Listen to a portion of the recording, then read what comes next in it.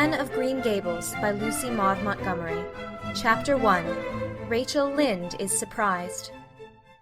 Mrs. Rachel Lynde lived just where the Avonlea main road dipped down into a little hollow, fringed with alders and ladies' eardrops, and traversed by a brook that had its source away back in the woods of the old Cuthbert place. It was reputed to be an intricate, headlong brook in its earlier course through those woods, with dark secrets of pool and cascade. But by the time it reached Lynde's Hollow it was a quiet, well-conducted little stream, for not even a brook could run past Mrs. Rachel Lynde's door without due regard for decency and decorum. It probably was conscious that Mrs. Rachel was sitting at her window, keeping a sharp eye on everything that passed, from brooks and children up, and that if she noticed anything odd or out of place, she would never rest until she had ferreted out the whys and wherefores thereof. There are plenty of people in Avonlea and out of it who can attend closely to their neighbours' business by dint of neglecting their own, but Mrs. Rachel Lynde was one of those capable creatures who can manage their own concerns and those of other folks into the bargain. She was a notable housewife. Her work was always done and well done. She ran the sewing circle, helped run the Sunday school, and was the strongest prop of the Church Aid Society and Foreign Missions Auxiliary. Yet with all this Mrs. Rachel found abundant time to sit for hours at her kitchen window, knitting cotton warp quilts. She had knitted 16 of them, as Avonlea housekeepers were wont to tell in odd voices, and keeping a sharp eye on the main road that crossed the hollow and wound up the steep red hill beyond. Since Avonlea occupied a little triangular peninsula jutting out into the Gulf of St. Lawrence with water on two sides of it, anybody who went out of it or into it had to pass over that hill road, and so run the unseen gauntlet of Mrs. Rachel's all-seeing eye.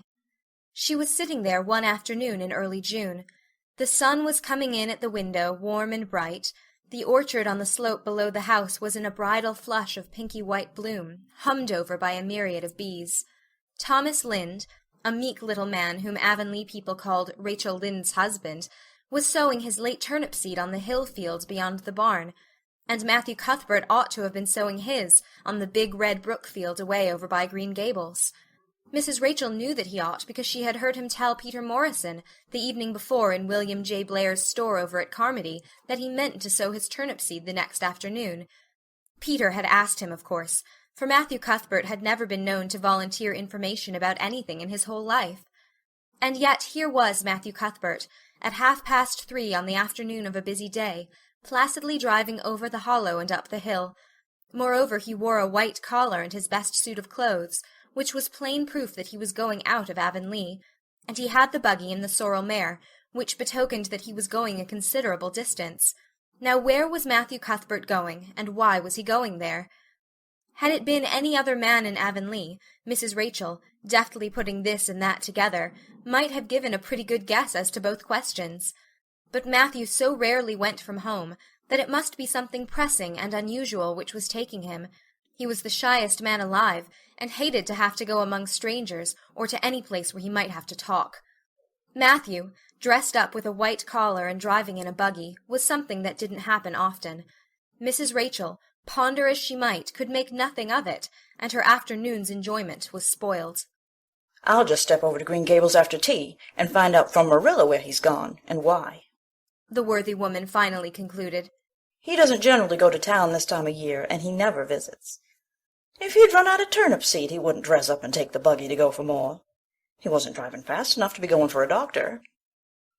Yet something must have happened since last night to start him off. I'm clean puzzled, that's what. And I won't know a minute's peace of mind or conscience until I know what has taken Matthew Cuthbert out of Avonlea today." Accordingly, after tea, Mrs. Rachel set out. She had not far to go. The big, rambling, orchard-embowered house where the Cuthberts lived was a scant quarter of a mile up the road from Lynde's Hollow. To be sure, the long lane made it a good deal further. Matthew Cuthbert's father, as shy and silent as his son after him, had got as far away as he possibly could from his fellow men without actually retreating into the woods when he founded his homestead. Green Gables was built at the furthest edge of his cleared land, and there it was to this day, barely visible from the main road along which all the other Avonlea houses were so sociably situated. Mrs. Rachel Lynde did not call living in such a place living at all. "It's just staying, that's what," she said as she stepped along the deep-rutted, grassy lane, bordered with wild rose bushes. It's no wonder Matthew and Marilla are both a little odd, living away back here by themselves. Trees aren't much company, though dear knows if they were, there'd be enough of them. I'd rather look at people. To be sure, they seem contented enough, but then I suppose they're used to it. A body can get used to anything, even to being hanged, as the Irishman says. With this, Mrs. Rachel stepped out of the lane into the backyard of Green Gables. Very green and neat and precise was that yard, set about on one side with great patriarchal willows, and the other with prim Lombardies. Not a stray stick nor stone was to be seen, for Mrs. Rachel would have seen it if there had been. Privately she was of the opinion that Marilla Cuthbert swept that yard over as often as she swept her house. One could have eaten a meal off the ground without overbrimming the proverbial peck of dirt. Mrs. Rachel rapped smartly at the kitchen door, and stepped in when bidden to do so. The kitchen at Green Gables was a cheerful apartment, or would have been cheerful if it had not been so painfully clean as to give it something of the appearance of an unused parlor. Its windows looked east and west.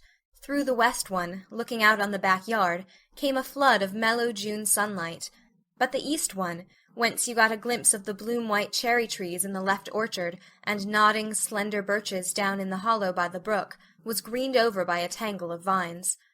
Here sat Marilla Cuthbert, when she sat at all, always slightly distrustful of sunshine, which seemed to her too dancing and irresponsible a thing for a world which was meant to be taken seriously. And here she sat now, knitting, and the table behind her was laid for supper. Mrs. Rachel, before she had fairly closed the door, had taken a mental note of everything that was on that table. There were 3 plates laid, so that Marilla must be expecting someone home with Matthew to tea, but the dishes were everyday dishes, and there was only crab-apple preserves and one kind of cake, so that the expected company could not be any particular company. Yet what of Matthew's white collar and the sorrel mare? Mrs. Rachel was getting fairly dizzy with this unusual mystery about quiet, unmysterious Green Gables. "Good evening, Rachel," Marilla said briskly. "This is a real fine evening, isn't it? Won't you sit down? How are all your folks?" Something that for lack of any other name might be called friendship existed and always had existed between Marilla Cuthbert and Mrs. Rachel, in spite of, or perhaps because of, their dissimilarity. Marilla was a tall, thin woman, with angles and without curves. Her dark hair showed some gray streaks, and was always twisted up in a hard little knot behind, with 2 wire hairpins stuck aggressively through it. She looked like a woman of narrow experience and rigid conscience, which she was, but there was a saving something about her mouth which, if it had been ever so slightly developed, might have been considered indicative of a sense of humor. "We're all pretty well," said Mrs. Rachel. "I was kind of afraid you weren't, though. When I saw Matthew starting off today, I thought maybe he was going to the doctor's." Marilla's lips twitched understandingly. She had expected Mrs. Rachel up. She had known that the sight of Matthew jaunting off so unaccountably would be too much for her neighbor's curiosity. "Oh, no, I'm quite well, although I had a bad headache yesterday," she said. "Matthew went to Bright River. We're getting a little boy from an orphan asylum in Nova Scotia, and he's coming on the train tonight." If Marilla had said that Matthew had gone to Bright River to meet a kangaroo from Australia, Mrs. Rachel could not have been more astonished. She was actually stricken dumb for 5 seconds. It was unsupposable that Marilla was making fun of her, but Mrs. Rachel was almost forced to suppose it. "Are you in earnest, Marilla?" she demanded when voice returned to her. "Yes, of course," said Marilla, as if getting boys from orphan asylums in Nova Scotia were part of the usual spring work on any well-regulated Avonlea farm, instead of being an unheard-of innovation. Mrs. Rachel felt that she had received a severe mental jolt. She thought in exclamation points. A boy! Marilla and Matthew Cuthbert, of all people, adopting a boy! From an orphan asylum! Well, the world was certainly turning upside down. She would be surprised at nothing after this. Nothing. "What on earth put such a notion into your head?" she demanded disapprovingly. This had been done without her advice being asked, and must perforce be disapproved. "Well, we've been thinking about it for some time. All winter, in fact," returned Marilla. "Mrs. Alexander Spencer was up here one day before Christmas, and she said she was going to get a little girl from the asylum over in Hopeton in the spring. Her cousin lives there, and Mrs. Spencer has visited here and knows all about it. So Matthew and I have talked it over off and on ever since. We thought we'd get a boy. Matthew is getting up in years, you know. He's 60, and he isn't so spry as he once was. His heart troubles him a good deal. And you know how desperate hard it's got to be to get hired help. There's never anybody to be had but those stupid half-grown little French boys, and as soon as you do get one broke into your ways and taught something, he's up and off to the lobster canneries or the States. At first Matthew suggested getting a home boy, but I said no flat to that. They may be all right, I'm not saying they're not, but no London street Arabs for me, I said. Give me a native born at least. There'll be a risk, no matter who we get, but I'll feel easier in my mind and sleep sounder at nights if we get a born Canadian. So in the end we decided to ask Mrs. Spencer to pick us out one when she went over to get her little girl. We heard last week she was going, so we sent her word by Richard Spencer's folks at Carmody to bring us a smart, likely boy of about 10 or 11. We decided that would be the best age, old enough to be of some use in doing chores right off, and young enough to be trained up proper. We mean to give him a good home and schooling. We had a telegram from Mrs. Alexander Spencer today. The mailman brought it from the station, saying they were coming on the 5:30 train tonight. So Matthew went to Bright River to meet him. Mrs. Spencer will drop him off there. Of course she goes on to White Sands Station herself. Mrs. Rachel prided herself on always speaking her mind. She proceeded to speak it now, having adjusted her mental attitude to this amazing piece of news. Well, Marilla, I'll just tell you plain that I think you're doing a mighty foolish thing. A risky thing, that's what. You don't know what you're getting. You're bringing a strange child into your house and home, and you don't know a single thing about him, nor what his disposition is like, nor what sort of parents he had, nor how he's likely to turn out. Why, it was only last week I read in the paper how a man and his wife up west of the island took a boy out of an orphan asylum, and he set fire to the house at night. Set it on purpose, Marilla, and nearly burnt them to a crisp in their beds. And I know another case where an adopted boy used to suck the eggs. They couldn't break him of it. If you had asked my advice on the matter, which you didn't do, Marilla, I'd have said for mercy's sake not to think of such a thing, that's what. This Job's comforting seemed neither to offend nor to alarm Marilla. She knitted steadily on. I don't deny there's something in what you say, Rachel. I've had some qualms myself, but Matthew was terrible set on it. I could see that, so I gave in. It's so seldom Matthew sets his mind on anything that when he does I always feel it's my duty to give in. And as for the risk, there's risks in pretty near everything a body does in this world. There's risks in people's having children of their own, if it comes to that. They don't always turn out well. And then Nova Scotia is right close to the island. It isn't as if we were getting him from England or the States. He can't be much different from ourselves. Well, I hope it will turn out all right, said Mrs. Rachel in a tone that plainly indicated her painful doubts. Only don't say I didn't warn you if he burns Green Gables down or puts strychnine in the well. I heard of a case over in New Brunswick where an orphan asylum child did that, and the whole family died in fearful agonies. Only it was a girl in that instance. Well, we're not getting a girl, said Marilla, as if poisoning wells were a purely feminine accomplishment, and not to be dreaded in the case of a boy. I'd never dream of taking a girl to bring up. I wonder at Mrs. Alexander Spencer for doing it. But there, she wouldn't shrink from adopting a whole orphan asylum if she took it into her head. Mrs. Rachel would have liked to stay until Matthew came home with his imported orphan, but reflecting that it would be a good 2 hours at least before his arrival, she concluded to go up the road to Robert Bell's and tell the news. It would certainly make a sensation second to none, and Mrs. Rachel dearly loved to make a sensation. So she took herself away, somewhat to Marilla's relief, for the latter felt her doubts and fears reviving under the influence of Mrs. Rachel's pessimism. Well, of all things that ever were or will be, ejaculated Mrs. Rachel when she was safely out in the lane. It does really seem as if I must be dreaming. Well, I'm sorry for that poor young one, and no mistake. Matthew and Marilla don't know anything about children, and they'll expect him to be wiser and steadier than his own grandfather, if so be's he ever had a grandfather, which is doubtful. It seems uncanny to think of a child at Green Gables somehow. There's never been one there, for Matthew and Marilla were grown up when the new house was built, if they ever were children, which is hard to believe when one looks at them. I wouldn't be in that orphan's shoes for anything. My, but I pity him, that's what. So said Mrs. Rachel to the wild rose-bushes out of the fullness of her heart. But if she could have seen the child who was waiting patiently at the Bright River station at that very moment, her pity would have been still deeper and more profound. End of Chapter 1.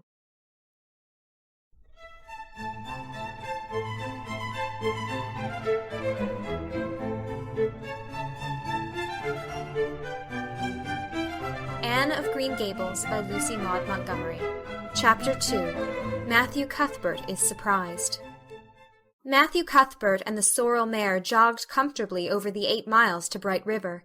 It was a pretty road, running along between snug farmsteads, with now and again a bit of balsamy fir wood to drive through, or a hollow where wild plums hung out their filmy bloom.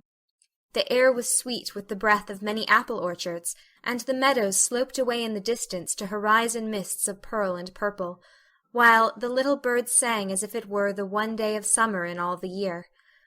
Matthew enjoyed the drive after his own fashion, except during the moments when he met women and had to nod to them, for in Prince Edward Island you are supposed to nod to all and sundry you meet on the road, whether you know them or not. Matthew dreaded all women except Marilla and Mrs. Rachel. He had an uncomfortable feeling that the mysterious creatures were secretly laughing at him.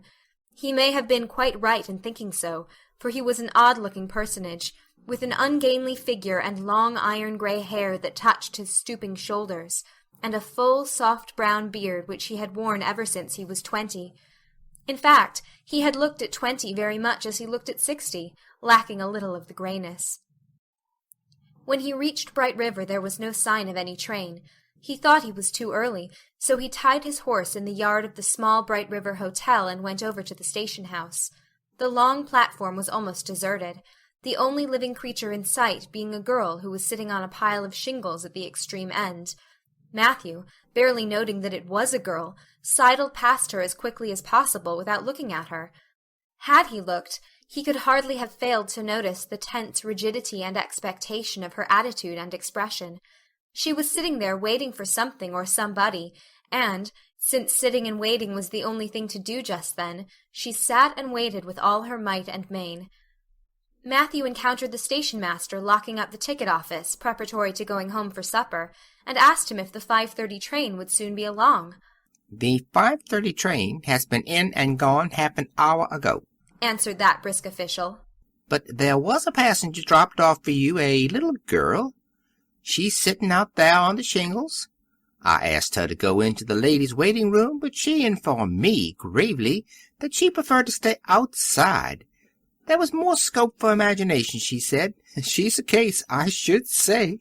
"I'm not expecting a girl," said Matthew blankly. "It's a boy I've come for. He should be here. Mrs. Alexander Spencer was to bring him over from Nova Scotia for me." The station-master whistled. "Guess there's some mistake," he said. "Mrs. Spencer came off the train with that girl and gave her into my charge. Said you and your sister were adopting her from an orphan asylum, and that you would be along for her presently. That's all I know about it. And I haven't got any more orphans concealed hereabouts." "I don't understand," said Matthew helplessly, wishing that Marilla was at hand to cope with the situation.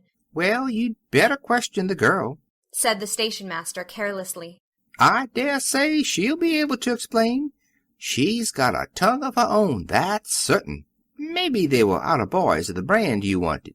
He walked jauntily away, being hungry, and the unfortunate Matthew was left to do that which was harder for him than bearding a lion in its den, walk up to a girl, a strange girl, an orphan girl, and demand of her why she wasn't a boy.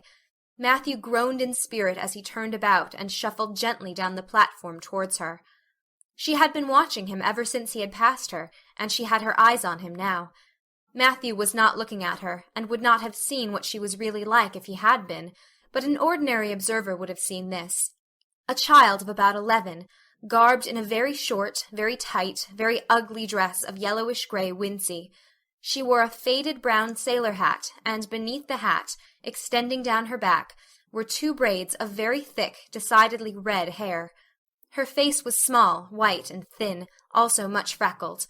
Her mouth was large, and so were her eyes, which looked green in some lights and moods, and gray in others. So far, the ordinary observer. An extraordinary observer might have seen that the chin was very pointed and pronounced, that the big eyes were full of spirit and vivacity, that the mouth was sweet-lipped and expressive, that the forehead was broad and full, In short, our discerning, extraordinary observer might have concluded that no commonplace soul inhabited the body of this stray woman-child of whom shy Matthew Cuthbert was so ludicrously afraid. Matthew, however, was spared the ordeal of speaking first, for as soon as she concluded that he was coming to her, she stood up, grasping with one thin brown hand the handle of a shabby old-fashioned carpet-bag. The other she held out to him. "I suppose you are Mr. Matthew Cuthbert of Green Gables," she said in a peculiarly clear, sweet voice. "I'm very glad to see you. I was beginning to be afraid you weren't coming for me, and I was imagining all the things that might have happened to prevent you. I had made up my mind that if you didn't come for me tonight, I'd go down the track to that big wild cherry tree at the bend and climb up into it to stay all night. I wouldn't be a bit afraid, and it would be lovely to sleep in a wild cherry tree all white with bloom in the moonshine, don't you think? You could imagine you were dwelling in marble halls, couldn't you? And I was quite sure you would come for me in the morning, if you didn't tonight." Matthew had taken the scrawny little hand awkwardly in his. Then and there he decided what to do. He could not tell this child with the glowing eyes that there had been a mistake. He would take her home and let Marilla do that. She couldn't be left at Bright River anyhow, no matter what mistake had been made, so all questions and explanations might as well be deferred until he was safely back at Green Gables. "I'm sorry I was late," he said shyly. "Come along, the horse is over in the yard. Give me your bag." "Oh, I can carry it," the child responded cheerfully. "It isn't heavy. I've got all my worldly goods in it, but it isn't heavy. And if it isn't carried in just a certain way, the handle pulls out. So I'd better keep it, because I know the exact knack of it. It's an extremely old carpet-bag. Oh, I'm very glad you've come, even if it would have been nice to sleep in a wild cherry tree. We've got to drive a long piece, haven't we? Mrs. Spencer said it was 8 miles. I'm glad, because I love driving. Oh, it seems so wonderful that I'm going to live with you and belong to you. I've never belonged to anybody. Not really. But the asylum was the worst. I've only been in it 4 months, but that was enough.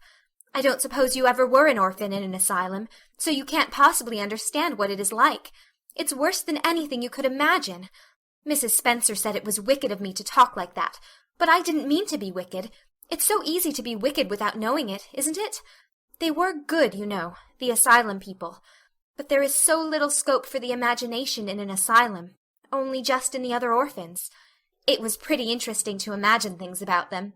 To imagine that perhaps the girl who sat next to you was really the daughter of a belted earl who had been stolen away from her parents in her infancy by a cruel nurse who died before she could confess. I used to lie awake at nights and imagine things like that, because I didn't have time in the day. I guess that's why I'm so thin. I am dreadful thin, ain't I? There isn't a pick on my bones.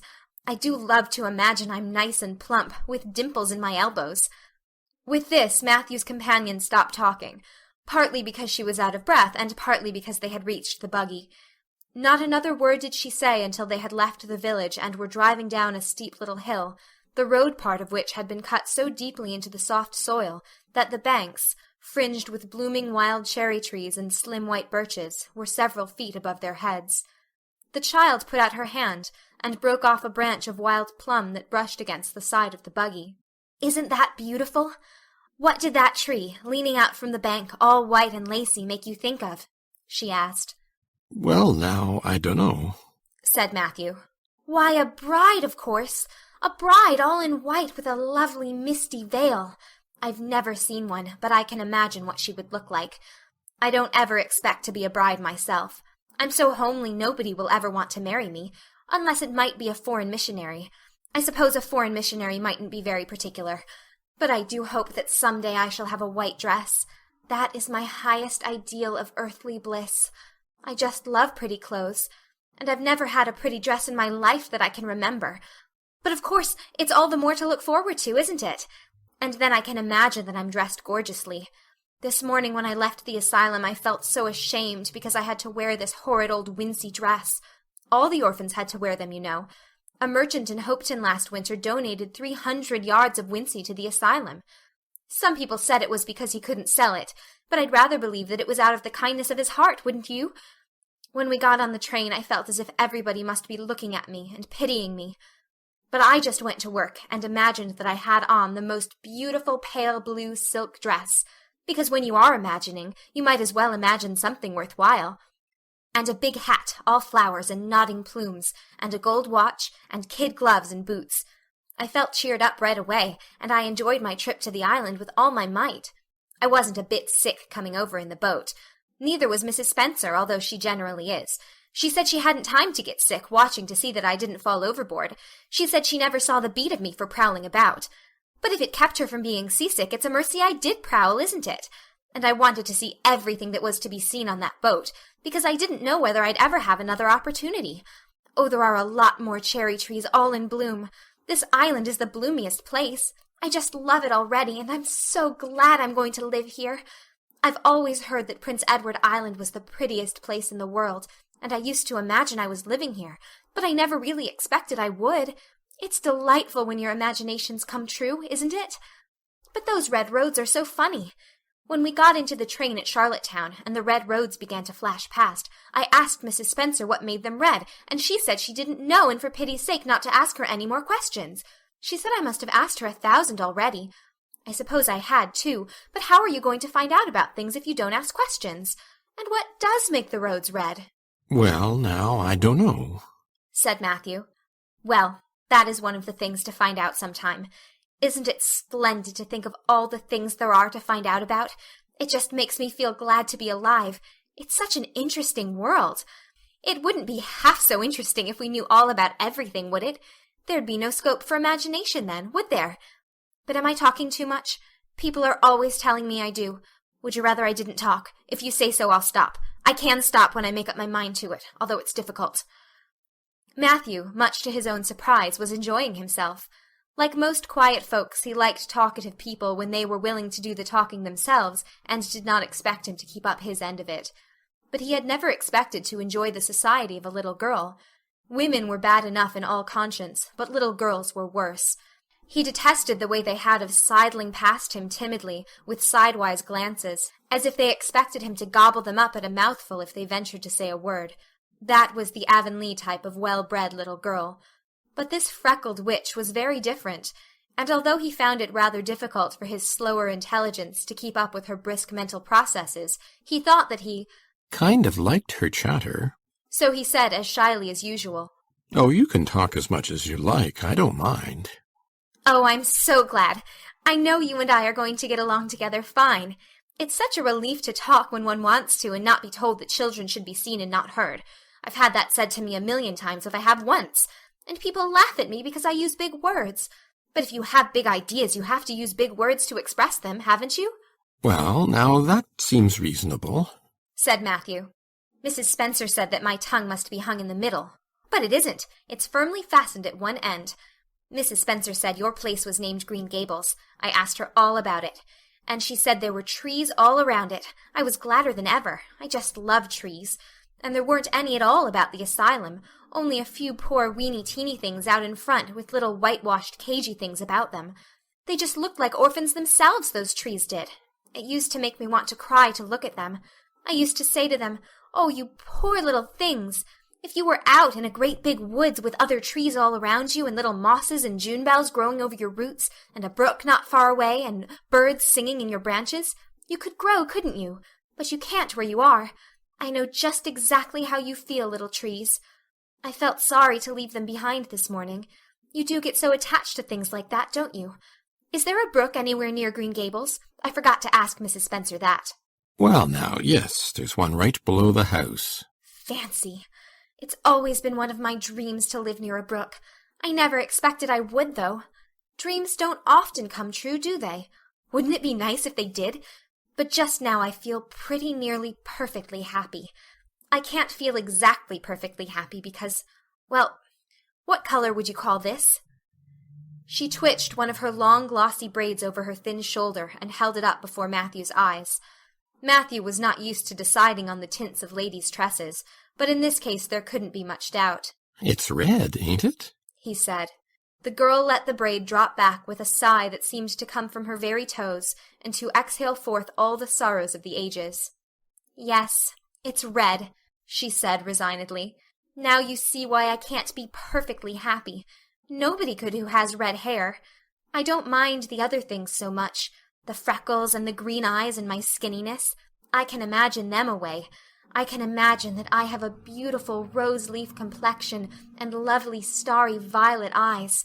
But I cannot imagine that red hair away. I do my best. I think to myself, now my hair is a glorious black, black as the raven's wing. But all the time I know it is just plain red, and it breaks my heart. It will be my lifelong sorrow.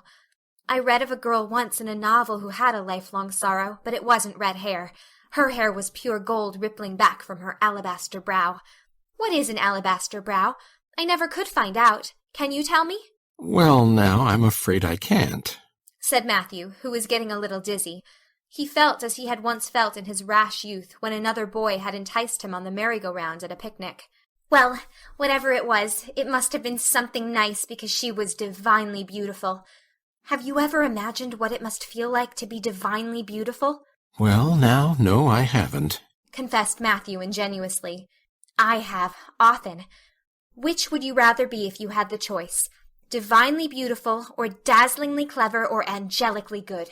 Well, now, I don't know exactly. Neither do I. I can never decide. But it doesn't make much real difference, for it isn't likely I'll ever be either. It's certain I'll never be angelically good. Mrs. Spencer says, "Oh, Mr. Cuthbert! Oh, Mr. Cuthbert! Oh, Mr. Cuthbert!" That was not what Mrs. Spencer had said. Neither had the child tumbled out of the buggy, nor had Matthew done anything astonishing. They had simply rounded a curve in the road and found themselves in the avenue. The avenue, so called by the Newbridge people, was a stretch of road 400 or 500 yards long, completely arched over with huge, wide-spreading apple trees, planted years ago by an eccentric old farmer. Overhead was one long canopy of snowy, fragrant bloom. Below the boughs the air was full of a purple twilight, and far ahead a glimpse of painted sunset sky shone like a great rose window at the end of a cathedral aisle. Its beauty seemed to strike the child dumb. She leaned back in the buggy, her thin hands clasped before her, her face lifted rapturously to the white splendor above. Even when they had passed out and were driving down the long slope to Newbridge, she never moved or spoke. Still, with rapt face, she gazed afar into the sunset west, with eyes that saw visions trooping splendidly across that glowing background. Through Newbridge, a bustling little village where dogs barked at them, and small boys hooted and curious faces peered from the windows, they drove, still in silence. When 3 miles more had dropped away behind them, the child had not spoken. She could keep silence, it was evident, as energetically as she could talk. I guess you're feeling pretty tired and hungry? Matthew ventured to say at last, accounting for her long visitation of dumbness with the only reason he could think of. But we haven't very far to go now, only another mile. She came out of her reverie with a deep sigh, and looked at him with the dreamy gaze of a soul that had been wandering afar, star-led. "Oh, Mr. Cuthbert," she whispered, "that place we came through, that white place, what was it?" Well, now, you must mean the avenue, said Matthew after a few moments' profound reflection. It is a kind of pretty place. Pretty? Oh, pretty doesn't seem the right word to use, nor beautiful either.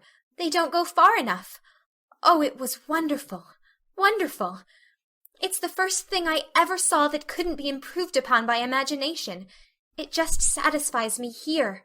She put one hand on her breast. It made a queer, funny ache, and yet it was a pleasant ache. Did you ever have an ache like that, Mr. Cuthbert? Well, now, I just can't recollect that I ever had. I have it lots of times, whenever I see anything royally beautiful. But they shouldn't call that lovely place the Avenue. There is no meaning in a name like that. They should call it, let me see, the White Way of Delight. Isn't that a nice imaginative name? When I don't like the name of a place or a person, I always imagine a new one, and always think of them so. There was a girl at the asylum whose name was Hepzibah Jenkins, but I always imagined her as Rosalia de Vere. Other people may call that place the Avenue, but I shall always call it the White Way of Delight. Have we really only another mile to go before we get home? I'm glad and I'm sorry. I'm sorry because this drive has been so pleasant, and I'm always sorry when pleasant things end. Something still pleasanter may come after, but you can never be sure. and it's so often the case that it isn't pleasanter. That has been my experience anyhow. But I'm glad to think of getting home. You see, I've never had a real home since I can remember. It gives me that pleasant ache again just to think of coming to a really, truly home. Oh, isn't that pretty? They had driven over the crest of a hill. Below them was a pond, looking almost like a river, so long and winding was it. A bridge spanned it midway, and from there to its lower end, where an amber-hued belt of sand hills shut it in from the dark blue gulf beyond, the water was a glory of many shifting hues, the most spiritual shadings of crocus and rose and ethereal green, with other elusive tintings for which no name has ever been found. Above the bridge the pond ran up into fringing groves of fir and maple, and lay all darkly translucent in their wavering shadows. Here and there a wild plum leaned out from the bank, like a white-clad girl tiptoeing to her own reflection. From the marsh at the head of the pond came the clear, mournfully sweet chorus of the frogs. There was a little grey house peering around a white apple orchard on a slope beyond, and, although it was not yet quite dark, a light was shining from one of its windows. "That's Barry's Pond," said Matthew. "Oh, I don't like that name either. I shall call it, let me see, the Lake of Shining Waters. Yes, that is the right name for it. I know because of the thrill. When I hit on a name that suits exactly, it gives me a thrill.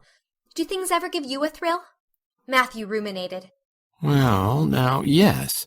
It always kind of gives me a thrill to see them ugly white grubs that spade up in the cucumber beds. I hate the look of them." "Oh, I don't think that can be exactly the same kind of a thrill. Do you think it can? There doesn't seem to be much connection between grubs and lakes of shining waters, does there? But why do other people call it Barry's Pond?" "I reckon because Mr. Barry lives up there in that house. Orchard Slope's the name of his place. If it wasn't for that big bush behind it, you could see Green Gables from here. But we have to go over the bridge and round by the road, so it's near half a mile further." "Has Mr. Barry any little girls? Well, not so very little either, about my size." "He's got one about 11. Her name is Diana." "Oh," with a long indrawing of breath, "what a perfectly lovely name." "Well, now, I don't know. There's something dreadful heathenish about it, seems to me. I'd rather Jane or Mary or some sensible name like that. But when Diana was born there was a schoolmaster boarding there, and they gave him the naming of her, and he called her Diana." "I wish there had been a schoolmaster like that around when I was born then. Oh, here we are at the bridge. I'm going to shut my eyes tight. I'm always afraid going over bridges. I can't help imagining that perhaps just as we get to the middle, they'll crumple up like a jackknife and nip us. So I shut my eyes. But I always have to open them for all when I think we're getting near the middle. Because you see, if the bridge did crumple up, I'd want to see it crumple. What a jolly rumble it makes. I always like the rumble part of it. Isn't it splendid there are so many things to like in this world? There, we're over. Now I'll look back. Good night, dear Lake of Shining Waters. I always say good night to the things I love, just as I would to people. I think they like it. That water looks as if it was smiling at me." When they had driven up the further hill and around a corner, Matthew said, "We're pretty near home now.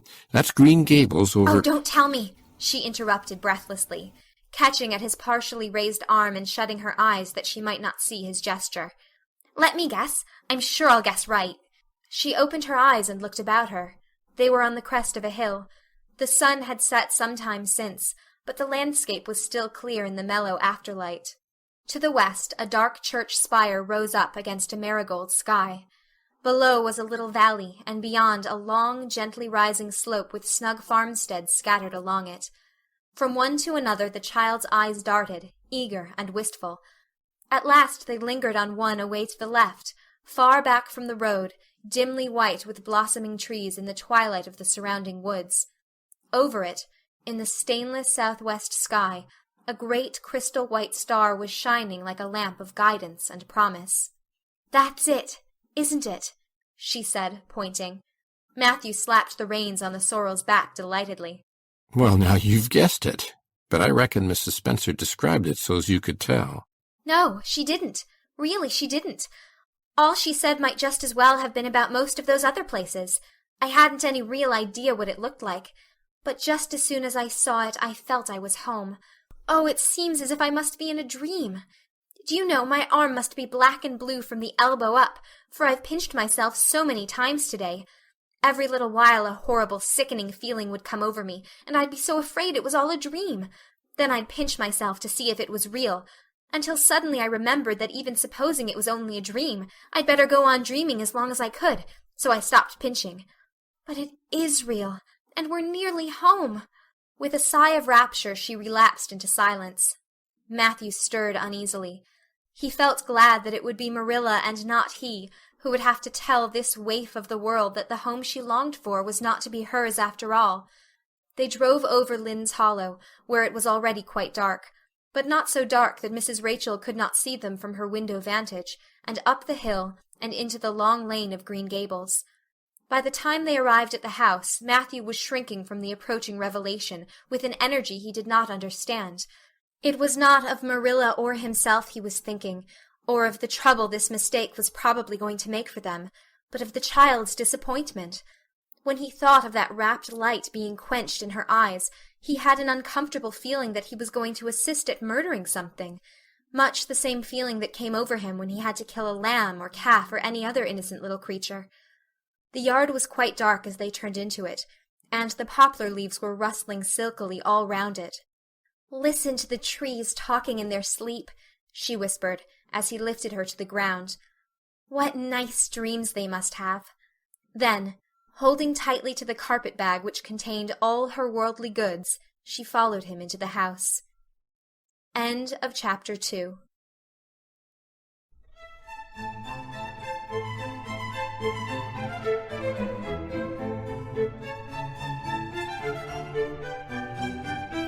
Anne of Green Gables by Lucy Maud Montgomery.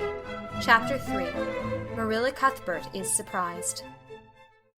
Marilla came briskly forward as Matthew opened the door. But when her eyes fell on the odd little figure in the stiff, ugly dress, with the long braids of red hair and the eager, luminous eyes, she stopped short in amazement. "Matthew Cuthbert! Who's that?" she ejaculated. "Where is the boy?" There wasn't any boy, said Matthew wretchedly. There was only her. He nodded at the child, remembering that he had never even asked her name. "No boy? But there must have been a boy," insisted Marilla. "We sent word to Mrs. Spencer to bring a boy." Well, she didn't. She brought her. I asked the station master, and I had to bring her home. She couldn't be left there, no matter where the mistake had come in. "Well, this is a pretty piece of business," ejaculated Marilla. During this dialogue the child had remained silent, her eyes roving from one to the other, all the animation fading out of her face. Suddenly she seemed to grasp the full meaning of what had been said. Dropping her precious carpet-bag, she sprang forward a step and clasped her hands. "You don't want me," she cried. "You don't want me because I'm not a boy. I might have expected it. Nobody ever did want me. I might have known it was all too beautiful to last. I might have known nobody really did want me. Oh, what shall I do? I'm going to burst into tears." Burst into tears she did. Sitting down on a chair by the table, flinging her arms out upon it and burying her face in them, she proceeded to cry stormily. Marilla and Matthew looked at each other deprecatingly across the stove. Neither of them knew what to say or do. Finally Marilla stepped lamely into the breach. "Well, well, there's no need to cry so about it." "Yes, there is need." The child raised her head quickly, revealing a tear-stained face and trembling lips. "You would cry, too, if you were an orphan and had come to a place you thought was going to be home and found that they didn't want you because you weren't a boy. Oh, this is the most tragical thing that ever happened to me." Something like a reluctant smile, rather rusty from long disuse, mellowed Marilla's grim expression. "Well, don't cry any more. We're not going to turn you out of doors tonight. You'll have to stay here until we investigate this affair. What's your name?" The child hesitated for a moment. "Will you please call me Cordelia?" she said eagerly. "Call you Cordelia? Is that your name?" "No, it's not exactly my name, but I would love to be called Cordelia. It's such a perfectly elegant name." "I don't know what on earth you mean. If Cordelia isn't your name, what is?" "Anne Shirley," reluctantly faltered forth the owner of that name. "But oh, please do call me Cordelia. It can't matter much to you what you call me if I'm only going to be here a little while, can it? And Anne is such an unromantic name. Unromantic fiddlesticks, said the unsympathetic Marilla. Anne is a real good, plain, sensible name. You've no need to be ashamed of it. Oh, I'm not ashamed of it, explained Anne, only I like Cordelia better. I've always imagined that my name was Cordelia.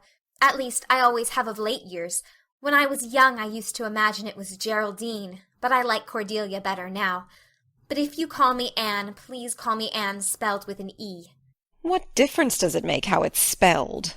asked Marilla, with another rusty smile as she picked up the teapot. Oh, it makes such a difference. It looks so much nicer. When you hear a name pronounced, can't you always see it in your mind, just as if it was printed out? I can, and A-N-N looks dreadful, but A-N-N-E looks so much more distinguished. If you'll only call me Anne spelled with an E, I shall try to reconcile myself to not being called Cordelia. Very well, then, Anne spelled with an E. Can you tell us how this mistake came to be made? We sent word to Mrs. Spencer to bring us a boy. Were there no boys at the asylum? Oh, yes, there was an abundance of them. But Mrs. Spencer said distinctly that you wanted a girl about 11 years old, and the matron said she thought I would do. You don't know how delighted I was. I couldn't sleep all last night for joy.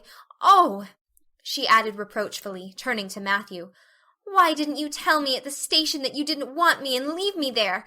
If I hadn't seen the White Way of Delight and the Lake of Shining Waters, it wouldn't be so hard. What on earth does she mean? demanded Marilla, staring at Matthew. She's just referring to some conversation we had on the road, said Matthew hastily. I'm going out to put the mare in, Marilla. Have tea ready when I come back.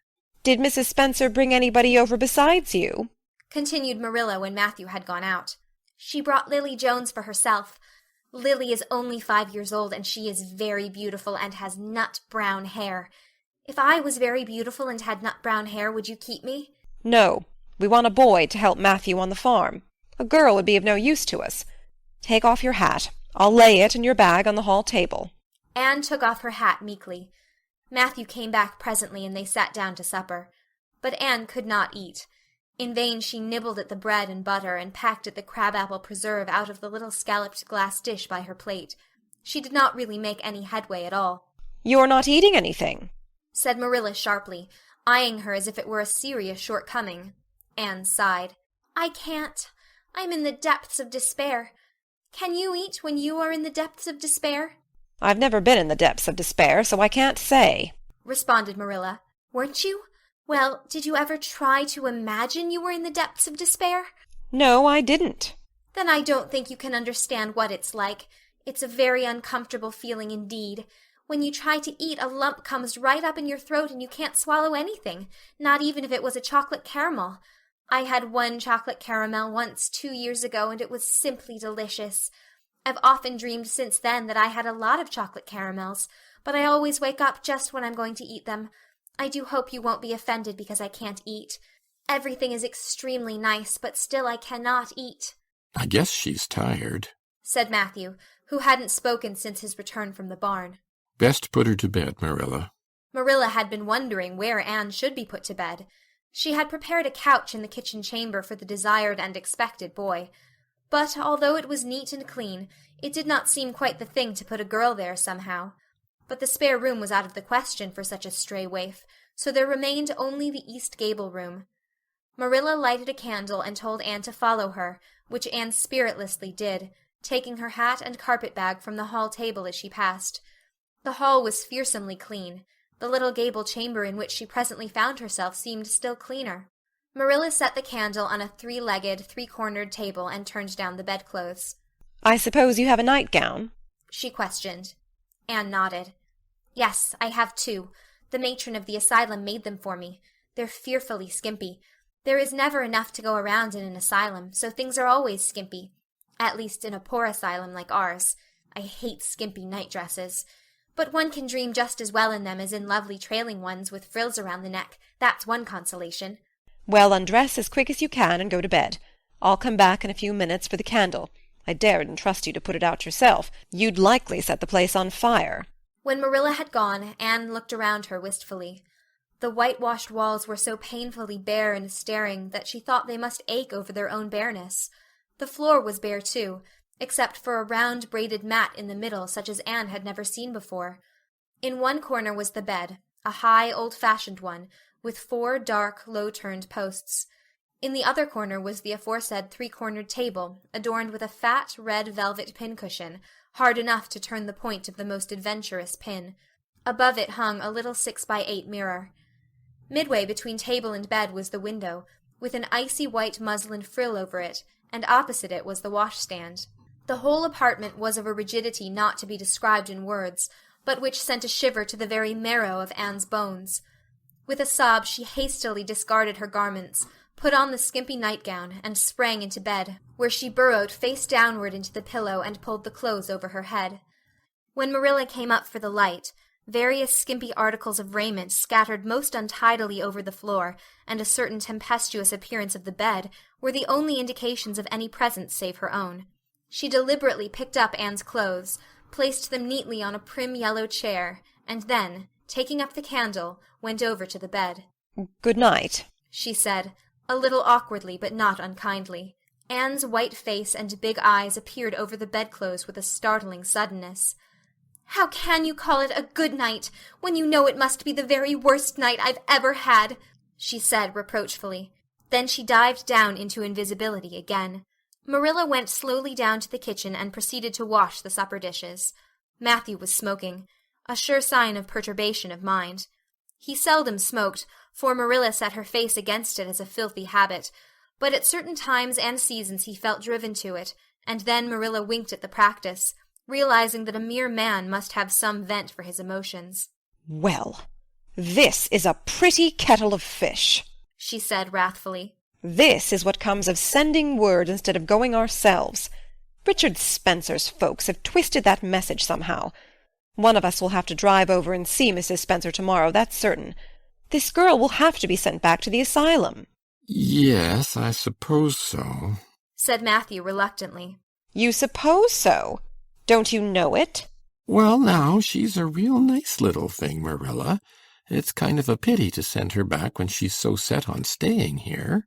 Matthew Cuthbert, you don't mean to say you think we ought to keep her? Marilla's astonishment could not have been greater if Matthew had expressed a predilection for standing on his head.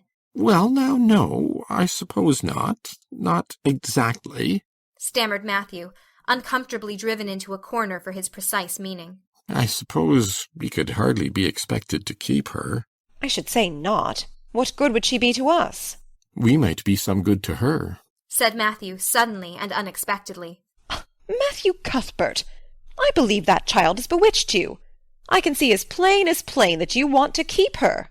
Well, now, she's a real interesting little thing, persisted Matthew. You should have heard her talk coming from the station. Oh, she can talk fast enough. I saw that at once. It's nothing in her favor, either. I don't like children who have so much to say. I don't want an orphan girl, and if I did, she isn't the style I'd pick out. There's something I don't understand about her. No, she's got to be dispatched straightway back to where she came from. I could hire a French boy to help me, said Matthew. And she'd be company for you. I'm not suffering for company, said Marilla shortly. And I'm not going to keep her. Well, now, it's just as you say, of course, Marilla, said Matthew, rising and putting his pipe away. I'm going to bed. To bed went Matthew, and to bed, when she had put her dishes away, went Marilla, frowning most resolutely. And upstairs in the east gable, a lonely, heart-hungry, friendless child cried herself to sleep. End of Chapter 3.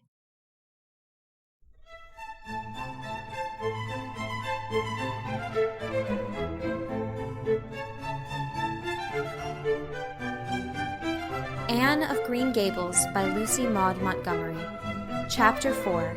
Morning at Green Gables. It was broad daylight when Anne awoke and sat up in bed, staring confusedly at the window, through which a flood of cheery sunshine was pouring, and outside of which something white and feathery waved across glimpses of blue sky. For a moment she could not remember where she was.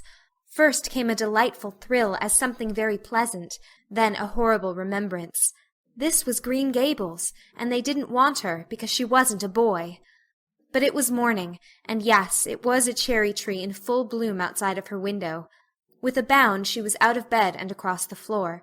She pushed up the sash. It went up stiffly and creakily, as if it hadn't been opened for a long time, which was the case, and it stuck so tight that nothing was needed to hold it up.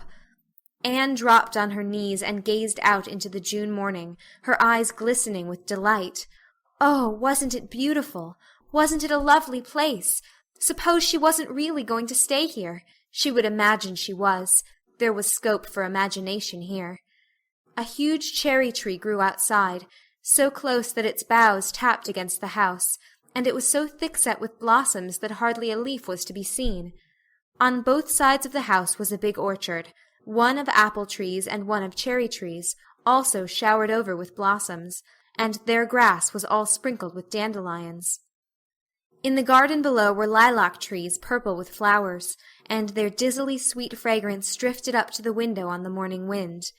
Below the garden a green field lush with clover sloped down to the hollow, where the brook ran, and where scores of white birches grew, upspringing airily out of an undergrowth suggestive of delightful possibilities in ferns and mosses and woodsy things generally. Beyond it was a hill, green and feathery with spruce and fir. There was a gap in it where the gray gable end of the little house she had seen from the other side of the Lake of Shining Waters was visible.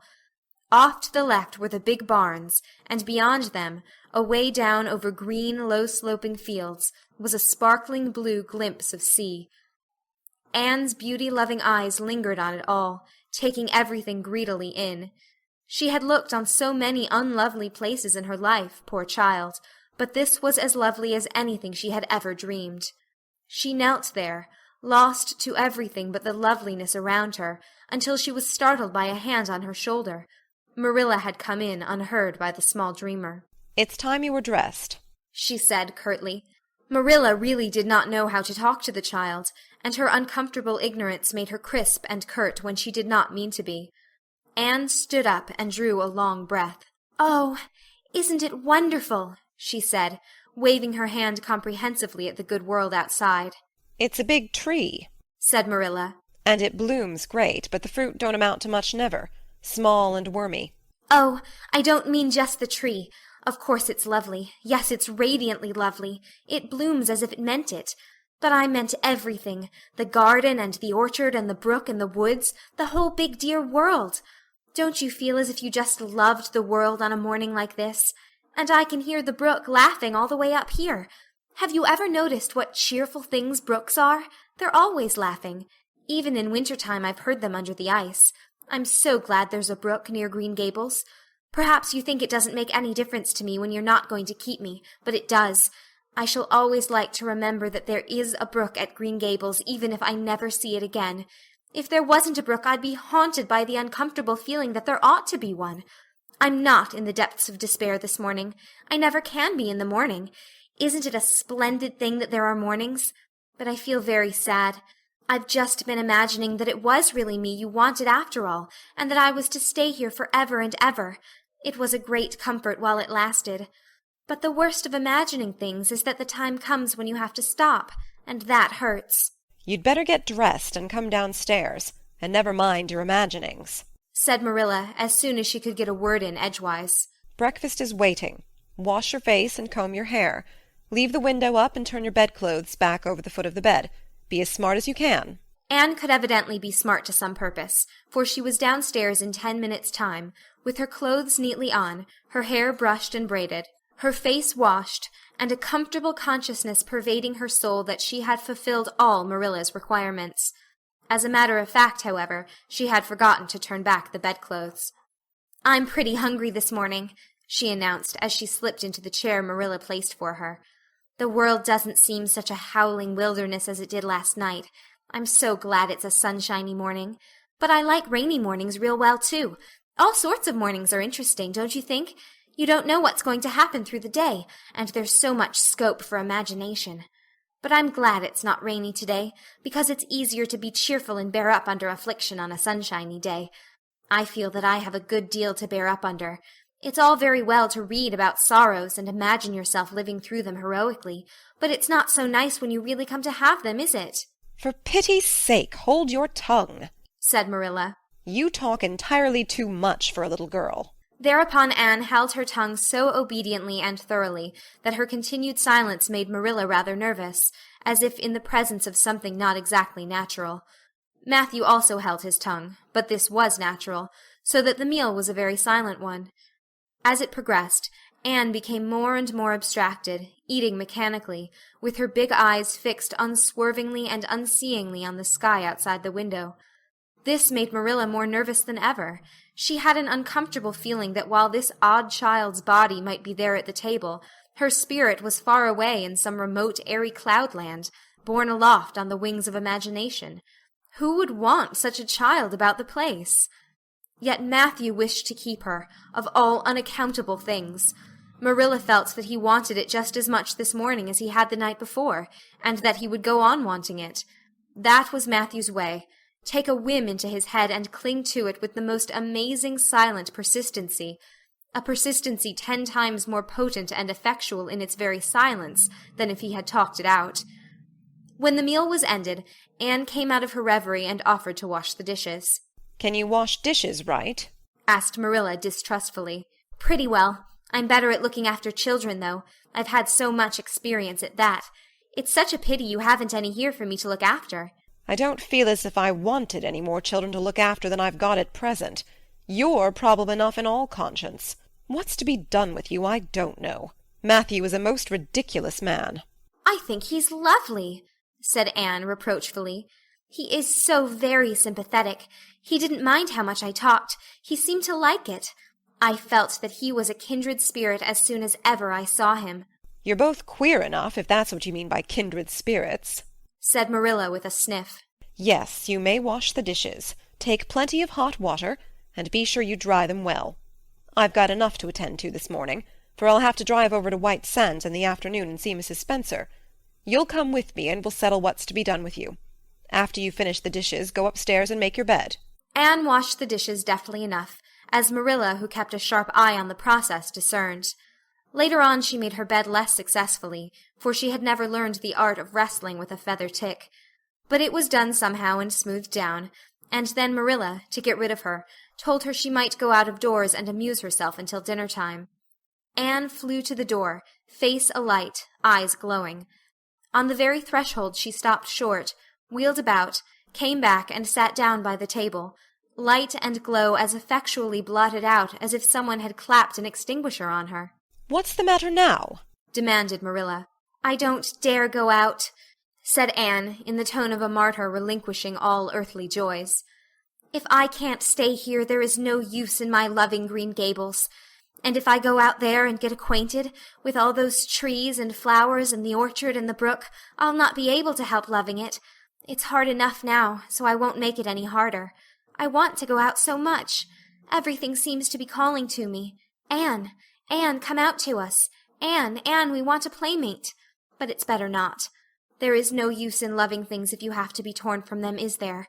And it's so hard to keep from loving things, isn't it? That was why I was so glad when I thought I was going to live here.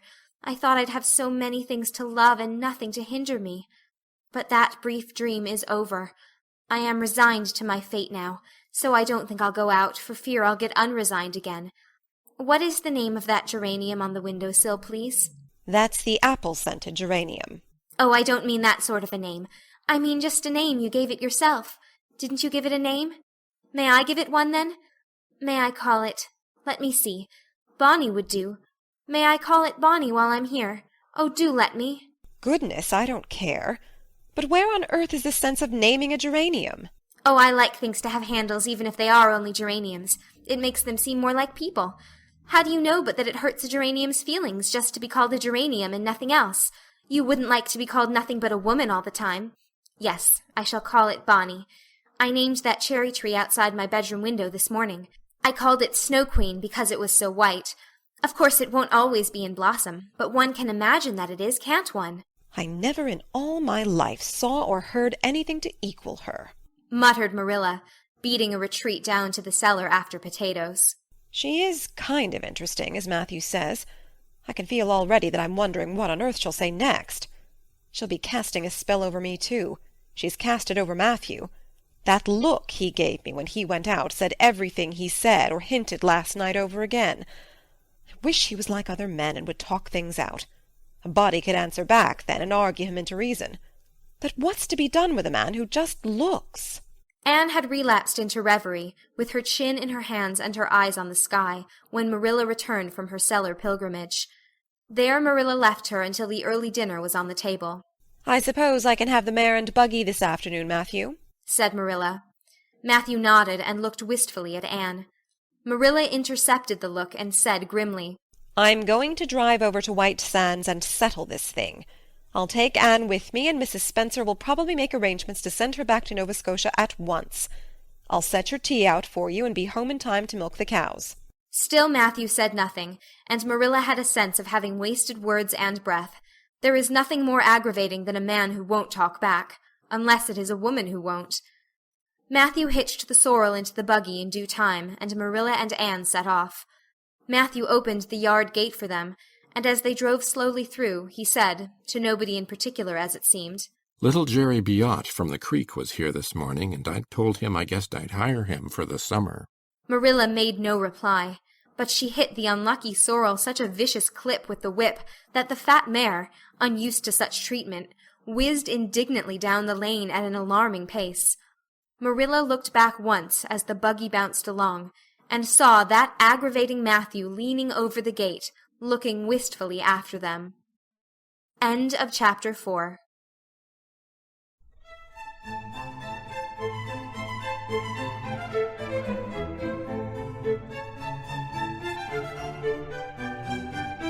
Anne of Green Gables by Lucy Maud Montgomery. Chapter 5. Anne's History. "Do you know," said Anne confidentially, "I've made up my mind to enjoy this drive. It's been my experience that you can nearly always enjoy things if you make up your mind firmly that you will. Of course you must make it up firmly. I am not going to think about going back to the asylum while we're having our drive. I'm just going to think about the drive. Oh, look, there's one little early wild rose out. Isn't it lovely? Don't you think it must be glad to be a rose? Wouldn't it be nice if roses could talk? I'm sure they could tell us such lovely things. And isn't pink the most bewitching color in the world? I love it, but I can't wear it. Red-headed people can't wear pink, not even in imagination. Did you ever know of anybody whose hair was red when she was young, but got to be another color when she grew up?" "No, I don't know as ever I did," said Marilla mercilessly. "and I shouldn't think it likely to happen in your case either." Anne sighed. "Well, that is another hope gone. My life is a perfect graveyard of buried hopes. That's a sentence I read in a book once, and I say it over to comfort myself whenever I'm disappointed in anything." "I don't see where the comforting comes in myself," said Marilla. "Why, because it sounds so nice and romantic, just as if I were a heroine in a book, you know. I am so fond of romantic things, and a graveyard full of buried hopes is about as romantic a thing as one can imagine, isn't it? I'm rather glad I have one. Are we going across the Lake of Shining Waters today?" "We're not going over Barry's Pond, if that's what you mean by your Lake of Shining Waters. We're going by the shore road." "Shore road sounds nice," said Anne dreamily. "Is it as nice as it sounds? Just when you said shore road, I saw it in a picture in my mind as quick as that. And White Sands is a pretty name, too, but I don't like it as well as Avonlea. Avonlea is a lovely name. It just sounds like music. How far is it to White Sands?" "It's 5 miles, and as you're evidently bent on talking, you might as well talk to some purpose by telling me what you know about yourself." "Oh, what I know about myself isn't really worth telling," said Anne eagerly. "If you'll only let me tell you what I imagine about myself, you'll think it ever so much more interesting." "No, I don't want any of your imaginings. Just you stick to bald facts. Begin at the beginning. Where were you born, and how old are you?" "I was 11 last March," said Anne, resigning herself to bald facts with a little sigh. "And I was born in Bolingbrook, Nova Scotia. My father's name was Walter Shirley, and he was a teacher in the Bolingbrook High School. My mother's name was Bertha Shirley. Aren't Walter and Bertha lovely names? I'm so glad my parents had nice names. It would be a real disgrace to have a father named, well, say Jedediah, wouldn't it?" "I guess it doesn't matter what a person's name is, as long as he behaves himself," said Marilla, feeling herself called upon to inculcate a good and useful moral.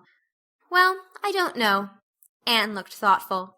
I read in a book once that a rose by any other name would smell as sweet, but I've never been able to believe it.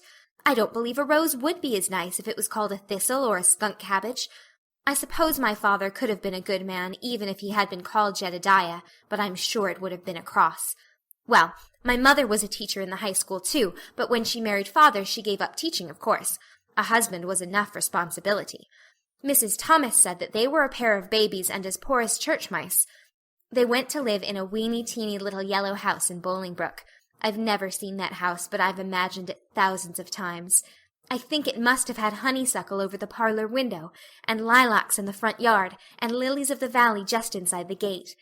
Yes, and muslin curtains in all the windows. Muslin curtains give a house such an air. I was born in that house. Mrs. Thomas said I was the homeliest baby she ever saw. I was so scrawny and tiny and nothing but eyes, but that Mother thought I was perfectly beautiful. I should think a mother would be a better judge than a poor woman who came into scrub, wouldn't you? I'm glad she was satisfied with me anyhow. I would feel so sad if I thought I was a disappointment to her, because she didn't live very long after that, you see. She died of fever when I was just 3 months old. I do wish she'd lived long enough for me to remember calling her Mother. I think it would be so sweet to say Mother, don't you? And Father died 4 days afterwards from fever, too. That left me an orphan, and folks were at their wits' end, so Mrs. Thomas said, what to do with me. You see, nobody wanted me even then. It seems to be my fate. Father and Mother had both come from places far away, and it was well known they hadn't any relatives living. Finally, Mrs. Thomas said she'd take me, though she was poor and had a drunken husband. She brought me up by hand. Do you know if there is anything in being brought up by hand that ought to make people who are brought up that way better than other people? Because whenever I was naughty, Mrs. Thomas would ask me how I could be such a bad girl when she had brought me up by hand, reproachful-like. Mr. and Mrs. Thomas moved away from Bolingbroke to Marysville, and I lived with them until I was 8 years old.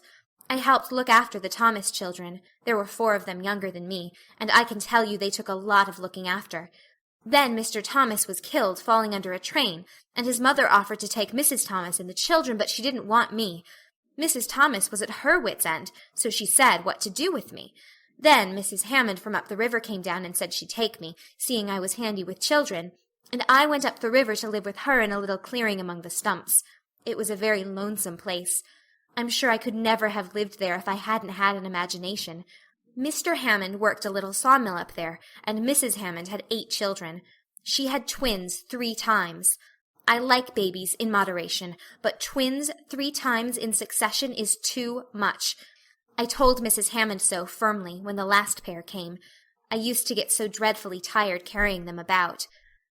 I lived upriver with Mrs. Hammond over 2 years, and then Mr. Hammond died, and Mrs. Hammond broke up housekeeping. She divided her children among her relatives and went to the States. I had to go to the asylum at Hopeton, because nobody would take me. They didn't want me at the asylum either. They said they were overcrowded as it was. But they had to take me, and I was there 4 months until Mrs. Spencer came. Anne finished up with another sigh, of relief this time. Evidently she did not like talking about her experiences in a world that had not wanted her. "Did you ever go to school?" demanded Marilla, turning the sorrel mare down the shore road. Not a great deal. I went a little the last year I stayed with Mrs. Thomas. When I went upriver, we were so far from a school that I couldn't walk it in winter, and there was a vacation in summer, so I could only go in the spring and fall. But of course I went while I was at the asylum. I can read pretty well, and I know ever so many pieces of poetry off by heart. The Battle of Hohenlinden, and Edinburgh after Flodden, and Bingen of the Rhine, and most of The Lady of the Lake, and most of The Seasons by James Thomson. Don't you just love poetry that gives you a crinkly feeling up and down your back? There is a piece in the 5th Reader, The Downfall of Poland, that is just full of thrills. Of course, I wasn't in the 5th Reader. I was only in the 4th, but the big girls used to lend me theirs to read. "Were those women, Mrs. Thomas and Mrs. Hammond, good to you?" asked Marilla, looking at Anne out of the corner of her eye. "Oh," faltered Anne. Her sensitive face suddenly flushed scarlet, and embarrassment sat on her brow. "Oh, they meant to be. I know they meant to be just as good and kind as possible. And when people mean to be good to you, you don't mind very much when they're not quite. Always. They had a good deal to worry them, you know. It's very trying to have a drunken husband, you see, and it must be very trying to have twins 3 times in succession, don't you think? But I feel sure they meant to be good to me." Marilla asked no more questions. Anne gave herself up to a silent rapture over the shore road, and Marilla guided the sorrel abstractedly while she pondered deeply. Pity was suddenly stirring in her heart for the child. What a starved, unloved life she had had, a life of drudgery and poverty and neglect, for Marilla was shrewd enough to read between the lines of Anne's history and divine the truth. No wonder she had been so delighted at the prospect of a real home. It was a pity she had to be sent back. What if she, Marilla, should indulge Matthew's unaccountable whim and let her stay? He was set on it, and the child seemed a nice, teachable little thing. She's got too much to say, thought Marilla. But she might be trained out of that. And there's nothing rude or slangy in what she does say. She's ladylike. It's likely her people were nice folks. The shore road was woodsy and wild and lonesome. On the right hand, scrub firs, their spirits quite unbroken by long years of tussle with the Gulf winds, grew thickly. On the left were the steep red sandstone cliffs, so near the track in places that a mare of less steadiness than the sorrel might have tried the nerves of the people behind her. Down at the base of the cliffs were heaps of surf-worn rocks, or little sandy coves inlaid with pebbles as with ocean jewels. Beyond lay the sea, shimmering and blue, and over it soared the gulls, their pinions flashing silvery in the sunlight. "Isn't the sea wonderful?" said Anne, rousing from a long, wide-eyed silence. "Once, when I lived in Marysville, Mr. Thomas hired an express wagon and took us all to spend the day at the shore 10 miles away. I enjoyed every moment of that day, even if I had to look after the children all the time. I lived it over in happy dreams for years. But this shore is nicer than the Marysville shore. Aren't those gulls splendid? Wouldn't you like to be a gull? I think I would. That is, if I couldn't be a human girl. Don't you think it would be nice to wake up at sunrise and swoop down over the water and away out over that lovely blue all day, and then at night to fly back to one's nest? Oh, I can just imagine myself doing it. What big house is that just ahead, please?" That's the White Sands Hotel. Mr. Kirke runs it, but the season hasn't begun yet. There are heaps of Americans come there for the summer. They think this shore is just about right. "I was afraid it might be Mrs. Spencer's place," said Anne mournfully. "I don't want to get there. Somehow, it will seem like the end of everything." End of Chapter 5.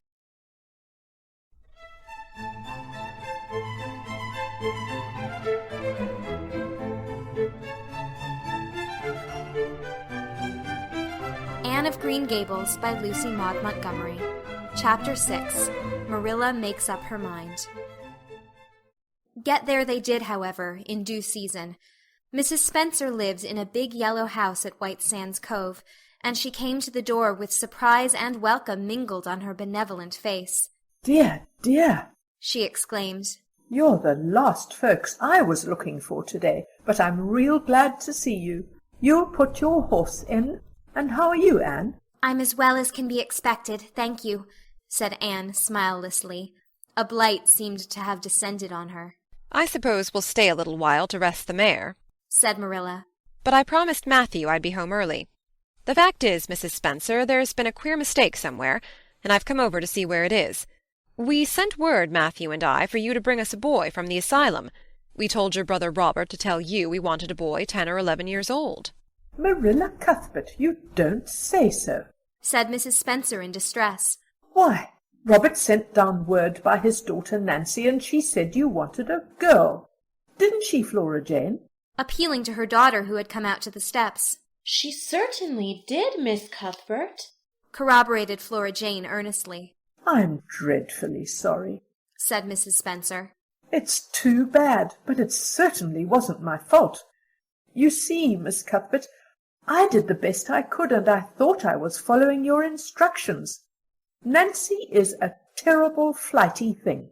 I've often had to scold her well for her heedlessness." "It was our own fault," said Marilla resignedly. "We should have come to you ourselves and not left an important message to be passed along by word of mouth in that fashion. Anyhow, the mistake has been made, and the only thing to do is to set it right. Can we send the child back to the asylum? I suppose they'll take her back, won't they?" "I suppose so," said Mrs. Spencer thoughtfully. "but I don't think it'll be necessary to send her back. Mrs. Peter Blewett was up here yesterday, and she was saying to me how much she wished she'd sent by me for a little girl to help her. Mrs. Peter has a large family, you know, and she finds it hard to get help. Anne will be the very girl for you. I call it positively providential." Marilla did not look as if she thought Providence had much to do with the matter. Here was an unexpectedly good chance to get this unwelcome orphan off her hands, and she did not even feel grateful for it. She knew Mrs. Peter Blewett only by sight, as a small, shrewish-faced woman without an ounce of superfluous flesh on her bones. But she had heard of her. A terrible worker and driver Mrs. Peter was said to be, and discharged servant girls told fearsome tales of her temper and stinginess, and her family of pert, quarrelsome children. Marilla felt a qualm of conscience at the thought of handing Anne over to her tender mercies. "Well, I'll go in and we'll talk the matter over," she said. "And if there isn't Mrs. Peter coming up the lane this blessed minute!" exclaimed Mrs. Spencer, bustling her guests through the hall into the parlor, where a deadly chill struck on them as if the air had been strained so long through dark green, closely drawn blinds that it had lost every particle of warmth it had ever possessed. "This is real lucky, for we can settle the matter right away. Take the armchair, Miss Cuthbert. Anne, you sit here on the ottoman, and don't wiggle. Let me take your hats. Flora Jane, go out and put the kettle on. Good afternoon, Mrs. Blewett. We were just saying how fortunate it was you happened along. Let me introduce you two ladies. Mrs. Blewett, Miss Cuthbert. Please excuse me for just a moment. I forgot to tell Flora Jane to take the buns out of the oven." Mrs. Spencer whisked away, after pulling up the blinds. Anne, sitting mutely on the ottoman, with her hands clasped tightly in her lap, stared at Mrs. Blewett as one fascinated. Was she to be given into the keeping of this sharp-faced, sharp-eyed woman?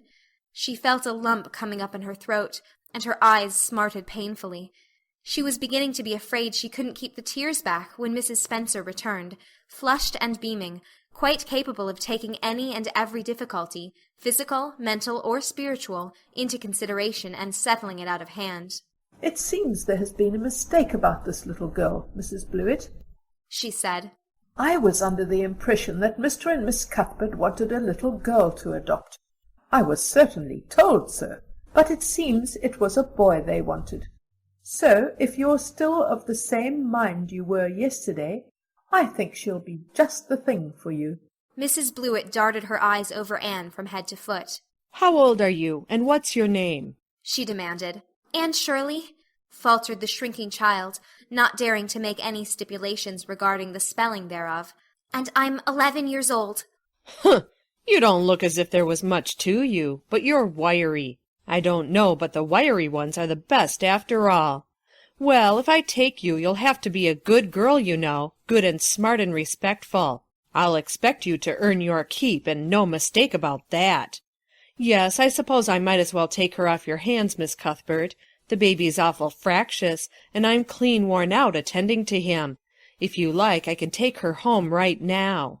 Marilla looked at Anne, and softened at sight of the child's pale face with its look of mute misery, the misery of a helpless little creature who finds itself once more caught in the trap from which it had escaped. Marilla felt an uncomfortable conviction that, if she denied the appeal of that look, it would haunt her to her dying day. Moreover, she did not fancy Mrs. Blewett.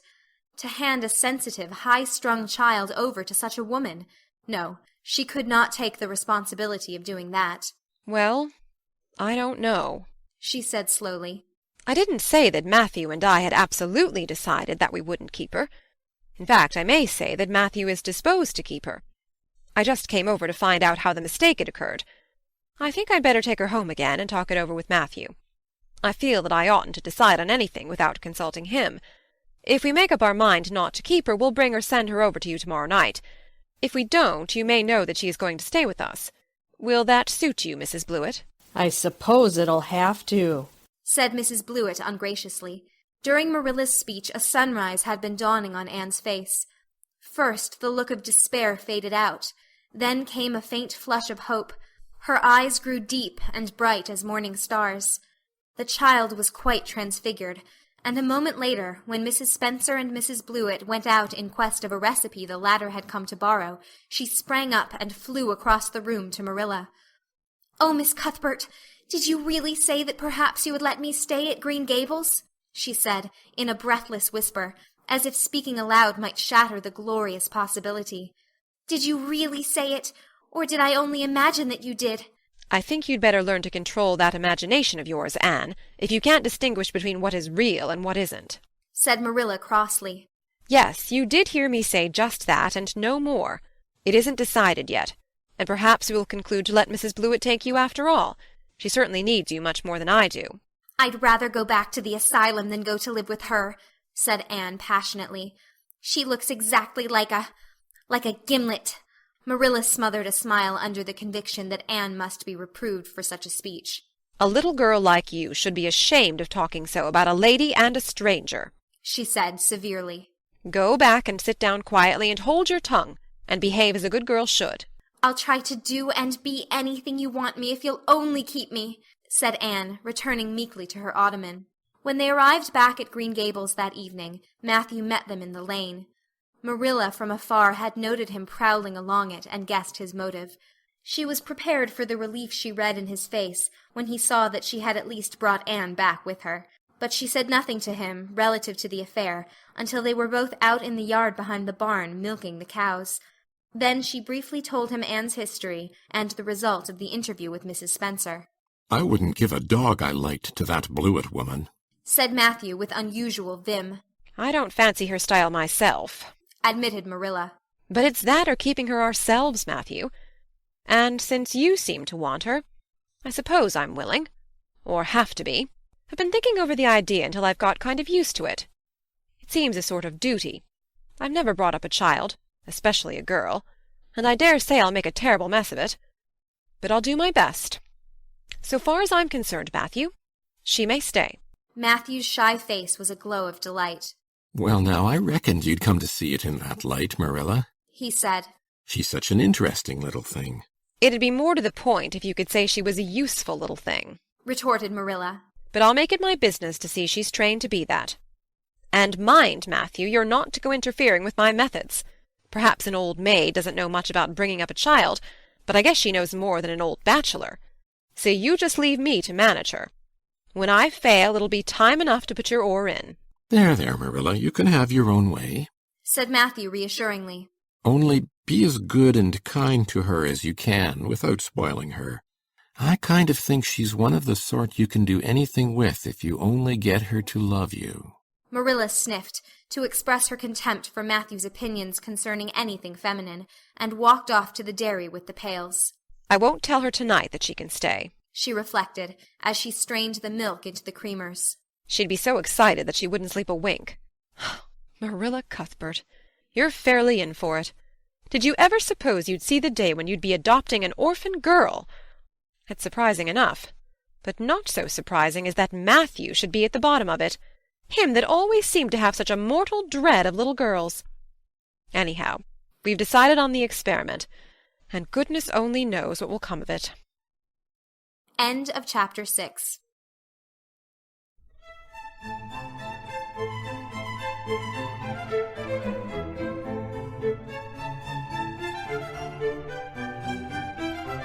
Anne of Green Gables by Lucy Maud Montgomery. Chapter 7. Anne Says Her Prayers. When Marilla took Anne up to bed that night, she said stiffly, "Now, Anne, I noticed last night that you threw your clothes all about the floor when you took them off. That is a very untidy habit, and I can't allow it at all. As soon as you take off any article of clothing, fold it neatly and place it on the chair. I haven't any use at all for little girls who aren't neat."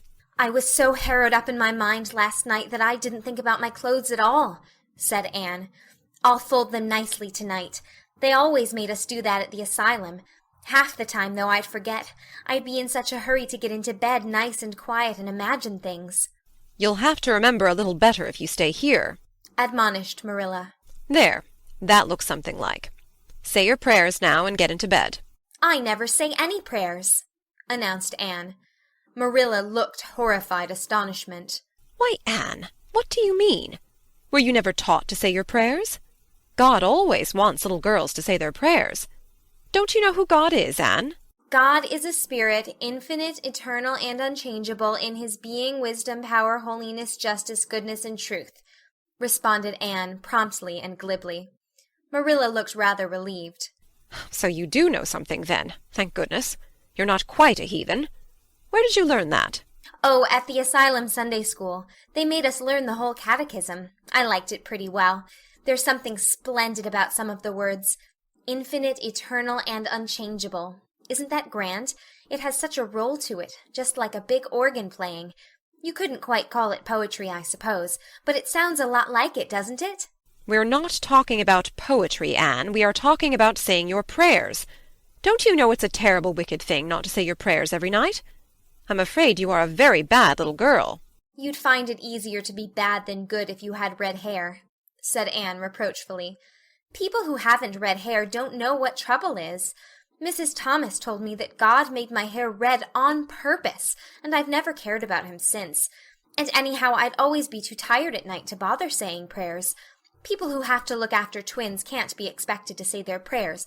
Now, do you honestly think they can? Marilla decided that Anne's religious training must be begun at once. Plainly, there was no time to be lost. You must say your prayers while you are under my roof, Anne. Why, of course, if you want me to, assented Anne cheerfully. I'd do anything to oblige you, but you'll have to tell me what to say for this once. After I get into bed, I'll imagine out a real nice prayer to say always. I believe that it will be quite interesting, now that I come to think of it. You must kneel down, said Marilla in embarrassment. Anne knelt at Marilla's knee and looked up gravely. Why must people kneel down to pray? If I really wanted to pray, I'll tell you what I'd do. I'd go out into a great big field all alone, or into the deep, deep woods, and I'd look up into the sky, up, up, up into that lovely blue sky that looks as if there was no end to its blueness. And then I'd just feel a prayer. Well, I'm ready. What am I to say? Marilla felt more embarrassed than ever. She had intended to teach Anne the childish classic, Now I Lay Me Down to Sleep. But she had, as I have told you, the glimmerings of a sense of humor, which is simply another name for a sense of fitness of things, and it suddenly occurred to her that that simple little prayer, sacred to white-robed childhood lisping at motherly knees, was entirely unsuited to this freckled witch of a girl who knew and cared nothing about God's love, since she had never had it translated to her through the medium of human love. You're old enough to pray for yourself, Anne, she said finally. Just thank God for your blessings and ask him humbly for the things you want. Well, I'll do my best, promised Anne, burying her face in Marilla's lap. Gracious Heavenly Father. That's the way the ministers say it in church, so I suppose it's all right in private prayer, isn't it? She interjected, lifting her head for a moment. Gracious Heavenly Father, I thank thee for the white way of delight, and the lake of shining waters, and Bonnie and the Snow Queen. I'm really extremely grateful for them, and that's all the blessings I can think of just now to thank thee for. As for the things I want, they're so numerous that it would take a great deal of time to name them all, so I will only mention the two most important. Please let me stay at Green Gables, and please let me be good-looking when I grow up. I remain, yours respectfully, Anne Shirley. There, did I do all right? She asked eagerly, getting up. I could have made it much more flowery if I'd had a little more time to think it over. Poor Marilla was only preserved from complete collapse by remembering that it was not irreverence, but simply spiritual ignorance on the part of Anne that was responsible for this extraordinary petition. She tucked the child up in bed, mentally vowing that she should be taught a prayer the very next day, and was leaving the room with the light when Anne called her back. I've just thought of it now. I should have said Amen in place of yours respectfully, shouldn't I? The way the ministers do. I'd forgotten it, but I felt a prayer should be finished off in some way, so I put in the other. Do you suppose it will make any difference? I don't suppose it will, said Marilla. Go to sleep now like a good child. Good night. I can say good night tonight with a clear conscience, said Anne, cuddling luxuriously down among her pillows. Marilla retreated to the kitchen, set the candle firmly on the table, and glared at Matthew. Matthew Cuthbert. It's about time somebody adopted that child and taught her something. She's next door to a perfect heathen. Will you believe that she never said a prayer in her life till tonight? I'll send her to the manse tomorrow. and borrow the Peep of the Day series, that's what I'll do. And she shall go to Sunday school just as soon as I can get some suitable clothes made for her. I foresee that I shall have my hands full. Well, well, we can't get through this world without our share of trouble. I've had a pretty easy life of it so far, but my time has come at last, and I suppose I'll just have to make the best of it. End of Chapter 7.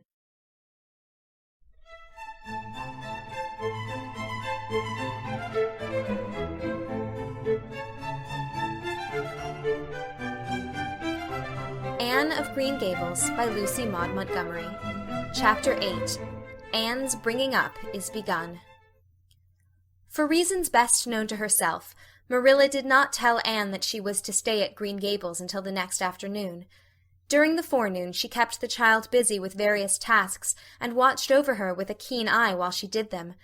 By noon she had concluded that Anne was smart and obedient, willing to work and quick to learn. Her most serious shortcoming seemed to be a tendency to fall into daydreams in the middle of a task and forget all about it until such time as she was sharply recalled to earth by a reprimand or a catastrophe. When Anne had finished washing the dinner dishes, she suddenly confronted Marilla with the air and expression of one desperately determined to learn the worst. Her thin little body trembled from head to foot, her face flushed, and her eyes dilated until they were almost black. She clasped her hands tightly and said in an imploring voice, "Oh, please, Miss Cuthbert, won't you tell me if you are going to send me away or not? I've tried to be patient all the morning, but I really feel that I cannot bear not knowing any longer. It's a dreadful feeling. Please tell me." "You haven't scalded the dishcloth in clean hot water as I told you to do," said Marilla immovably. "Just go and do it before you ask any more questions, Anne." Anne went and attended to the dishcloth. Then she returned to Marilla and fastened imploring eyes on the latter's face. "Well," said Marilla, unable to find any excuse for deferring her explanation longer. "I suppose I might as well tell you. Matthew and I have decided to keep you.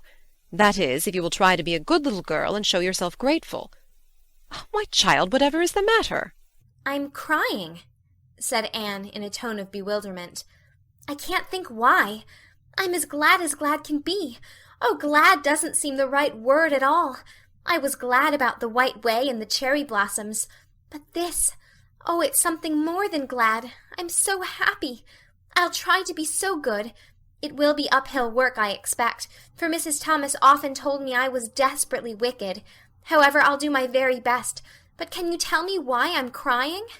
"I suppose it's because you're all excited and worked up," said Marilla disapprovingly. "Sit down on that chair and try to calm yourself. I'm afraid you both cry and laugh far too easily. Yes, you can stay here, and we will try to do right by you. You must go to school, but it's only a fortnight till vacation, so it isn't worth while for you to start before it opens again in September." "What am I to call you?" asked Anne. "Shall I always say Miss Cuthbert? Can I call you Aunt Marilla?" "No, you'll just call me plain Marilla. I'm not used to being called Miss Cuthbert, and it would make me nervous." "It sounds awfully disrespectful to just say Marilla," protested Anne. "I guess there'll be nothing disrespectful in it if you're careful to speak respectfully. Everybody, young and old, in Avonlea calls me Marilla, except the minister. He says Miss Cuthbert, when he thinks of it." "I'd love to call you Aunt Marilla," said Anne wistfully. "I've never had an aunt or any relation at all, not even a grandmother. It would make me feel as if I really belonged to you. Can't I call you Aunt Marilla?" "No, I'm not your aunt, and I don't believe in calling people names that don't belong to them." "But we could imagine you were my aunt," "I couldn't," said Marilla grimly. "Do you never imagine things different from what they really are?" asked Anne, wide-eyed. "No." "Oh!" Anne drew a long breath. "Oh, Miss Marilla, how much you miss!" "I don't believe in imagining things different from what they really are," retorted Marilla. "When the Lord puts us in certain circumstances, he doesn't mean for us to imagine them away. And that reminds me. Go into the sitting-room, Anne. Be sure your feet are clean and don't let any flies in. And bring me out the illustrated card that's on the mantelpiece. The Lord's Prayer is on it, and you'll devote your spare time this afternoon to learning it off by heart. There's to be no more of such praying as I heard last night." "I suppose I was very awkward," said Anne apologetically. "But then you see I'd never had any practice. You couldn't really expect a person to pray very well the first time she tried, could you? I thought out a splendid prayer after I went to bed, just as I promised you I would. It was nearly as long as a minister's and so poetical. But would you believe it? I couldn't remember one word when I woke up this morning, and I'm afraid I'll never be able to think out another one as good. Somehow things never are so good when they're thought out a second time. Have you ever noticed that? Here is something for you to notice, Anne. When I tell you to do a thing, I want you to obey me at once and not stand stock still and discourse about it. Just you go and do as I bid you. Anne promptly departed for the sitting-room across the hall. She failed to return. After waiting 10 minutes, Marilla laid down her knitting and marched after her with a grim expression. She found Anne standing motionless before a picture hanging on the wall between the two windows, with her eyes a-star with dreams. The white and green lights strained through apple trees and clustering vines outside fell over the rapt little figure with a half-unearthly radiance. Anne, whatever are you thinking of? Demanded Marilla sharply. Anne came back to earth with a start. That, she said, pointing to the picture, a rather vivid chromo entitled Christ Blessing Little Children. And I was just imagining I was one of them, that I was the little girl in the blue dress, standing off by herself in the corner as if she didn't belong to anybody, like me. She looks lonely and sad, don't you think? I guess she hadn't any father or mother of her own. But she wanted to be blessed too, so she just crept shyly up on the outside of the crowd, hoping nobody would notice her, except him. I'm sure I know just how she felt. Her heart must have beat and her hands must have got cold, like mine did when I asked you if I could stay. She was afraid he mightn't notice her. But it's likely he did, don't you think? I've been trying to imagine it all out. Her edging a little nearer all the time until she was quite close to him, and then he would look at her and put his hands on her hair, and oh, such a thrill of joy as would run over her. But I wish the artist hadn't painted him so sorrowful-looking. All his pictures are like that, if you've noticed. But I don't believe he could really have looked so sad, or the children would have been afraid of him. Anne, said Marilla, wondering why she had not broken into this speech long before. you shouldn't talk that way. It's irreverent, positively irreverent. Anne's eyes marveled. Why, I felt just as reverent as could be. I'm sure I didn't mean to be irreverent. Well, I don't suppose you did, but it doesn't sound right to talk so familiarly about such things. And another thing, Anne, when I send you after something, you're to bring it at once and not fall into mooning and imagining before pictures. Remember that. Take that card and come right to the kitchen. Now sit down in the corner and learn that prayer off by heart. Anne set the card up against the jugful of apple blossoms she had brought in to decorate the dinner table. Marilla had eyed that decoration askance, but had said nothing, propped her chin on her hands, and fell to studying it intently for several silent minutes. "I like this," she announced at length. "It's beautiful. I've heard it before. I heard the superintendent of the asylum Sunday school say it over once, but I didn't like it then. He had such a cracked voice, and he prayed it so mournfully. I really felt sure he thought praying was a disagreeable duty. This isn't poetry, but it makes me feel just the same way poetry does. Our Father who art in heaven, hallowed be thy name. That is just like a line of music. Oh, I'm so glad you thought of making me learn this, Miss Marilla." "Well, learn it and hold your tongue," said Marilla shortly. Anne tipped the vase of apple blossoms near enough to bestow a soft kiss on a pink-cupped bud, and then studied diligently for some moments longer. "Marilla," she demanded presently, "do you think that I shall ever have a bosom friend in Avonlea?" A what kind of friend?" "A bosom friend. An intimate friend, you know. A really kindred spirit to whom I can confide my inmost soul. I've dreamed of meeting her all my life. I never really supposed I would, but so many of my loveliest dreams have come true all at once that perhaps this one will too. Do you think it's possible?" "Diana Barry lives over at Orchard Slope, and she's about your age. She's a very nice little girl, and perhaps she will be a playmate for you when she comes home. She's visiting her aunt over at Carmody just now. You'll have to be careful how you behave yourself, though. Mrs. Barry is a very particular woman. She won't let Diana play with any little girl who isn't nice and good." Anne looked at Marilla through the apple blossoms, her eyes aglow with interest. "What is Diana like? Her hair isn't red, is it? Oh, I hope not. It's bad enough to have red hair myself, but I positively couldn't endure it in a bosom friend." "Diana is a very pretty little girl. She has black eyes and hair and rosy cheeks, and she is good and smart, which is better than being pretty." Marilla was as fond of morals as the Duchess of Wonderland, and was firmly convinced that one should be tacked on to every remark made to a child who was being brought up. But Anne waved the moral inconsequently aside, and seized only on the delightful possibilities before it. "Oh, I'm so glad she's pretty. Next to being beautiful oneself, and that's impossible in my case, it would be best to have a beautiful bosom friend. When I lived with Mrs. Thomas she had a bookcase in her sitting-room with glass doors. There weren't any books in it. Mrs. Thomas kept her best china and her preserves there, when she had any preserves to keep. One of the doors was broken. Mr. Thomas smashed it one night when he was slightly intoxicated. But the other was whole, and I used to pretend that my reflection in it was another little girl who lived in it. I called her Katie Maurice, and we were very intimate. I used to talk to her by the hour, especially on Sunday, and tell her everything.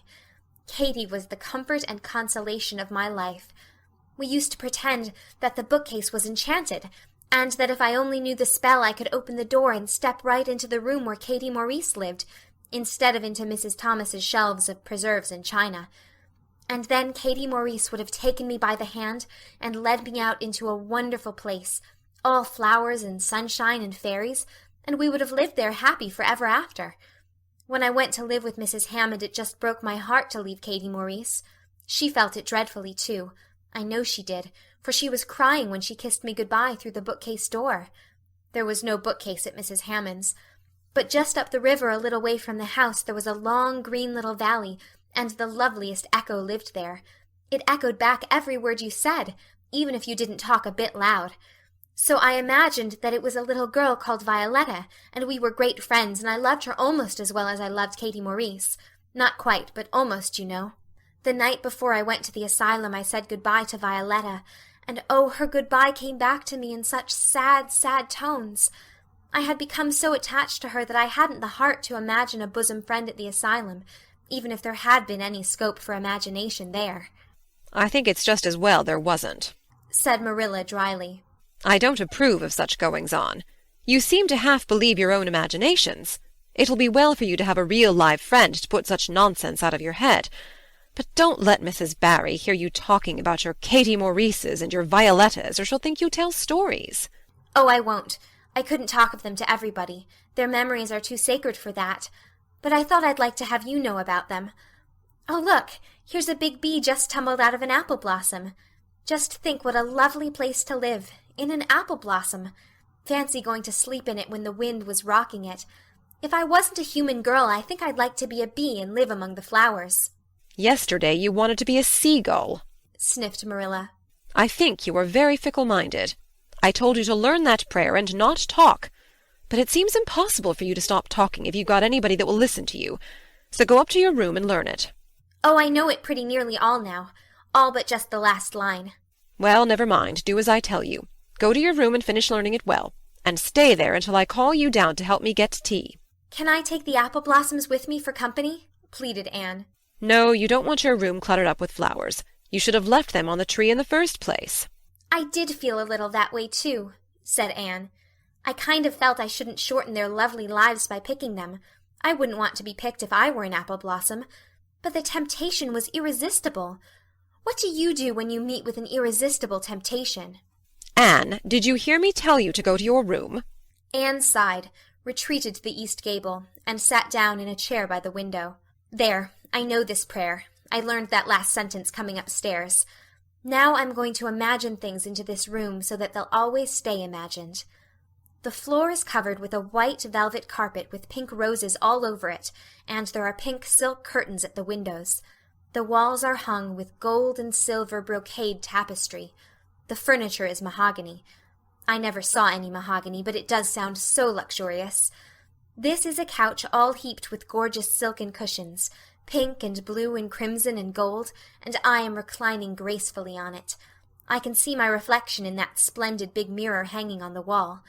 I am tall and regal, clad in a gown of trailing white lace, with a pearl cross on my breast and pearls in my hair. My hair is of midnight darkness, and my skin is a clear ivory pallor. My name is the Lady Cordelia Fitzgerald. No, it isn't. I can't make that seem real." She danced up to the little looking-glass and peered into it. Her pointed freckled face and solemn gray eyes peered back at her. "You're only Anne of Green Gables," she said earnestly, "and I see you, just as you are looking now, whenever I try to imagine I'm the Lady Cordelia. But it's a million times nicer to be Anne of Green Gables than Anne of Nowhere in particular, isn't it?" She bent forward, kissed her reflection affectionately, and betook herself to the open window. "Dear Snow Queen, good afternoon. And good afternoon, dear birches down in the hollow. And good afternoon, dear grey house up on the hill. I wonder if Diana is to be my bosom friend. I hope she will, and I shall love her very much. But I must never quite forget Katie Maurice and Violetta. They would feel so hurt if I did, and I'd hate to hurt anybody's feelings, even a little bookcase girl's, or a little echo girl's. I must be careful to remember them and send them a kiss every day." Anne blew a couple of airy kisses from her fingertips past the cherry blossoms, and then, with her chin in her hands, drifted luxuriously out on a sea of daydreams. End of Chapter 8.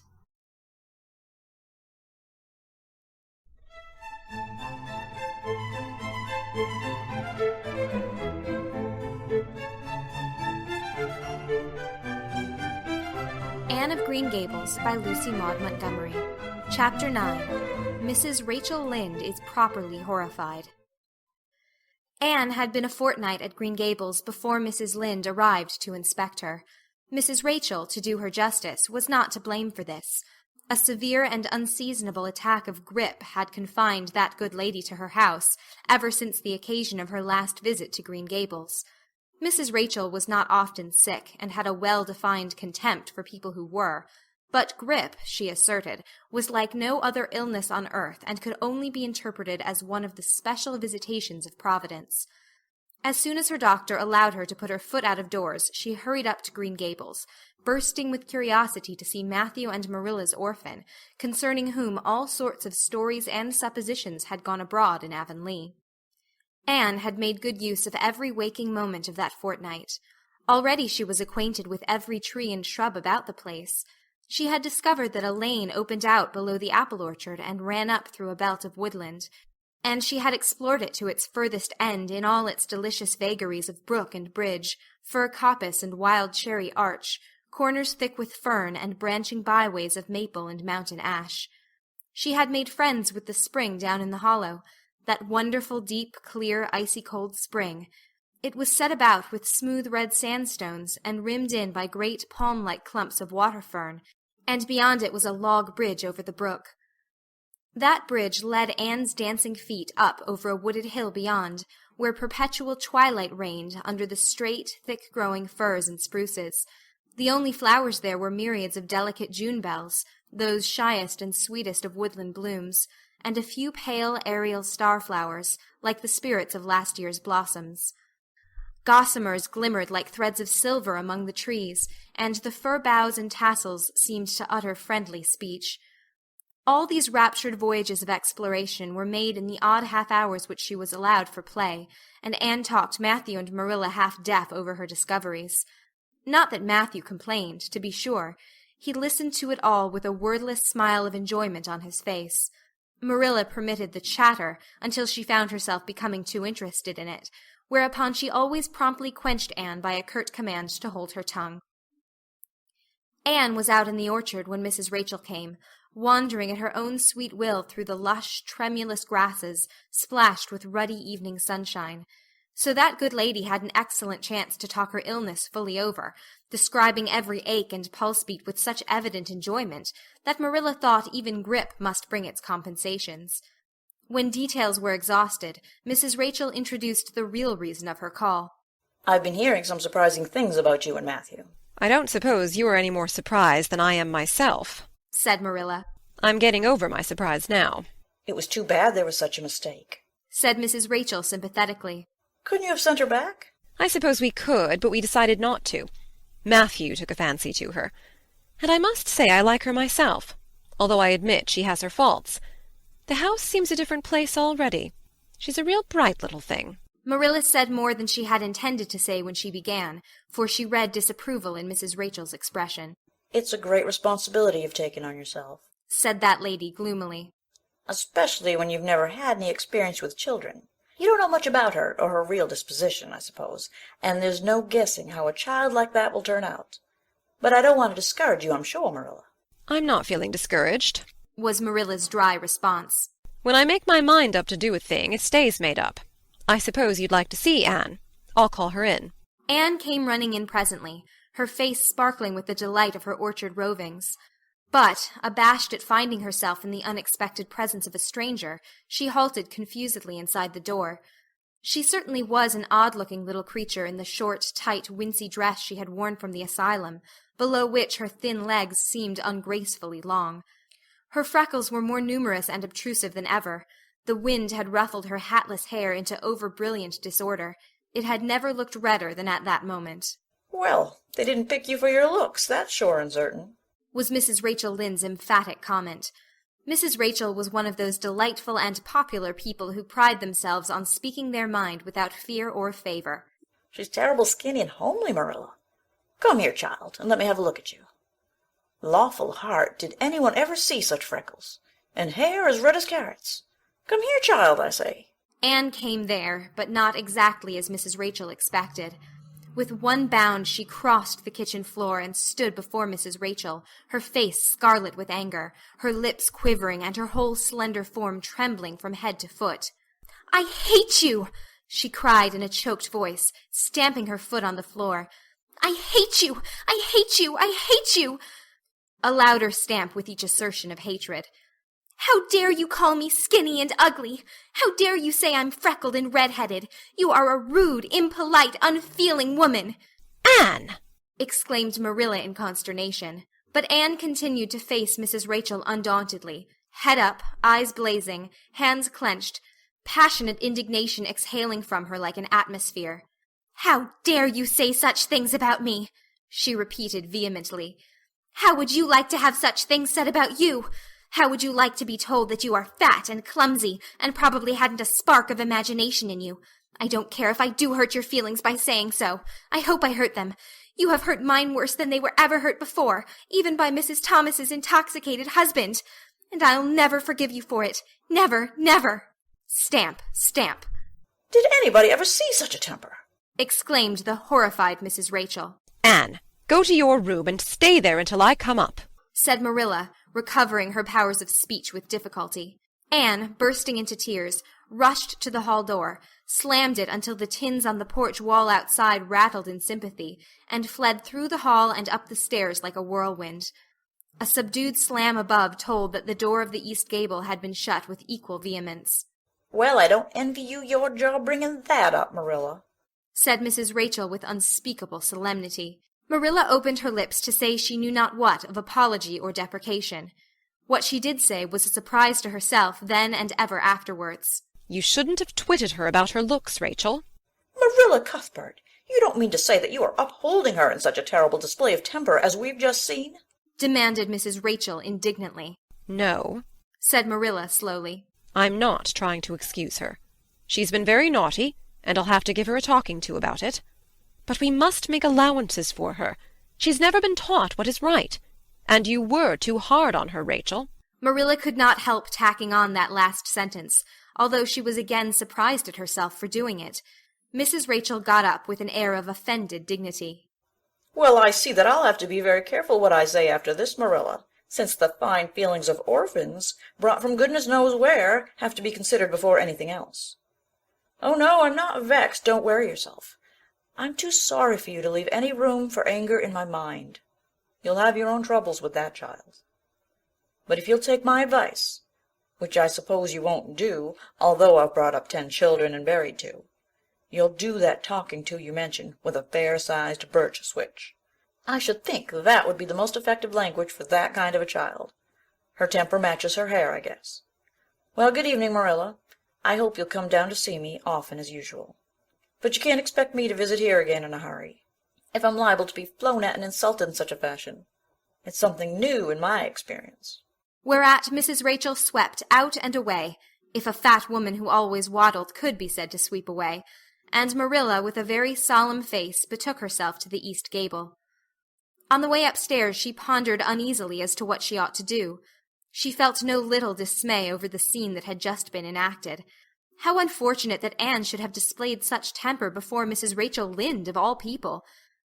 Then Marilla suddenly became aware of an uncomfortable and rebuking consciousness that she felt more humiliation over this than sorrow over the discovery of such a serious defect in Anne's disposition.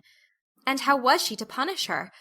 The amiable suggestion of the birch switch, to the efficiency of which all of Mrs. Rachel's own children could have borne smarting testimony, did not appeal to Marilla. She did not believe she could whip a child. No, some other method of punishment must be found to bring Anne to a proper realization of the enormity of her offense. Marilla found Anne face downward on her bed, crying bitterly, quite oblivious of muddy boots on a clean counterpane. "Anne," she said not ungently. No answer. "Anne," with greater severity. "get off that bed this minute and listen to what I have to say to you." Anne squirmed off the bed and sat rigidly on a chair beside it, her face swollen and tear-stained, and her eyes fixed stubbornly on the floor. "This is a nice way for you to behave.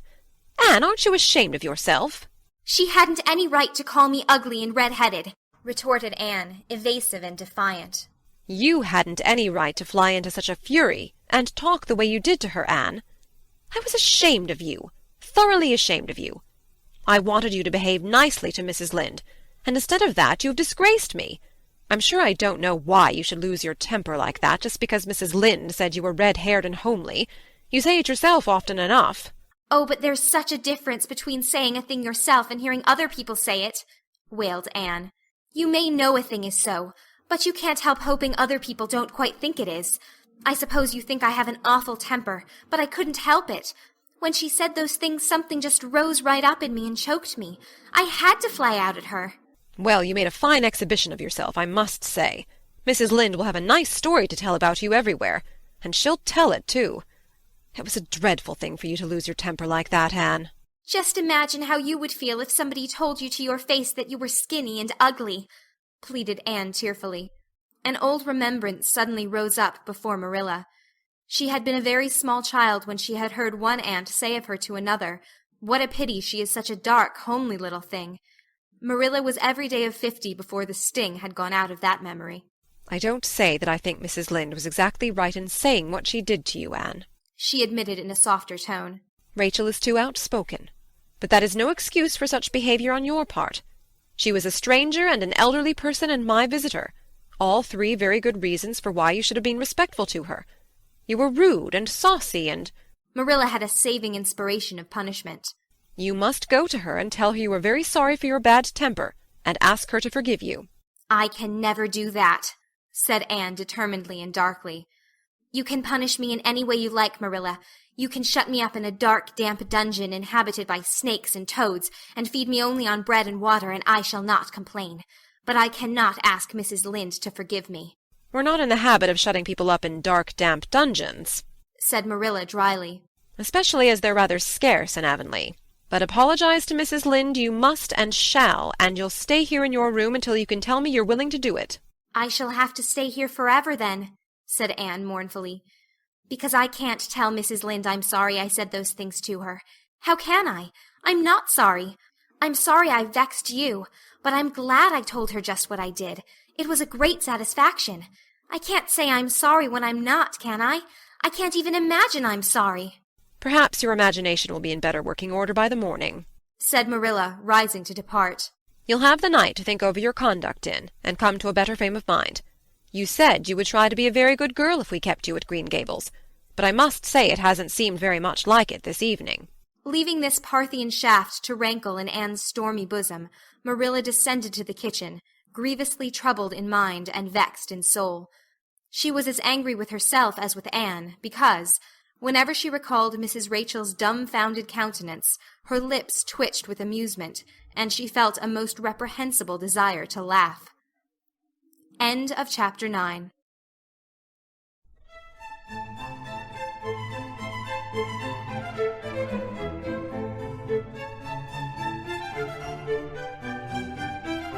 Anne of Green Gables by Lucy Maud Montgomery. Chapter 10. Anne's Apology. Marilla said nothing to Matthew about the affair that evening. But when Anne proved still refractory the next morning, an explanation had to be made to account for her absence from the breakfast table. Marilla told Matthew the whole story, taking pains to impress him with a due sense of the enormity of Anne's behavior. It's a good thing Rachel Lynde got a calling down. She's a meddlesome old gossip, was Matthew's consolatory rejoinder. Matthew Cuthbert, I'm astonished at you. You know that Anne's behavior was dreadful, and yet you take her part. I suppose you'll be saying next thing that she oughtn't to be punished at all. Well, now, no, not exactly, said Matthew uneasily. I reckon she ought to be punished a little, but don't be too hard on her, Marilla. Recollect she hasn't ever had anyone to teach her right. You're going to give her something to eat, aren't you? When did you ever hear of me starving people into good behavior? Demanded Marilla indignantly. She'll have her meals regular, and I'll carry them up to her myself. But she'll stay up there until she's willing to apologize to Mrs. Lynde, and that's final, Matthew. Breakfast, dinner, and supper were very silent meals, for Anne still remained obdurate. After each meal, Marilla carried a well-filled tray to the east gable and brought it down later on, not noticeably depleted. Matthew eyed its last descent with a troubled eye. Had Anne eaten anything at all? When Marilla went out that evening to bring the cows from the back pasture, Matthew, who had been hanging about the barns and watching, slipped into the house with the air of a burglar and crept upstairs. As a general thing, Matthew gravitated between the kitchen and the little bedroom off the hall where he slept. Once in a while he ventured uncomfortably into the parlor or sitting-room when the minister came to tea. But he had never been upstairs in his own house since the spring he helped Marilla paper the spare bedroom, and that was 4 years ago.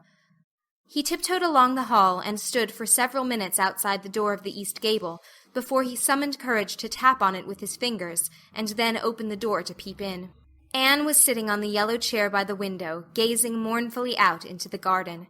Very small and unhappy she looked, and Matthew's heart smote him. He softly closed the door and tiptoed over to her. Anne, he whispered, as if afraid of being overheard. How are you making it, Anne? Anne smiled wanly. Pretty well. I imagine a good deal, and that helps to pass the time. Of course it's rather lonesome, but then I may as well get used to that. Anne smiled again, bravely facing the long years of solitary imprisonment before her. Matthew recollected that he must say what he had come to say without loss of time, lest Marilla return prematurely. Well now, Anne, don't you think you'd better do it and have it over with? He whispered. It'll have to be done sooner or later, you know, for Marilla's a dreadful determined woman. Dreadful determined, Anne. Do it right off, I say, and have it over. Do you mean apologize to Mrs. Lynde? Yes, apologize. That's the very word, said Matthew eagerly. Just smooth it over, so to speak. That's what I was trying to get at. I suppose I could do it to oblige you, said Anne thoughtfully. It would be true enough to say I am sorry, because I am sorry now. I wasn't a bit sorry last night. I was mad clear through, and I stayed mad all night. I know I did because I woke up 3 times, and I was just furious every time. But this morning it was over. I wasn't in a temper any more, and it left a dreadful sort of goneness, too. I felt so ashamed of myself, but I just couldn't think of going and telling Mrs. Lynde so. It would be so humiliating. I made up my mind I'd stay shut up here forever rather than do that. But still, I'd do anything for you, if you really want me to. Well, now, of course I do. It's terrible lonesome downstairs without you. Just go and smooth things over. That's a good girl. Very well, said Anne resignedly. I'll tell Marilla as soon as she comes in I've repented. That's right, Anne. But don't tell Marilla I said anything about it. She might think I was putting my oar in, and I promised not to do that. Wild horses won't drag the secret from me, promised Anne solemnly. How would wild horses drag a secret from a person anyhow? But Matthew was gone, scared at his own success. He fled hastily to the remotest corner of the horse pasture, lest Marilla should suspect what he had been up to. Marilla herself, upon her return to the house, was agreeably surprised to hear a plaintive voice calling, "Marilla!" over the banisters. Well? She said, going into the hall. I'm sorry I lost my temper and said rude things, and I'm willing to go and tell Mrs. Lynde so. Very well. Marilla's crispness gave no sign of her relief. She had been wondering what under the canopy she should do if Anne did not give in. "I'll take you down after milking." Accordingly, after milking, behold Marilla and Anne walking down the lane, the former erect and triumphant, the latter drooping and dejected. But halfway down, Anne's dejection vanished as if by enchantment. She lifted her head and stepped lightly along, her eyes fixed on the sunset sky and an air of subdued exhilaration about her. Marilla beheld the change disapprovingly. This was no meek penitent, such as it behooved her to take into the presence of the offended Mrs. Lynde. "What are you thinking of, Anne?" she asked sharply. "I'm imagining out what I must say to Mrs. Lynde," answered Anne dreamily. This was satisfactory, or should have been so, but Marilla could not rid herself of the notion that something in her scheme of punishment was going askew. Anne had no business to look so rapt and radiant. Rapt and radiant Anne continued until they were in the very presence of Mrs. Lynde, who was sitting knitting by her kitchen window. Then the radiance vanished. Mournful penitence appeared on every feature. Before a word was spoken, Anne suddenly went down on her knees before the astonished Mrs. Rachel and held out her hands beseechingly. "Oh, Mrs. Lynde, I am so extremely sorry," she said with a quiver in her voice. "I could never express all my sorrow. No, not if I used up a whole dictionary. You must just imagine it. I behaved terribly to you, and I've disgraced the dear friends, Matthew and Marilla, who have let me stay at Green Gables although I'm not a boy. I'm a dreadfully wicked and ungrateful girl, and I deserve to be punished and cast out by respectable people forever. It was very wicked of me to fly into a temper because you told me the truth. It was the truth. Every word you said was true. My hair is red, and I'm freckled and skinny and ugly. What I said to you was true, too, but I shouldn't have said it. Oh, Mrs. Lynde, please, please forgive me. If you refuse, it will be a lifelong sorrow to me. You wouldn't like to inflict a lifelong sorrow on a poor little orphan girl, would you, even if she had a dreadful temper? Oh, I am sure you wouldn't. Please say you forgive me, Mrs. Lynde." Anne clasped her hands together, bowed her head, and waited for the word of judgment. There was no mistaking her sincerity. It breathed in every tone of her voice. Both Marilla and Mrs. Lynde recognized its unmistakable ring. But the former understood in dismay that Anne was actually enjoying her valley of humiliation, was reveling in the thoroughness of her abasement. Where was the wholesome punishment upon which she, Marilla, had plumed herself? Anne had turned it into a species of positive pleasure. Good Mrs. Lynde, not being overburdened with perception, did not see this. She only perceived that Anne had made a very thorough apology, and all resentment vanished from her kindly, if somewhat officious heart. There, get up, child," she said heartily. "Of course I forgive you. I guess I was a little too hard on you anyway. But I'm such an outspoken person. You just mustn't mind me, that's what. It can't be denied your hair is terrible red. But I knew a girl once, went to school with her in fact, whose hair was every mite as red as yours when she was young, but when she grew up it darkened to a real handsome auburn. I wouldn't be a mite surprised if yours did too. Not a mite." "Oh, Mrs. Lynde!" Anne drew a long breath as she rose to her feet. "You have given me a hope. I shall always feel that you are a benefactor. Oh, I could endure anything if I only thought my hair would be a handsome auburn when I grew up. It would be so much easier to be good if one's hair was a handsome auburn, don't you think? And now, may I go out into your garden and sit on that bench under the apple trees while you and Marilla are talking? There is so much more scope for imagination out there." "Laws, yes, run along, child. And you can pick a bouquet of them white June lilies over in the corner if you like." As the door closed behind Anne, Mrs. Lynde got briskly up to light a lamp. "She's a real odd little thing. Take this chair, Marilla. It's easier than the one you've got. I'd just keep that for the hired boy to sit on. Yes, she certainly is an odd child, but there is something kind of taken about her after all. I don't feel so surprised at you and Matthew keeping her as I did, nor so sorry for you either. She may turn out all right. Of course she has a queer way of expressing herself, a little too, well, too kind of forcible, you know. But she's likely to get over that now that she's come to live among civilized folks. And then her temper's pretty quick, I guess. But there's one comfort. A child that has a quick temper just blaze up and cool down. Ain't never likely to be sly or deceitful. Preserve me from a sly child, that's what. On the whole, Marilla, I kind of like her. When Marilla went home, Anne came out of the fragrant twilight of the orchard with a sheaf of white narcissi in her hands. "I apologized pretty well, didn't I?" she said proudly as they went down the lane. "I thought since I had to do it, I might as well do it thoroughly." "You did it thoroughly, all right enough," was Marilla's comment. Marilla was dismayed at finding herself inclined to laugh over the recollection. She had also an uneasy feeling that she ought to scold Anne for apologizing so well, but then that was ridiculous. She compromised with her conscience by saying severely, "I hope you won't have occasion to make many more such apologies. I hope you'll try to control your temper now, Anne." "That wouldn't be so hard if people wouldn't twit me about my looks," said Anne with a sigh. "I don't get cross about other things, but I'm so tired of being twitted about my hair, and it just makes me boil right over. Do you suppose my hair will really be a handsome auburn when I grow up?" "You shouldn't think so much about your looks, Anne. I'm afraid you are a very vain little girl." "How can I be vain when I know I'm homely?" protested Anne. "I love pretty things, and I hate to look in the glass and see something that isn't pretty. It makes me feel so sorrowful, just as I feel when I look at any ugly thing. I pity it because it isn't beautiful." "Handsome is as handsome does," quoted Marilla. "I've had that said to me before, but I have my doubts about it," remarked skeptical Anne, sniffing at her narcissi. "Oh, aren't these flowers sweet? It was lovely of Mrs. Lynde to give them to me. I have no hard feelings against Mrs. Lynde now. It gives you a lovely, comfortable feeling to apologize and be forgiven, doesn't it? Aren't the stars bright tonight? If you could live in a star, which one would you pick? I'd like that lovely, clear, big one away over there above that dark hill." "Anne, do hold your tongue," said Marilla, thoroughly worn out trying to follow the gyrations of Anne's thoughts.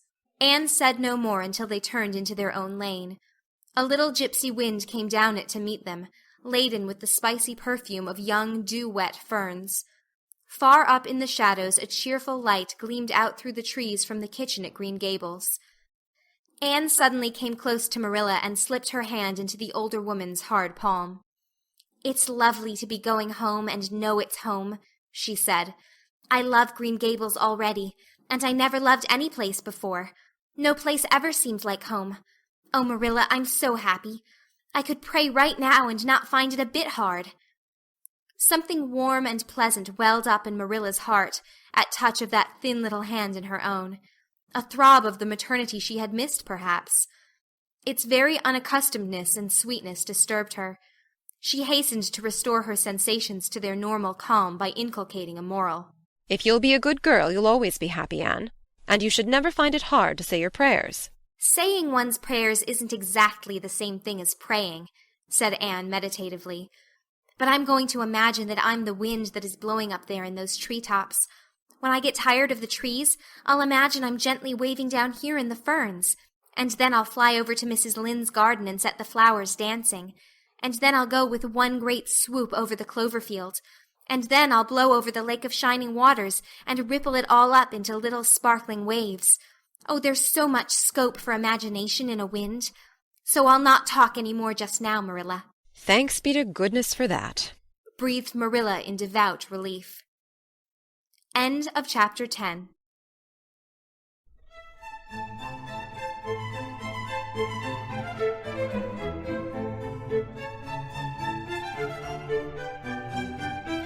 Anne of Green Gables by Lucy Maud Montgomery. Chapter 11. Anne's Impression of Sunday School. "Well, how do you like them?" said Marilla. Anne was standing in the gable room, looking solemnly at 3 new dresses spread out on the bed. One was of snuffy-colored gingham which Marilla had been tempted to buy from a peddler the preceding summer because it looked so serviceable.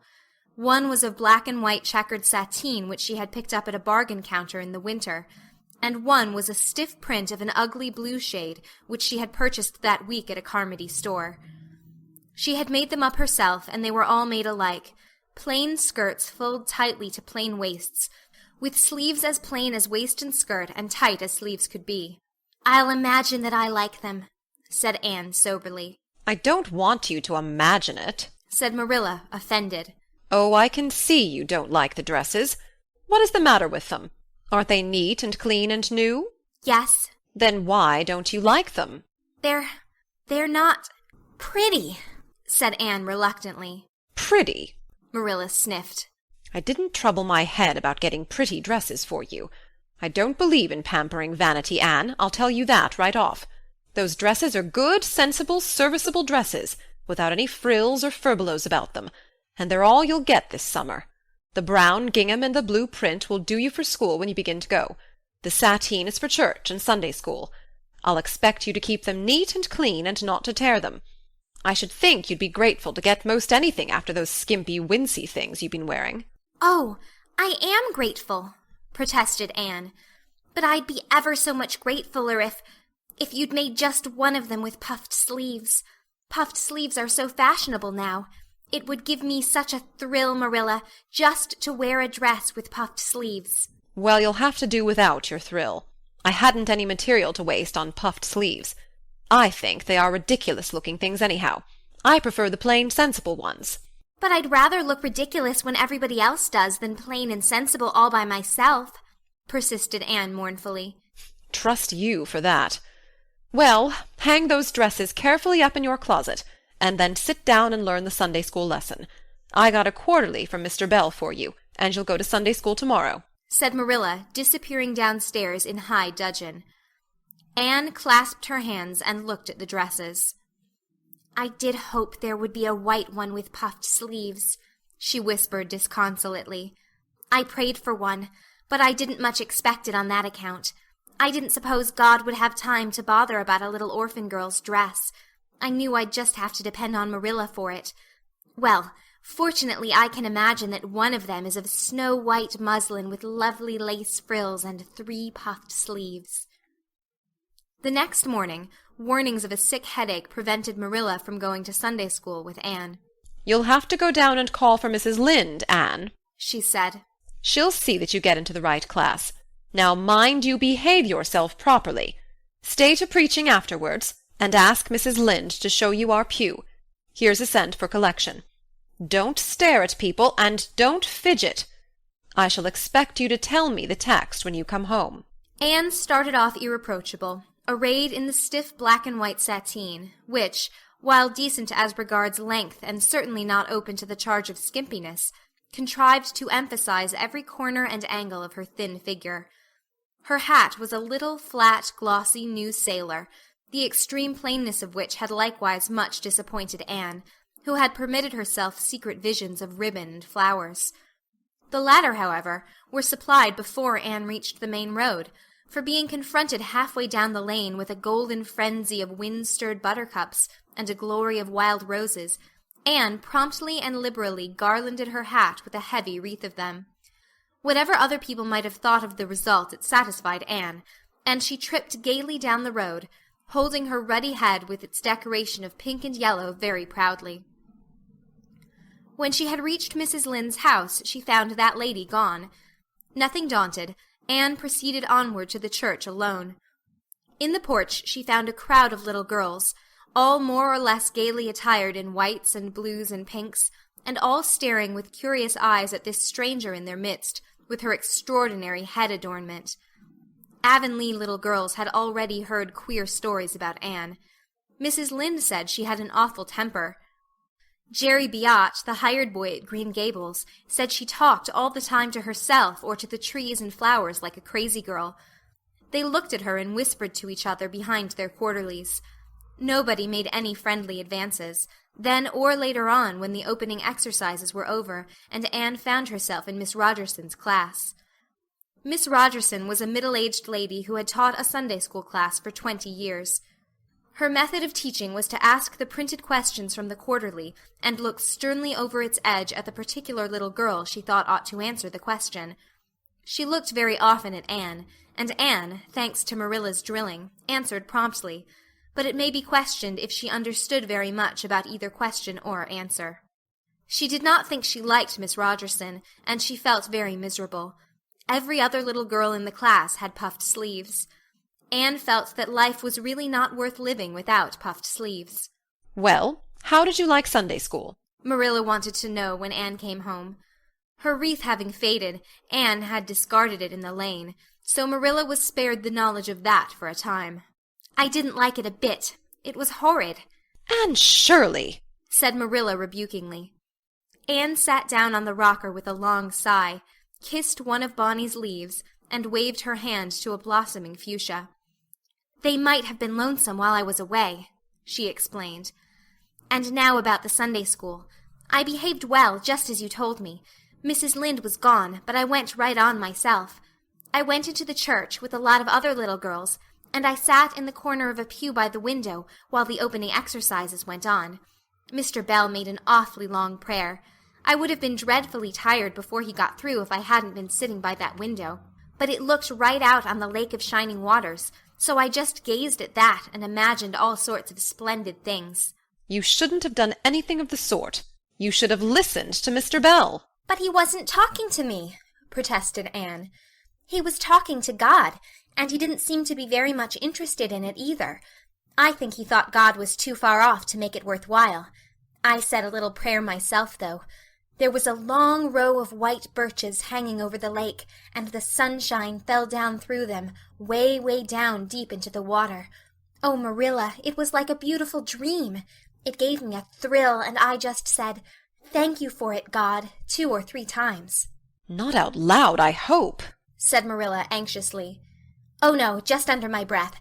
Well, Mr. Bell did get through at last, and they told me to go into the classroom with Miss Rogerson's class.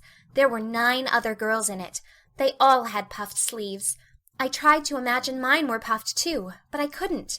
Why couldn't I? It was as easy as could be to imagine they were puffed when I was alone in the east gable, but it was awfully hard there among the others who had really truly puffs." "You shouldn't have been thinking about your sleeves in Sunday school.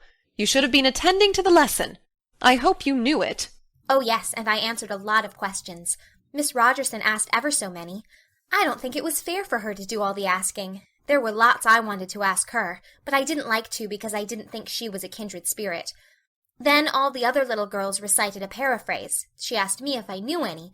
I told her I didn't, but I could recite 'The Dog at His Master's Grave' if she liked. That's in the Third Royal Reader. It isn't a really, truly religious piece of poetry, but it's so sad and melancholy that it might as well be. She said it wouldn't do, and she told me to learn the 19th paraphrase for next Sunday. I read it over in church afterwards, and it's splendid. There are 2 lines in particular that just thrill me. 'Quick as the slaughtered squadrons fell in Midian's evil day.' I don't know what squadrons means, nor Midian either, but it sounds so tragical. I can hardly wait until next Sunday to recite it. I'll practice it all the week. After Sunday school I asked Miss Rogerson, because Mrs. Lynde was too far away, to show me your pew. I sat just as still as I could, and the text was Revelations, 3rd chapter, 2nd and 3rd verses. It was a very long text. If I was a minister, I'd pick the short, snappy ones. The sermon was awfully long, too. I suppose the minister had to match it to the text. I didn't think he was a bit interesting. The trouble with him seems to be that he hasn't enough imagination. I didn't listen to him very much. I just let my thoughts run, and I thought of the most surprising things." Marilla felt helplessly that all this should be sternly reproved, but she was hampered by the undeniable fact that some of the things Anne had said, especially about the minister's sermons and Mr. Bell's prayers, were what she herself had really thought deep down in her heart for years, but had never given expression to. It almost seemed to her that those secret, unuttered, critical thoughts had suddenly taken visible and accusing shape and form in the person of this outspoken morsel of neglected humanity. End of Chapter 11.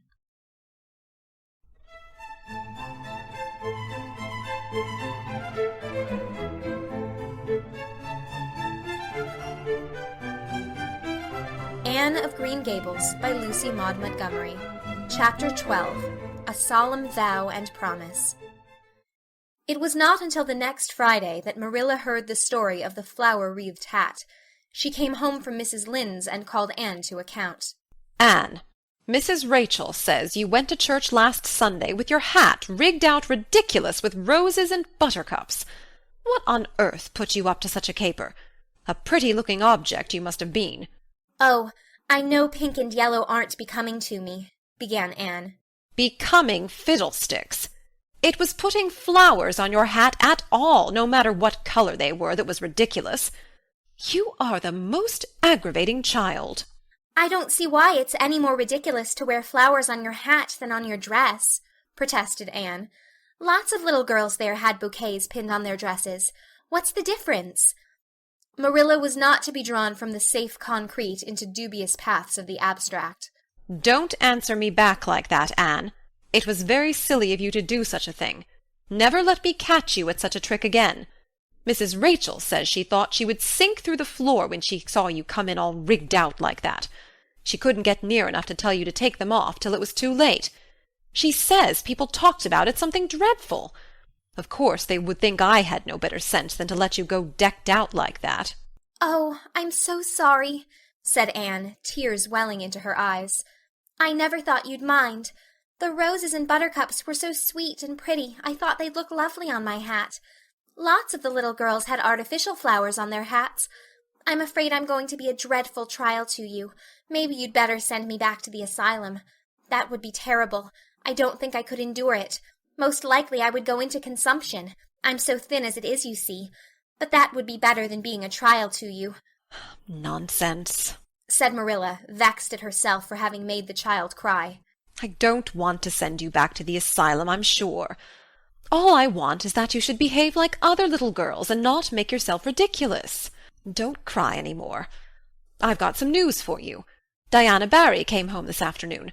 I'm going up to see if I can borrow a skirt pattern from Mrs. Barry, and if you like, you can come with me and get acquainted with Diana." Anne rose to her feet, with clasped hands, the tears still glistening on her cheeks. The dish-towel she had been hemming slipped unheeded to the floor. "Oh, Marilla, I'm frightened. Now that it has come, I'm actually frightened. What if she shouldn't like me? It would be the most tragical disappointment of my life." "Now don't get into a fluster. And I do wish you wouldn't use such long words. It sounds so funny in a little girl. I guess Diana will like you well enough. It's her mother you've got to reckon with. If she doesn't like you, it won't matter how much Diana does. If she has heard about your outburst to Mrs. Lynde and going to church with buttercups round your hat, I don't know what she'll think of you. You must be polite and well-behaved, and don't make any of your startling speeches. For pity's sake, if the child isn't actually trembling." Anne was trembling. Her face was pale and tense. "Oh, Marilla, you'd be excited, too, if you were going to meet a little girl you hoped to be your bosom friend and whose mother mightn't like you," she said as she hastened to get her hat. They went over to Orchard Slope by the short-cut across the brook and up the Furry Hill Grove. Mrs. Barry came to the kitchen door in answer to Marilla's knock. She was a tall, black-eyed, black-haired woman with a very resolute mouth. She had the reputation of being very strict with her children. "How do you do, Marilla?" she said cordially. "Come in. And this is the little girl you have adopted, I suppose." "Yes, this is Anne Shirley," said Marilla. "Spelled with an E," gasped Anne, who, tremulous and excited as she was determined there should be no misunderstanding on that important point. Mrs. Barry, not hearing or not comprehending, merely shook hands and said kindly, "How are you?" "I am well in body, although considerably rumpled up in spirit, thank you, ma'am," said Anne gravely. Then aside to Marilla in an audible whisper, "There wasn't anything startling in that, was there, Marilla?" Diana was sitting on the sofa, reading a book which she dropped when the callers entered.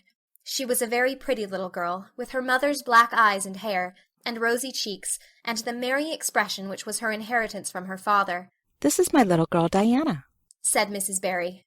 "Diana, you might take Anne out into the garden and show her your flowers. It will be better for you than straining your eyes over that book. She reads entirely too much." This to Marilla as the little girls went out. "And I can't prevent her, for her father aids and abets her.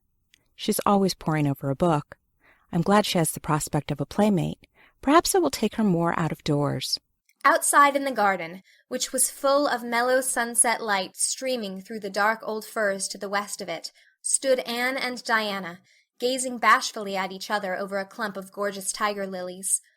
The Barry garden was a bowery wilderness of flowers, which would have delighted Anne's heart at any time less fraught with destiny.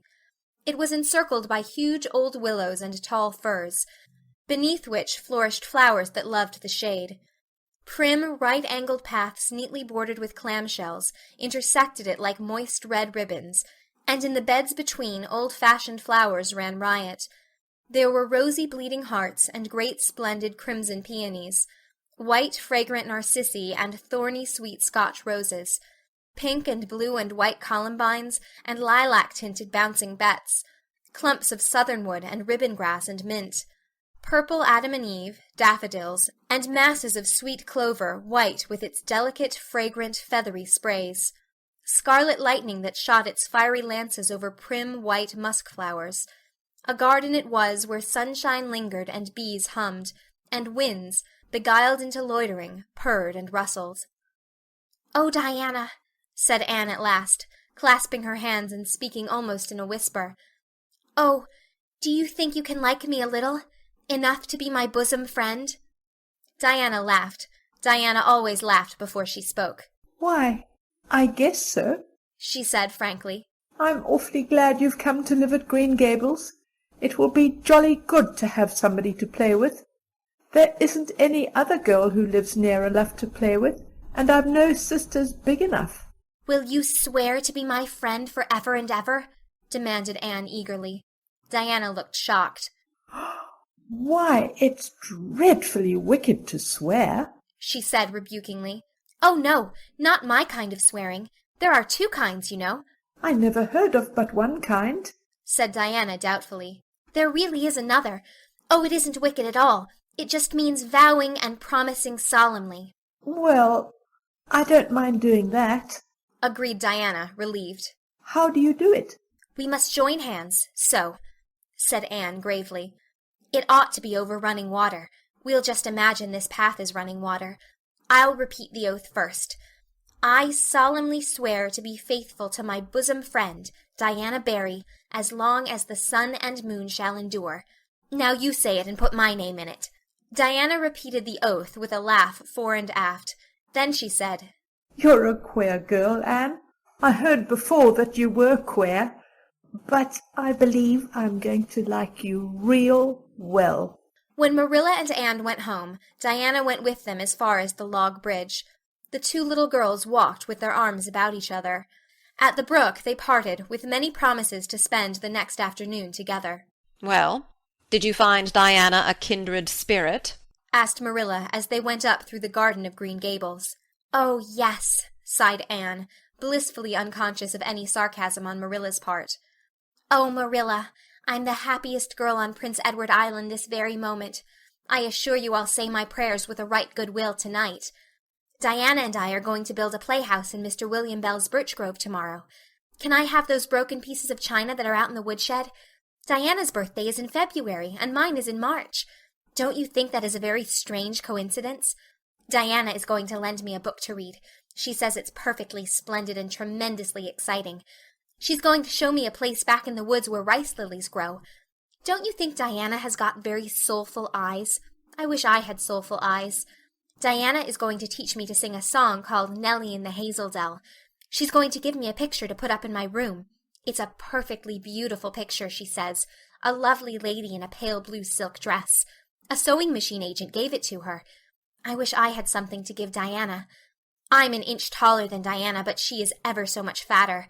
She says she'd like to be thin because it's so much more graceful, but I'm afraid she only said it to soothe my feelings. We're going to the shore some day to gather shells. We have agreed to call the spring down by the log bridge the Dryad's Bubble. Isn't that a perfectly elegant name? I read a story once about a spring called that. A dryad is sort of a grown-up fairy, I think. "Well, all I hope is you won't talk Diana to death," said Marilla. "But remember this in all your planning, Anne. You're not going to play all the time, nor most of it. You'll have your work to do, and it'll have to be done first." Anne's cup of happiness was full, and Matthew caused it to overflow.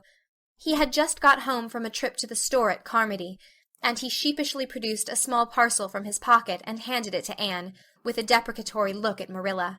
"I heard you say you liked chocolate sweeties, so I got you some," he said. "Humph," sniffed Marilla. "It'll ruin her teeth and stomach. There, there, child, don't look so dismal. You can eat those, since Matthew has gone and got them. He'd better have brought you peppermints. They're wholesomer. Don't sicken yourself eating them all at once now. Oh, no, indeed I won't, said Anne eagerly. I'll just eat one tonight, Marilla. And I can give Diana half of them, can't I? The other half will taste twice as sweet to me if I give some to her. It's delightful to think I have something to give her. I will say it for the child, said Marilla when Anne had gone to her gable. She isn't stingy. I'm glad. For of all faults, I detest stinginess in a child. Dear me, it's only 3 weeks since she came, and it seems as if she'd been here always. I can't imagine the place without her. Now don't be looking I told you so, Matthew. That's bad enough in a woman, but it isn't to be endured in a man. I'm perfectly willing to own up that I'm glad I consented to keep the child, and that I'm getting fond of her. But don't you rub it in, Matthew Cuthbert. End of chapter 12.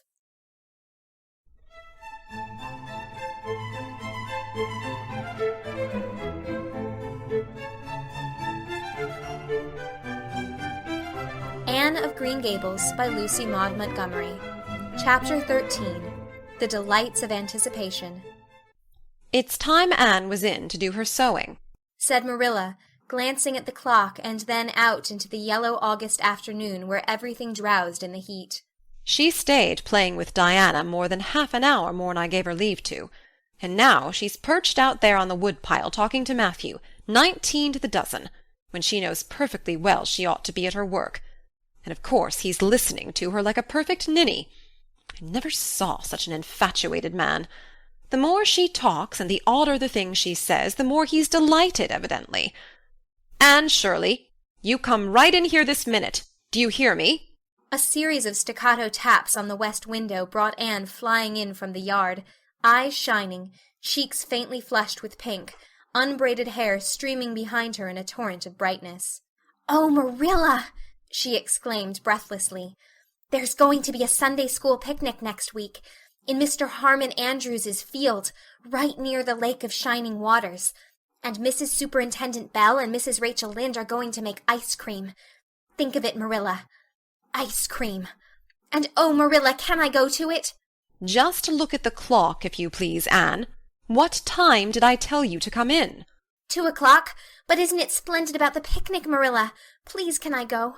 Oh, I've never been to a picnic. I've dreamed of picnics, but I've never— Yes, I told you to come at 2:00, and it's 2:45.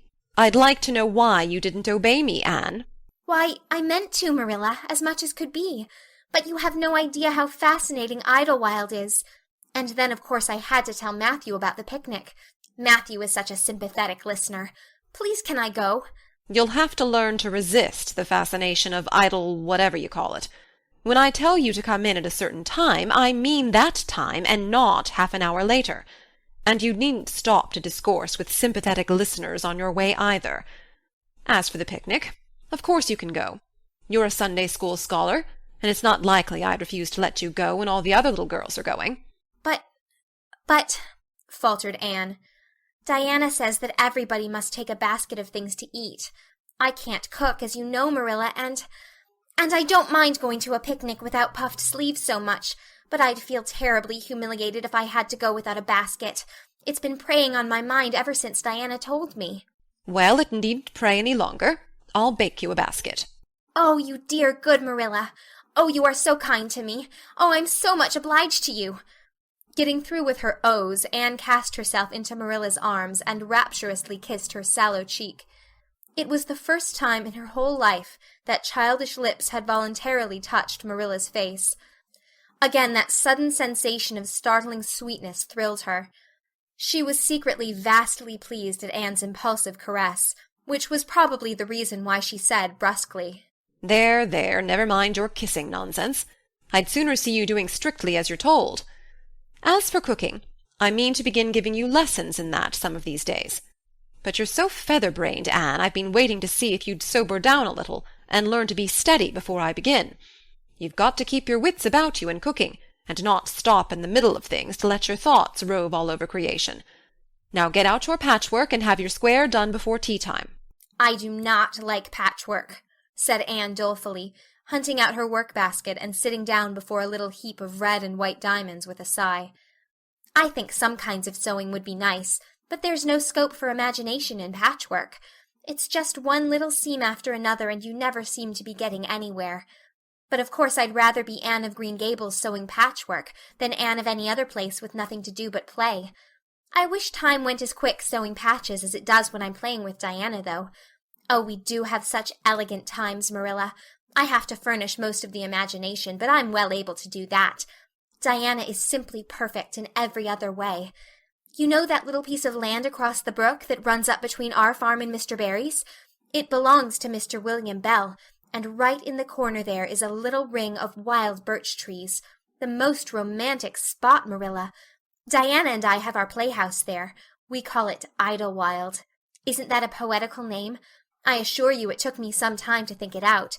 I stayed awake nearly a whole night before I invented it. Then, just as I was dropping off to sleep, it came like an inspiration. Diana was enraptured when she heard it. We have got our house fixed up elegantly. You must come and see it, Marilla, won't you? We have great big stones, all covered with moss for seats, and boards from tree to tree for shelves. And we have all our dishes on them. Of course they're all broken, but it's the easiest thing in the world to imagine that they are whole. There's a piece of a plate with a spray of red and yellow ivy on it that is especially beautiful. We keep it in the parlor, and we have the fairy glass there, too. The fairy glass is as lovely as a dream. Diana found it out in the woods behind their chicken house. It's all full of rainbows, just little young rainbows that haven't grown big yet. And Diana's mother told her it was broken off a hanging lamp they once had. But it's nice to imagine the fairies lost it one night when they had a ball, so we call it the fairy glass. Matthew is going to make us a table. Oh, we have named that little round pool over in Mr. Barry's field Willowmere. I got that name out of the book Diana lent me. That was a thrilling book, Marilla. The heroine had 5 lovers. I'd be satisfied with one, wouldn't you? She was very handsome and she went through great tribulations. She could faint as easy as anything. I'd love to be able to faint, wouldn't you, Marilla? It's so romantic. But I'm really very healthy for all I'm so thin. I believe I'm getting fatter, though. Don't you think I am? I look at my elbows every morning when I get up to see if any dimples are coming. Diana is having a new dress made with elbow sleeves. She is going to wear it to the picnic. Oh, I do hope it will be fine next Wednesday.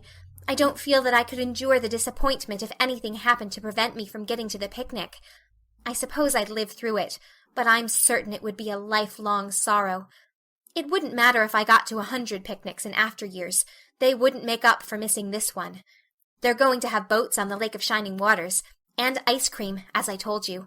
I have never tasted ice cream. Diana tried to explain what it was like, but I guess ice cream is one of those things that are beyond imagination. Anne, you have talked even on for 10 minutes by the clock, said Marilla. Now, just for curiosity's sake, see if you can hold your tongue for the same length of time. Anne held her tongue as desired, but for the rest of the week she talked picnic and thought picnic and dreamed picnic. On Saturday it rained, and she worked herself up into such a frantic state lest it should keep on raining until and over Wednesday, that Marilla made her sew an extra patchwork square by way of steadying her nerves. On Sunday Anne confided to Marilla on the way home from church that she grew actually cold all over with excitement when the minister announced the picnic from the pulpit. Such a thrill as went up and down my back, Marilla. I don't think I'd ever really believed until then that there was honestly going to be a picnic. I couldn't help fearing I'd only imagined it. But when a minister says a thing in the pulpit, you just have to believe it. You set your heart too much on things, Anne, said Marilla with a sigh. I'm afraid there'll be a great many disappointments in store for you through life. Oh, Marilla, looking forward to things is half the pleasure of them, exclaimed Anne. You mayn't get the things themselves, but nothing can prevent you from having the fun of looking forward to them. Mrs. Lynde says, "Blessed are they who expect nothing, for they shall not be disappointed." But I think it would be worse to expect nothing than to be disappointed. Marilla wore her amethyst brooch to church that day as usual. Marilla always wore her amethyst brooch to church. She would have thought it rather sacrilegious to leave it off, as bad as forgetting her Bible or her collection dime. That amethyst brooch was Marilla's most treasured possession. A seafaring uncle had given it to her mother, who in turn had bequeathed it to Marilla. It was an old-fashioned oval, containing a braid of her mother's hair, surrounded by a border of very fine amethysts. Marilla knew too little about precious stones to realize how fine the amethysts actually were, but she thought them very beautiful, and was always pleasantly conscious of their violet shimmer at her throat, above her good brown satin dress, even although she could not see it. Anne had been smitten with delighted admiration when she first saw that brooch. "Oh, Marilla, it's a perfectly elegant brooch. I don't know how you can pay attention to the sermon or the prayers when you have it on. I couldn't, I know. I think amethysts are just sweet. They are what I used to think diamonds were like. Long ago, before I had ever seen a diamond, I read about them, and I tried to imagine what they would be like. I thought they would be lovely, glimmering purple stones. When I saw a real diamond in a lady's ring one day, I was so disappointed I cried. Of course it was very lovely, but it wasn't my idea of a diamond. Will you let me hold the brooch for 1 minute, Marilla? Do you think amethysts can be the souls of good violets?" End of chapter 13.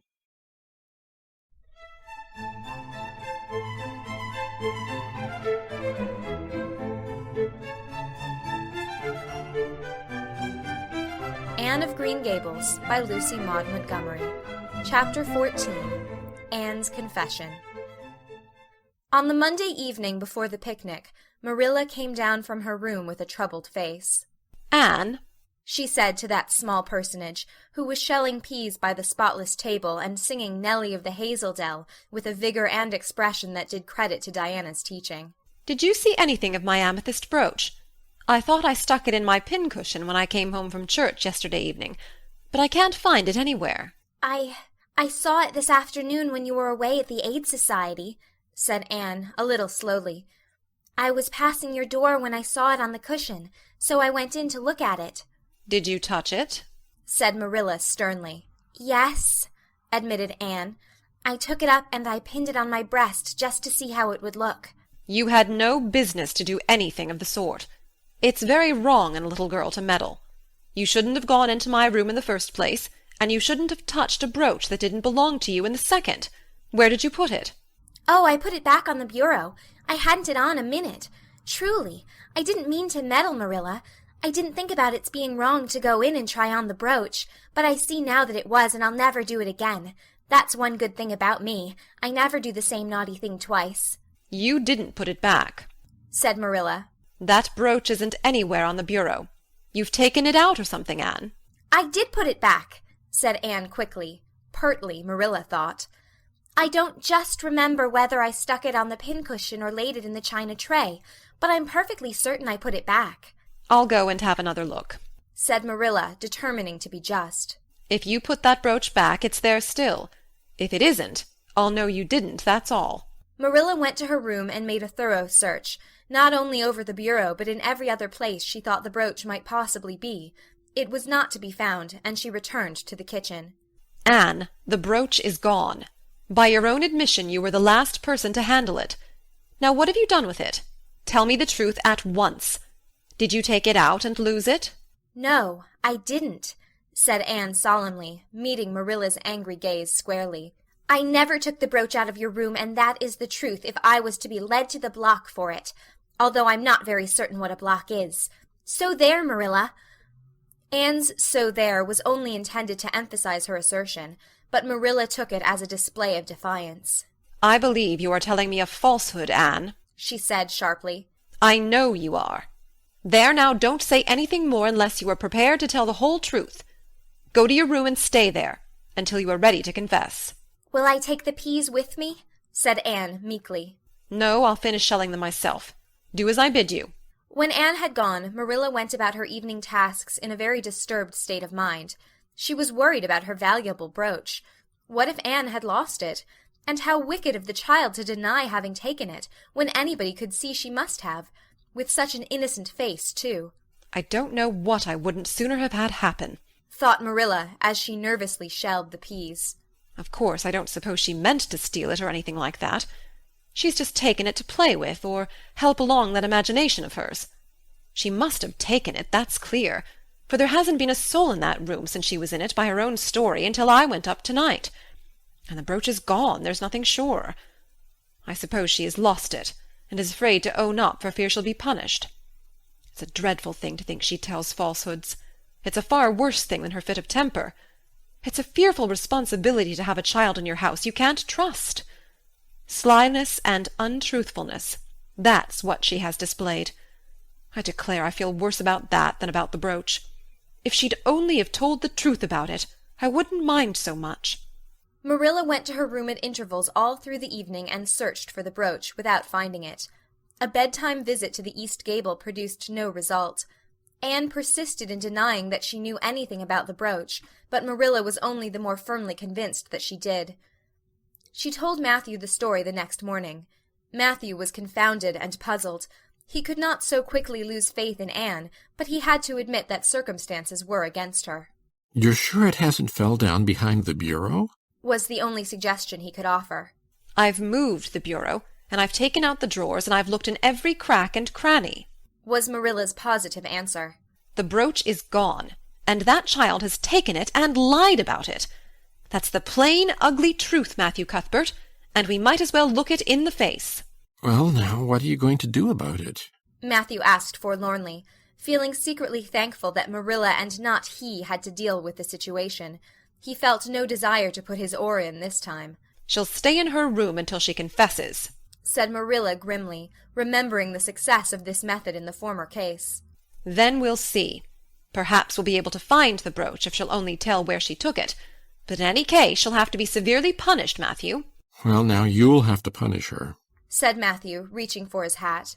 "I've nothing to do with it, remember? You warned me off yourself." Marilla felt deserted by everyone. She could not even go to Mrs. Lynde for advice. She went up to the east gable with a very serious face, and left it with a face more serious still. Anne steadfastly refused to confess. She persisted in asserting that she had not taken the brooch. The child had evidently been crying, and Marilla felt a pang of pity which she sternly repressed. By night she was, as she expressed it, beat out. "You'll stay in this room until you confess, Anne. You can make up your mind to that," she said firmly. "But the picnic is tomorrow, Marilla," cried Anne. "You won't keep me from going to that, will you? You'll just let me out for the afternoon, won't you? Then I'll stay here as long as you like afterwards, cheerfully. But I must go to the picnic." "You'll not go to picnics nor anywhere else until you've confessed, Anne." "Oh, Marilla!" gasped Anne. But Marilla had gone out and shut the door. Wednesday morning dawned as bright and fair as if expressly made to order for the picnic. Birds sang around Green Gables. The Madonna lilies in the garden sent out whiffs of perfume that entered in on viewless winds at every door and window, and wandered through halls and rooms like spirits of benediction.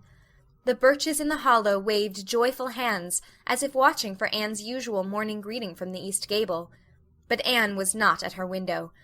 When Marilla took her breakfast up to her, she found the child sitting primly on her bed, pale and resolute, with tight-shut lips and gleaming eyes. "Marilla, I'm ready to confess." "Ah." Marilla laid down her tray. Once again her method had succeeded, but her success was very bitter to her. "Let me hear what you have to say, then, Anne." "I took the amethyst brooch," said Anne, as if repeating a lesson she had learned. "I took it just as you said. I didn't mean to take it when I went in, but it did look so beautiful, Marilla, when I pinned it on my breast, that I was overcome by an irresistible temptation. I imagined how perfectly thrilling it would be to take it to Idlewild and play I was the Lady Cordelia Fitzgerald. It would be so much easier to imagine I was the Lady Cordelia if I had a real amethyst brooch on. Diana and I make necklaces of roseberries, but what are roseberries compared to amethysts? So I took the brooch. I thought I could put it back before you came home. I went all the way around by the road to lengthen out the time. When I was going over the bridge across the Lake of Shining Waters, I took the brooch off to have another look at it.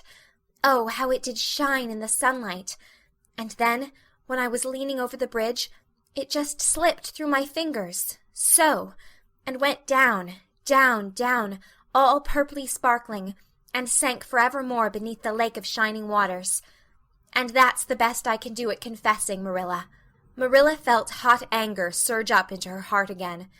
This child had taken and lost her treasured amethyst brooch, and now sat there calmly reciting the details thereof, without the least apparent compunction or repentance.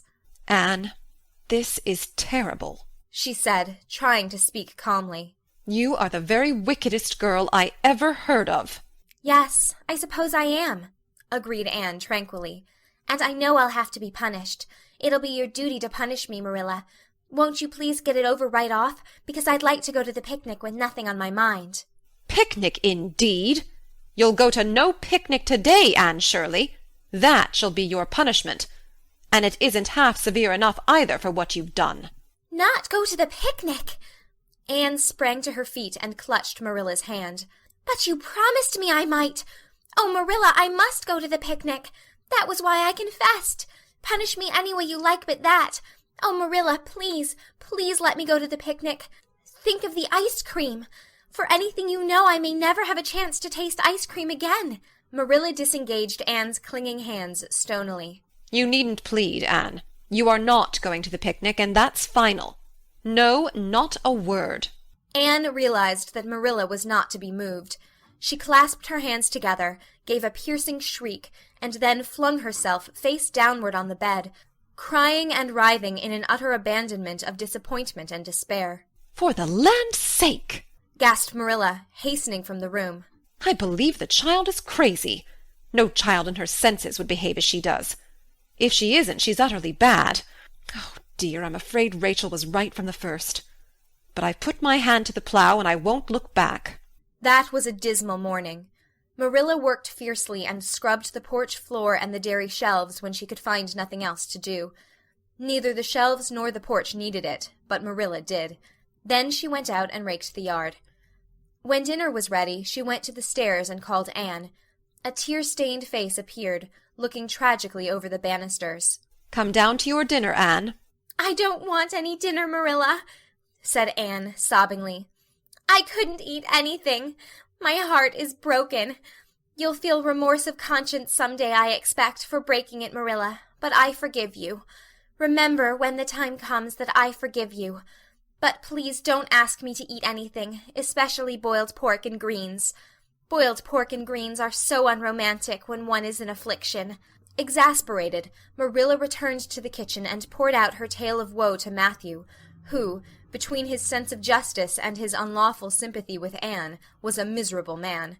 Well, now she shouldn't have taken the brooch, Marilla, or told stories about it, he admitted, mournfully surveying his plateful of unromantic pork and greens as if he, like Anne, thought it a food unsuited to crises of feeling. But she's such a little thing, such an interesting little thing. Don't you think it's pretty rough not to let her go to the picnic when she's so set on it? Matthew Cuthbert, I'm amazed at you. I think I've let her off entirely too easy. And she doesn't appear to realize how wicked she's been at all. That's what worries me most. If she'd really felt sorry, it wouldn't be so bad. And you don't seem to realize it neither. You're making excuses for her all the time to yourself. I can see that. Well, now she's such a little thing, feebly reiterated Matthew. And there should be allowances made to Marilla. You know she's never had any bringing up. Well, she's having it now, retorted Marilla. The retort silenced Matthew if it did not convince him. That dinner was a very dismal meal. The only cheerful thing about it was Jerry Biot, the hired boy, and Marilla resented his cheerfulness as a personal insult. When her dishes were washed and her bread sponge set and her hens fed, Marilla remembered that she had noticed a small rent in her best black lace shawl when she had taken it off on Monday afternoon on returning from the Ladies' Aid. She would go and mend it. The shawl was in a box in her trunk. As Marilla lifted it out, the sunlight, falling through the vines that clustered thickly about the window, struck upon something caught in the shawl, something that glimmered and sparkled in facets of violet light. Marilla snatched at it with a gasp. It was the amethyst brooch, hanging to a thread of the lace by its catch. Dear life and heart, said Marilla blankly. What does this mean? Here's my brooch safe and sound, that I thought was at the bottom of Barry's pond. Whatever did that girl mean by saying she took it and lost it? I declare I believe Green Gables is bewitched. I remember now that when I took off my shawl Monday afternoon, I laid it on the bureau for a minute. I suppose the brooch got caught in it somehow. Well! Marilla betook herself to the east gable, brooch in hand. Anne had cried herself out and was sitting dejectedly by the window. Anne Shirley, said Marilla solemnly, I've just found my brooch hanging to my black lace shawl. Now I want to know what that rigmarole you told me this morning meant." "Why, you said you'd keep me here until I confessed," returned Anne wearily. "And so I decided to confess because I was bound to get to the picnic. I thought out a confession last night after I went to bed, and made it as interesting as I could. And I said it over and over so that I wouldn't forget it. But you wouldn't let me go to the picnic after all, so all my trouble was wasted." Marilla had to laugh in spite of herself, but her conscience pricked her. "Anne, you do beat all. But I was wrong, I see that now. I shouldn't have doubted your word when I'd never known you to tell a story. Of course, it wasn't right for you to confess to a thing you hadn't done. It was very wrong to do so. But I drove you to it. So if you'll forgive me, Anne, I'll forgive you, and we'll start square again. And now get yourself ready for the picnic." Anne flew up like a rocket. "Oh, Marilla, isn't it too late?" "No, it's only 2 o'clock. They won't be more than well gathered yet, and it'll be an hour before they have tea. Wash your face and comb your hair and put on your gingham. I'll fill a basket for you. There's plenty of stuff baked in the house, and I'll get Jerry to hitch up the sorrel and drive you down to the picnic ground." "Oh, Marilla," exclaimed Anne, flying to the washstand. "5 minutes ago I was so miserable I was wishing I'd never been born, and now I wouldn't change places with an angel." That night a thoroughly happy, completely tired-out Anne returned to Green Gables in a state of beatification impossible to describe. "Oh, Marilla, I've had a perfectly scrumptious time. Scrumptious is a new word I learned today. I heard Mary Alice Bell use it. Isn't it very expressive? Everything was lovely. We had a splendid tea, and then Mr. Harmon Andrews took us all for a row on the Lake of Shining Waters, 6 of us at a time, and Jane Andrews nearly fell overboard. She was leaning out to pick water lilies, and if Mr. Andrews hadn't caught her by her sash just in the nick of time, she'd fallen in and probably been drowned. I wish it had been me. It would have been such a romantic experience to have been nearly drowned. It would be such a thrilling tale to tell. And we had the ice cream. Words fail me to describe that ice cream. Marilla, I assure you it was sublime." That evening Marilla told the whole story to Matthew over her stocking basket. "I'm willing to own up that I made a mistake," she concluded candidly. "but I've learned a lesson. I have to laugh when I think of Anne's confession, although I suppose I shouldn't, for it really was a falsehood.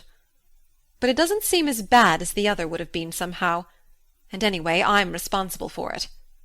That child is hard to understand in some respects, but I believe she'll turn out all right yet. And there's one thing certain, no house will ever be dull that she's in." End of chapter 14.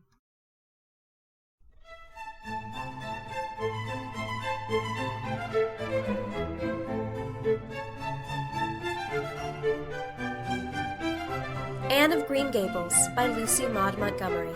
Chapter 15. A Tempest in the School Teapot. "What a splendid day," said Anne, drawing a long breath. "Isn't it good just to be alive on a day like this? I pity the people who aren't born yet for missing it. They may have good days, of course, but they can never have this one. And it's splendider still to have such a lovely way to go to school by, isn't it?" It's a lot nicer than going round by the road. That is so dusty and hot," said Diana practically, peeping into her dinner basket and mentally calculating if the 3 juicy, toothsome raspberry tarts reposing there were divided among 10 girls, how many bites each girl would have. The little girls of Avonlea School always pooled their lunches, and to eat 3 raspberry tarts all alone, or even to share them only with one's best chum, would have forever and ever branded as awful mean the girl who did it.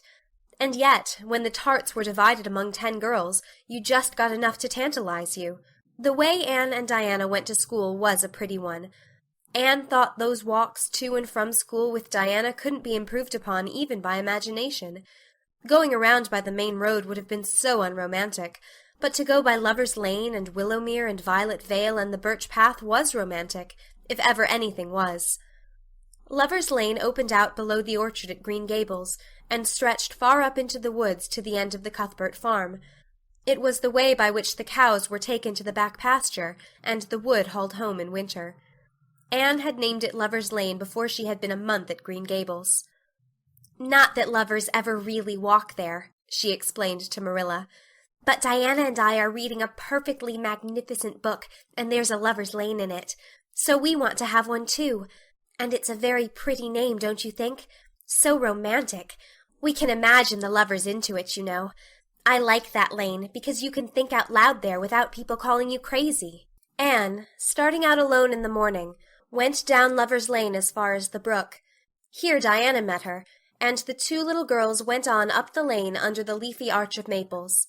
Maples are such sociable trees, said Anne. They're always rustling and whispering to you. Until they came to a rustic bridge. Then they left the lane and walked through Mr. Barry's back field and past Willowmere. Beyond Willowmere came Violet Vale, a little green dimple in the shadow of Mr. Andrew Bell's big woods. Of course there are no violets there now, Anne told Marilla, but Diana says there are millions of them in spring. Oh, Marilla, can't you just imagine you see them? It actually takes away my breath. I named it Violet Vale.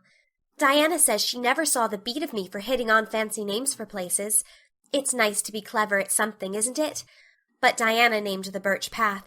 She wanted to, so I let her. But I'm sure I could have found something more poetical than plain Birch Path. Anybody can think of a name like that.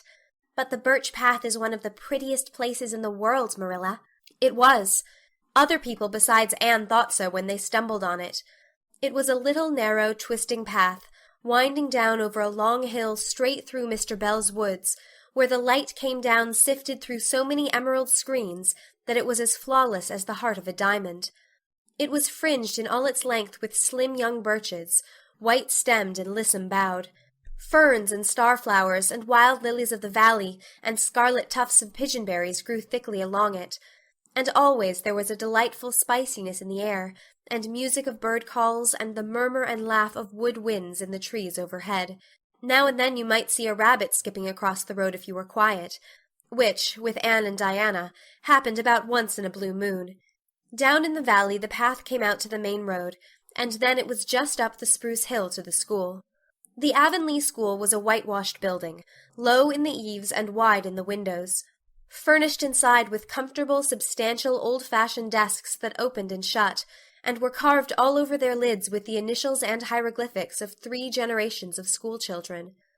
The schoolhouse was set back from the road, and behind it was a dusky fir wood and a brook where all the children put their bottles of milk in the morning to keep cool and sweet until dinner hour. Marilla had seen Anne start off to school on the first day of September with many secret misgivings. Anne was such an odd girl. How would she get on with the other children? And how on earth would she ever manage to hold her tongue during school hours? Things went better than Marilla feared, however. Anne came home that evening in high spirits. "I think I'm going to like school here," she announced. "I don't think much of the master, though.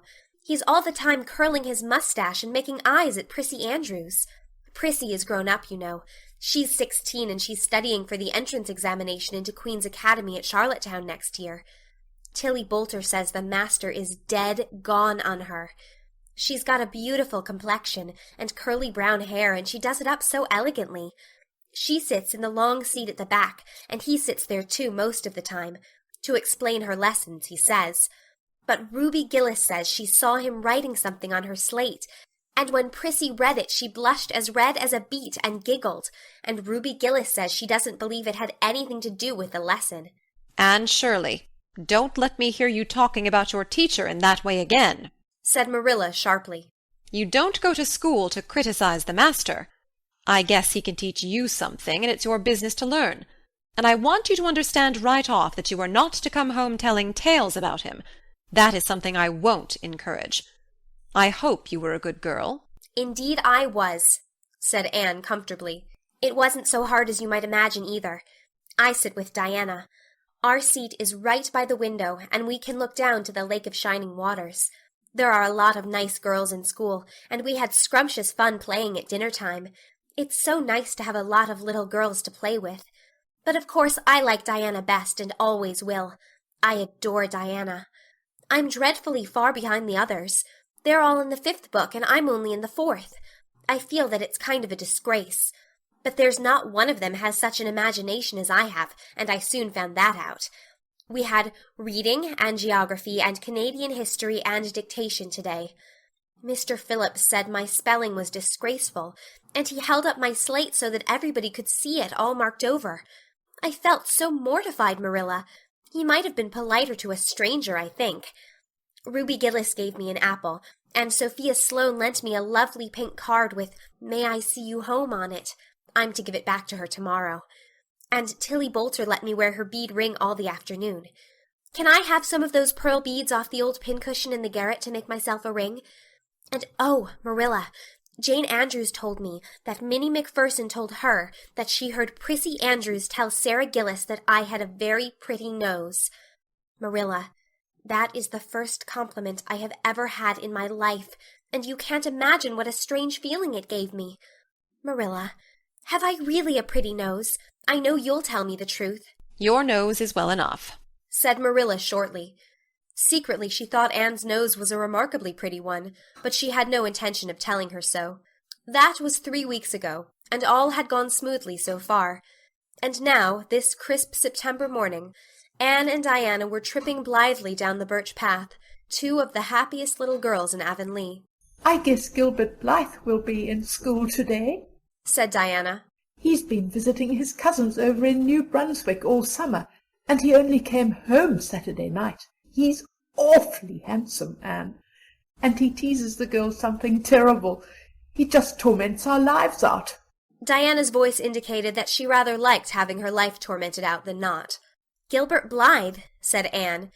"Isn't it his name that's written up on the porch wall with Julia Bell's and a big take notice over them?" "Yes," said Diana, tossing her head. "but I'm sure he doesn't like Julia Bell so very much. I've heard him say he studied the multiplication table by her freckles." "Oh, don't speak about freckles to me," implored Anne. "It isn't delicate when I've got so many. But I do think that writing take notices up on the wall about the boys and girls is the silliest ever. I should just like to see anybody dare to write my name up with the boys. Not, of course," she hastened to add, "that anybody would." Anne sighed. She didn't want her name written up, but it was a little humiliating to know that there was no danger of it. "Nonsense," said Diana, whose black eyes and glossy tresses had played such havoc with the hearts of Avonlea schoolboys that her name figured on the porch walls in 6 take notices. "It's only meant as a joke. And don't you be too sure your name won't ever be written up. Charlie Sloane is dead gone on you.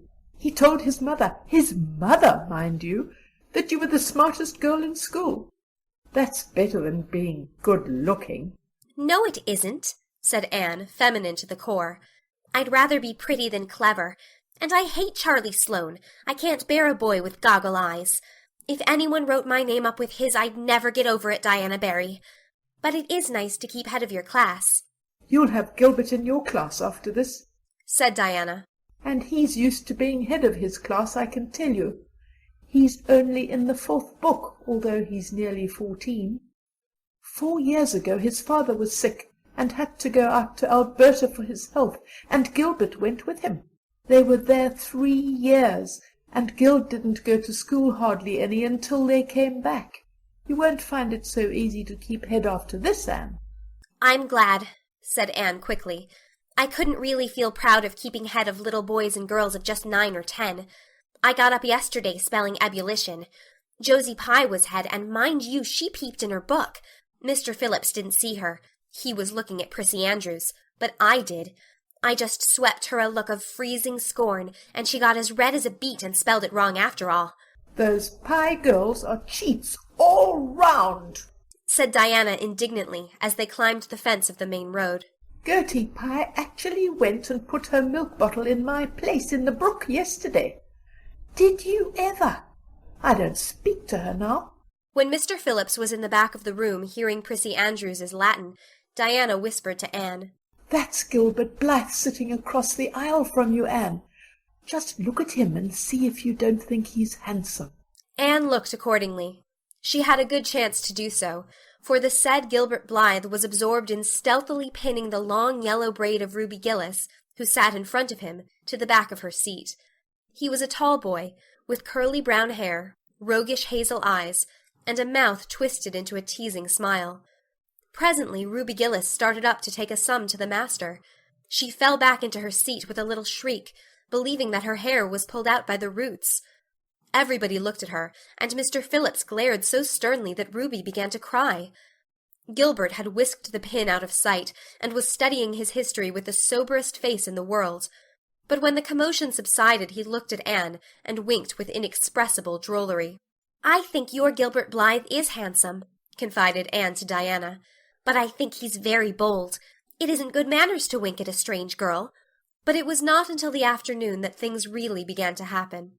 Mr. Phillips was back in the corner explaining a problem in algebra to Prissy Andrews, and the rest of the scholars were doing pretty much as they pleased, eating green apples, whispering, drawing pictures on their slates, and driving crickets harnessed to strings up and down the aisle.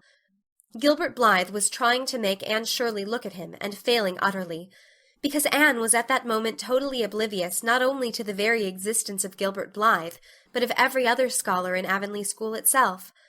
With her chin propped on her hands, and her eyes fixed on the blue glimpse of the lake of shining waters that the west window afforded, she was far away in a gorgeous dreamland, hearing and seeing nothing save her own wonderful visions. Gilbert Blythe wasn't used to putting himself out to make a girl look at him and meeting with failure. She should look at him, that red-haired Shirley girl with the little pointed chin, and the big eyes that weren't like the eyes of any other girl in Avonlea School.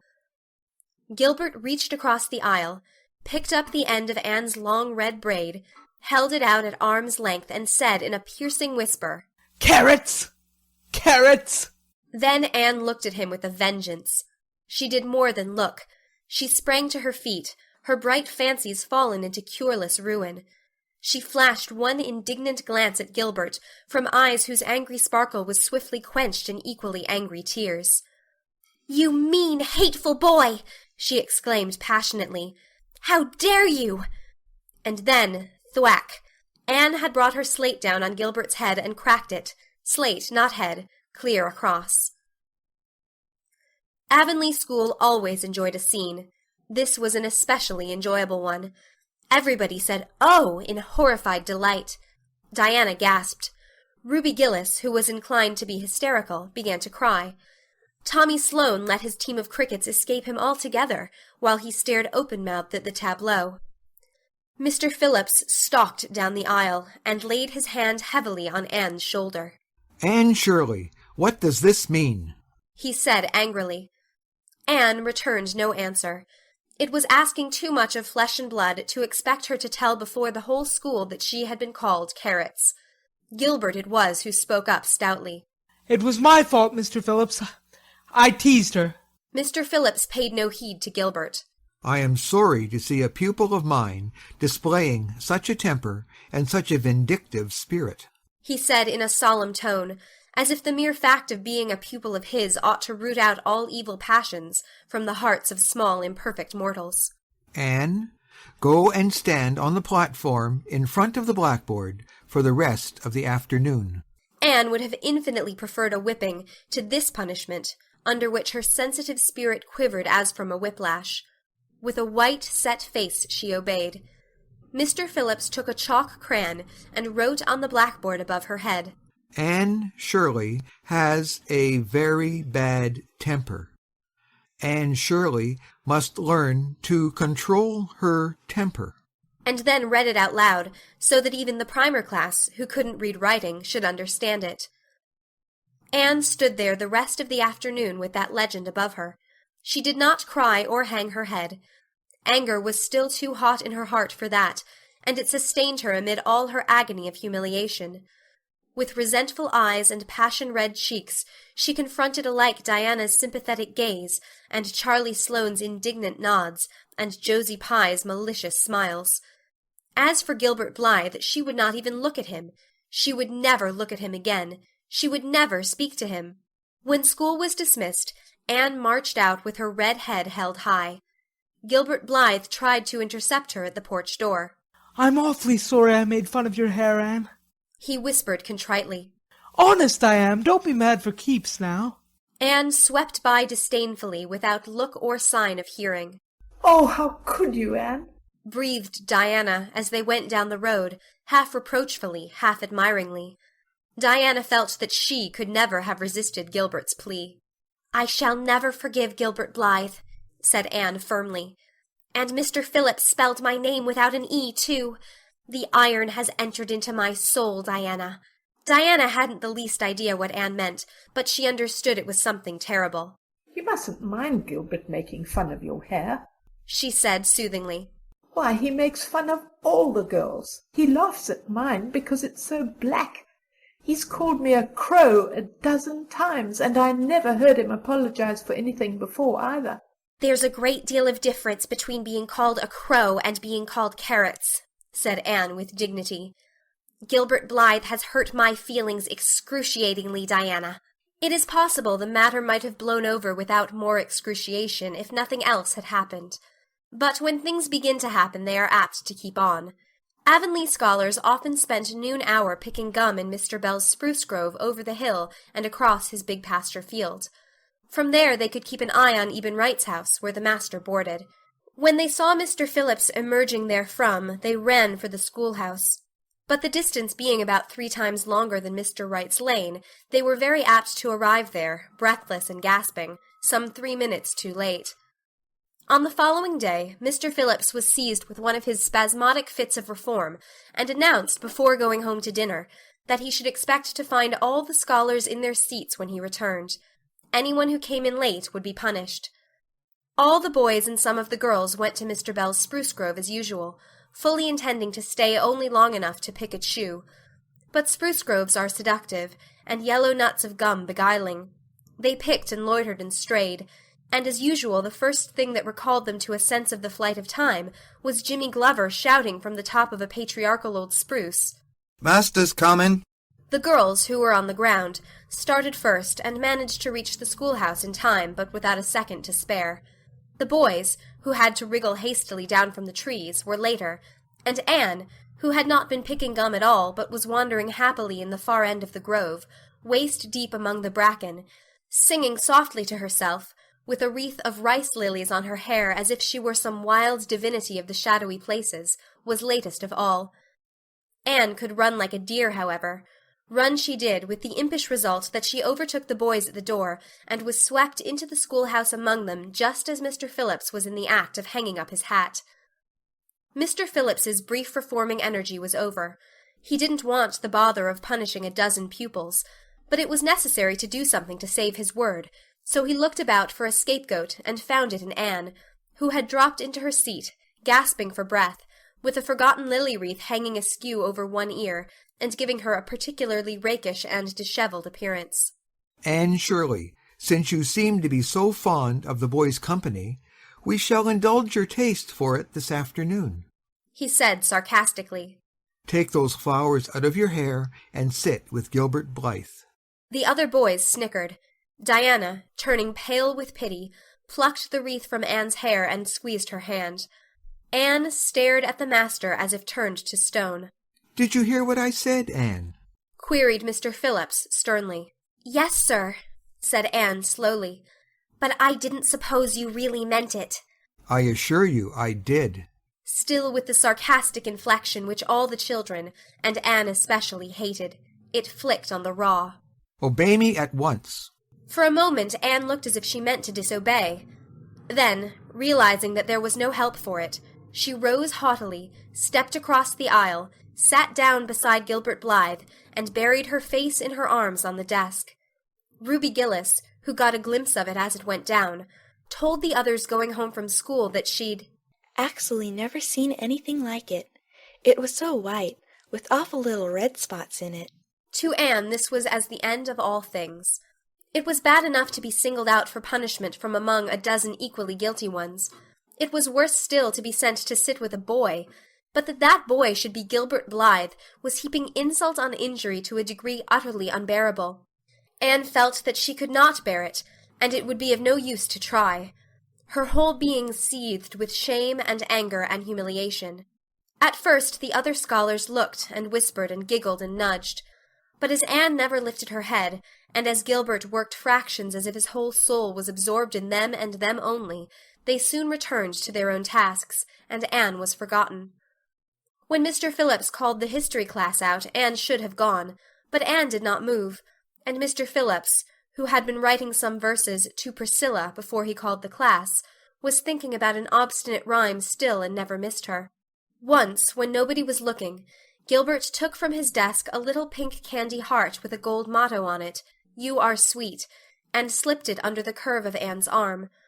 Whereupon Anne arose, took the pink heart gingerly between the tips of her fingers, dropped it on the floor, ground it to powder beneath her heel, and resumed her position without deigning to bestow a glance on Gilbert.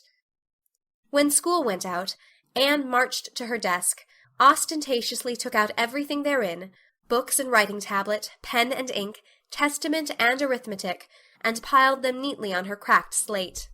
"What are you taking all those things home for, Anne?" Diana wanted to know as soon as they were out on the road. She had not dared to ask the question before. "I am not coming back to school any more," said Anne. Diana gasped and stared at Anne to see if she meant it. "Will Marilla let you stay home?" she asked. "She'll have to," said Anne. "I'll never go to school to that man again." "Oh, Anne!" Diana looked as if she were ready to cry. "I do think you're mean. What shall I do? Mr. Phillips will make me sit with that horrid Gertie Pye. I know he will, because she's sitting alone. Do come back, Anne." "I'd do almost anything in the world for you, Diana," said Anne sadly. "I'd let myself be torn limb from limb if it would do you any good. But I can't do this, so please don't ask it. You harrow up my very soul." "Just think of all the fun you will miss," mourned Diana. "We are going to build the loveliest new house down by the brook, and we'll be playing ball next week, and you've never played ball, Anne. It's tremendously exciting, and we're going to learn a new song. Jane Andrews is practicing it up now, and Alice Andrews is going to bring a new Pansy book next week, and we're all going to read it out loud, chapter about, down by the brook. And you know you are so fond of reading out loud, Anne." Nothing moved Anne in the least. Her mind was made up. She would not go to school to Mr. Phillips again. She told Marilla so when she got home. "Nonsense," said Marilla. "It isn't nonsense at all," said Anne, gazing at Marilla with solemn, reproachful eyes. "Don't you understand, Marilla? I've been insulted." "Insulted fiddlesticks! You'll go to school tomorrow as usual." "Oh, no." Anne shook her head gently. "I'm not going back, Marilla. I'll learn my lessons at home, and I'll be as good as I can be and hold my tongue all the time if it's possible at all. But I will not go back to school, I assure you."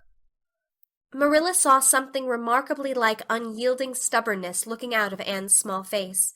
She understood that she would have trouble in overcoming it, but she resolved wisely to say nothing more just then. "I'll run down and see Rachel about it this evening," she thought. "There's no use reasoning with Anne now. She's too worked up, and I've an idea she can be awful stubborn if she takes the notion. Far as I can make out from her story, Mr. Phillips has been carrying matters with a rather high hand, but it would never do to say so to her. I'll just talk it over with Rachel. She's sent 10 children to school, and she ought to know something about it. She'll have heard the whole story, too, by this time." Marilla found Mrs. Lynde knitting quilts as industriously and cheerfully as usual. "I suppose you know what I've come about," she said, a little shamefacedly. Mrs. Rachel nodded. "About Anne's fuss in school, I reckon," she said. "Tilly Boulter was in on her way home from school and told me about it." "I don't know what to do with her," said Marilla. "She declares she won't go back to school. I never saw a child so worked up. I've been expecting trouble ever since she started to school. I knew things were going too smooth to last. She's so high-strung. What would you advise, Rachel?" "Well, since you've asked my advice, Marilla," said Mrs. Lynde amiably. Mrs. Lynde dearly loved to be asked for advice. "I'd just humor her a little at first, that's what I'd do. It's my belief that Mr. Phillips was in the wrong. Of course it doesn't do to say so to the children, you know. And of course he did right to punish her yesterday for giving way to temper. But today it was different. The others who were late should have been punished as well as Anne, that's what. And I don't believe in making the girls sit with the boys for punishment. It isn't modest. Tilly Boulter was real indignant.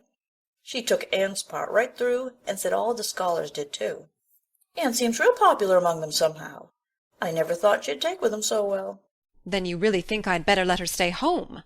said Marilla in amazement. Yes. That is, I wouldn't say school to her again until she said it herself. Depend upon it, Marilla, she'll cool off in a week or so, and be ready enough to go back of her own accord. That's what. While if you were to make her go back right off, dear knows what freak or tantrum she'd take next, and make more trouble than ever. The less fuss made, the better, in my opinion. She won't miss much by not going to school, as far as that goes. Mr. Phillips isn't any good at all as a teacher. The order he keeps is scandalous, that's what. And he neglects the young fry and puts all his time on those big scholars he's getting ready for Queen's. He'd never have got to school for another year if his uncle hadn't been a trustee. The trustee. For he just leads the other two around by the nose. That's what. I declare I don't know what education in this island is coming to. Mrs. Rachel shook her head, as much as to say if she were only at the head of the educational system of the province, things would be much better managed. Marilla took Mrs. Rachel's advice, and not another word was said to Anne about going back to school. She learned her lessons at home, did her chores, and played with Diana in the chilly purple autumn twilights, but when she met Gilbert Blythe on the road, or encountered him in Sunday school, she passed him by with an icy contempt that was no whit thawed by his evident desire to appease her. Even Diana's efforts as a peacemaker were of no avail. Anne had evidently made up her mind to hate Gilbert Blythe to the end of life. As much as she hated Gilbert, however, did she love Diana, with all the love of her passionate little heart, equally intense in its likes and dislikes. One evening Marilla, coming in from the orchard with a basket of apples, found Anne sitting alone by the east window in the twilight, crying bitterly. "Whatever's the matter now, Anne?" she asked. "It's about Diana," sobbed Anne luxuriously. "I love Diana so, Marilla. I cannot ever live without her. But I know very well when we grow up that Diana will get married and go away and leave me. And oh, what shall I do? I hate her husband. I just hate him furiously. I've been imagining it all out, the wedding and everything. Diana dressed in snowy garments with a veil and looking as beautiful and regal as a queen. And me the bridesmaid, with a lovely dress too, and puffed sleeves, but with a breaking heart hid beneath my smiling face. And then bidding Diana good-bye." Here Anne broke down entirely and wept with increasing bitterness. Marilla turned quickly away to hide her twitching face, but it was no use. She collapsed on the nearest chair and burst into such a hearty and unusual peal of laughter that Matthew, crossing the yard outside, halted in amazement. When had he heard Marilla laugh like that before? "Well, Anne Shirley," said Marilla as soon as she could speak, "if you must borrow trouble, for pity's sake borrow it handier home. I should think you had an imagination, sure enough." End of chapter 15.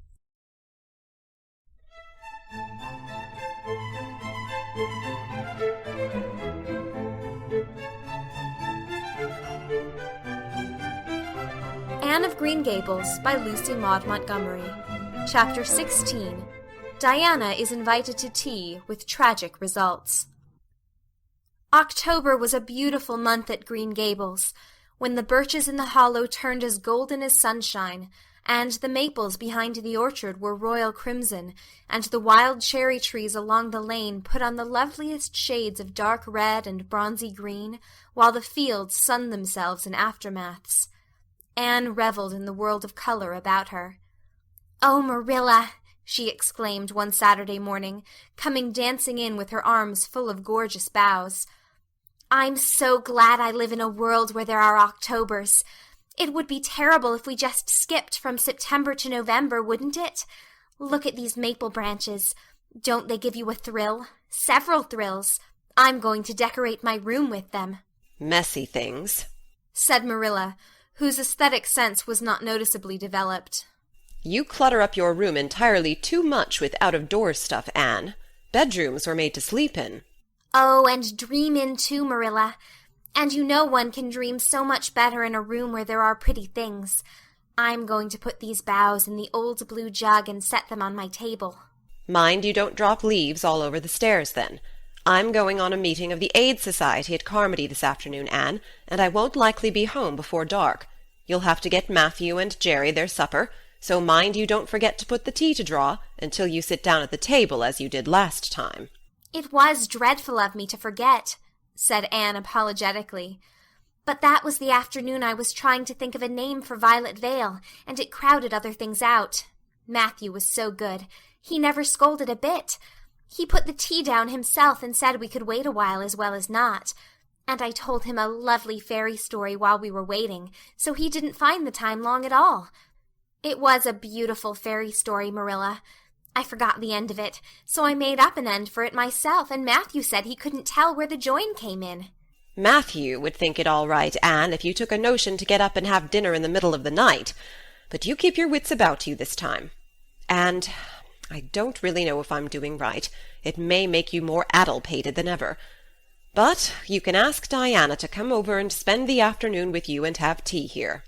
"Oh, Marilla!" Anne clasped her hands. "How perfectly lovely! You are able to imagine things after all, or else you'd never have understood how I've longed for that very thing. It will seem so nice and grown-uppish. No fear of my forgetting to put the tea to draw when I have company. Oh, Marilla, can I use the rosebud spray tea set?" "No, indeed. The rosebud tea set? Well, what next? You know I never use that except for the minister or the aids. You'll put down the old brown tea set. But you can open the little yellow crock of cherry preserves. It's time it was being used anyhow. I believe it's beginning to work. And you can cut some fruit cake and have some of the cookies and snaps." I can just imagine myself sitting down at the head of the table and pouring out the tea, said Anne, shutting her eyes ecstatically, and asking Diana if she takes sugar. I know she doesn't, but of course I'll ask her just as if I didn't know. And then pressing her to take another piece of fruit cake and another helping of preserves. Oh, Marilla, it's a wonderful sensation just to think of it. Can I take her into the spare room to lay off her hat when she comes, and then into the parlor to sit? No, the sitting room will do for you and your company. But there's a bottle half full of raspberry cordial that was left over from the church social the other night.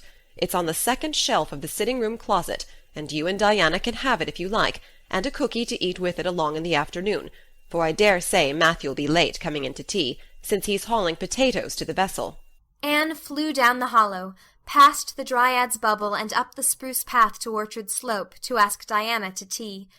As a result, just after Marilla had driven off to Carmody, Diana came over, dressed in her second-best dress, and looking exactly as it is proper to look when asked out to tea. At other times she was wont to run into the kitchen without knocking, but now she knocked primly at the front door. And when Anne, dressed in her second-best, as primly opened it, both little girls shook hands as gravely as if they had never met before.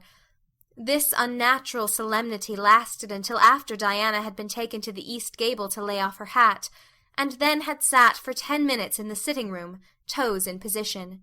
"How is your mother?" inquired Anne politely, just as if she had not seen Mrs. Barry picking apples that morning in excellent health and spirits. "She is very well, thank you. I suppose Mr. Cuthbert is hauling potatoes to the lily sands this afternoon, is he?" said Diana, who had ridden down to Mr. Harmon Andrews's that morning in Matthew's cart. "Yes, our potato crop is very good this year. I hope your father's crop is good too." "It is fairly good, thank you. Have you picked many of your apples yet?" "Oh, ever so many," said Anne, forgetting to be dignified and jumping up quickly. "Let's go out to the orchard and get some of the red sweetings, Diana. Marilla says we can have all that are left on the tree. Marilla is a very generous woman. She said we could have fruit cake and cherry preserves for tea. But it isn't good manners to tell your company what you are going to give them to eat, so I won't tell you what she said we could have to drink. Only it begins with an R and a C, and it's a bright red color. I love bright red drinks, don't you? They taste twice as good as any other color." The orchard, with its great sweeping boughs that bent to the ground with fruit, proved so delightful that the little girls spent most of the afternoon in it, sitting in a grassy corner where the frost had spared the green, and the mellow autumn sunshine lingered warmly, eating apples and talking as hard as they could. Diana had much to tell Anne of what went on in school. She had to sit with Gertie Pye, and she hated it. Gertie squeaked her pencil all the time, and it just made her, Diana's, blood run cold. Ruby Gillis had charmed all her warts away, true's you live, with a magic pebble that old Mary Joe from the creek gave her. You had to rub the warts with the pebble, and then throw it away over your left shoulder at the time of the new moon, and the warts would all go. Charlie Sloane's name was written up with M. White's on the porch wall, and M. White was awful mad about it.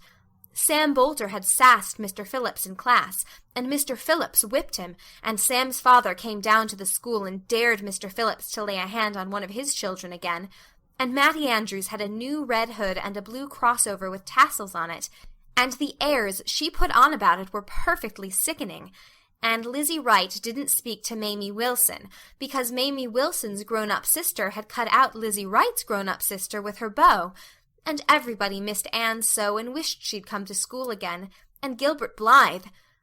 But Anne didn't want to hear about Gilbert Blythe. She jumped up hurriedly and said suppose they go in and have some raspberry cordial. Anne looked on the second shelf of the room pantry, but there was no bottle of raspberry cordial there. Search revealed it away back on the top shelf. Anne put it on a tray and set it on the table with a tumbler. "Now please help yourself, Diana," she said politely. "I don't believe I'll have any just now. I don't feel as if I wanted any after all those apples." Diana poured herself out a tumblerful, looked at its bright red hue admiringly, and then sipped it daintily. "That's awfully nice raspberry cordial, Anne," she said. "I didn't know raspberry cordial was so nice." "I'm real glad you like it.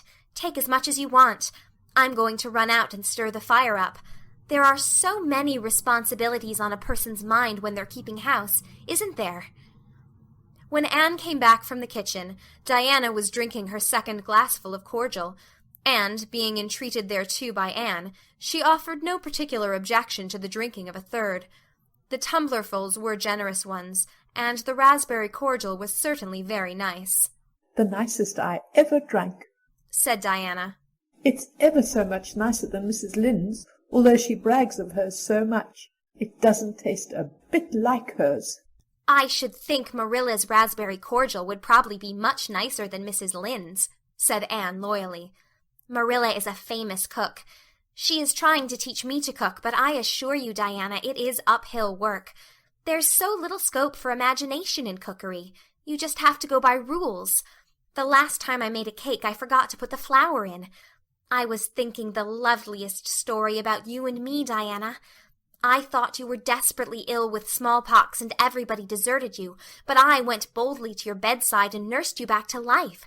And then I took the smallpox and died, and I was buried under those poplar trees in the graveyard, and you planted a rose bush by my grave and watered it with your tears.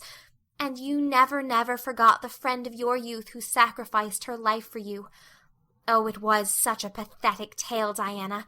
The tears just rained down over my cheeks while I mixed the cake. But I forgot the flour, and the cake was a dismal failure. Flour is so essential to cakes, you know. Marilla was very cross, and I don't wonder. I'm a great trial to her. She was terribly mortified about the pudding sauce last week. We had a plum pudding for dinner on Tuesday, and there was half the pudding and a pitcherful of sauce left over. Marilla said there was enough for another dinner, and told me to set it on the pantry shelf and cover it. I meant to cover it just as much as could be, Diana, but when I carried it in I was imagining I was a nun. Of course I'm a Protestant, but I imagined I was a Catholic, taking the veil to bury a broken heart in cloistered seclusion, and I forgot all about covering the pudding sauce. I thought of it next morning and ran to the pantry. Diana, fancy if you can my extreme horror at finding a mouse drowned in that pudding sauce. I lifted the mouse out with a spoon and threw it out in the yard, and then I washed the spoon in 3 waters. Marilla was out milking, and I fully intended to ask her when she came in if I'd give the sauce to the pigs. But when she did come in, I was imagining that I was a frost fairy, going through the woods, turning the trees red and yellow, whichever they wanted to be. So I never thought about the pudding sauce again, and Marilla sent me out to pick apples. Well, Mr. and Mrs. Chester Ross from Spencervale came here that morning. You know they are very stylish people, especially Mrs. Chester Ross. When Marilla called me in, dinner was all ready and everybody was at the table. I tried to be as polite and dignified as I could be, for I wanted Mrs. Chester Ross to think I was a ladylike little girl, even if I wasn't pretty. Everything went right, until I saw Marilla coming in with the plum pudding in one hand and the pitcher of pudding sauce warmed up in the other. Diana, that was a terrible moment. I remembered everything, and I just stood up in my place and shrieked out, "Marilla, you mustn't use that pudding sauce. There was a mouse drowned in it. I forgot to tell you before." Oh, Diana, I shall never forget that awful moment if I live to be 100. Mrs. Chester Ross just looked at me, and I thought I would sink through the floor with mortification. She is such a perfect housekeeper, and fancy what she must have thought of us. Marilla turned as red as fire, but she never said a word. Then she just carried that sauce and pudding out and brought in some strawberry preserves. She even offered me some, but I couldn't swallow a mouthful. It was like heaping coals of fire on my head. After Mrs. Chester Ross went away, Marilla gave me a dreadful scolding. "Why, Diana, what is the matter?" Diana had stood up very unsteadily. Then she sat down again, putting her hands to her head. I'm awful sick," she said, a little thickly. I must go right home." "Oh, you mustn't dream of going home without your tea," cried Anne in distress. "I'll get it right off. I'll go and put the tea down this very minute." "I must go home," repeated Diana, stupidly but determinedly. "Let me get you a lunch anyhow," implored Anne. "Let me give you a bit of fruit cake and some of the cherry preserves. Lie down on the sofa for a little while and you'll be better. Where do you feel bad?" "I must go home," said Diana, and that was all she would say. In vain Anne pleaded. "I never heard of company going home without tea," she mourned. "Oh, Diana, do you suppose that it's possible you're really taking the smallpox? If you are, I'll go and nurse you. You can depend on that. I'll never forsake you. But I do wish you'd stay till after tea. Where do you feel bad?"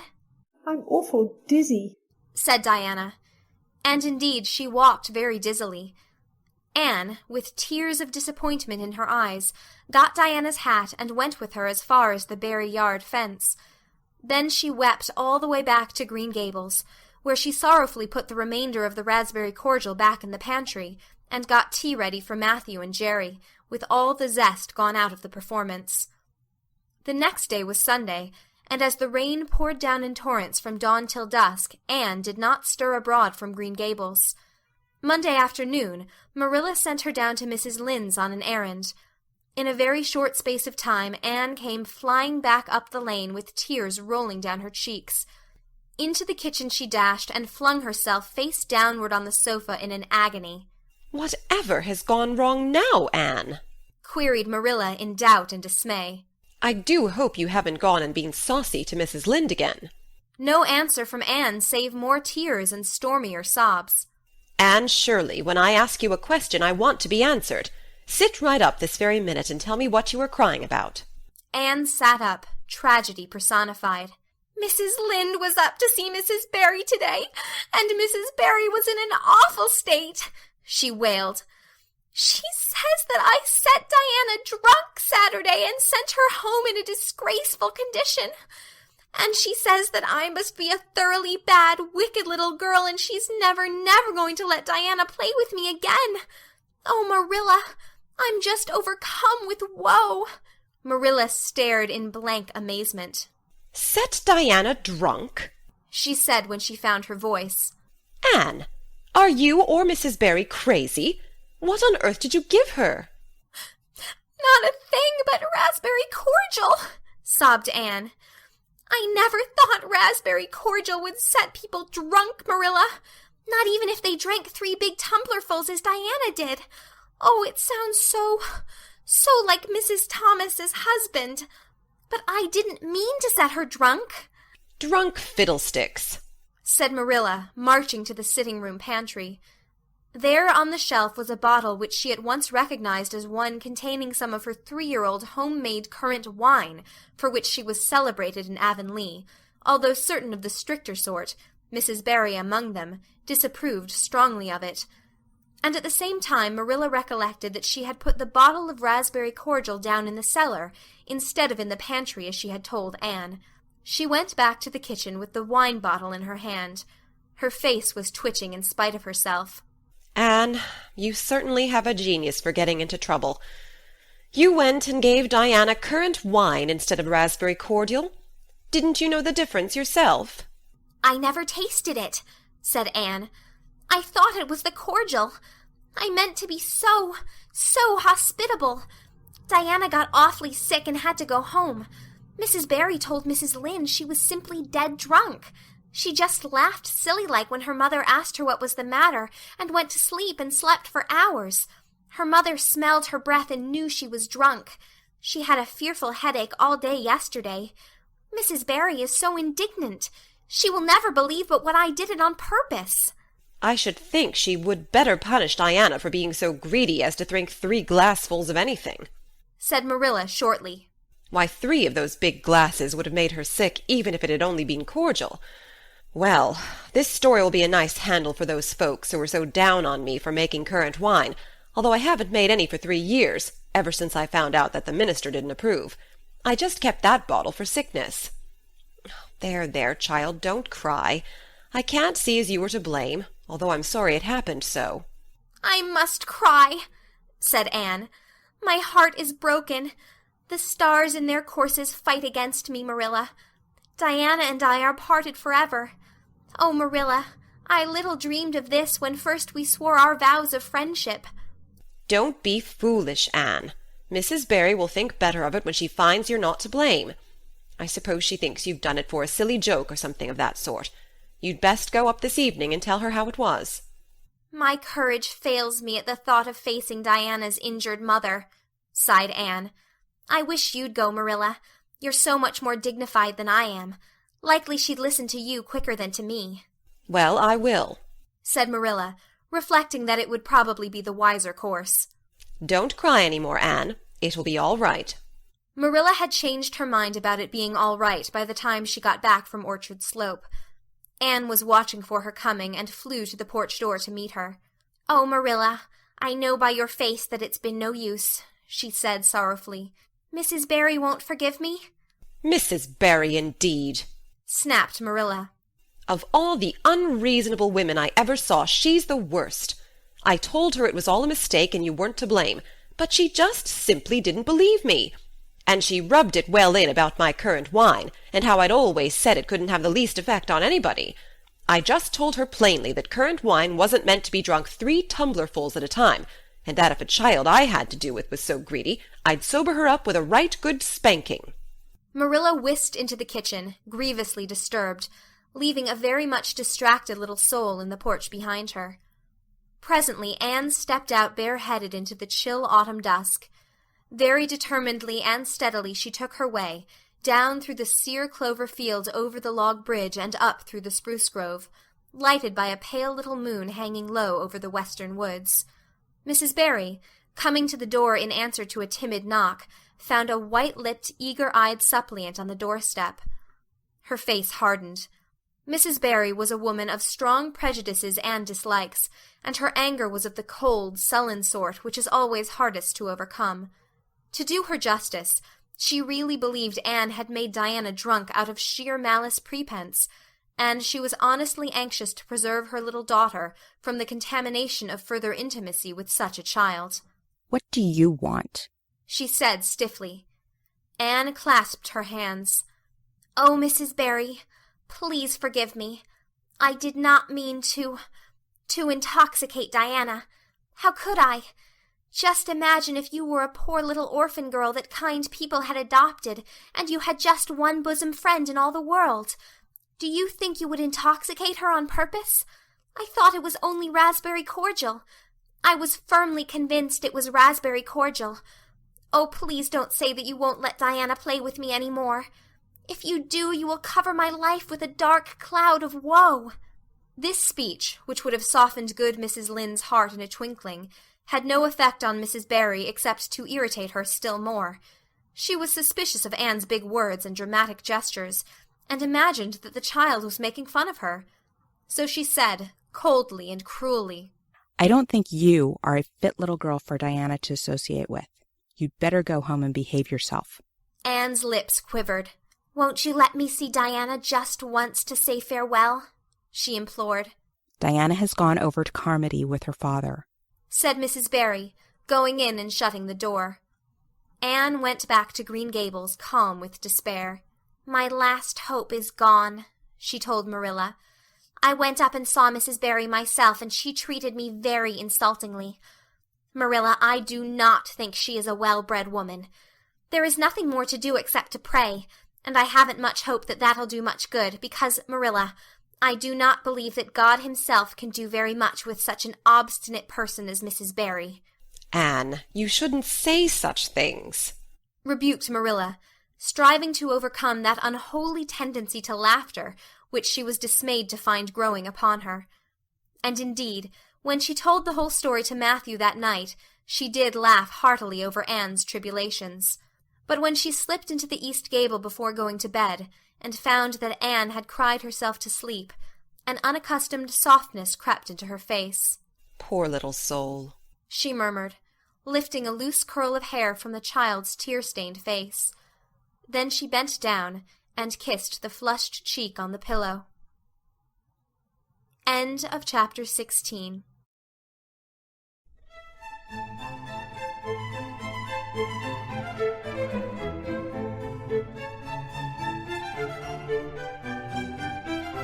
Anne of Green Gables by Lucy Maud Montgomery. Chapter 17. A New Interest in Life. The next afternoon, Anne, bending over her patchwork at the kitchen window, happened to glance out and beheld Diana down by the Dryad's bubble beckoning mysteriously. In a trice, Anne was out of the house and flying down to the hollow, astonishment and hope struggling in her expressive eyes. But the hope faded when she saw Diana's dejected countenance. "Your mother hasn't relented," she gasped. Diana shook her head mournfully. "No, and oh, Anne, she says I'm never to play with you again. I've cried, and I told her it wasn't your fault, but it wasn't any use. I had ever such a time coaxing her to let me come down and say good-bye to you. She said I was only to stay 10 minutes, and she's timing me by the clock." 10 minutes isn't very long to say an eternal farewell in," said Anne tearfully. "Oh, Diana, will you promise faithfully never to forget me, the friend of your youth, no matter what dearer friends may caress thee?" "Indeed I will," sobbed Diana. "And I'll never have another bosom friend. I don't want to have. I couldn't love anybody as I love you." "Oh, Diana!" cried Anne, clasping her hands. "Do you love me?" "Why, of course I do. Didn't you know that?" "No." Anne drew a long breath. "I thought you liked me, of course, but I never hoped you loved me. Why, Diana, I didn't think anybody could love me. Nobody ever has loved me since I can remember. Oh, this is wonderful. It's a ray of light which will forever shine on the darkness of a path severed from thee, Diana. Oh, just say it once again." "I love you devotedly, Anne," said Diana staunchly. "And I always will. You may be sure of that." "And I will always love thee, Diana," said Anne, solemnly extending her hand. "In the years to come thy memory will shine like a star over my lonely life, as that last story we read together says.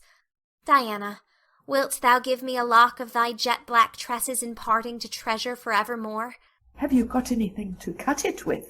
queried Diana, wiping away the tears which Anne's affecting accents had caused to flow afresh, and returning to practicalities. "Yes, I've got my patchwork scissors in my apron pocket, fortunately," said Anne. She solemnly clipped one of Diana's curls. "Fare thee well, my beloved friend. Henceforth we must be as strangers, though living side by side, but my heart will ever be faithful to thee." Anne stood and watched Diana out of sight, mournfully waving her hand to the latter whenever she turned to look back. Then she returned to the house, not a little consoled for the time being by this romantic parting. "It is all over," she informed Marilla. "I shall never have another friend. I'm really worse off than ever before, for I haven't Katie Maurice and Violetta now. And even if I had, it wouldn't be the same. Somehow little dream girls are not satisfying after a real friend. Diana and I had such an affecting farewell down by the spring. It will be sacred in my memory forever. I used the most pathetic language I could think of and said thou and thee. Thou and thee seem much more romantic than you. Diana gave me a lock of her hair, and I'm going to sew it up in a little bag and wear it around my neck all my life. Please see that it is buried with me, for I don't believe I'll live very long. Perhaps when she sees me lying cold and dead before her, Mrs. Barry may feel remorse for what she has done and will let Diana come to my funeral. I don't think there is much fear of you dying of grief as long as you can talk, Anne, said Marilla unsympathetically. The following Monday Anne surprised Marilla by coming down from her room with her basket of books on her arm and hip, and her lips primmed up into a line of determination. "I'm going back to school," she announced.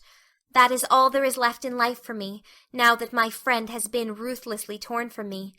In school I can look at her and muse over days departed." "You'd better muse over your lessons and sums," said Marilla, concealing her delight at this development of the situation. "If you're going back to school, I hope we'll hear no more of breaking slates over people's heads and such carryings on. Behave yourself, and do just what your teacher tells you." "I'll try to be a model pupil," agreed Anne dolefully. "There won't be much fun in it, I expect. Mr. Phillips said Minnie Andrews was a model pupil, and there isn't a spark of imagination or life in her. She is just dull and poky, and never seems to have a good time. But I feel so depressed that perhaps it will come easy to me now. I'm going round by the road. I couldn't bear to go by the birch path all alone. I should weep bitter tears if I did." Anne was welcomed back to school with open arms. Her imagination had been sorely missed in games, her voice in the singing, and her dramatic ability in the perusal aloud of books at dinner hour. Ruby Gillis smuggled 3 blue plums over to her during Testament reading. Ella May Macpherson gave her an enormous yellow pansy cut from the covers of a floral catalogue, a species of desk decoration much prized in Avonlea school. Sophia Sloane offered to teach her a perfectly elegant new pattern of knit lace, so nice for trimming aprons. Katie Boulter gave her a perfume bottle to keep slate water in, and Julia Bell copied carefully on a piece of pale pink paper, scalloped on the edges, the following effusion: "When twilight drops her curtain down, and pins it with a star, remember that you have a friend, though she may wander far." "It's so nice to be appreciated," sighed Anne rapturously to Marilla that night. The girls were not the only scholars who appreciated her. When Anne went to her seat after dinner hour, she had been told by Mr. Phillips to sit with the model Minnie Andrews, she found on her desk a big, luscious strawberry apple. Anne caught it up all ready to take a bite, when she remembered that the only place in Avonlea where strawberry apples grew was in the old Blythe orchard on the other side of the Lake of Shining Waters. Anne dropped the apple as if it were a red-hot coal, and ostentatiously wiped her fingers on her handkerchief. The apple lay untouched on her desk until the next morning, when little Timothy Andrews, who swept the school and kindled the fire, annexed it as one of his perquisites. Charlie Sloane's slate pencil, gorgeously bedizened with striped red and yellow paper, costing 2 cents where ordinary pencils cost only 1, which he sent up to her after dinner hour, met with a more favorable reception. Anne was graciously pleased to accept it, and rewarded the donor with a smile which exalted that infatuated youth straightway into the 7th heaven of delight, and caused him to make such fearful errors in his dictation that Mr. Phillips kept him in after school to rewrite it. But as "the Caesar's pageant shorn of Brutus' bust did but of Rome's best son remind her more," so the marked absence of any tribute or recognition from Diana Barry, who was sitting with Gertie Pye, embittered Anne's little triumph. "Diana might just have smiled at me once, I think," she mourned to Marilla that night. But the next morning a note most fearfully and wonderfully twisted and folded, and a small parcel were passed across to Anne. "Dear Anne," ran the former, "Mother says I am not to play with you or talk to you, even in school. It isn't my fault, and don't be cross at me, because I love you as much as ever. I miss you awfully to tell all my secrets to, and I don't like Gertie Pye one bit. I made you one of the new bookmarkers out of red tissue paper, They are awfully fashionable now, and only 3 girls in school know how to make them. When you look at it, remember your true friend, Diana Barry." Anne read the note, kissed the bookmark, and dispatched a prompt reply back to the other side of the school. "My own darling Diana, of course I am not cross at you because you have to obey your mother. Our spirits can commune. I shall keep your lovely present forever. Minnie Andrews is a very nice little girl, although she has no imagination. But after having been Diana's bosom friend, I cannot be Minnie's. Please excuse mistakes, because my spelling isn't very good yet, although much improved. Yours until death do us part, Anne or Cordelia, surely. P.S. I shall sleep with your letter under my pillow tonight. A or C. S." Marilla pessimistically expected more trouble since Anne had again begun to go to school, but none developed. Perhaps Anne caught something of the model spirit from Minnie Andrews. At least she got on very well with Mr. Phillips thenceforth. She flung herself into her studies heart and soul, determined not to be outdone in any class by Gilbert Blythe. The rivalry between them was soon apparent. It was entirely good-natured on Gilbert's side, but it is much to be feared that the same thing cannot be said of Anne, who had certainly an unpraiseworthy tenacity for holding grudges. She was as intense in her hatreds as in her loves. She would not stoop to admit that she meant to rival Gilbert in schoolwork, because that would have been to acknowledge his existence, which Anne persistently ignored. But the rivalry was there, and honors fluctuated between them.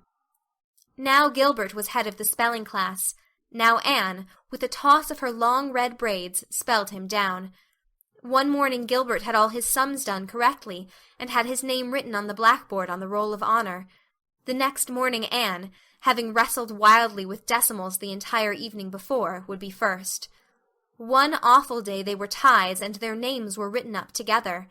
It was almost as bad as a take notice, and Anne's mortification was as evident as Gilbert's satisfaction. When the written examinations at the end of each month were held, the suspense was terrible.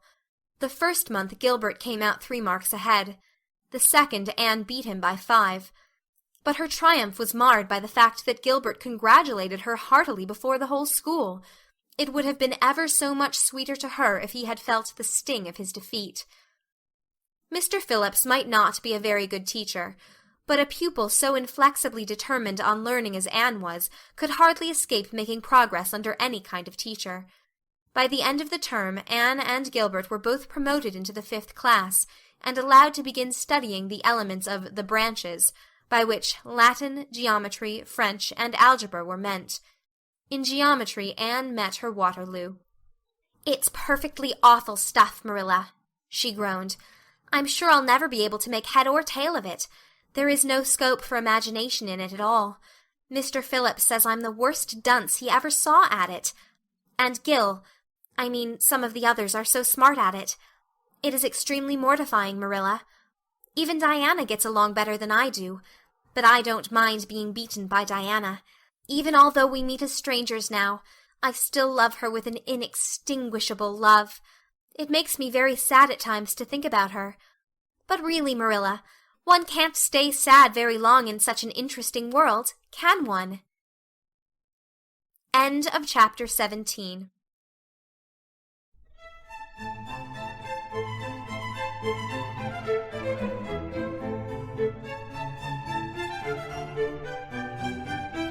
Anne of Green Gables by Lucy Maud Montgomery. Chapter 18. Anne to the Rescue. All things great are wound up with all things little. At first glance it might not seem that the decision of a certain Canadian premier to include Prince Edward Island in a political tour could have much or anything to do with the fortunes of little Anne Shirley at Green Gables. But it had. It was in January the premier came, to address his loyal supporters and such of his non-supporters as chose to be present at the monster mass meeting held in Charlottetown. Most of the Avonlea people were on the premier's side of politics. Hence, on the night of the meeting, nearly all the men and a goodly proportion of the women had gone to town 30 miles away. Mrs. Rachel Lynde had gone too. Mrs. Rachel Lynde was a red-hot politician, and couldn't have believed that the political rally could be carried through without her, although she was on the opposite side of politics. So she went to town and took her husband. Thomas would be useful in looking after the horse, and Marilla Cuthbert with her. Marilla had a sneaking interest in politics herself, and as she thought it might be her only chance to see a real live premiere, she promptly took it, leaving Anne and Matthew to keep house until her return the following day. Hence, while Marilla and Mrs. Rachel were enjoying themselves hugely at the mass meeting, Anne and Matthew had the cheerful kitchen at Green Gables all to themselves. A bright fire was glowing in the old-fashioned Waterloo stove, and blue-white frost crystals were shining on the window-panes. Matthew nodded over a Farmer's Advocate on the sofa, and Anne at the table studied her lessons with grim determination, despite sundry wistful glances at the clock-shelf, where lay a new book that Jane Andrews had lent her that day. Jane had assured her that it was warranted to produce any number of thrills, or words to that effect, and Anne's fingers tingled to reach out for it. But that would mean Gilbert Blythe's triumph on the morrow. Anne turned her back on the clock-shelf and tried to imagine it wasn't there. "Matthew, did you ever study geometry when you went to school?" Well, now, no, I didn't, said Matthew, coming out of his doze with a start. "I wish you had," sighed Anne, "because then you'd be able to sympathize with me. You can't sympathize properly if you've never studied it. It is casting a cloud over my whole life. I'm such a dunce at it, Matthew." Well, now, I dunno, said Matthew soothingly. I guess you're all right at anything. Mr. Phillips told me last week in Blair's store at Carmody that you was the smartest scholar in school and was making rapid progress. Rapid progress was his very words. There's them as runs down Teddy Phillips and says he ain't much of a teacher, but I guess he's all right. Matthew would have thought anyone who praised Anne was all right. "I'm sure I'd get on better with geometry if only he wouldn't change the letters," complained Anne. "I learn the proposition off by heart, and then he draws it on the blackboard and puts different letters from what are in the book, and I get all mixed up. I don't think a teacher should take such a mean advantage, do you? We're studying agriculture now, and I've found out at last what makes the roads red. It's a great comfort. I wonder how Marilla and Mrs. Lynde are enjoying themselves. Mrs. Lynde says Canada is going to the dogs the way things are being run at Ottawa, and that it's an awful warning to the electors. She says if women were allowed to vote, we would soon see a blessed change. What way do you vote, Matthew?" Conservative, said Matthew promptly. To vote Conservative was part of Matthew's religion. "Then I'm Conservative, too," said Anne decidedly. "I'm glad because some of the boys in school are grits. I guess Mr. Phillips is a grit, too, because Prissy Andrews's father is one, and Ruby Gillis says that when a man is courting he always has to agree with the girl's mother in religion and her father in politics. Is that true, Matthew?" Well, now, I dunno, said Matthew. "Did you ever go courting, Matthew?" Well, now, no, I dunno's I ever did, said Matthew, who had certainly never thought of such a thing in his whole existence. Anne reflected with her chin in her hands. "It must be rather interesting, don't you think, Matthew? Ruby Gillis says when she grows up she's going to have ever so many bows on the string and have them all crazy about her, but I think that would be too exciting. I'd rather have just one in his right mind. But Ruby Gillis knows a great deal about such matters because she has so many big sisters. And Mrs. Lynde says the Gillis girls have gone off like hot cakes. Mr. Phillips goes up to see Prissy Andrews nearly every evening. He says it is to help her with her lessons, but Miranda Sloane is studying for Queen's too, and I should think she needed help a lot more than Prissy because she's ever so much stupider, but he never goes to help her in the evenings at all. There are a great many things in this world that I can't understand very well, Matthew." Well, now, I dunno as I comprehend them all myself, acknowledged Matthew. "Well, I suppose I must finish up my lessons. I won't allow myself to open that new book Jane lent me until I'm through. But it's a terrible temptation, Matthew. Even when I turn my back on it, I can see it there just as plain. Jane said she cried herself sick over it. I love a book that makes me cry. But I think I'll carry that book into the sitting room and lock it in the jam closet and give you the key. And you must not give it to me, Matthew, until my lessons are done, not even if I implore you on my bended knees. It's all very well to say resist temptation, but it's ever so much easier to resist it if you can't get the key. And then shall I run down the cellar and get some russets, Matthew? Wouldn't you like some russets?" Well, now, I dunno but what I would, said Matthew, who never ate russets but knew Anne's weakness for them. Just as Anne emerged triumphantly from the cellar with her plateful of russets, came the sound of flying footsteps on the icy board walk outside, and the next moment the kitchen door was flung open, and in rushed Diana Barry, white-faced and breathless, with a shawl wrapped hastily around her head. Anne promptly let go of her candle and plate in her surprise, and plate, candle, and apples crashed together down the cellar ladder, and were found at the bottom embedded in melted grease the next day by Marilla, who gathered them up and thanked mercy the house hadn't been set on fire. "Whatever is the matter, Diana?" cried Anne. "Has your mother relented at last?" "Oh, Anne, do come quick," implored Diana nervously. "Minnie May is awful sick. She's got croup. Young Mary Joe says, and Father and Mother are away to town, and there's nobody to go for the doctor. Minnie May is awful bad, and young Mary Joe doesn't know what to do. And, oh, Anne, I'm so scared." Matthew, without a word, reached out for cap and coat, slipped past Diana, and away into the darkness of the yard. "He's gone to harness the sorrel mare to go to Carmody for the doctor," said Anne, who was hurrying on hood and jacket. "I know it as well as if he'd said so. Matthew and I are such kindred spirits I can read his thoughts without words at all." "I don't believe he'll find the doctor at Carmody," sobbed Diana. "I know that Dr. Blair went to town, and I guess Dr. Spencer would go too. Young Mary Joe never saw anybody with croup, and Mrs. Lynde is away. Oh, Anne!" "Don't cry, Di," said Anne cheerily. "I know exactly what to do for croup. You forget that Mrs. Hammond had twins 3 times. When you look after 3 pairs of twins, you naturally get a lot of experience. They all had croup regularly. Just wait till I get the ipecac bottle. You mayn't have any at your house. Come on now." The 2 little girls hastened out hand in hand and hurried through Lover's Lane and across the crusted field beyond, for the snow was too deep to go by the shorter wood way. Anne, although sincerely sorry for Minnie May, was far from being insensible to the romance of the situation, and to the sweetness of once more sharing that romance with a kindred spirit. The night was clear and frosty, all ebony of shadow and silver of snowy slope. Big stars were shining over the silent fields. Here and there the dark-pointed firs stood up with snow powdering their branches and the wind whistling through them. Anne thought it was truly delightful to go skimming through all this mystery and loveliness with your bosom friend, who had been so long estranged. Minnie May, aged 3, was really very sick. She lay on the kitchen sofa feverish and restless, while her hoarse breathing could be heard all over the house. Young Mary Joe, a buxom, broad-faced French girl from the Creek, whom Mrs. Barry had engaged to stay with the children during her absence, was helpless and bewildered, quite incapable of thinking what to do, or doing it if she thought of it. Anne went to work with skill and promptness. "Minnie May has croup all right. She's pretty bad, but I've seen them worse. First we must have lots of hot water. I declare, Diana, there isn't more than a cupful in the kettle. There, I've filled it up, and Mary Joe, you may put some wood in the stove. I don't want to hurt your feelings, but it seems to me you might have thought of this before if you'd any imagination. Now I'll undress Minnie May and put her to bed, and you try to find some soft flannel cloths, Diana. I'm going to give her a dose of ipecac first of all." Minnie May did not take kindly to the ipecac, but Anne had not brought up 3 pairs of twins for nothing.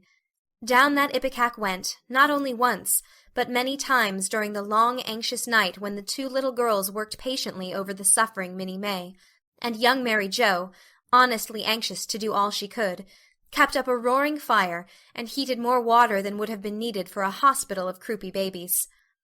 It was 3 o'clock when Matthew came with a doctor, for he had been obliged to go all the way to Spencervale for one, but the pressing need for assistance was past. Minnie May was much better and was sleeping soundly. "I was awfully near giving up in despair," explained Anne. "She got worse and worse, until she was sicker than ever the Hammond twins were, even the last pair. I actually thought she was going to choke to death. I gave her every drop of ipecac in that bottle, and when the last dose went down I said to myself, not to Diana or young Mary Joe, because I didn't want to worry them any more than they were worried, but I had to say it to myself just to relieve my feelings, this is the last lingering hope, and I fear 'tis a vain one. But in about 3 minutes she coughed up the phlegm and began to get better right away. You must just imagine my relief, doctor, because I can't express it in words.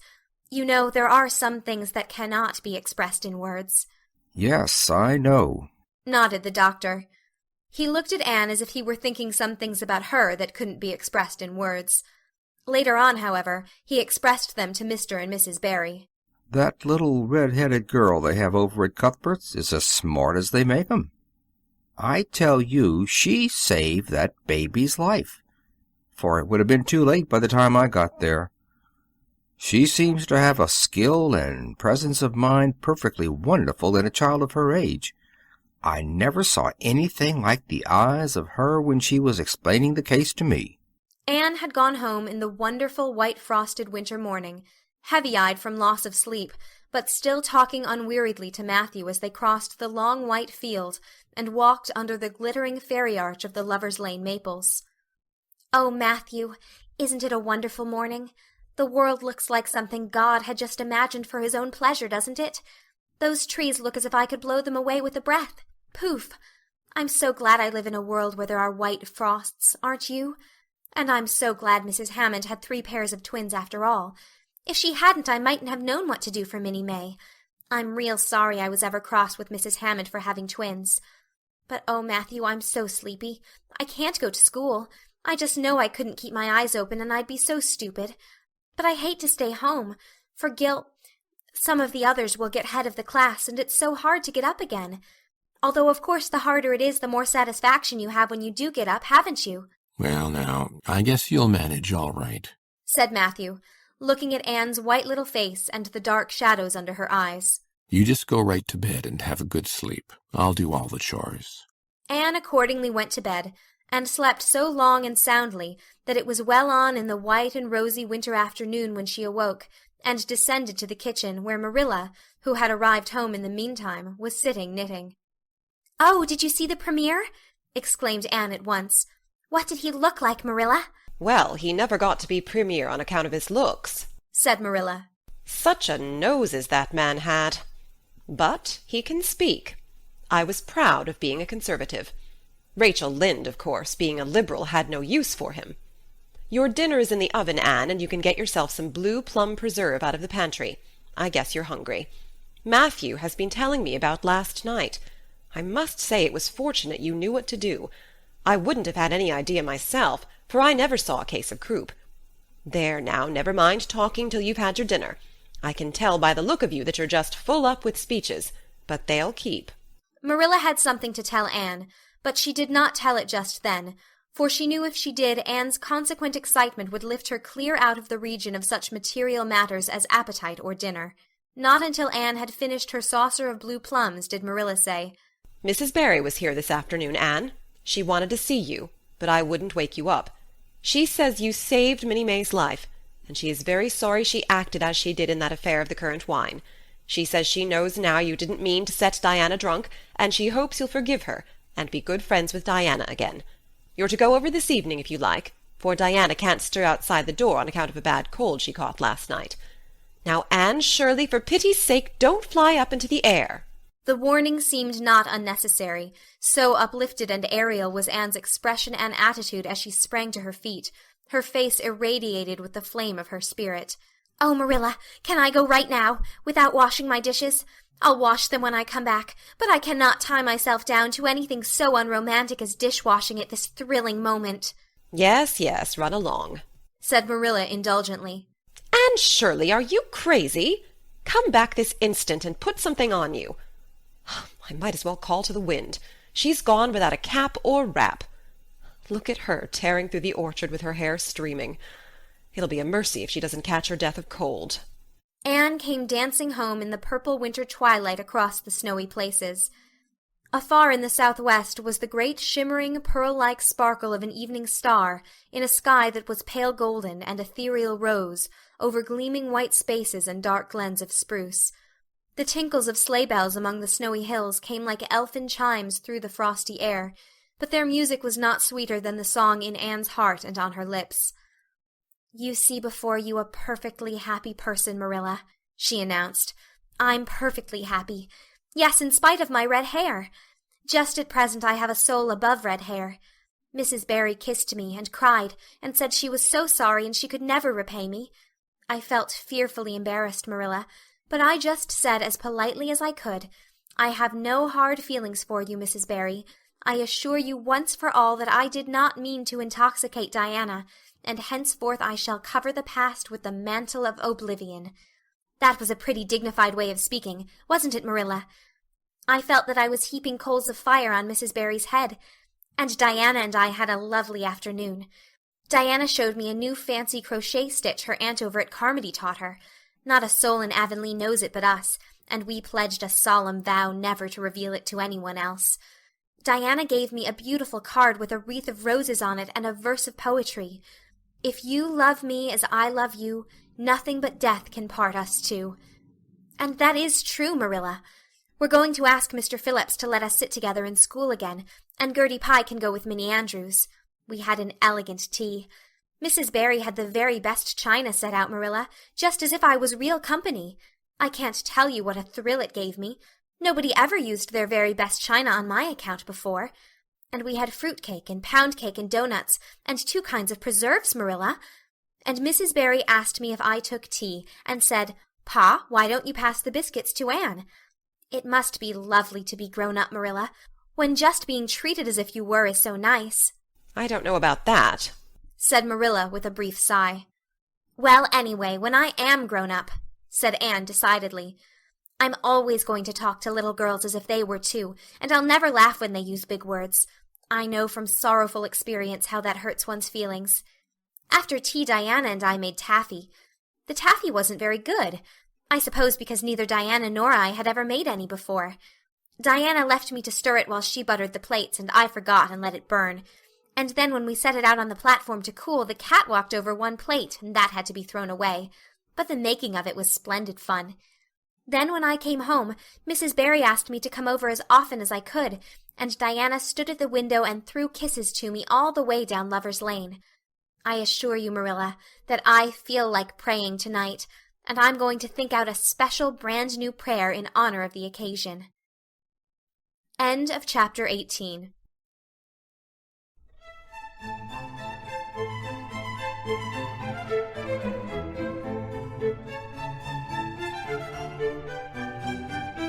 Anne of Green Gables by Lucy Maud Montgomery. Chapter 19. A Concert, a Catastrophe, and a Confession. "Marilla, can I go over to see Diana just for a minute?" asked Anne, running breathlessly down from the east gable one February evening. "I don't see what you want to be traipsing about after dark for," said Marilla shortly. "You and Diana walked home from school together, and then stood down there in the snow for half an hour more, your tongues going the whole blessed time, clickety-clack. So I don't think you're very badly off to see her again." "But she wants to see me," pleaded Anne. "She has something very important to tell me." "How do you know she has?" "Because she just signaled to me from her window. We have arranged a way to signal with our candles and cardboard. We set the candle on the windowsill and make flashes by passing the cardboard back and forth. So many flashes mean a certain thing. It was my idea, Marilla." "I'll warrant you it was," said Marilla emphatically. "And the next thing you'll be setting fire to the curtains with your signaling nonsense." "Oh, we're very careful, Marilla. And it's so interesting. 2 flashes mean, 'Are you there?' 3 mean yes, and 4 no. 5 mean, 'Come over as soon as possible because I have something important to reveal.' Diana has just signaled 5 flashes, and I'm really suffering to know what it is." "Well, you needn't suffer any longer," said Marilla sarcastically. "You can go, but you are to be back here in just 10 minutes, remember that." Anne did remember it and was back in the stipulated time, although probably no mortal will ever know just what it cost her to confine the discussion of Diana's important communication within the limits of 10 minutes. But at least she had made good use of them. "Oh, Marilla, what do you think? You know tomorrow is Diana's birthday. Well, her mother told her she could ask me to go home with her from school and stay all night with her. And her cousins are coming over from Newbridge in a big pung sleigh to go to the debating club concert at the hall tomorrow night. And they are going to take Diana and me to the concert. If you'll let me go, that is. You will, won't you, Marilla? Oh, I feel so excited." "You can calm down, then, because you're not going. You're better at home in your own bed. And as for that club concert, it's all nonsense, and little girls should not be allowed to go out to such places at all." "I'm sure the debating club is a most respectable affair," pleaded Anne. I'm not saying it isn't, but you're not going to begin gadding about to concerts and staying out all hours of the night. Pretty doings for children. I'm surprised at Mrs. Barry's letting Diana go. But it's such a very special occasion, mourned Anne, on the verge of tears. Diana has only one birthday in a year. It isn't as if birthdays were common things, Marilla. Prissy Andrews is going to recite "Curfew Must Not Ring Tonight." That is such a good moral piece, Marilla. I'm sure it would do me lots of good to hear it. And the choir are going to sing 4 lovely pathetic songs that are pretty nearly as good as hymns. And oh, Marilla, the minister is going to take part. Yes, indeed he is. He's going to give an address. That will be just about the same thing as a sermon. Please, mayn't I go, Marilla? You heard what I said, Anne, didn't you? Take off your boots now and go to bed. It's past 8. There's just one more thing, Marilla, said Anne, with the air of producing the last shot in her locker. Mrs. Barry told Diana that we might sleep in the spare room bed. Think of the honor of your little Anne being put in the spare room bed. It's an honor you'll have to get along without. Go to bed, Anne, and don't let me hear another word out of you. When Anne, with tears rolling over her cheeks, had gone sorrowfully upstairs, Matthew, who had been apparently sound asleep on the lounge during the whole dialogue, opened his eyes and said decidedly, "Well now, Marilla, I think you ought to let Anne go." "I don't, then," retorted Marilla. "Who's bringing this child up, Matthew? You or me?" "Well now, you," admitted Matthew. "Don't interfere, then." "Well now, I ain't interfering. It ain't interfering to have your own opinion. And my opinion is that you ought to let Anne go." "You'd think I ought to let Anne go to the moon if she took the notion, I've no doubt," was Marilla's amiable rejoinder. "I might have let her spend the night with Diana, if that was all. But I don't approve of this concert plan. She'd go there and catch cold, like as not, and have her head filled up with nonsense and excitement. It would unsettle her for a week. I understand that child's disposition and what's good for it better than you, Matthew." "I think you ought to let Anne go," repeated Matthew firmly. Argument was not his strong point, but holding fast to his opinion certainly was. Marilla gave a gasp of helplessness and took refuge in silence. The next morning, when Anne was washing the breakfast dishes in the pantry, Matthew paused on his way out to the barn to say to Marilla again, "I think you ought to let Anne go, Marilla." For a moment Marilla looked things not lawful to be uttered.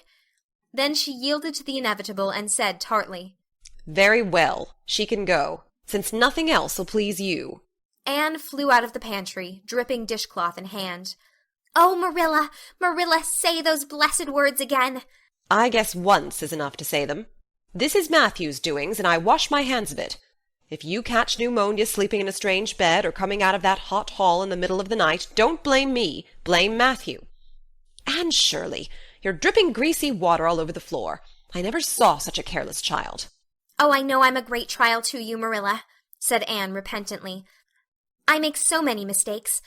But then just think of all the mistakes I don't make, although I might. I'll get some sand and scrub up the spots before I go to school. Oh, Marilla, my heart was just set on going to that concert. I never was to a concert in my life, and when the other girls talk about them in school I feel so out of it. You didn't know just how I felt about it, but you see Matthew did. Matthew understands me, and it's so nice to be understood, Marilla." Anne was too excited to do herself justice as to lessons that morning in school. Gilbert Blythe spelled her down in class, and left her clear out of sight in mental arithmetic. Anne's consequent humiliation was less than it might have been, however, in view of the concert and the spare-room bed. She and Diana talked so constantly about it all day that with a stricter teacher than Mr. Phillips, dire disgrace must inevitably have been their portion. Anne felt that she could not have borne it if she had not been going to the concert, for nothing else was discussed that day in school. The Avonlea Debating Club, which met fortnightly all winter, had had several smaller free entertainments, but this was to be a big affair, admission 10 cents, in aid of the library. The Avonlea young people had been practicing for weeks, and all the scholars were especially interested in it by reason of older brothers and sisters who were going to take part. Everybody in school over 9 years of age expected to go, except Carrie Sloane, whose father shared Marilla's opinions about small girls going out to night concerts. Carrie Sloane cried into her grammar all the afternoon, and felt that life was not worth living. For Anne, the real excitement began with the dismissal of school, and increased therefrom in crescendo until it reached to a crash of positive ecstasy in the concert itself. They had a perfectly elegant tea, and then came the delicious occupation of dressing in Diana's little room upstairs. Diana did Anne's front hair in the new pompadour style, and Anne tied Diana's bows with the especial knack she possessed, and they experimented with at least half a dozen different ways of arranging their back hair. At last they were ready, cheeks scarlet and eyes glowing with excitement. True, Anne could not help a little pang when she contrasted her plain black tam and shapeless, tight-sleeve, homemade grey cloth coat with Diana's jaunty fur cap and smart little jacket. But she remembered in time that she had an imagination and could use it. Then Diana's cousins, the Murrays from Newbridge, came. They all crowded into the big pung sleigh, among straw and furry robes. Anne revelled in the drive to the hall, slipping along over the satin-smooth roads with the snow crisping under the runners. There was a magnificent sunset, and the snowy hills and deep blue water of the St. Lawrence Gulf seemed to rim in the splendor, like a huge bowl of pearl and sapphire brimmed with wine and fire. Tinkles of sleigh bells and distant laughter, that seemed like the mirth of wood elves, came from every quarter. "Oh, Diana," breathed Anne, squeezing Diana's mittened hand under the fur robe. "Isn't it all like a beautiful dream? Do I really look the same as usual? I feel so different that it seems to me it must show in my looks." "You look awfully nice," said Diana, who, having just received a compliment from one of her cousins, felt that she ought to pass it on. "You've got the loveliest colour."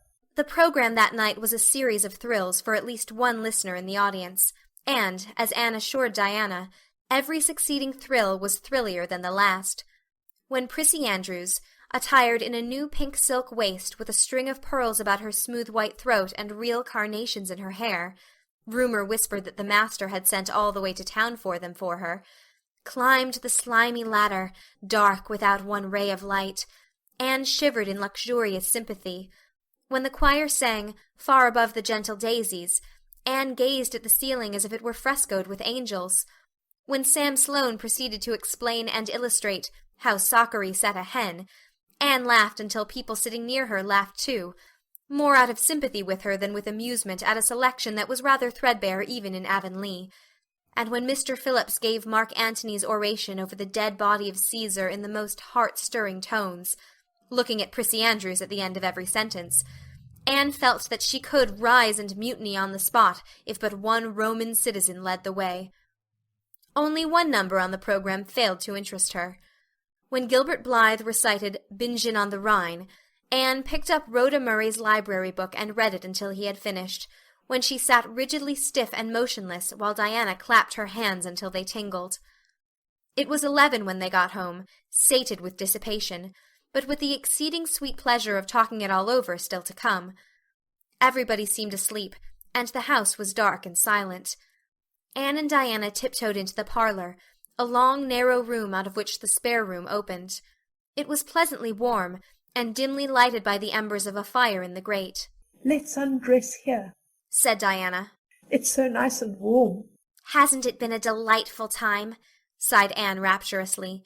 "It must be splendid to get up and recite there. Do you suppose we will ever be asked to do it, Diana?" "Yes, of course, some day. They're always wanting the big scholars to recite. Gilbert Blythe does often, and he's only 2 years older than us. Oh, Anne, how could you pretend not to listen to him? When he came to the line, 'There's another, not a sister,' he looked right down at you." "Diana," said Anne with dignity, "you are my bosom friend, but I cannot allow even you to speak to me of that person. Are you ready for bed? Let's run a race and see who'll get to the bed first." The suggestion appealed to Diana. The 2 little white-clad figures flew down the long room, through the spare-room door, and bounded on the bed at the same moment. And then something moved beneath them. There was a gasp and a cry, and somebody said in muffled accents, "Merciful goodness." Anne and Diana were never able to tell just how they got off that bed and out of the room.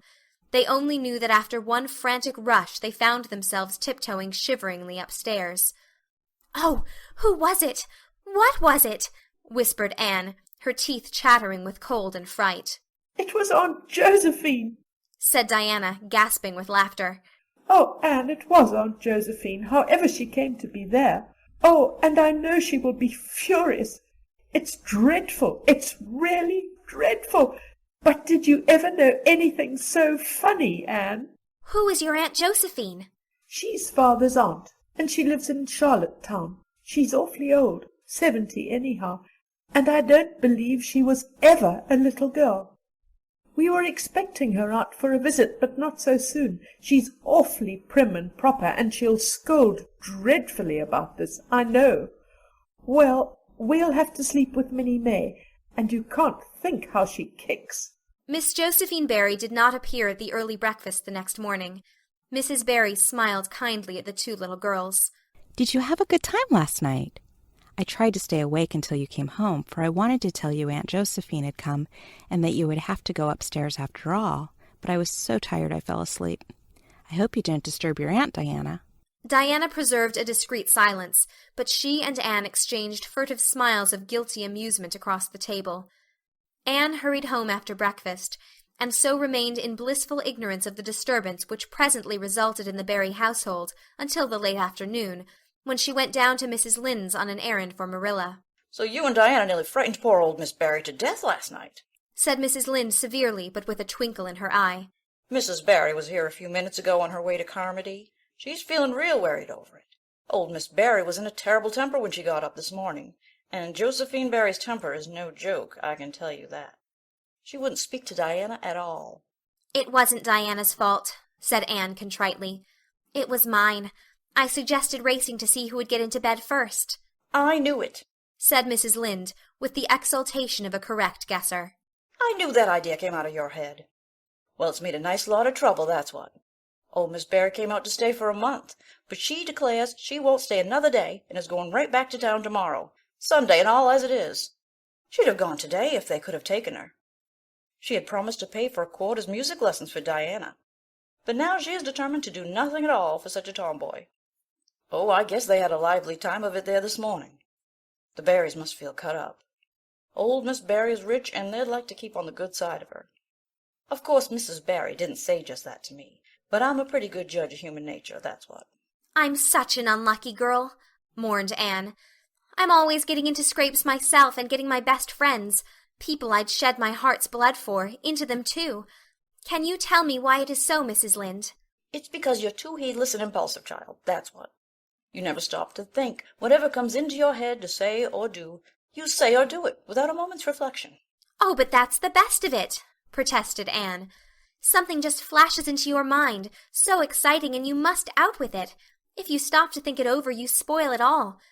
Haven't you ever felt that yourself, Mrs. Lynde?" No, Mrs. Lynde had not. She shook her head sagely. "You must learn to think a little, Anne, that's what. The proverb you need to go by is look before you leap, especially into spare-room beds." Mrs. Lynde laughed comfortably over her mild joke, but Anne remained pensive. She saw nothing to laugh at in the situation, which to her eyes appeared very serious. When she left Mrs. Lynde's, she took her way across the crusted fields to Orchard Slope. Diana met her at the kitchen door. "Your Aunt Josephine was very cross about it, wasn't she?" whispered Anne. "Yes," answered Diana, stifling a giggle with an apprehensive glance over her shoulder at the closed sitting-room door. "She was fairly dancing with rage, Anne. Oh, how she scolded!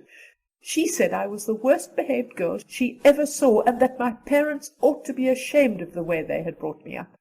She said she won't stay, and I'm sure I don't care. But father and mother do." "Why didn't you tell them it was my fault?" demanded Anne. "It's likely I'd do such a thing, isn't it?" said Diana with just scorn. "I'm no tell-tale, Anne Shirley, and anyhow, I was just as much to blame as you." "Well, I'm going in to tell her myself," said Anne resolutely. Diana stared. "Anne Shirley, you'd never! Why, she'll eat you alive!" "Don't frighten me any more than I am frightened," implored Anne. "I'd rather walk up to a cannon's mouth. But I've got to do it, Diana. It was my fault, and I've got to confess. I've had practice in confessing, fortunately." "Well, she's in the room," said Diana. "You can go in if you want to. I wouldn't dare. And I don't believe you'll do a bit of good." With this encouragement Anne bearded the lion in its den, that is to say, walked resolutely up to the sitting-room door and knocked faintly. A sharp "Come in" followed. Miss Josephine Barry, thin, prim, and rigid, was knitting fiercely by the fire, her wrath quite unappeased and her eyes snapping through her gold-rimmed glasses. She wheeled around in her chair, expecting to see Diana, and beheld a white-faced girl whose great eyes were brimmed up with a mixture of desperate courage and shrinking terror. "Who are you?" demanded Miss Josephine Barry, without ceremony.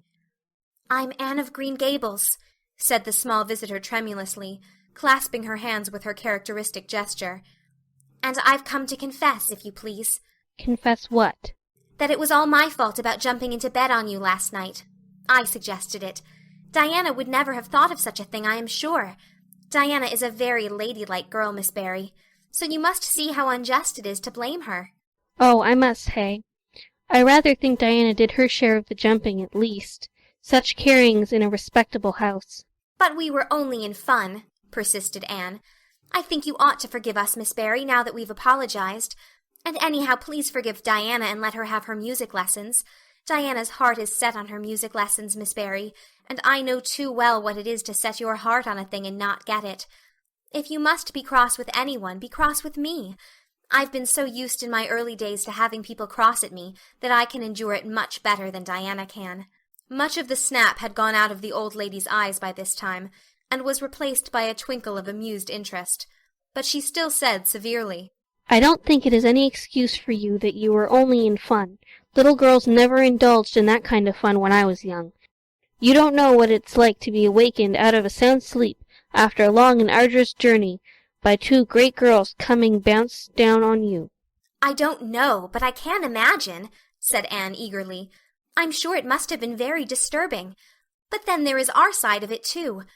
Have you any imagination, Miss Barry? If you have, just put yourself in our place. We didn't know there was anybody in that bed, and you nearly scared us to death. It was simply awful the way we felt. And then we couldn't sleep in the spare room after being promised. I suppose you are used to sleeping in spare rooms.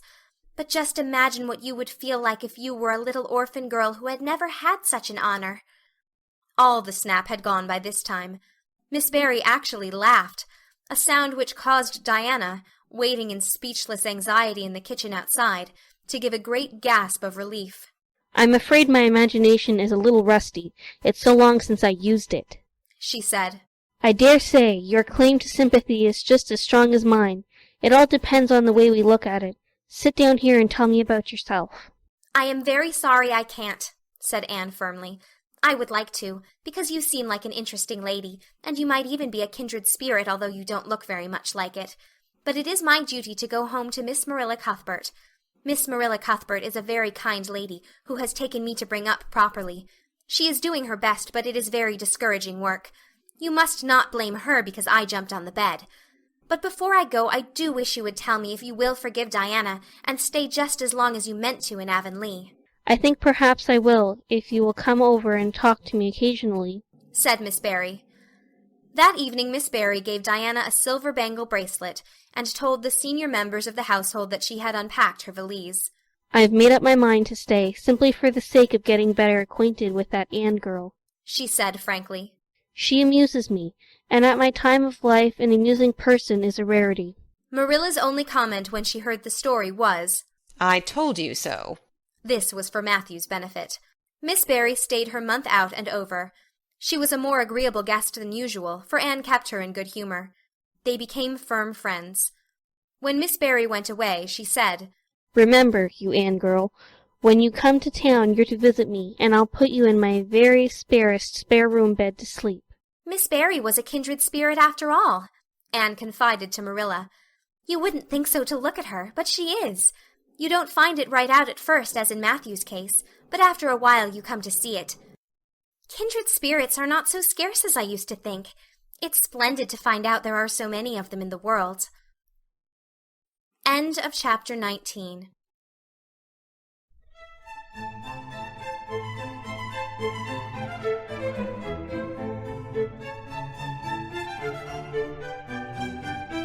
Anne of Green Gables by Lucy Maud Montgomery. Chapter 20.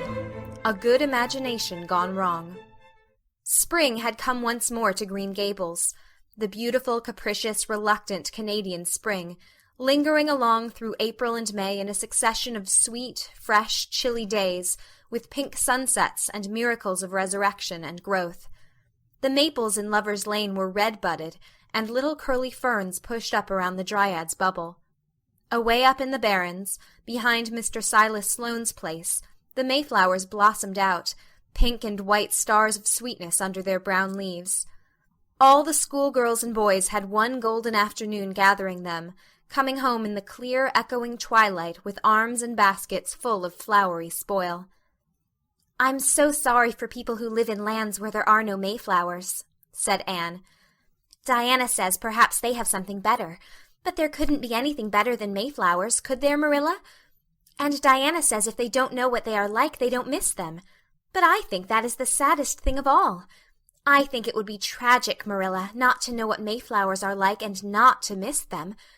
Do you know what I think mayflowers are, Marilla? I think they must be the souls of the flowers that died last summer, and this is their heaven. But we had a splendid time today, Marilla. We had our lunch down in a big mossy hollow by an old well. Such a romantic spot. Charlie Sloane dared Artie Gillis to jump over it, and Artie did because he wouldn't take a dare. Nobody would in school. It is very fashionable to dare. Mr. Phillips gave all the mayflowers he found to Prissy Andrews, and I heard him say, "Sweets to the sweet." He got that out of a book, I know, but it shows he has some imagination. I was offered some mayflowers, too, but I rejected them with scorn. I can't tell you the person's name because I have vowed never to let it cross my lips. We made wreaths of the mayflowers and put them on our hats, and when the time came to go home we marched in procession down the road, 2 by 2, with our bouquets and wreaths, singing My Home on the Hill. Oh, it was so thrilling, Marilla. All Mr. Silas Sloane's folks rushed out to see us, and everybody we met on the road stopped and stared after us. We made a real sensation. "Not much wonder. Such silly doings," was Marilla's response. After the mayflowers came the violets, and Violet Vale was empurpled with them. Anne walked through it on her way to school with reverent steps and worshipping eyes, as if she trod on holy ground. "Somehow," she told Diana, "when I'm going through here I don't really care whether anybody gets ahead of me in class or not. But when I'm up in school it's all different and I care as much as ever. There's such a lot of different Annes in me. I sometimes think that is why I'm such a troublesome person. If I was just the one Anne it would be ever so much more comfortable, but then it wouldn't be half so interesting." One June evening, when the orchards were pink-blossomed again, when the frogs were singing silverly sweet in the marshes about the head of the Lake of Shining Waters, and the air was full of the savour of clover fields and balsamic fir woods, Anne was sitting by her gable window. She had been studying her lessons, but it had grown too dark to see the book, so she had fallen into wide-eyed reverie, looking out past the boughs of the Snow Queen, once more bestarred with its tufts of blossom.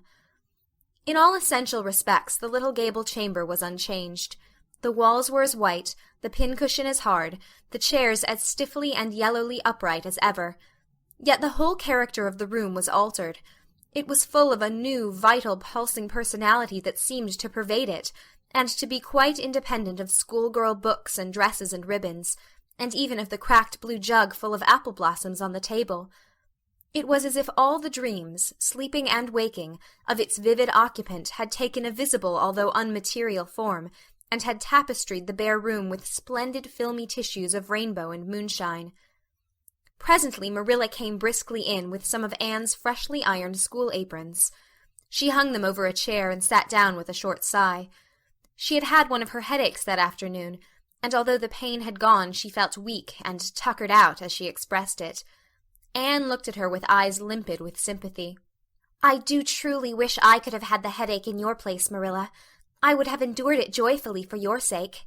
"I guess you did your part in attending to the work and letting me rest," said Marilla. "You seem to have got on fairly well, and made fewer mistakes than usual. Of course, it wasn't exactly necessary to starch Matthew's handkerchiefs, and most people, when they put a pie in the oven to warm up for dinner, take it out and eat it when it gets hot, instead of leaving it to be burned to a crisp. But that doesn't seem to be your way, evidently." Headaches always left Marilla somewhat sarcastic.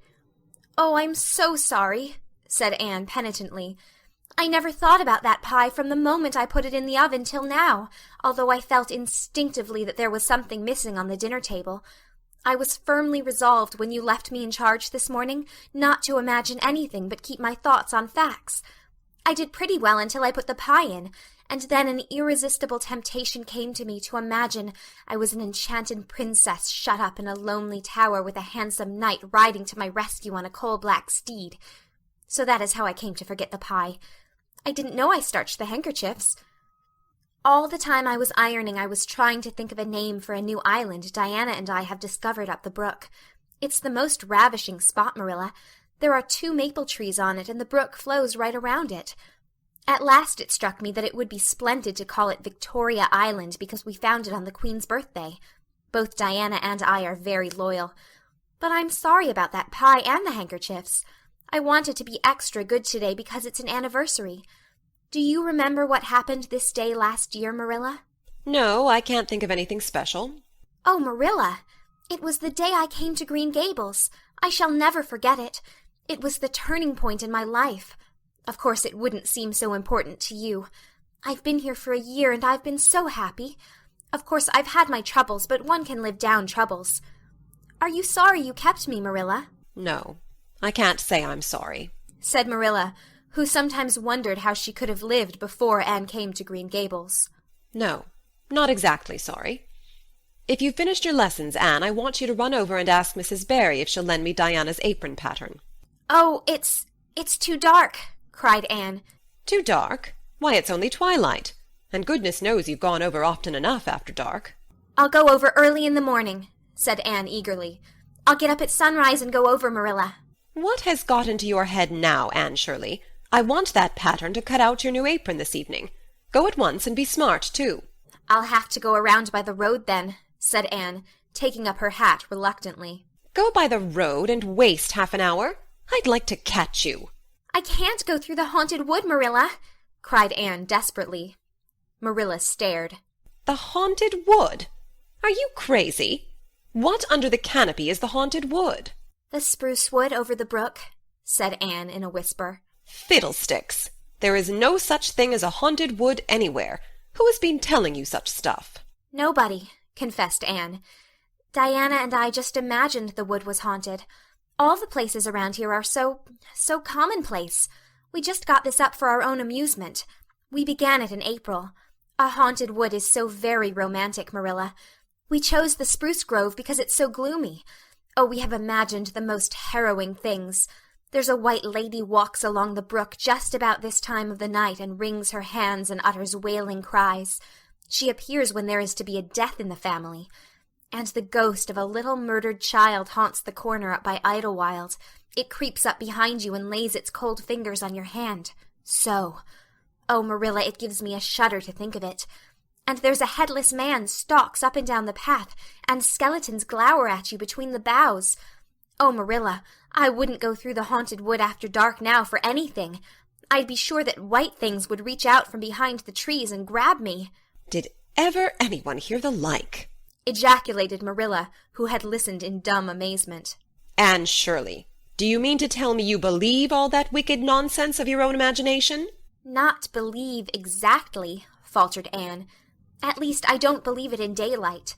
But after dark, Marilla, it's different. That is when ghosts walk. There are no such things as ghosts, Anne.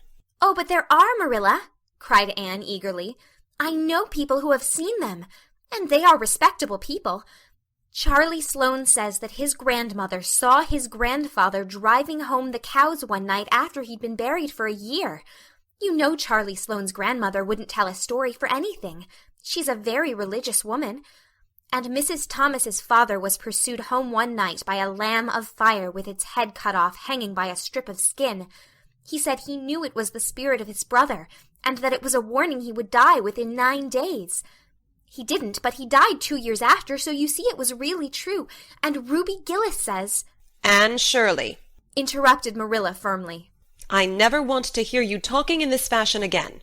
I've had my doubts about that imagination of yours right along, and if this is going to be the outcome of it, I won't countenance any such doings. You'll go right over to Barry's, and you'll go through that spruce grove just for a lesson and a warning to you. And never let me hear a word out of your head about haunted woods again." Anne might plead and cry as she liked, and she did, for her terror was very real. Her imagination had run away with her, and she held the spruce grove in mortal dread after nightfall. But Marilla was inexorable. She marched the shrinking ghost-seer down to the spring, and ordered her to proceed straightway over the bridge and into the dusky retreats of wailing ladies and headless spectres beyond. "Oh, Marilla, how can you be so cruel?" sobbed Anne. "What would you feel like if a white thing did snatch me up and carry me off?" "I'll risk it," said Marilla unfeelingly. "You know I always mean what I say.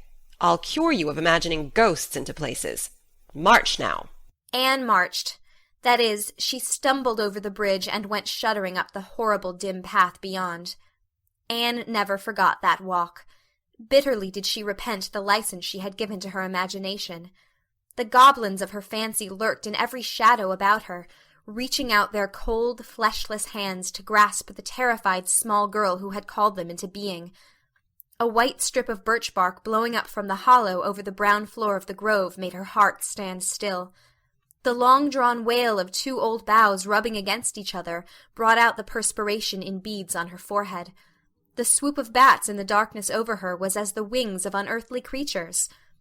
When she reached Mr. William Bell's field, she fled across it as if pursued by an army of white things, and arrived at the Barry kitchen door so out of breath that she could hardly gasp out her request for the apron pattern. Diana was away, so that she had no excuse to linger. The dreadful return journey had to be faced. Anne went back over it with shut eyes, preferring to take the risk of dashing her brains out among the boughs to that of seeing a white thing. When she finally stumbled over the log bridge, she drew one long, shivering breath of relief. "Well, so nothing caught you?" said Marilla unsympathetically. "Oh, Marilla," chattered Anne, "I'll be contented with commonplace places after this." End of chapter 20.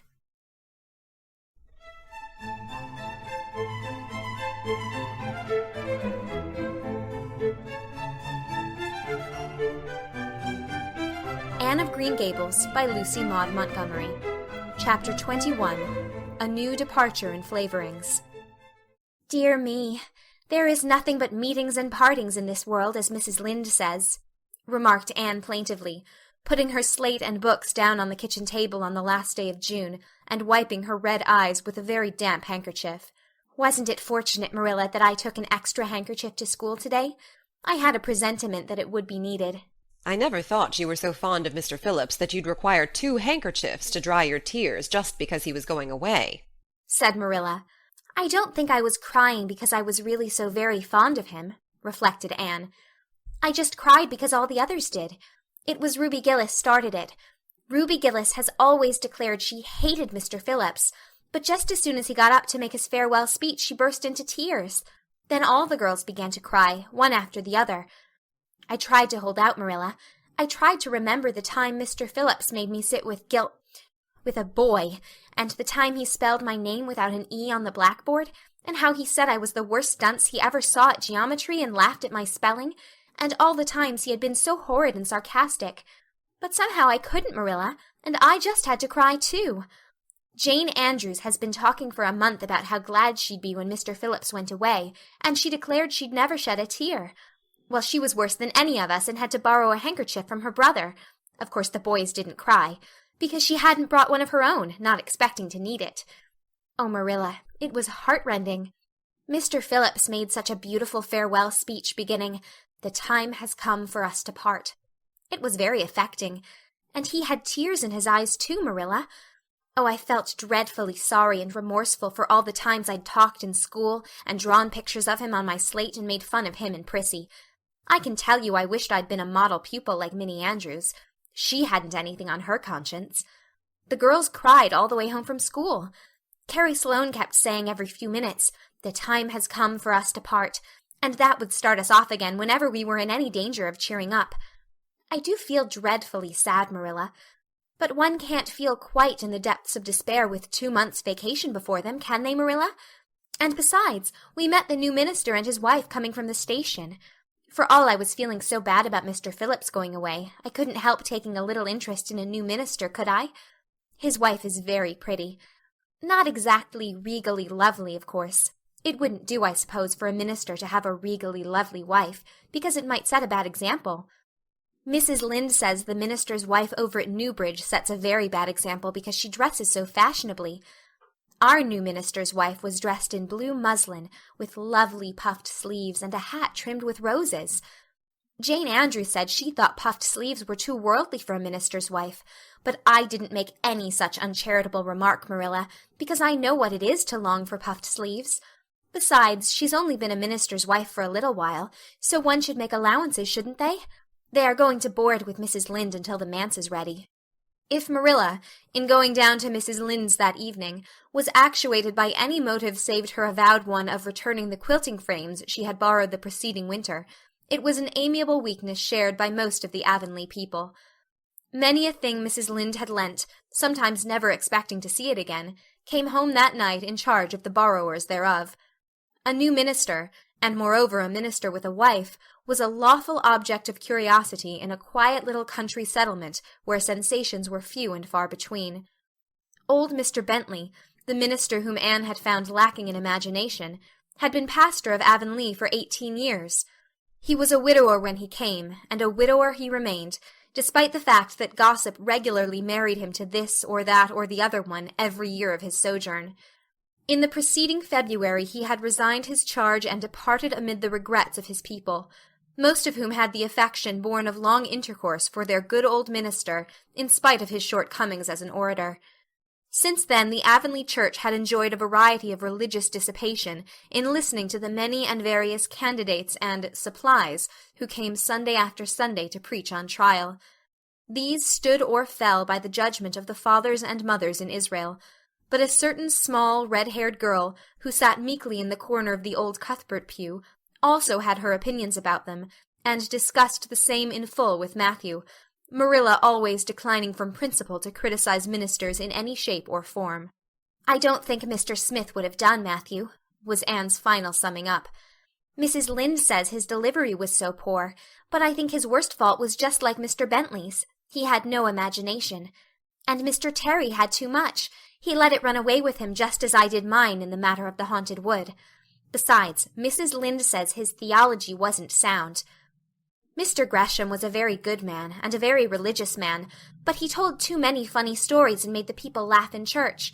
He was undignified, and you must have some dignity about a minister, mustn't you, Matthew? I thought Mr. Marshall was decidedly attractive, but Mrs. Lynde says he isn't married, or even engaged, because she made special inquiries about him, and she says it would never do to have a young unmarried minister in Avonlea, because he might marry in the congregation, and that would make trouble. Mrs. Lynde is a very far-seeing woman, isn't she, Matthew? I'm very glad they've called Mr. Allen. I liked him, because his sermon was interesting, and he prayed as if he meant it, and not just as if he did it because he was in the habit of it. Mrs. Lynde says he isn't perfect, but she says she supposes we couldn't expect a perfect minister for $750 a year, and anyhow his theology is sound because she questioned him thoroughly on all the points of doctrine. And she knows his wife's people, and they are most respectable, and the women are all good housekeepers. Mrs. Lynde says that sound doctrine in the man and good housekeeping in the woman make an ideal combination for a minister's family.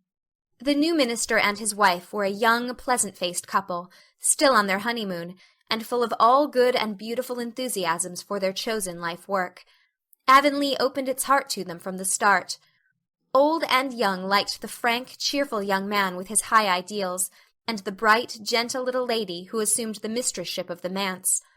With Mrs. Allen, Anne fell promptly and wholeheartedly in love. She had discovered another kindred spirit.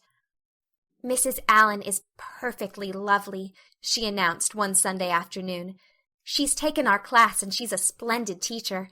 She said right away she didn't think it was fair for the teacher to ask all the questions. And you know, Marilla, that is exactly what I've always thought.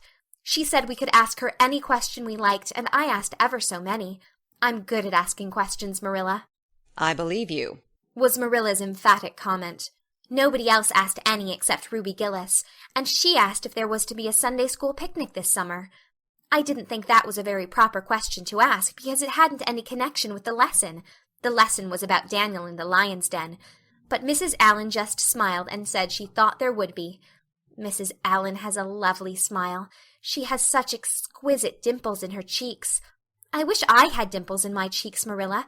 I'm not half so skinny as I was when I came here, but I have no dimples yet. If I had, perhaps I could influence people for good. Mrs. Allen said we ought always to try to influence other people for good. She talked so nicely about everything. I never knew before that religion was such a cheerful thing. I always thought it was kind of melancholy, but Mrs. Allen's isn't, and I'd like to be a Christian if I could be one like her. I wouldn't want to be one like Mr. Superintendent Bell. It's very naughty of you to speak so about Mr. Bell, said Marilla severely. Mr. Bell is a real good man. Oh, of course he's good, agreed Anne, but he doesn't seem to get any comfort out of it.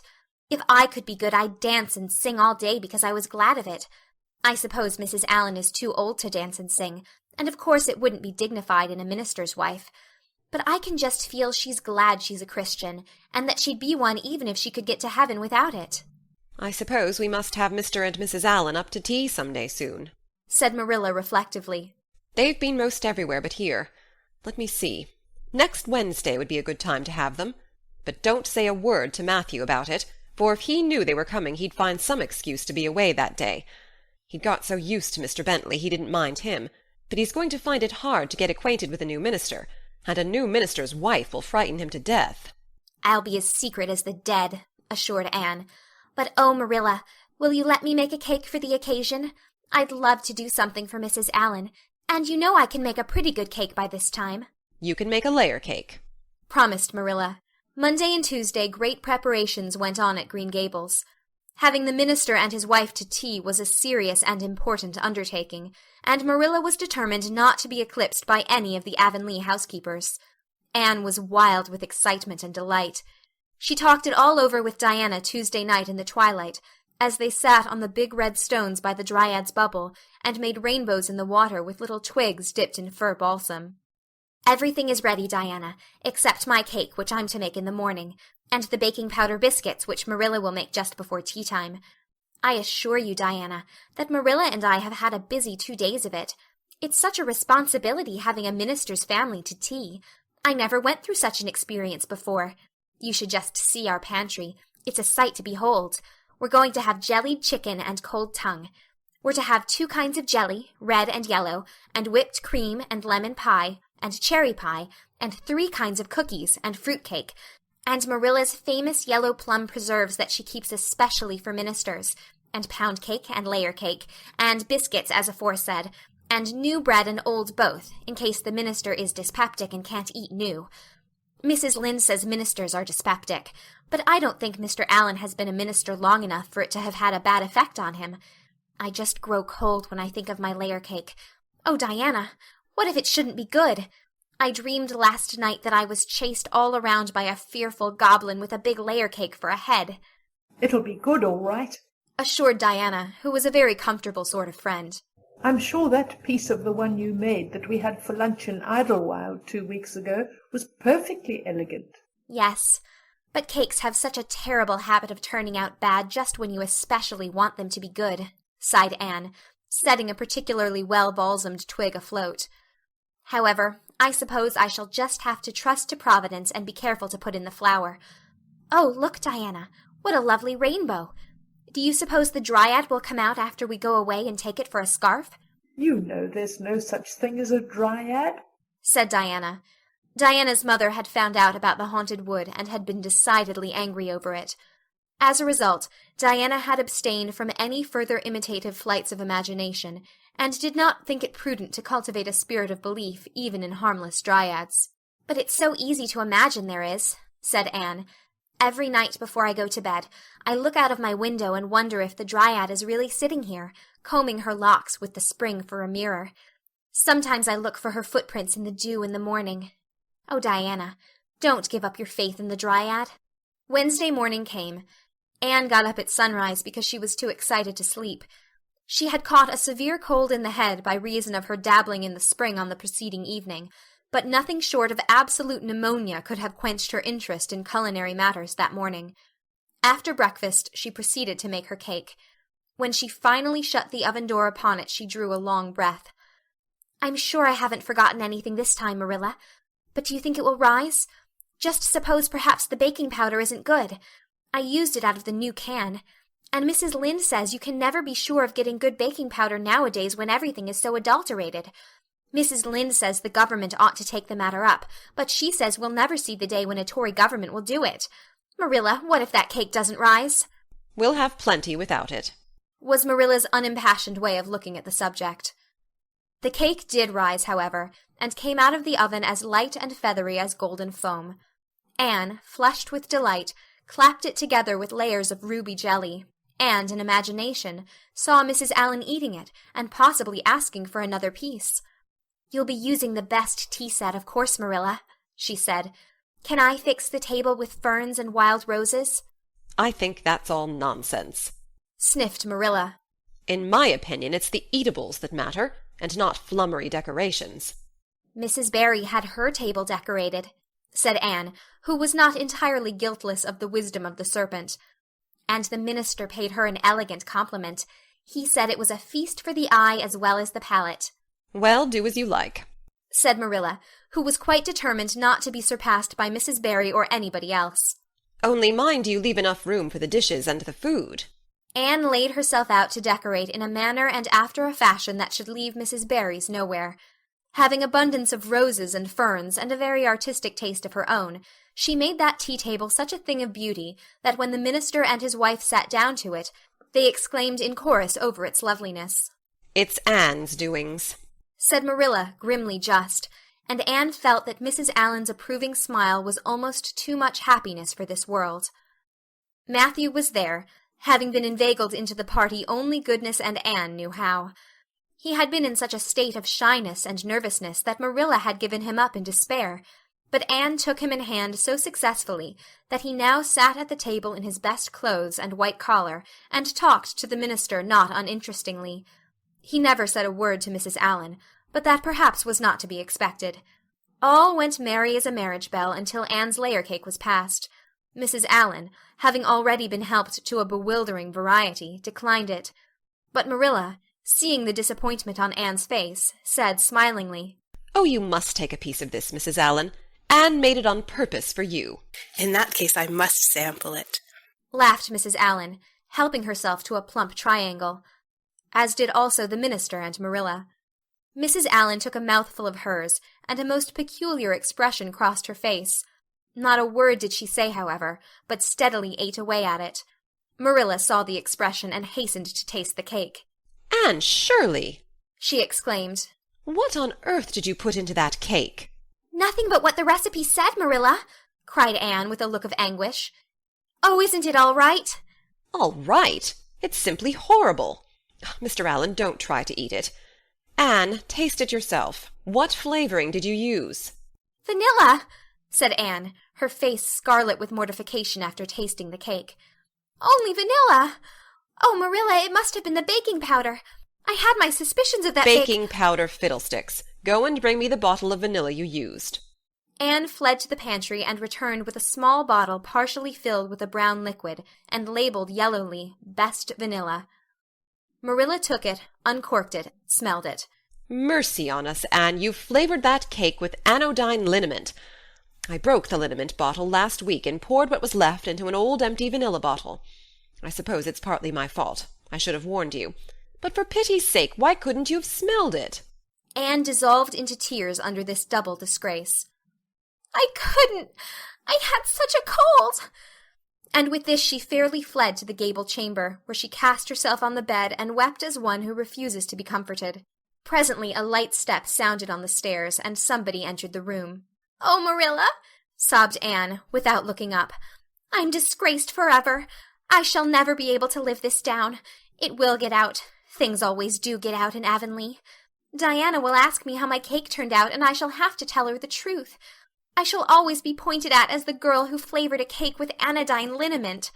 The boys in school will never get over laughing at it. Oh, Marilla, If you have a spark of Christian pity, don't tell me that I must go down and wash the dishes after this. I'll wash them when the minister and his wife are gone, but I cannot ever look Mrs. Allen in the face again. Perhaps she'll think I tried to poison her. Mrs. Lynde says she knows an orphan girl who tried to poison her benefactor. But the liniment isn't poisonous. It's meant to be taken internally, although not in cakes. Won't you tell Mrs. Allen so, Marilla? Suppose you jump up and tell her so yourself, said a merry voice. Anne flew up, to find Mrs. Allen standing by her bed, surveying her with laughing eyes. My dear little girl, you mustn't cry like this, she said, genuinely disturbed by Anne's tragic face. Why, it's all just a funny mistake that anybody might make. Oh, no, it takes me to make such a mistake, said Anne forlornly. And I wanted to have that cake so nice for you, Mrs. Allen. Yes, I know, dear. And I assure you I appreciate your kindness and thoughtfulness just as much as if it had turned out all right. Now, you mustn't cry any more, but come down with me and show me your flower garden. Miss Cuthbert tells me you have a little plot all your own. I want to see it, for I'm very much interested in flowers. Anne permitted herself to be led down and comforted, reflecting that it was really providential that Mrs. Allen was a kindred spirit. Nothing more was said about the liniment cake, and when the guests went away, Anne found that she had enjoyed the evening more than could have been expected, considering that terrible incident. Nevertheless, she sighed deeply. Marilla, isn't it nice to think that tomorrow is a new day with no mistakes in it yet? I'll warrant you'll make plenty in it, said Marilla. I never saw your beat for making mistakes, Anne. Yes, and well I know it, admitted Anne mournfully. But have you ever noticed one encouraging thing about me, Marilla? I never make the same mistake twice.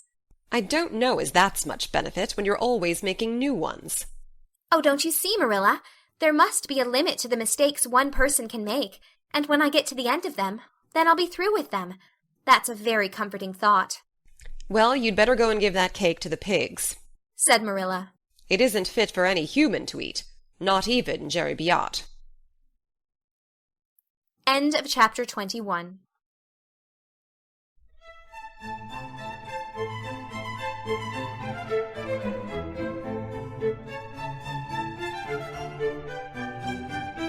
Anne of Green Gables by Lucy Maud Montgomery. Chapter 22. Anne is invited out to tea. And what are your eyes popping out of your head about now? Asked Marilla, when Anne had just come in from a run to the post office. Have you discovered another kindred spirit? Excitement hung around Anne like a garment, shone in her eyes, kindled in every feature. She had come dancing up the lane, like a wind-blown sprite, through the mellow sunshine and lazy shadows of the August evening. No, Marilla, but oh, what do you think? I am invited to tea at the manse tomorrow afternoon. Mrs. Allen left the letter for me at the post office. Just look at it, Marilla. Miss Anne Shirley, Green Gables. That is the first time I was ever called Miss. Such a thrill as it gave me. I shall cherish it forever among my choicest treasures. Mrs. Allen told me she meant to have all the members of her Sunday school class to tea in turn, said Marilla, regarding the wonderful event very coolly. You needn't get in such a fever over it. Do learn to take things calmly, child. For Anne to take things calmly would have been to change her nature.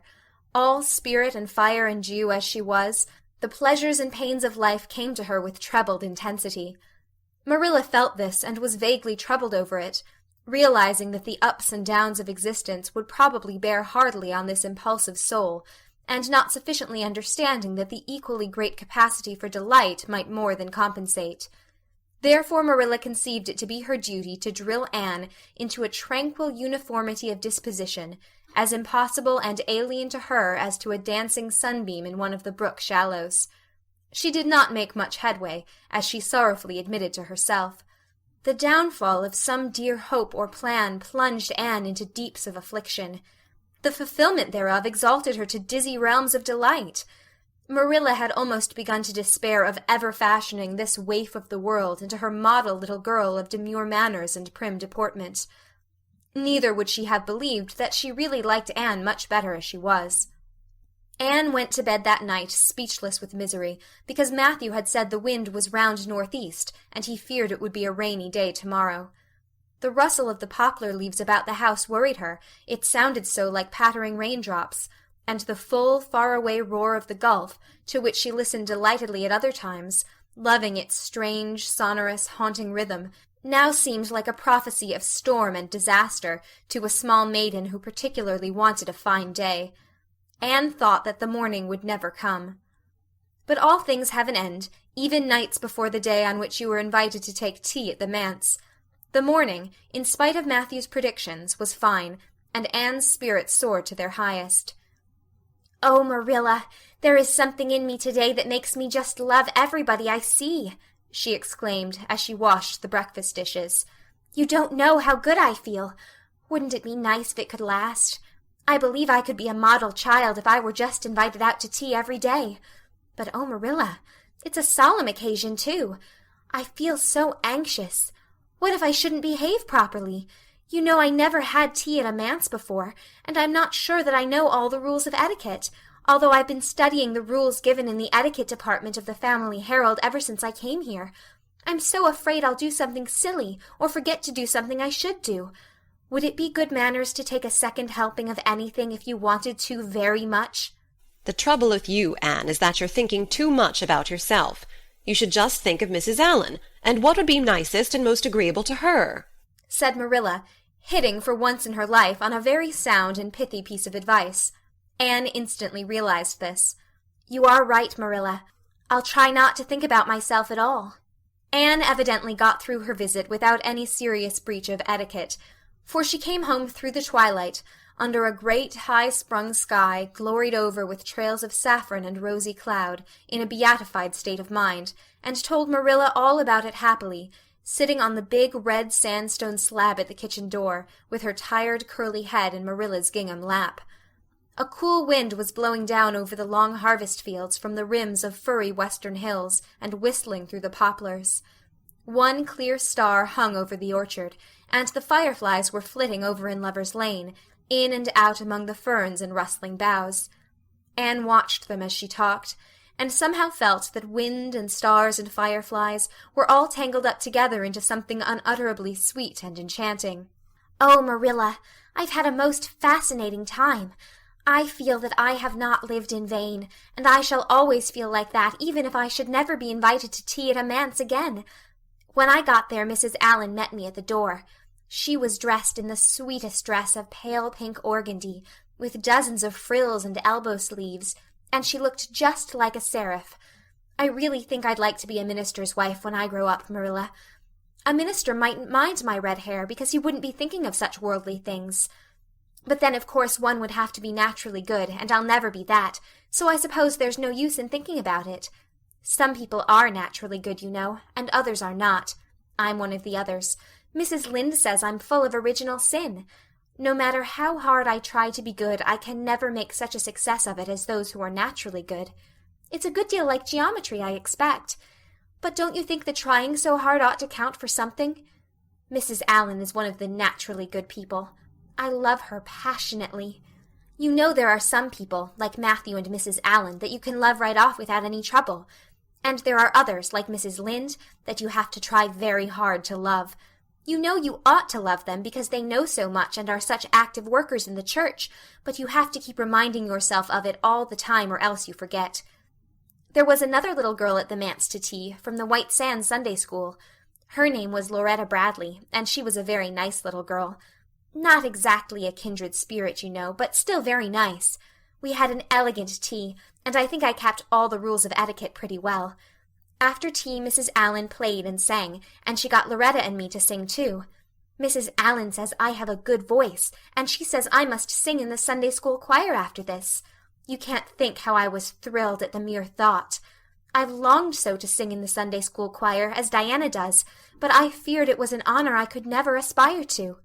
Loretta had to go home early, because there is a big concert in the White Sands Hotel tonight, and her sister is to recite at it. Loretta says that the Americans at the hotel give a concert every fortnight in aid of the Charlottetown Hospital, and they ask lots of the White Sands people to recite. Loretta said she expected to be asked herself some day. I just gazed at her in awe. After she had gone, Mrs. Allen and I had a heart-to-heart talk. I told her everything.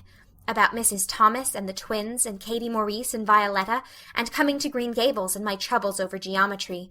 And would you believe it, Marilla? Mrs. Allan told me she was a dunce at geometry, too. You don't know how that encouraged me. Mrs. Lynde came to the manse just before I left, and what do you think, Marilla? The trustees have hired a new teacher, and it's a lady. Her name is Miss Muriel Stacy. Isn't that a romantic name? Mrs. Lynde says they've never had a female teacher in Avonlea before, and she thinks it is a dangerous innovation. But I think it will be splendid to have a lady teacher, and I really don't see how I'm going to live through the 2 weeks before school begins. I'm so impatient to see her. End of chapter 22.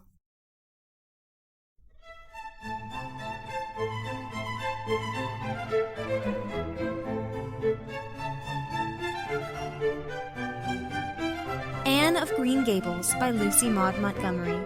Chapter 23. Anne comes to grief in an affair of honor. Anne had to live through more than 2 weeks as it happened. Almost a month having elapsed since the liniment cake episode, it was high time for her to get into fresh trouble of some sort, little mistakes, such as absent-mindedly emptying a pan of skim milk into a basket of yarn balls in the pantry instead of into the pig's bucket, and walking clean over the edge of the log bridge into the brook while wrapped in imaginative reverie, not really being worth counting. A week after the tea at the manse, Diana Barry gave a party. "Small and select," Anne assured Marilla. "Just the girls in our class." They had a very good time, and nothing untoward happened until after tea, when they found themselves in the Barry garden, a little tired of all their games and ripe for any enticing form of mischief which might present itself. This presently took the form of daring. Daring was the fashionable amusement among the Avonlea small fry just then. It had begun among the boys, but soon spread to the girls, and all the silly things that were done in Avonlea that summer because the doers thereof were dared to do them would fill a book by themselves. First of all, Carrie Sloane dared Ruby Gillis to climb to a certain point in the huge old willow tree before the front door, which Ruby Gillis, albeit in mortal dread of the fat green caterpillars with which said tree was infested, and with the fear of her mother before her eyes if she should tear her new muslin dress, nimbly did, to the discomfiture of the aforesaid Carrie Sloane. Then Josie Pye dared Jane Andrews to hop on her left leg around the garden without stopping once or putting her right foot to the ground, which Jane Andrews gamely tried to do, but gave out at the third corner and had to confess herself defeated. Josie's triumph being rather more pronounced than good taste permitted, Anne Shirley dared her to walk along the top of the board fence which bounded the garden to the east. Now, to walk board fences requires more skill and steadiness of head and heel than one might suppose who has never tried it. But Josie Pye, if deficient in some qualities that make for popularity, had at least a natural and inborn gift, duly cultivated, for walking board fences. Josie walked the Barry fence with an airy unconcern, which seemed to imply that a little thing like that wasn't worth a dare. Reluctant admiration greeted her exploit, for most of the other girls could appreciate it, having suffered many things themselves in their efforts to walk fences. Josie descended from her perch, flushed with victory, and darted a defiant glance at Anne. Anne tossed her red braids. "I don't think it's such a very wonderful thing to walk a little low board fence," she said. "I knew a girl in Marysville who could walk the ridgepole of a roof." "I don't believe it," said Josie flatly. "I don't believe anybody could walk a ridgepole. You couldn't, anyhow." "Couldn't I?" cried Anne rashly. "Then I dare you to do it," said Josie defiantly. "I dare you to climb up there and walk the ridgepole of Mr. Barry's kitchen roof." Anne turned pale, but there was clearly only one thing to be done. She walked toward the house, where a ladder was leaning against the kitchen roof.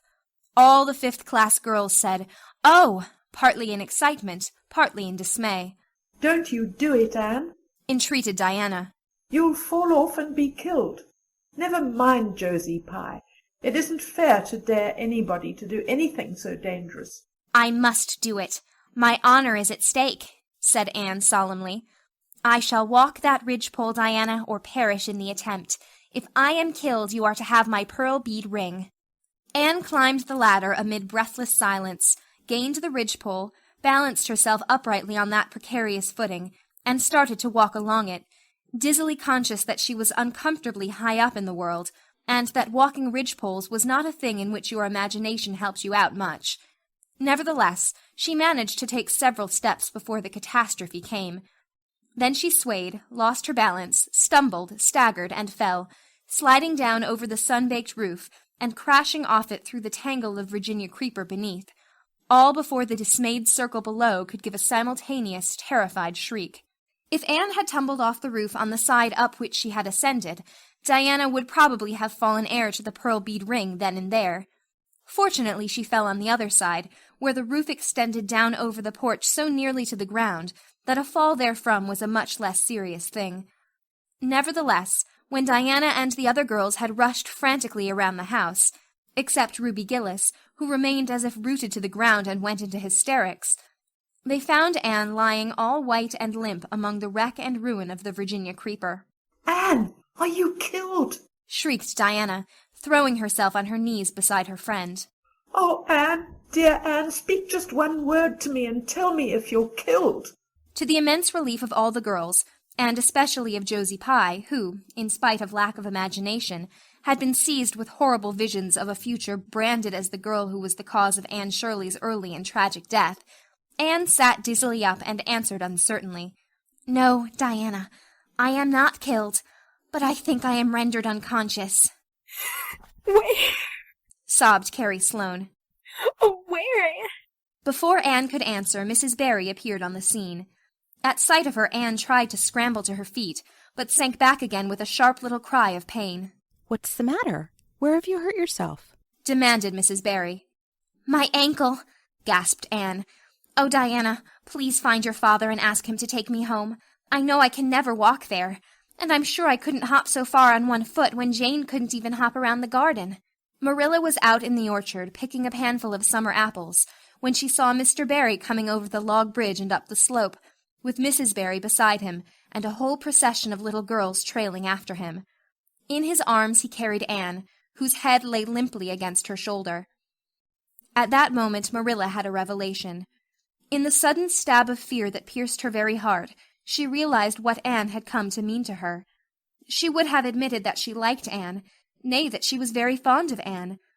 But now she knew, as she hurried wildly down the slope, that Anne was dearer to her than anything else on earth. "Mr. Barry, what has happened to her?" she gasped, more white and shaken than the self-contained, sensible Marilla had been for many years. Anne herself answered, lifting her head. "Don't be very frightened, Marilla. I was walking the ridgepole and I fell off. I expect I have sprained my ankle. But, Marilla, I might have broken my neck. Let us look on the bright side of things." "I might have known you'd go and do something of the sort when I let you go to that party," said Marilla, sharp and shrewish in her very relief. "Bring her in here, Mr. Barry, and lay her on the sofa. Mercy me, the child has gone and fainted." It was quite true. Overcome by the pain of her injury, Anne had one more of her wishes granted to her. She had fainted dead away. Matthew, hastily summoned from the harvest field, was straightway dispatched for the doctor, who in due time came, to discover that the injury was more serious than they had supposed. Anne's ankle was broken. That night, when Marilla went up to the east gable, where a white-faced girl was lying, a plaintive voice greeted her from the bed. "Aren't you very sorry for me, Marilla?" "It was your own fault," said Marilla, twitching down the blind and lighting a lamp. "And that is just why you should be sorry for me," said Anne, "because the thought that it is all my own fault is what makes it so hard.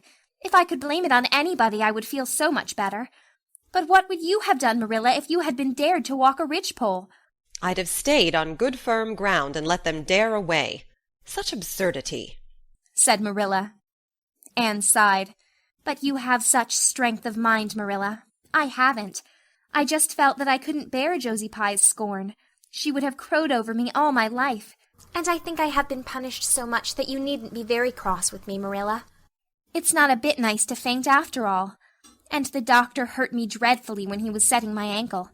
I won't be able to go around for 6 or 7 weeks, and I'll miss the new lady teacher. She won't be new any more by the time I'm able to go to school. And everybody will get ahead of me in class. Oh, I am an afflicted mortal. But I'll try to bear it all bravely if only you won't be cross with me, Marilla." There, I'm not cross," said Marilla. You're an unlucky child, there's no doubt about that, but as you say, you'll have the suffering of it. Here now, try and eat some supper. Isn't it fortunate I've got such an imagination?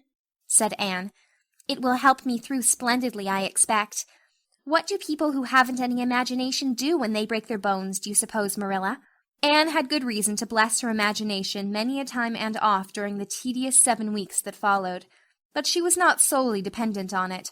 She had many visitors, and not a day passed without one or more of the schoolgirls dropping in to bring her flowers and books, and tell her all the happenings in the juvenile world of Avonlea. Everybody has been so good and kind, Marilla, sighed Anne happily, on the day when she could first limp across the floor. It isn't very pleasant to be laid up, but there is a bright side to it, Marilla. You find out how many friends you have. Why, even Superintendent Bell came to see me, and he's really a very fine man. Not a kindred spirit, of course, but still I like him, and I'm awfully sorry I ever criticized his prayers. I believe now he really does mean them, only he has got into the habit of saying them as if he didn't. He could get over that if he'd take a little trouble. I gave him a good broad hint. I told him how hard I tried to make my own little private prayers interesting. He told me all about the time he broke his ankle when he was a boy. It does seem so strange to think of Superintendent Bell ever being a boy. Even my imagination has its limits, for I can't imagine that.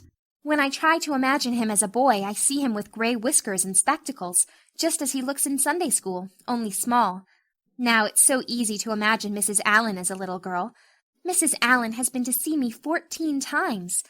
Isn't that something to be proud of, Marilla, when a minister's wife has so many claims on her time? She is such a cheerful person to have visit you, too. She never tells you it's your own fault, and she hopes you'll be a better girl on account of it. Mrs. Lynde always told me that when she came to see me, and she said it in a kind of way that made me feel she might hope I'd be a better girl, but didn't really believe I would. Even Josie Pye came to see me. I received her as politely as I could, because I think she was sorry she dared me to walk a ridgepole. If I had been killed, she would have had to carry a dark burden of remorse all her life. Diana has been a faithful friend. She's been over every day to cheer my lonely pillow. But oh, I shall be so glad when I can go to school, for I've heard such exciting things about the new teacher. The girls all think she is perfectly sweet. Diana says she has the loveliest fair curly hair and such fascinating eyes. She dresses beautifully, and her sleeve puffs are bigger than anybody else's in Avonlea. Every other Friday afternoon she has recitations, and everybody has to say a piece or take part in a dialogue. Oh, it's just glorious to think of it. Josie Pye says she hates it, but that is just because Josie has so little imagination. Diana and Ruby Gillis and Jane Andrews are preparing a dialogue called A Morning Visit for next Friday. And the Friday afternoons they don't have recitations. Miss Stacy takes them all to the woods for a field day, and they study ferns and flowers and birds. And they have physical culture exercises every morning and evening. Mrs. Lynde says she never heard of such goings-on, and it all comes of having a lady teacher. But I think it must be splendid, and I believe I shall find that Miss Stacy is a kindred spirit. There's one thing plain to be seen, Anne, said Marilla. And that is that your fall off the Barry roof hasn't injured your tongue at all. End of chapter 23.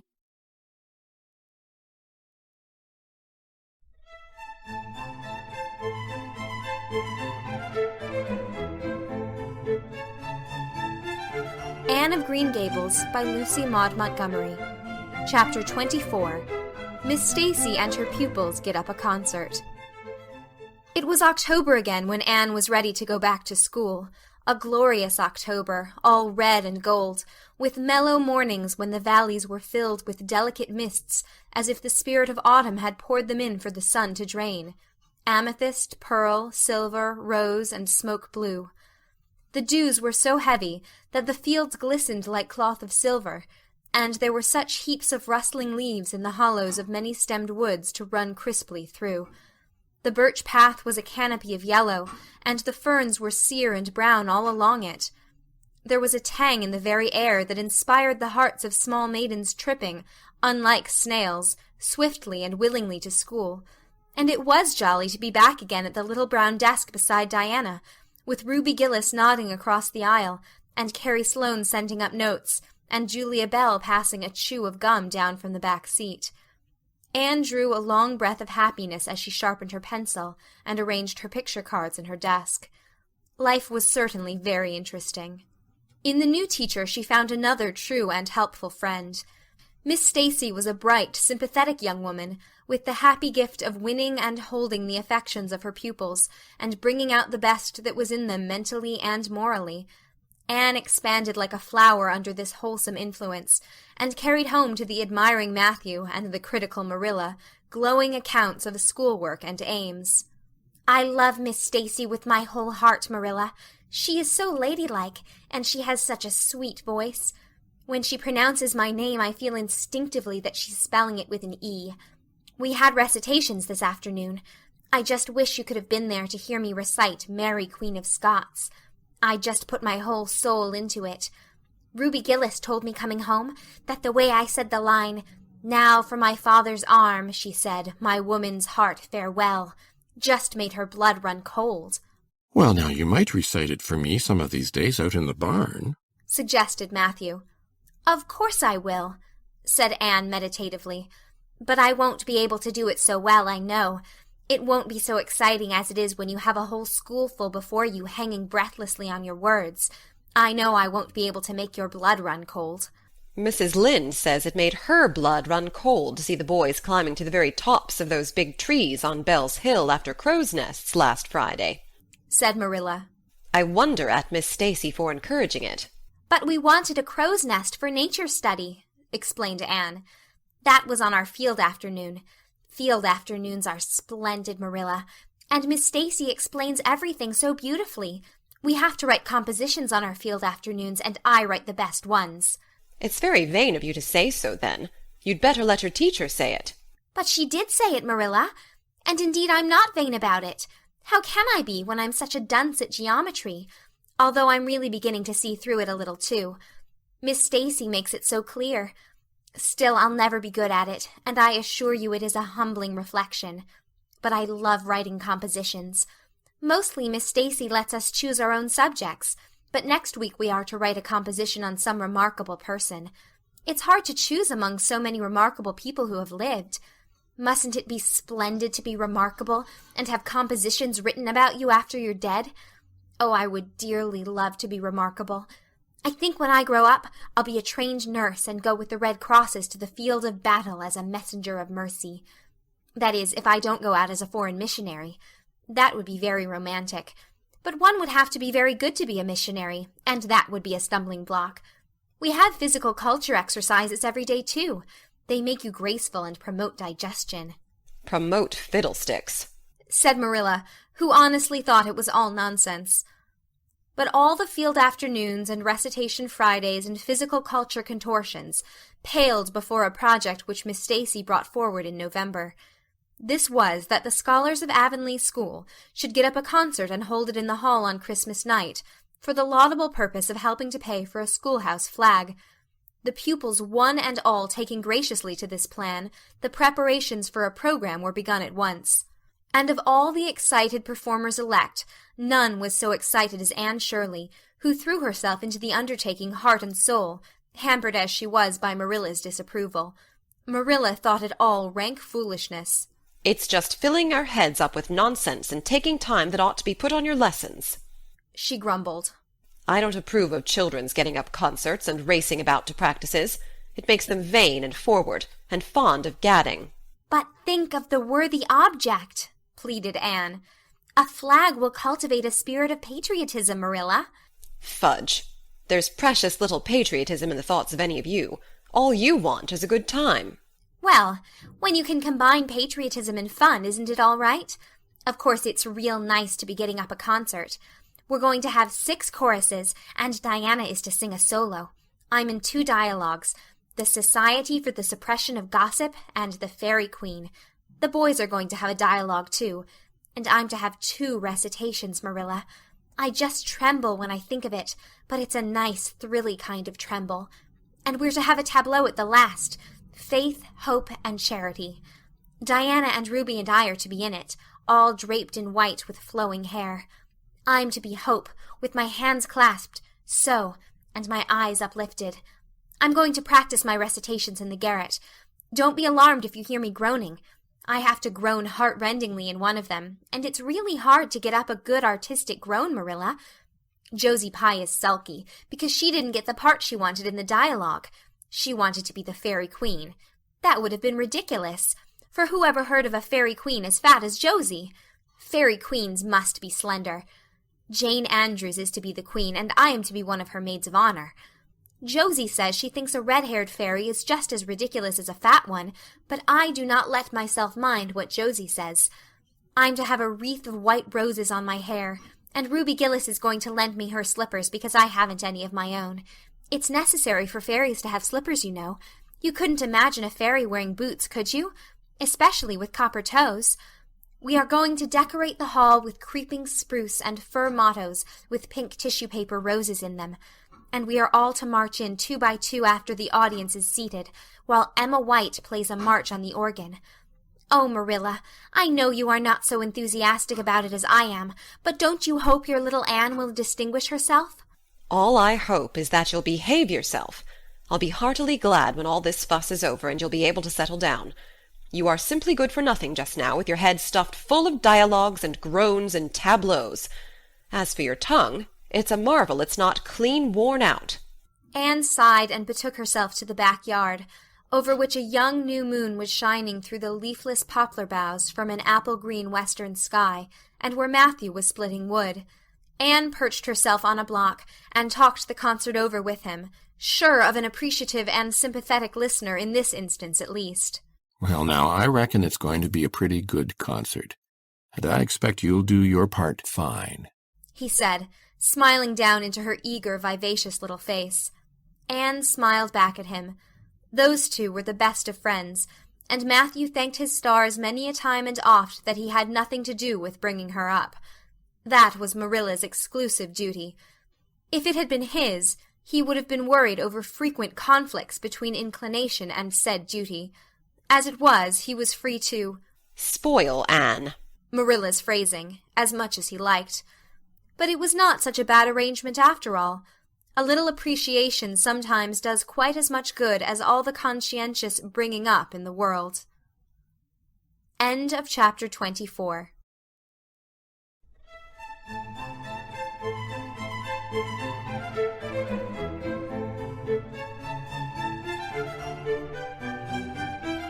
Anne of Green Gables by Lucy Maud Montgomery.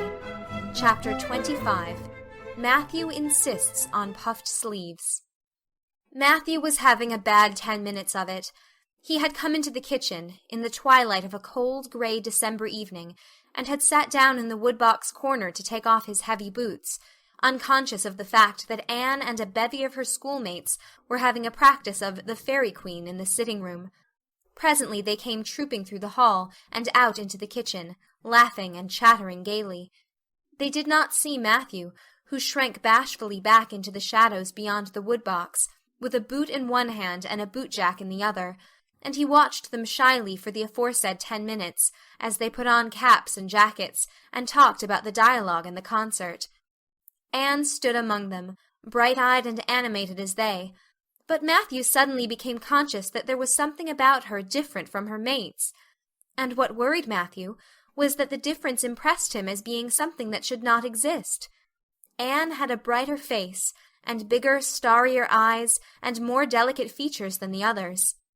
Even shy, unobservant Matthew had learned to take note of these things. But the difference that disturbed him did not consist in any of these respects. Then in what did it consist? Matthew was haunted by this question long after the girls had gone, arm in arm, down the long, hard-frozen lane, and Anne had betaken herself to her books. He could not refer it to Marilla, who, he felt, would be quite sure to sniff scornfully, and remark that the only difference she saw between Anne and the other girls was that they sometimes kept their tongues quiet while Anne never did. This, Matthew felt, would be no great help. He had recourse to his pipe that evening to help him study it out, much to Marilla's disgust. After 2 hours of smoking and hard reflection, Matthew arrived at a solution of his problem.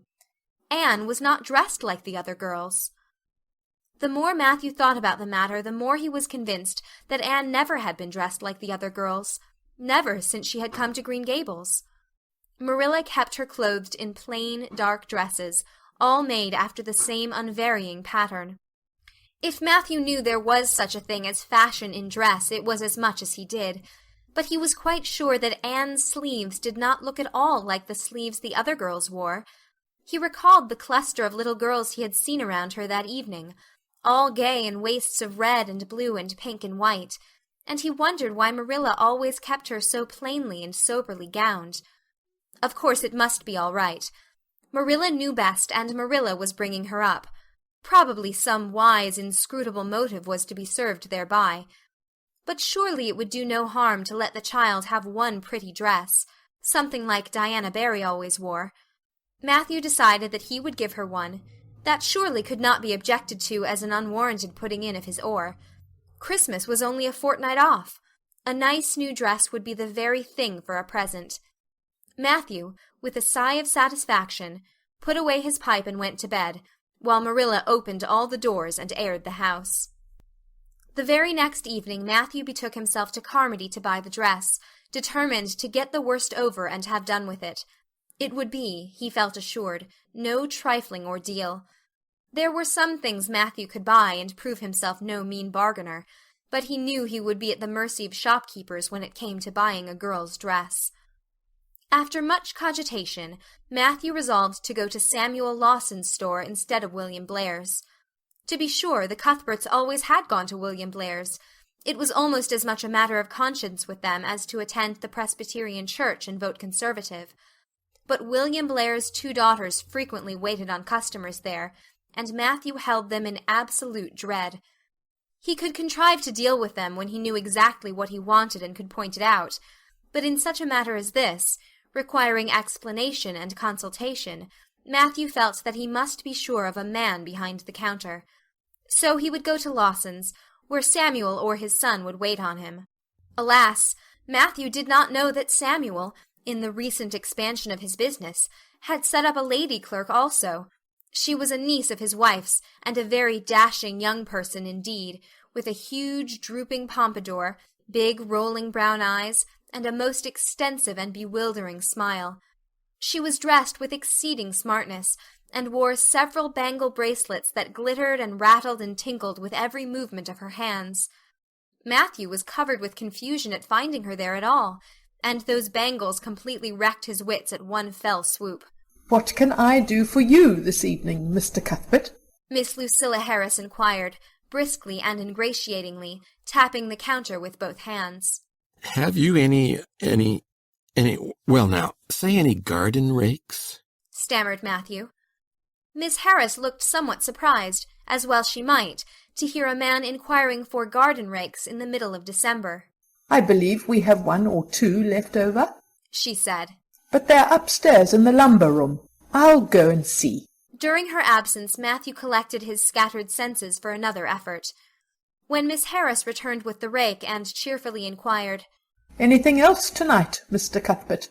Matthew took his courage in both hands and replied, Well now, since you suggest it, I might as well look at, buy some hayseed. Miss Harris had heard Matthew Cuthbert called odd. She now concluded that he was entirely crazy. "We only keep hayseed in the spring," she explained loftily. "We've none on hand just now." Oh, certainly, just as you say, stammered unhappy Matthew, seizing the rake and making for the door. At the threshold he recollected that he had not paid for it, and he turned miserably back. While Miss Harris was counting out his change, he rallied his powers for a final desperate attempt.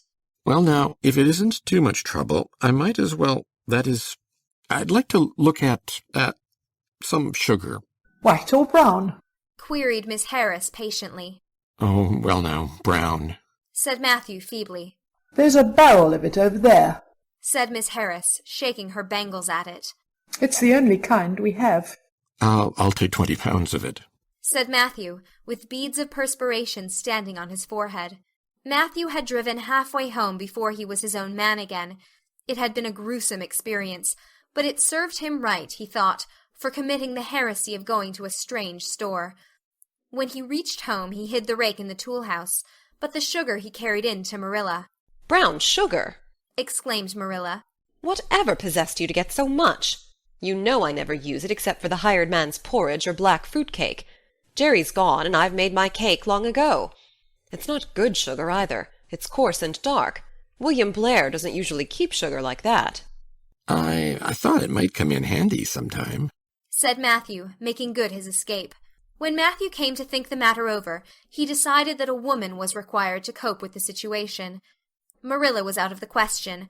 Matthew felt sure she would throw cold water on his project at once. Remained only Mrs. Lynde, for of no other woman in Avonlea would Matthew have dared to ask advice.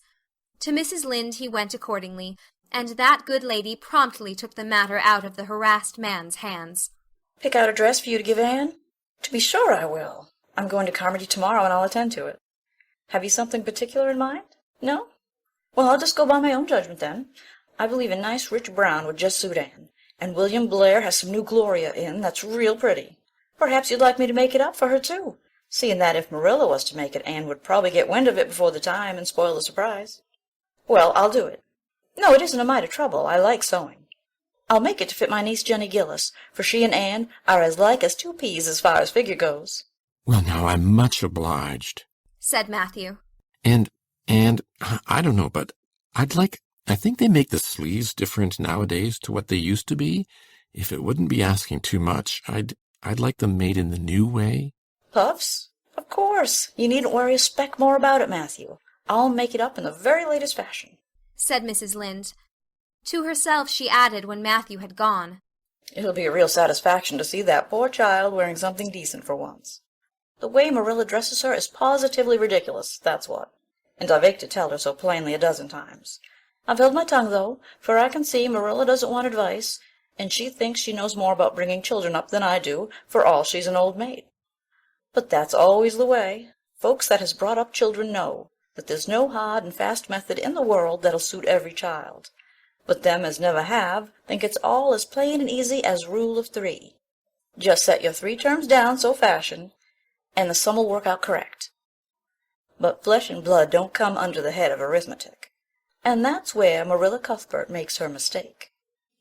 I suppose she's trying to cultivate a spirit of humility in Anne by dressing her as she does, but it's more likely to cultivate envy and discontent. I'm sure the child must feel the difference between her clothes and the other girls. But to think of Matthew taking notice of it! That man is waking up after being asleep for over 60 years. Marilla knew all the following fortnight that Matthew had something on his mind, but what it was she could not guess, until Christmas Eve, when Mrs. Lynde brought up the new dress. Marilla behaved pretty well on the whole, although it is very likely she distrusted Mrs. Lynde's diplomatic explanation that she had made the dress because Matthew was afraid Anne would find out about it too soon if Marilla made it. So this is what Matthew has been looking so mysterious over, and grinning about to himself for 2 weeks, is it? She said, a little stiffly but tolerantly. I knew he was up to some foolishness. Well, I must say I don't think Anne needed any more dresses. I made her 3 good, warm, serviceable ones this fall, and anything more is sheer extravagance. There's enough material in those sleeves alone to make a waist, I declare there is. You'll just pamper Anne's vanity, Matthew, and she's as vain as a peacock now. Well, I hope she'll be satisfied at last, for I know she's been hankering after those silly sleeves ever since they came in, although she never said a word after the first. The puffs have been getting bigger and more ridiculous right along. They're as big as balloons now. Next year anybody who wears them will have to go through a door sideways. Christmas morning broke on a beautiful white world. It had been a very mild December, and people had looked forward to a green Christmas, but just enough snow fell softly in the night to transfigure Avonlea. Anne peeped out from her frosted gable window with delighted eyes. The firs in the haunted wood were all feathery and wonderful. The birches and wild cherry trees were outlined in pearl. The ploughed fields were stretches of snowy dimples, and there was a crisp tang in the air that was glorious. Anne ran downstairs singing until her voice re-echoed through Green Gables. "Merry Christmas, Marilla! Merry Christmas, Matthew! Isn't it a lovely Christmas? I'm so glad it's white. Any other kind of Christmas doesn't seem real, does it? I don't like green Christmases. They're not green. They're just nasty faded browns and grays. What makes people call them green? Why, Matthew, is that for me? Oh, Matthew!"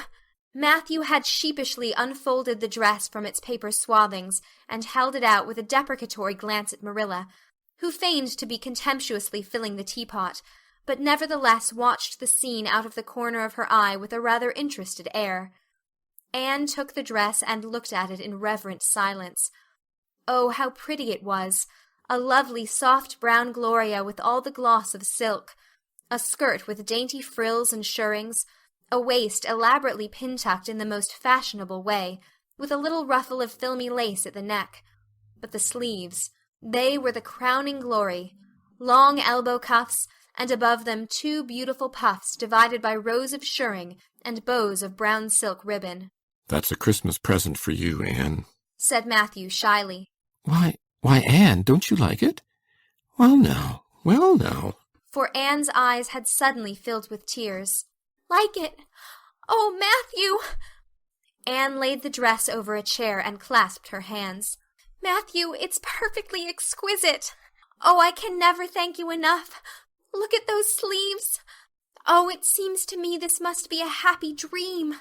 Well, well, let us have breakfast, interrupted Marilla. I must say, Anne, I don't think you needed the dress, but since Matthew has got it for you, see that you take good care of it. There's a hair ribbon Mrs. Lynde left for you. It's brown to match the dress. Come now, sit in. I don't see how I'm going to eat breakfast, said Anne rapturously. Breakfast seems so commonplace at such an exciting moment. I'd rather feast my eyes on that dress. I'm so glad that puffed sleeves are still fashionable. It did seem to me that I'd never get over it if they went out before I had a dress with them. I'd never have felt quite satisfied, you see. It was lovely of Mrs. Lynde to give me the ribbon, too. I feel that I ought to be a very good girl indeed. It's at times like this I'm sorry I'm not a model little girl, and I always resolve that I will be in future. But somehow it's hard to carry out your resolutions when irresistible temptations come. Still, I really will make an extra effort after this. When the commonplace breakfast was over, Diana appeared, crossing the white log bridge in the hollow, a gay little figure in her crimson ulster. Anne flew down the slope to meet her. Merry Christmas, Diana! And oh, it's a wonderful Christmas. I've something splendid to show you.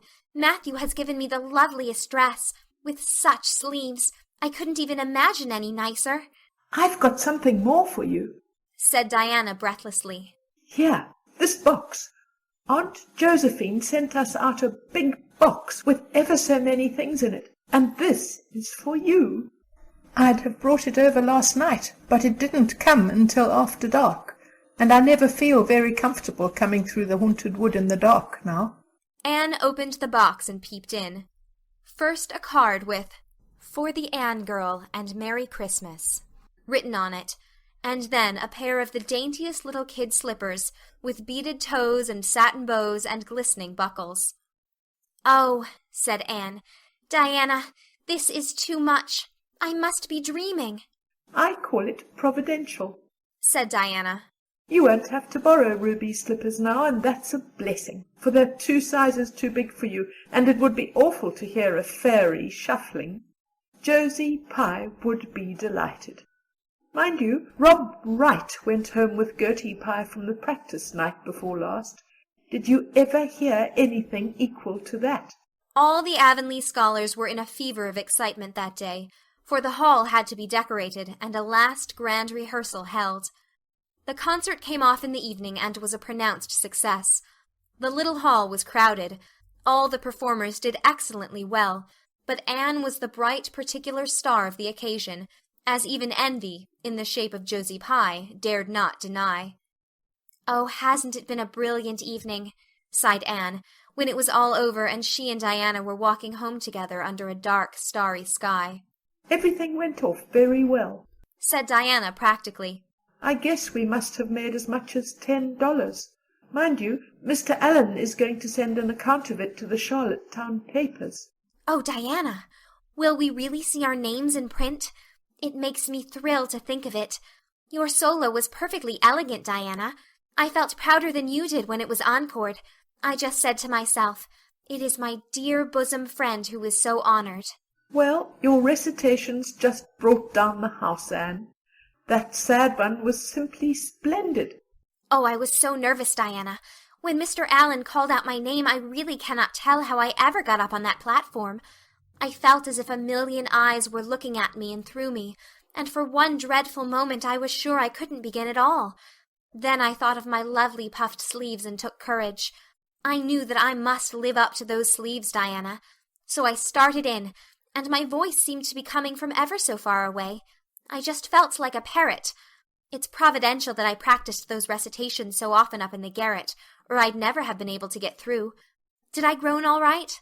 Yes, indeed, you groaned lovely, assured Diana. I saw old Mrs. Sloane wiping away tears when I sat down. It was splendid to think I had touched somebody's heart. It's so romantic to take part in a concert, isn't it? Oh, it's been a very memorable occasion indeed. Wasn't the boys' dialogue fine?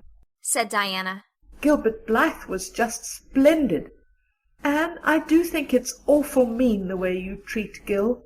Wait till I tell you. When you ran off the platform after the fairy dialogue, one of your roses fell out of your hair. I saw Gil pick it up and put it in his breast pocket. There now, you're so romantic that I'm sure you ought to be pleased at that. It's nothing to me what that person does, said Anne loftily. I simply never waste a thought on him, Diana. That night Matthew and Marilla, who had been out to a concert for the first time in 20 years, sat for a while by the kitchen fire after Anne had gone to bed. Well, now, I guess our Anne did as well as any of them, said Matthew proudly. Yes, she did, admitted Marilla. She's a bright child, Matthew. And she looked real nice, too. I've been kind of opposed to this concert scheme, but I suppose there's no real harm in it after all. Anyhow, I was proud of Anne tonight, although I'm not going to tell her so. Well, now, I was proud of her, and I did tell her so, for she went upstairs, said Matthew. We must see what we can do for her some of these days, Marilla. I guess she'll need something more than Avonlea School by and by. There's time enough to think of that, said Marilla. She's only 13 in March. Though tonight it struck me she was growing quite a big girl. Mrs. Lynde made that dress a mite too long, and it makes Anne look so tall. She's quick to learn, and I guess the best thing we can do for her will be to send her to Queen's after a spell. But nothing need be said about that for a year or two yet. Well, now, it'll do no harm to be thinking it over off and on, said Matthew. Things like that are all the better for lots of thinking over. End of chapter 25.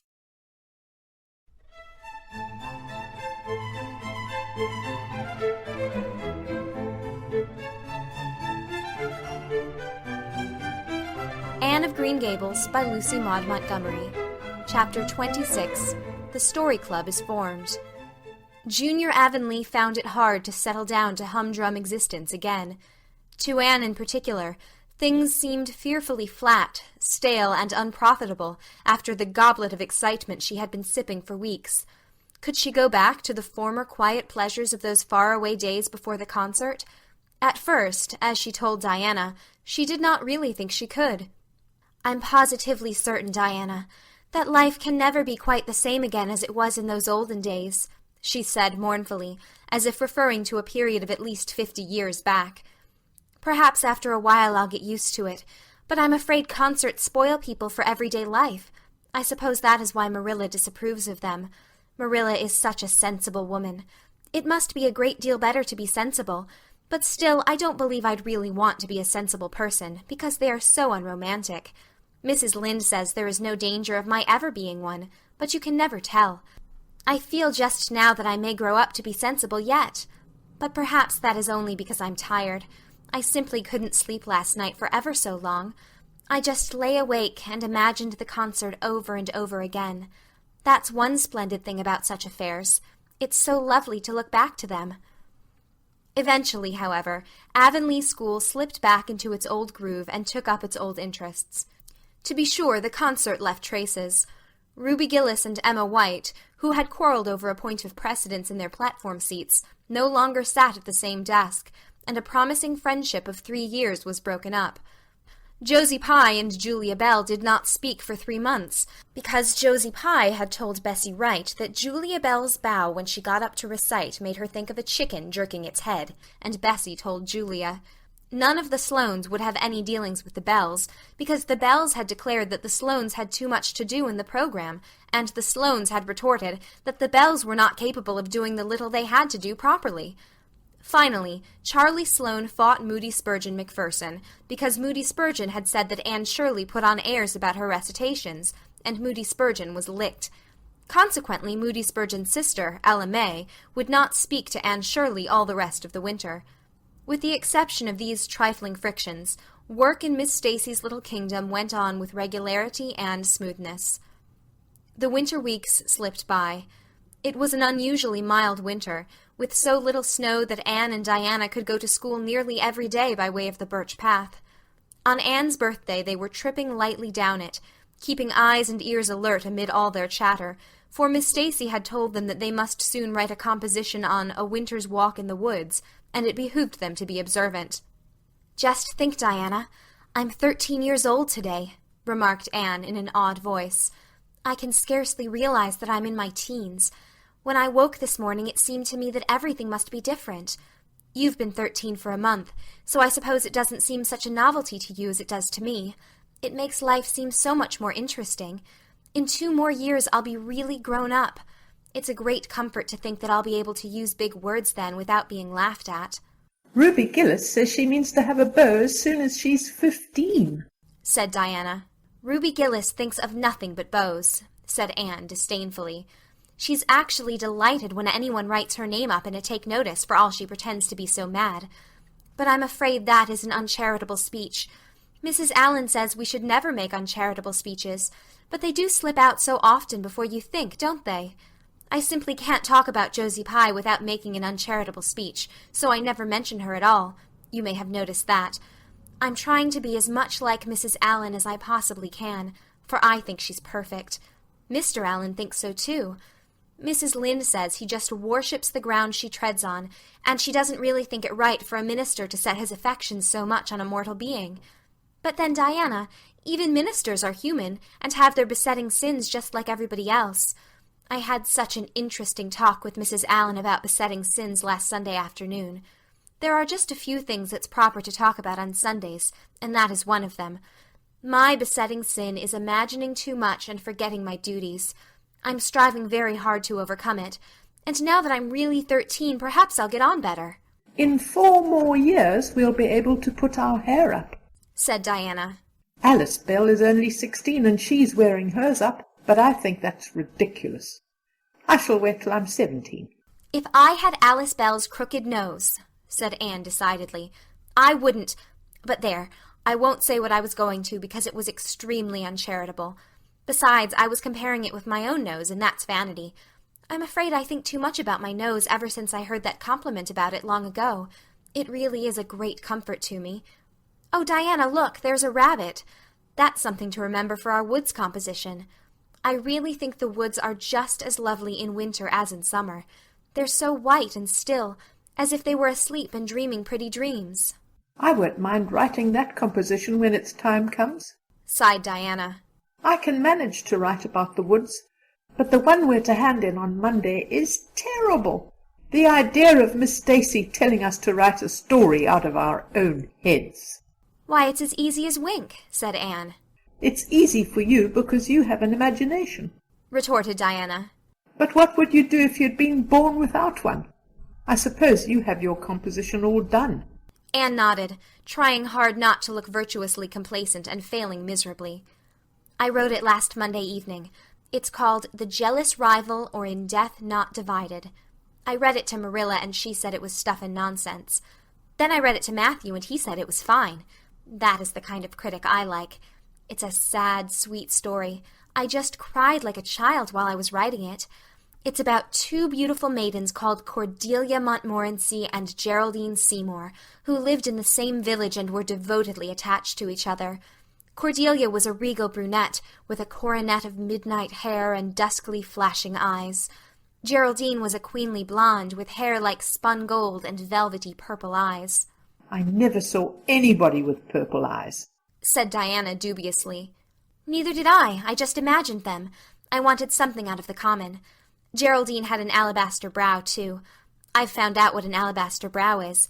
That is one of the advantages of being 13. You know so much more than you did when you were only 12. Well, what became of Cordelia and Geraldine? Asked Diana, who was beginning to feel rather interested in their fate. They grew in beauty side by side until they were 16. Then Bertram de Vere came to their native village and fell in love with the fair Geraldine. He saved her life when her horse ran away with her in a carriage, and she fainted in his arms, and he carried her home 3 miles, because, you understand, the carriage was all smashed up.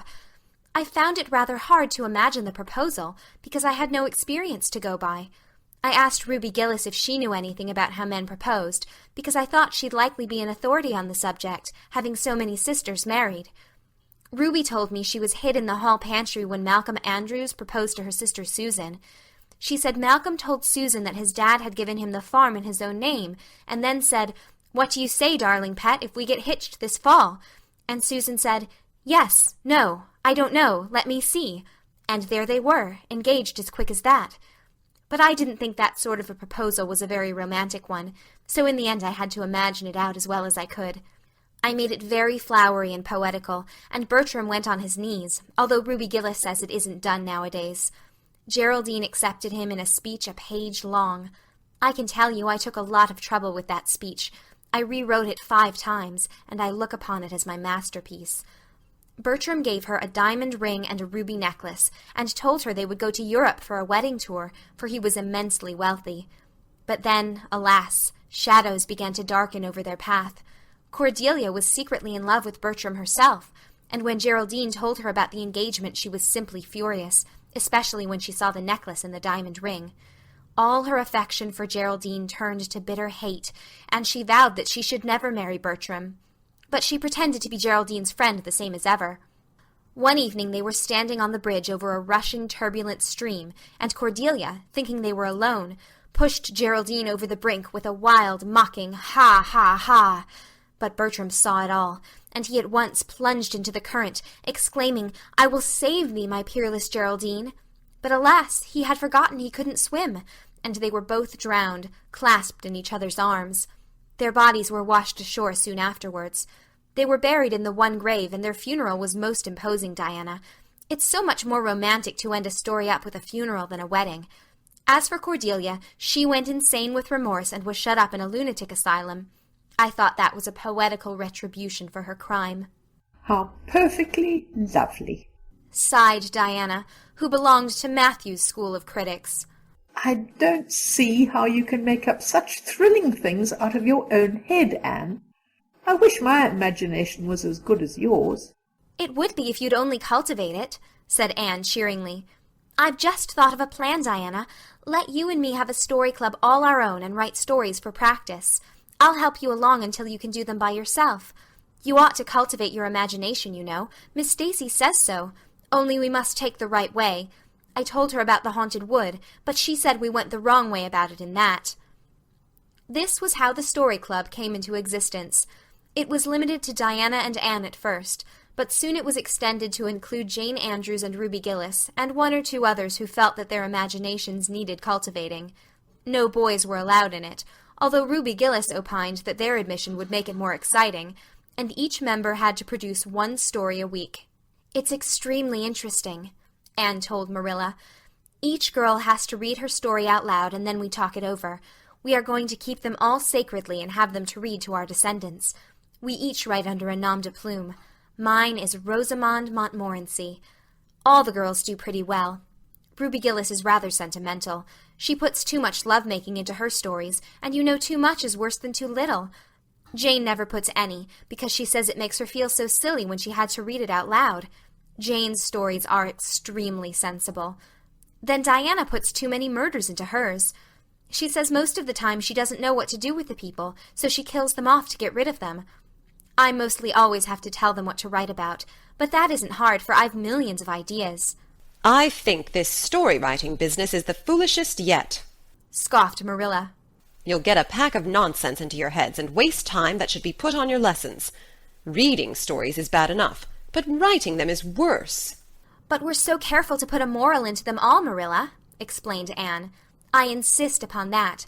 All the good people are rewarded, and all the bad ones are suitably punished. I'm sure that must have a wholesome effect. The moral is the great thing. Mr. Allen says so. I read one of my stories to him and Mrs. Allen, and they both agreed that the moral was excellent. Only they laughed in the wrong places. I like it better when people cry. Jane and Ruby almost always cry when I come to the pathetic parts. Diana wrote her Aunt Josephine about our club, and her Aunt Josephine wrote back that we were to send her some of our stories. So we copied out 4 of our very best and sent them. Miss Josephine Barry wrote back that she had never read anything so amusing in her life. That kind of puzzled us, because the stories were all very pathetic and almost everybody died. But I'm glad Miss Barry liked them. It shows our club is doing some good in the world. Mrs. Allen says that ought to be our object in everything. I do really try to make it my object, but I forget so often when I'm having fun. I hope I shall be a little like Mrs. Allen when I grow up. Do you think there is any prospect of it, Marilla? I shouldn't say there was a great deal, was Marilla's encouraging answer. I'm sure Mrs. Allen was never such a silly, forgetful little girl as you are. No, but she wasn't always so good as she is now either, said Anne seriously. She told me so herself. That is, she said she was a dreadful mischief when she was a girl and was always getting into scrapes. I felt so encouraged when I heard that. Is it very wicked of me, Marilla, to feel encouraged when I hear that other people have been bad and mischievous? Mrs. Lynde says it is. Mrs. Lynde says she always feels shocked when she hears of anyone ever having been naughty, no matter how small they were. Mrs. Lynde says she once heard a minister confess that when he was a boy he stole a strawberry tart out of his aunt's pantry, and she never had any respect for that minister again. Now I wouldn't have felt that way. I'd have thought that it was real noble of him to confess it, and I'd have thought what an encouraging thing it would be for small boys nowadays who do naughty things and are sorry for them, to know that perhaps they may grow up to be ministers in spite of it. That's how I'd feel, Marilla. The way I feel at present, Anne, said Marilla, is that it's high time you had those dishes washed. You've taken half an hour longer than you should with all your chattering. Learn to work first and talk afterwards. End of chapter 26.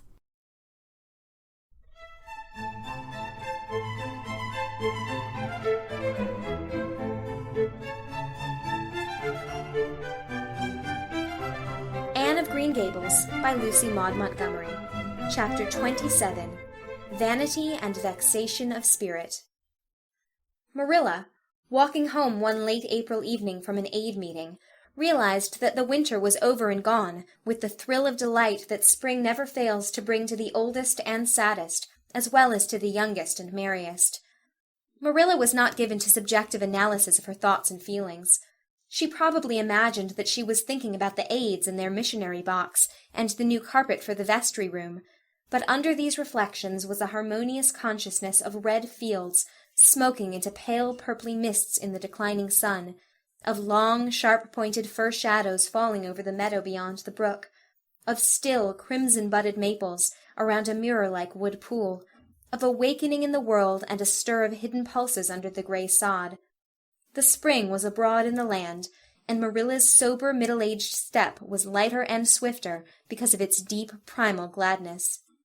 Her eyes dwelt affectionately on Green Gables, peering through its network of trees and reflecting the sunlight back from its windows in several little coruscations of glory. Marilla, as she picked her steps along the damp lane, thought that it was really a satisfaction to know that she was going home to a briskly snapping wood fire and a table nicely spread for tea, instead of to the cold comfort of old aid meeting evenings before Anne had come to Green Gables. Consequently, when Marilla entered her kitchen and found the fire black out, with no sign of Anne anywhere, she felt justly disappointed and irritated. She had told Anne to be sure and have tea ready at 5 o'clock, but now she must hurry to take off her second-best dress, and prepare the meal herself against Matthew's return from plowing. I'll settle Miss Anne when she comes home, said Marilla grimly, as she shaved up kindlings with a carving knife and with more vim than was strictly necessary. Matthew had come in, and was waiting patiently for his tea in his corner. She's gadding off somewhere with Diana, writing stories or practicing dialogues or some such tomfoolery, and never thinking once about the time or her duties. She's just got to be pulled up short and sudden on this sort of thing. I don't care if Mrs. Allen does say she's the brightest and sweetest child she ever knew. She may be bright and sweet enough, but her head is full of nonsense, and there's never any knowing what shape it'll break out in next. Just as soon as she grows out of one freak, she takes up with another. But there, here I am saying the very thing I was so riled with Rachel Lynde for saying at the Aid today. I was real glad when Mrs. Allan spoke up for Anne, for if she hadn't, I know I'd have had to say something too sharp to Rachel before everybody. Anne's got plenty of faults, goodness knows, and far be it from me to deny it. But I'm bringing her up, and not Rachel Lynde, who'd pick faults in the angel Gabriel himself if he lived in Avonlea. Just the same, Anne has no business to leave the house like this when I told her she was to stay home this afternoon and look after things. I must say, with all her faults, I never found her disobedient or untrustworthy before, and I'm real sorry to find her so now. Well, now, I don't know, said Matthew, who, being patient and wise and, above all, hungry, had deemed it best to let Marilla talk her wrath out unhindered, having learned by experience that she got through with whatever work was on hand much quicker, if not delayed by untimely argument. Perhaps you're judging her too hasty, Marilla. Don't call her untrustworthy until you're sure she has disobeyed you. Maybe it can all be explained. Anne's a great hand at explaining. She's not here when I told her to stay, retorted Marilla. I reckon she'll find it hard to explain that to my satisfaction. Of course I knew you'd take her part, Matthew, but I'm bringing her up, not you. It was dark when supper was ready, and still no sign of Anne, coming hurriedly over the log bridge or up Lover's Lane, breathless and repentant with a sense of neglected duties. Marilla washed and put away the dishes grimly. Then, wanting a candle to light her way down the cellar, she went up to the east gable for the one that generally stood on Anne's table. Lighting it, she turned around to see Anne herself lying on the bed, face downward among the pillows. Mercy on us, said astonished Marilla. Have you been asleep, Anne? No, was the muffled reply. Are you sick, then? Demanded Marilla anxiously, going over to the bed. Anne cowered deeper into her pillows as if desirous of hiding herself forever from mortal eyes. No, but please, Marilla, go away and don't look at me. I'm in the depths of despair, and I don't care who gets head in class or writes the best composition or sings in the Sunday school choir any more. Little things like that are of no importance now, because I don't suppose I'll ever be able to go anywhere again. My career is closed. Please, Marilla, go away and don't look at me. Did anyone ever hear the like? The mystified Marilla wanted to know. Anne Shirley, whatever is the matter with you? What have you done? Get right up this minute and tell me. This minute, I say. There now, what is it? Anne had slid to the floor in despairing obedience. Look at my hair, Marilla, she whispered. Accordingly, Marilla lifted her candle and looked scrutinizingly at Anne's hair, flowing in heavy masses down her back. It certainly had a very strange appearance. Anne Shirley, what have you done to your hair? Why, it's green. Green it might be called, if it were any earthly color. A queer, dull, bronzy green, with streaks here and there of the original red to heighten the ghastly effect. Never in all her life had Marilla seen anything so grotesque as Anne's hair at that moment. Yes, it's green, moaned Anne. I thought nothing could be as bad as red hair, but now I know it's 10 times worse to have green hair. Oh, Marilla, you little know how utterly wretched I am. I little know how you got into this fix, but I mean to find out, said Marilla. Come right down to the kitchen. It's too cold up here, and tell me just what you've done. I've been expecting something queer for some time. You haven't got into any scrape for over 2 months, and I was sure another one was due. Now then, what did you do to your hair?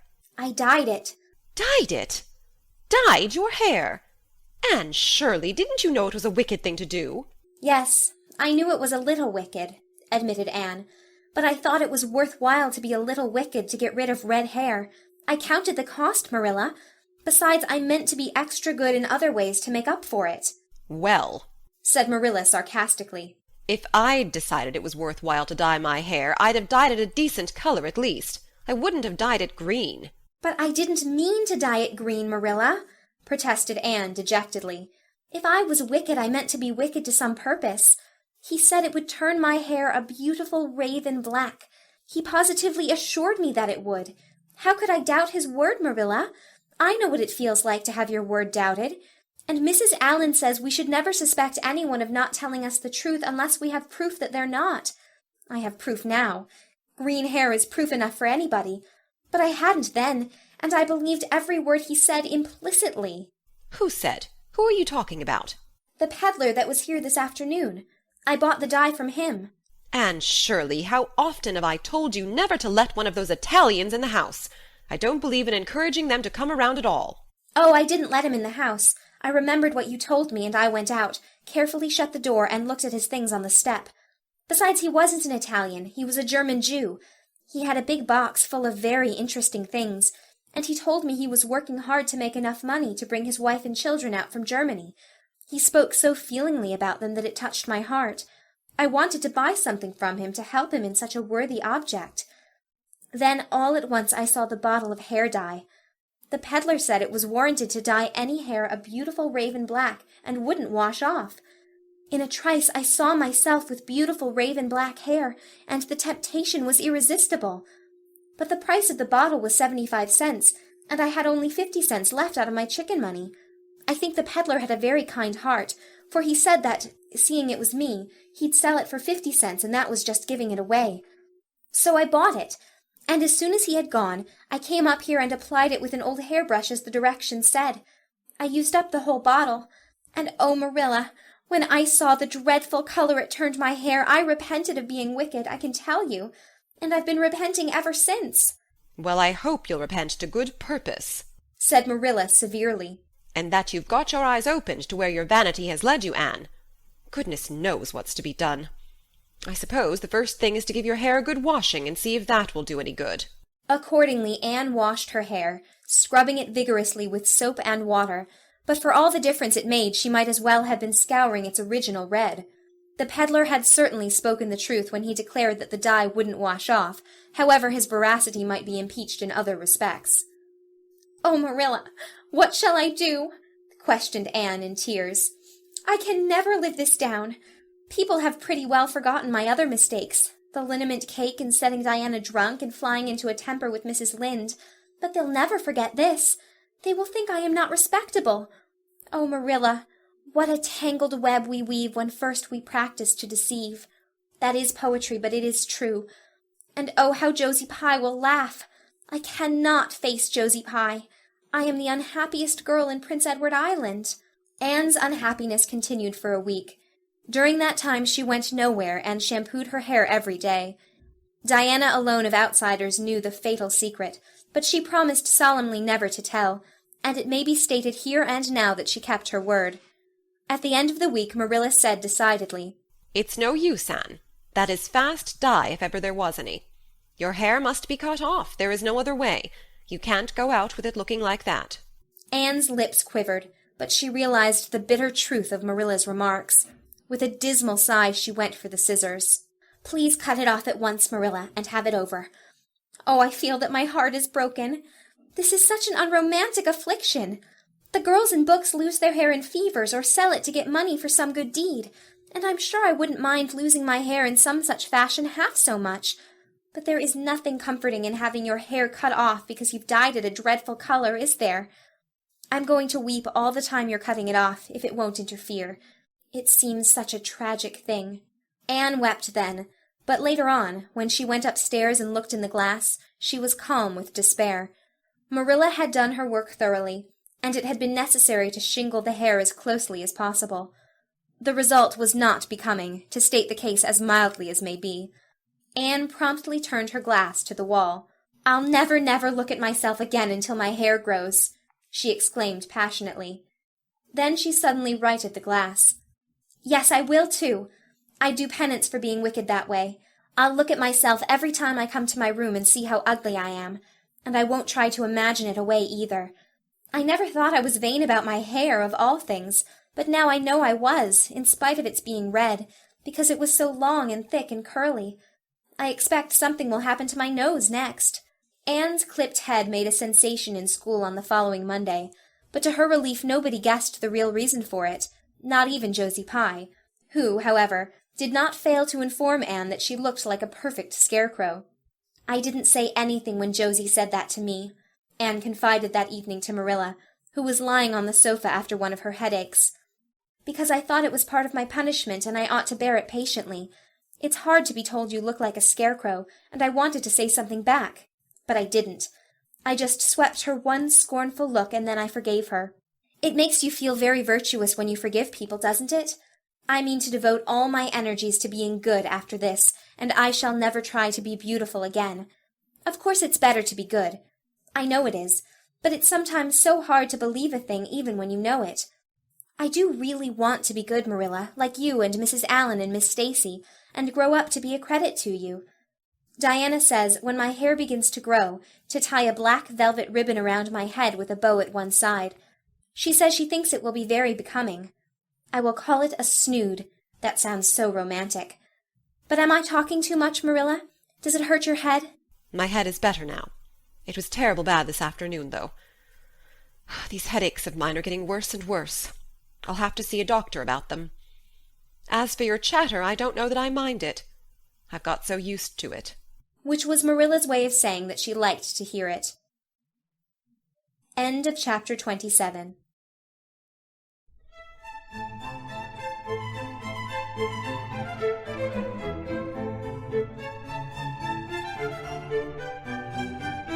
Anne of Green Gables by Lucy Maud Montgomery. Chapter 28.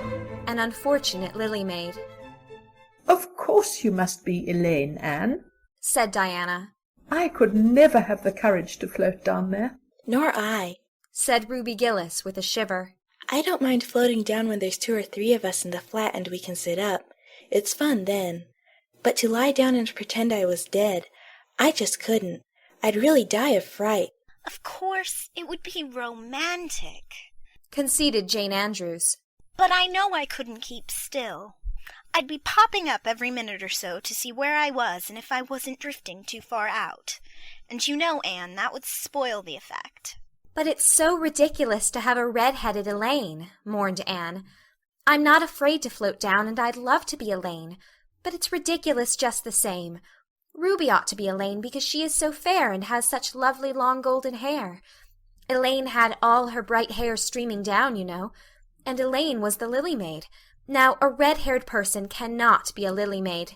Your complexion is just as fair as Ruby's, said Diana earnestly. And your hair is ever so much darker than it used to be before you cut it. Oh, do you really think so? Exclaimed Anne, flushing sensitively with delight. I've sometimes thought it was myself, but I never dared to ask anyone for fear she would tell me it wasn't. Do you think it could be called auburn now, Diana? Yes, and I think it's real pretty, said Diana, looking admiringly at the short, silky curls that clustered over Anne's head and were held in place by a very jaunty black velvet ribbon and bow. They were standing on the bank of the pond below Orchard Slope, where a little headland fringed with birches ran out from the bank. At its tip was a small wooden platform built out into the water for the convenience of fishermen and duck hunters. Ruby and Jane were spending the midsummer afternoon with Diana, and Anne had come over to play with them. Anne and Diana had spent most of their playtime that summer on and about the pond. Idlewild was a thing of the past, Mr. Bell having ruthlessly cut down the little circle of trees in his back pasture in the spring. Anne had sat among the stumps and wept, not without an eye to the romance of it, but she was speedily consoled, for, after all, as she and Diana said, big girls of 13, going on 14, were too old for such childish amusements as playhouses, and there were more fascinating sports to be found about the pond. It was splendid to fish for trout over the bridge, and the 2 girls learned to row themselves about in the little flat-bottomed dory Mr. Barry kept for duck shooting. It was Anne's idea that they dramatize Elaine. They had studied Tennyson's poem in school the preceding winter, the superintendent of education having prescribed it in the English course for the Prince Edward Island schools. They had analyzed and parsed it and torn it to pieces in general, until it was a wonder there was any meaning at all left in it for them. But at least the fair Lily Maid and Lancelot and Guinevere and King Arthur had become very real people to them, and Anne was devoured by secret regret that she had not been born in Camelot. Those days, she said, were so much more romantic than the present. Anne's plan was hailed with enthusiasm. The girls had discovered that if the flat were pushed off from the landing place, it would drift down with the current under the bridge, and finally strand itself on another headland lower down, which ran out at a curve in the pond. They had often gone down like this, and nothing could be more convenient for playing Elaine. "Well, I'll be Elaine," said Anne, yielding reluctantly, for, Although she would have been delighted to play the principal character, yet her artistic sense demanded fitness for it, and this, she felt, her limitations made impossible. "Ruby, you must be King Arthur, and Jane will be Guinevere, and Diana must be Lancelot. But first you must be the brothers and the father. We can't have the old dumb servitor because there isn't room for two in the flat when one is lying down.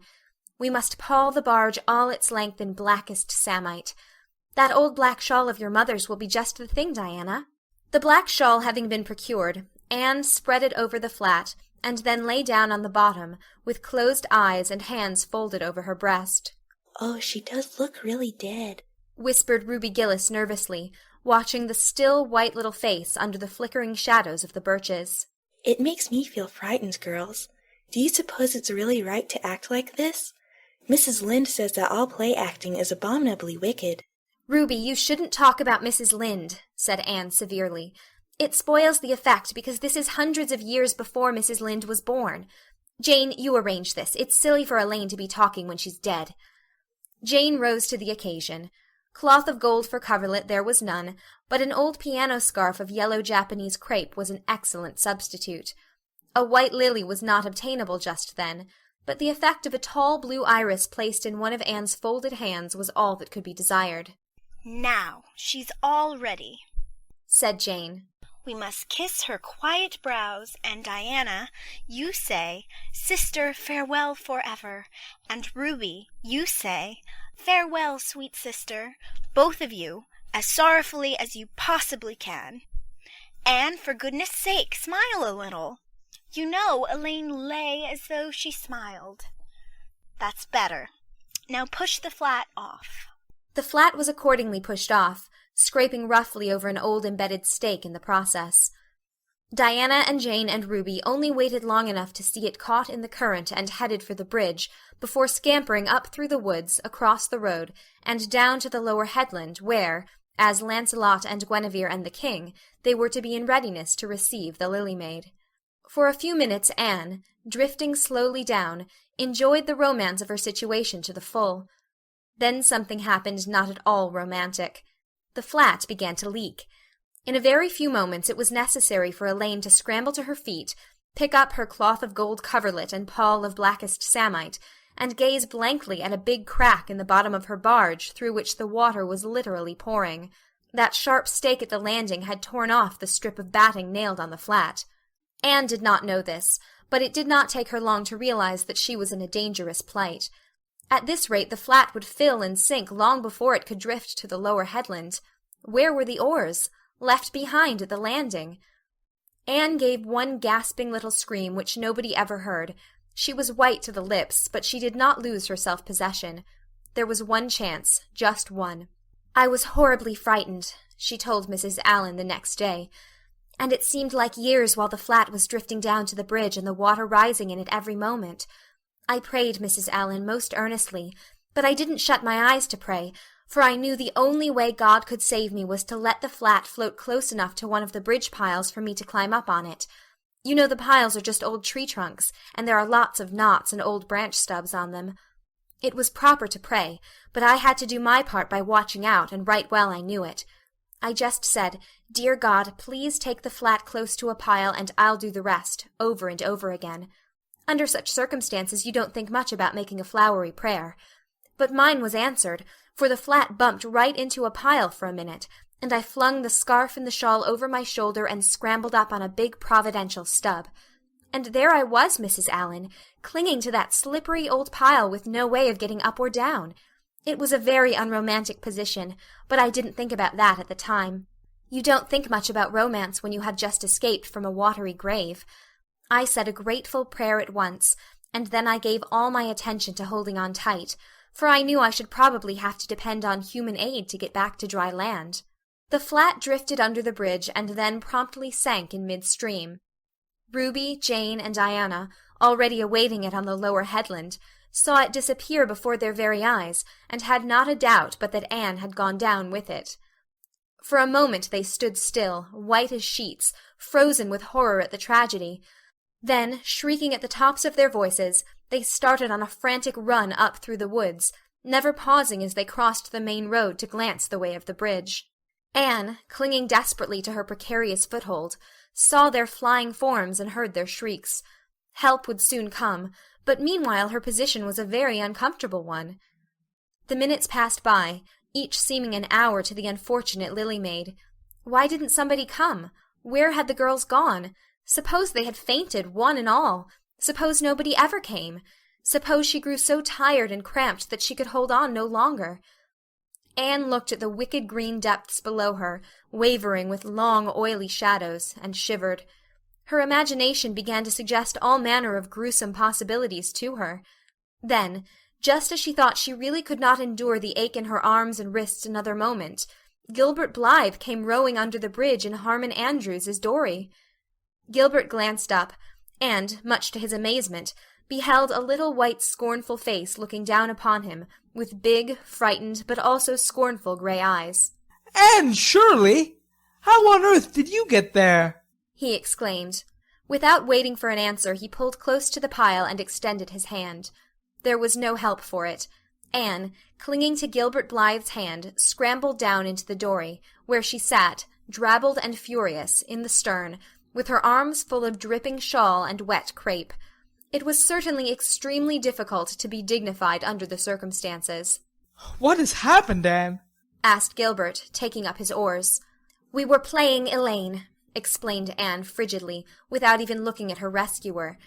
And I had to drift down to Camelot in the barge, I mean the flat. The flat began to leak and I climbed out on the pile. The girls went for help.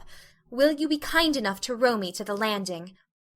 Gilbert obligingly rowed to the landing, and Anne, disdaining assistance, sprang nimbly on shore. I'm very much obliged to you, she said haughtily as she turned away. But Gilbert had also sprung from the boat, and now laid a detaining hand on her arm. Anne, he said hurriedly. Look here. Can't we be good friends? I'm awfully sorry I made fun of your hair that time. I didn't mean to vex you, and I only meant it for a joke. Besides, it's so long ago. I think your hair is awfully pretty now. Honest, I do. Let's be friends. For a moment Anne hesitated. She had an odd, newly awakened consciousness under all her outraged dignity, that the half-shy, half-eager expression in Gilbert's hazel eyes was something that was very good to see. Her heart gave a quick, queer little beat. But the bitterness of her old grievance promptly stiffened up her wavering determination. That scene of 2 years before flashed back into her recollection as vividly as if it had taken place yesterday. Gilbert had called her carrots, and had brought about her disgrace before the whole school. Her resentment, which to other and older people might be as laughable as its cause, was in no whit allayed and softened by time, seemingly. She hated Gilbert Blythe. She would never forgive him. No, she said coldly. I shall never be friends with you, Gilbert Blythe, and I don't want to be. All right. Gilbert sprang into his skiff with an angry color in his cheeks. I'll never ask you to be friends again, Anne Shirley. And I don't care either. He pulled away with swift, defiant strokes, and Anne went up the steep, ferny little path under the maples. She held her head very high, but she was conscious of an odd feeling of regret. She almost wished she had answered Gilbert differently. Of course he had insulted her terribly, but still. Altogether, Anne rather thought it would be a relief to sit down and have a good cry. She was really quite unstrung, for the reaction from her fright and cramped clinging was making itself felt. Halfway up the path, she met Jane and Diana rushing back to the pond in a state narrowly removed from positive frenzy. They had found nobody at Orchard Slope, both Mr. and Mrs. Barry being away. Here Ruby Gillis had succumbed to hysterics, and was left to recover from them as best she might, while Jane and Diana flew through the haunted wood and across the brook to Green Gables. There they had found nobody either, for Marilla had gone to Carmody, and Matthew was making hay in the back field. Oh, Anne! Gasped Diana, fairly falling on the former's neck and weeping with relief and delight. Oh, Anne, we thought you were drowned, and we felt like murderers because we had made you be Elaine, and Ruby is in hysterics. Oh, Anne, how did you escape? I climbed up on one of the piles, explained Anne wearily, and Gilbert Blythe came along in Mr. Andrews's dory and brought me to land. Oh, Anne, how splendid of him! Why, it's so romantic, said Jane, finding breath enough for utterance at last. Of course, you'll speak to him after this. Of course I won't, flashed Anne, with a momentary return of her old spirit. And I don't want ever to hear the word romantic again, Jane Andrews. I'm awfully sorry you were so frightened, girls. It is all my fault. I feel sure I was born under an unlucky star. Everything I do gets me or my dearest friends into a scrape. We've gone and lost your father's flat, Diana, and I have a presentiment that we'll not be allowed to row on the pond any more. Anne's presentiment proved more trustworthy than presentiments are apt to do. Great was the consternation in the Barry and Cuthbert households when the events of the afternoon became known. "Will you ever have any sense, Anne?" groaned Marilla. "Oh, yes, I think I will, Marilla," returned Anne optimistically. A good cry, indulged in the grateful solitude of the east gable, had soothed her nerves and restored her to her wonted cheerfulness. "I think my prospects of becoming sensible are brighter now than ever." "I don't see how," said Marilla. "Well," explained Anne, "I've learned a new and valuable lesson today. Ever since I came to Green Gables, I've been making mistakes, and each mistake has helped to cure me of some great shortcoming. The affair of the amethyst brooch cured me of meddling with things that didn't belong to me. The haunted wood mistake cured me of letting my imagination run away with me. The liniment cake mistake cured me of carelessness in cooking. Dyeing my hair cured me of vanity. I never think about my hair and nose now, at least very seldom. And today's mistake is going to cure me of being too romantic. I have come to the conclusion that it is no use trying to be romantic in Avonlea. It was probably easy enough in towered Camelot hundreds of years ago, but romance is not appreciated now. I feel quite sure that you will soon see a great improvement in me in this respect, Marilla." "I'm sure I hope so," said Marilla skeptically. But Matthew, who had been sitting mutely in his corner, laid a hand on Anne's shoulder when Marilla had gone out. "Don't give up all your romance, Anne. He whispered shyly. A little of it is a good thing. Not too much, of course, but keep a little of it, Anne. Keep a little of it." End of chapter 28.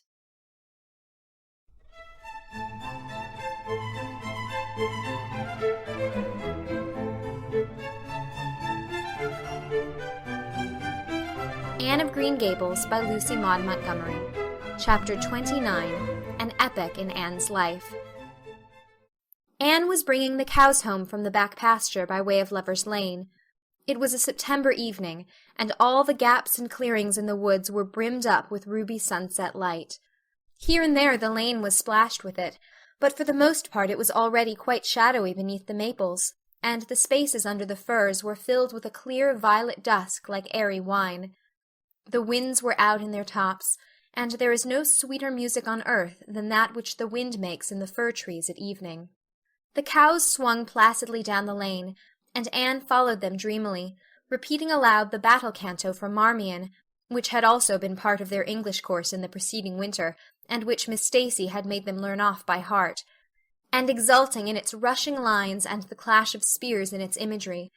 When she came to the lines, "The stubborn spearsmen still made good their dark, impenetrable wood," she stopped in ecstasy to shut her eyes, that she might the better fancy herself one of that heroic ring. When she opened them again, it was to behold Diana coming through the gate that led into the berry field, and looking so important that Anne instantly divined there was news to be told. But betray too eager curiosity she would not. "Isn't this evening just like a purple dream, Diana? It makes me so glad to be alive. In the mornings I always think the mornings are best, but when evening comes I think it's lovelier still." "It's a very fine evening," said Diana. "But oh, I have such news, Anne. Guess. You can have 3 guesses." "Charlotte Gillis is going to be married in the church after all, and Mrs. Allen wants us to decorate it," cried Anne. "No, Charlotte's beau won't agree to that, because nobody has ever been married in the church yet, and he thinks it would seem too much like a funeral. It's too mean, because it would be such fun. Guess again." "Jane's mother is going to let her have a birthday party?" Diana shook her head, her black eyes dancing with merriment.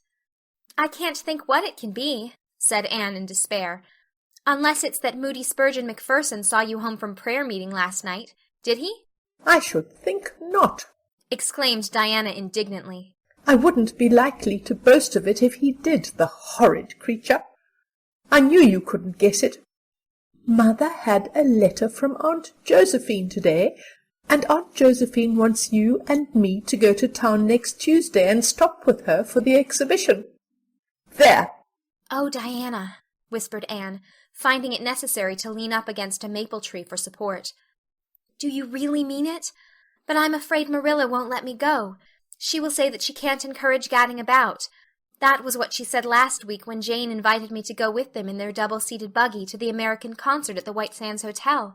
I wanted to go, but Marilla said I'd be better at home learning my lessons, and so would Jane. I was bitterly disappointed, Diana. I felt so heartbroken that I wouldn't say my prayers when I went to bed. But I repented of that and got up in the middle of the night and said them. I'll tell you, said Diana. We'll get Mother to ask Marilla. She'll be more likely to let you go then, and if she does, we'll have the time of our lives, Anne.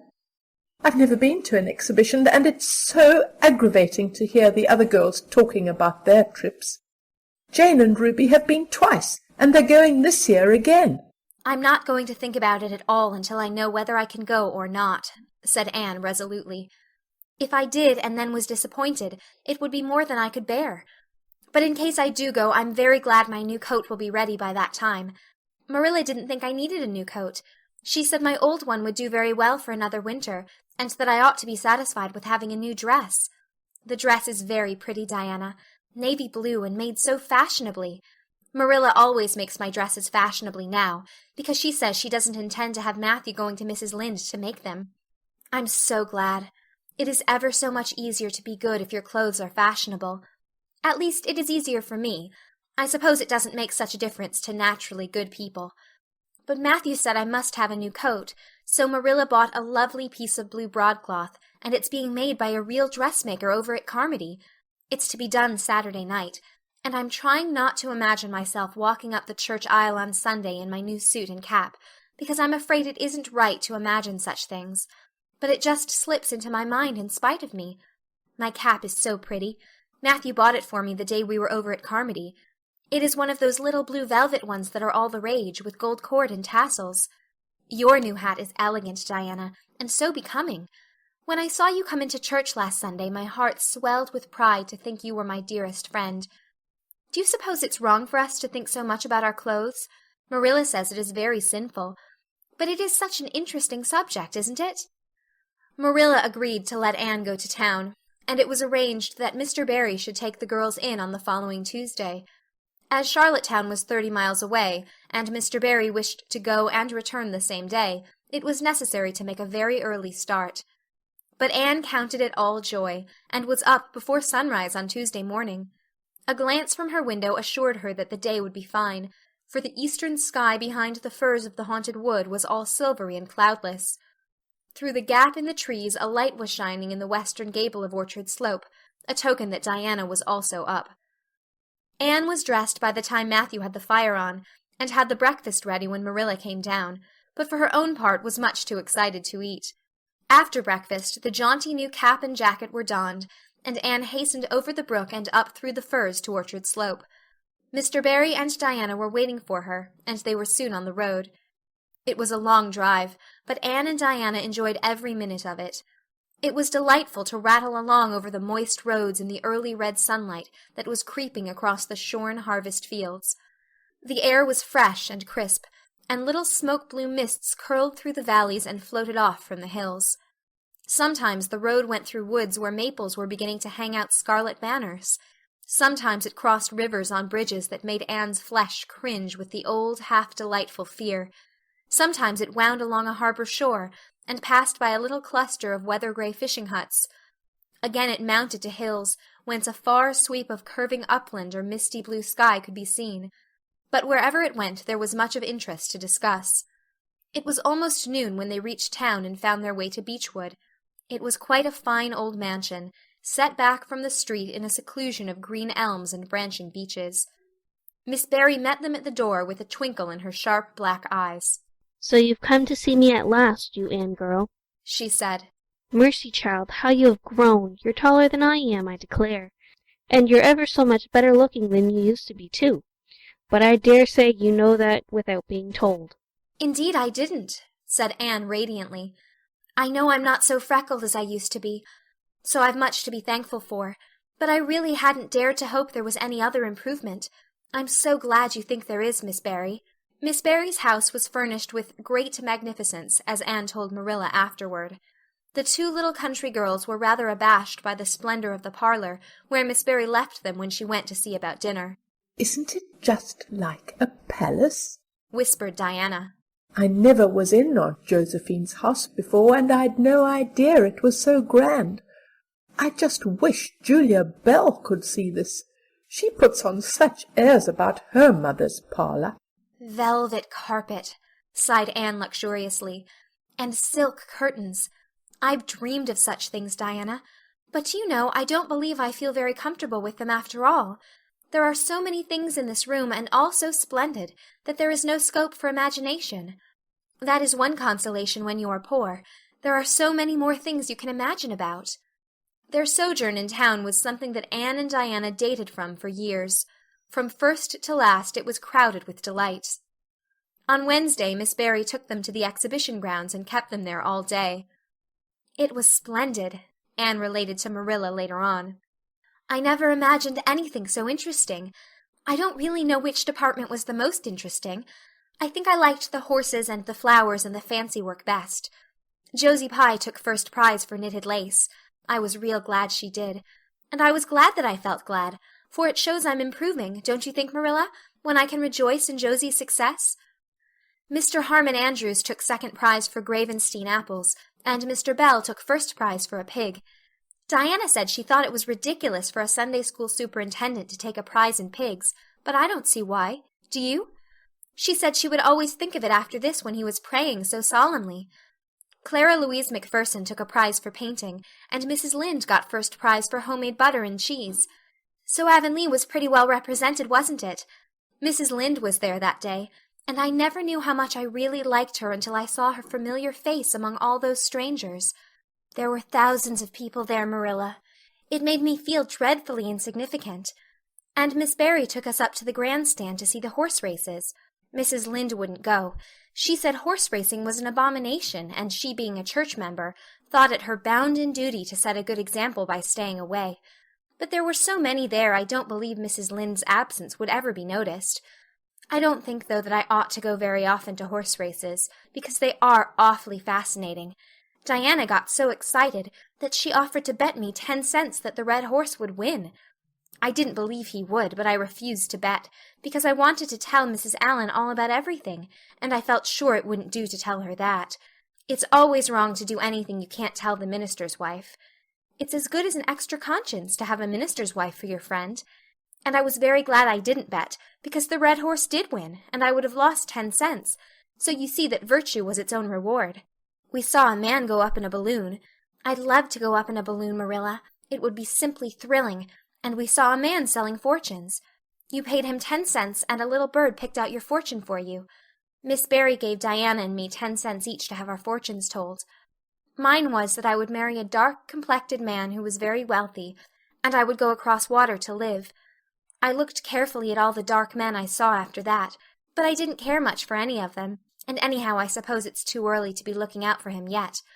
Oh, it was a never-to-be-forgotten day, Marilla. I was so tired I couldn't sleep at night. Miss Barry put us in the spare room, according to promise. It was an elegant room, Marilla, but somehow sleeping in a spare room isn't what I used to think it was. That's the worst of growing up, and I'm beginning to realize it. The things you wanted so much when you were a child don't seem half so wonderful to you when you get them. Thursday the girls had a drive in the park, and in the evening Miss Barry took them to a concert in the Academy of Music, where a noted prima donna was to sing. To Anne the evening was a glittering vision of delight. Oh, Marilla, it was beyond description. I was so excited I couldn't even talk, so you may know what it was like. I just sat in enraptured silence. Madame Selitsky was perfectly beautiful, and wore white satin and diamonds. But when she began to sing, I never thought about anything else. Oh, I can't tell you how I felt. But it seemed to me that it could never be hard to be good any more. I felt like I do when I look up at the stars. Tears came into my eyes, but oh, they were such happy tears. I was so sorry when it was all over, and I told Miss Barry I didn't see how I was ever to return to common life again. She said she thought if we went over to the restaurant across the street and had an ice cream it might help me. That sounded so prosaic, but to my surprise I found it true. The ice cream was delicious, Marilla, and it was so lovely and dissipated to be sitting there eating it at 11 o'clock at night. Diana said she believed she was born for city life. Miss Barry asked me what my opinion was, but I said I would have to think it over very seriously before I could tell her what I really thought. So I thought it over after I went to bed. That is the best time to think things out. And I came to the conclusion, Marilla, that I wasn't born for city life, and that I was glad of it. It's nice to be eating ice cream at brilliant restaurants at 11 o'clock at night once in a while, but as a regular thing I'd rather be in the East Gable at 11, sound asleep, but kind of knowing even in my sleep that the stars were shining outside, and that the wind was blowing in the firs across the brook. I told Miss Barry so at breakfast the next morning, and she laughed. Miss Barry generally laughed at anything I said, even when I said the most solemn things. I don't think I liked it, Marilla, because I wasn't trying to be funny. But she is a most hospitable lady, and treated us royally. Friday brought going home time, and Mr. Barry drove in for the girls. Well, I hope you've enjoyed yourselves, said Miss Barry, as she bade them good-bye. Indeed we have, said Diana. And you, Anne girl? I've enjoyed every minute of the time, said Anne, throwing her arms impulsively about the old woman's neck and kissing her wrinkled cheek. Diana would never have dared to do such a thing, and felt rather aghast at Anne's freedom. But Miss Barry was pleased, and she stood on her veranda and watched the buggy out of sight. Then she went back into her big house with a sigh. It seemed very lonely, lacking those fresh young lives. Miss Barry was a rather selfish old lady, if truth must be told, and had never cared much for anybody but herself. She valued people only as they were of service to her or amused her. Anne had amused her, and consequently stood high in the old lady's good graces. But Miss Barry found herself thinking less about Anne's quaint speeches than of her fresh enthusiasms, her transparent emotions, her little winning ways, and the sweetness of her eyes and lips. I thought Marilla Cuthbert was an old fool when I heard she'd adopted a girl out of an orphan asylum, she said to herself. But I guess she didn't make much of a mistake after all. If I'd a child like Anne in the house all the time, I'd be a better and happier woman. Anne and Diana found the drive home as pleasant as the drive in.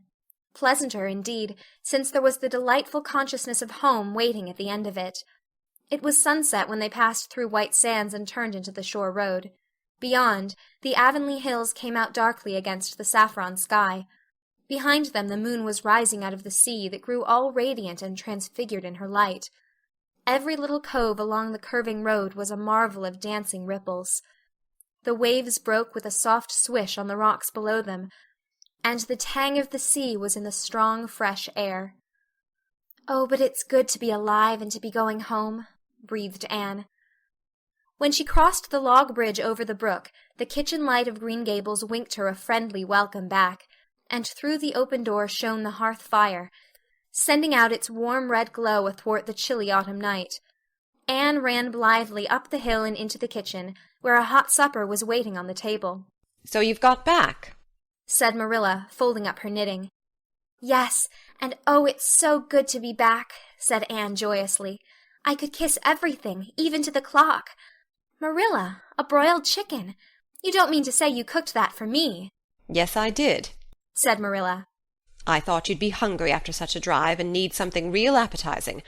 Hurry and take off your things, and we'll have supper as soon as Matthew comes in. I'm glad you've got back, I must say. It's been fearful lonesome here without you, and I never put in 4 longer days." After supper Anne sat before the fire between Matthew and Marilla, and gave them a full account of her visit. "I've had a splendid time," she concluded happily, "and I feel that it marks an epoch in my life. But the best of it all was the coming home." End of chapter 29.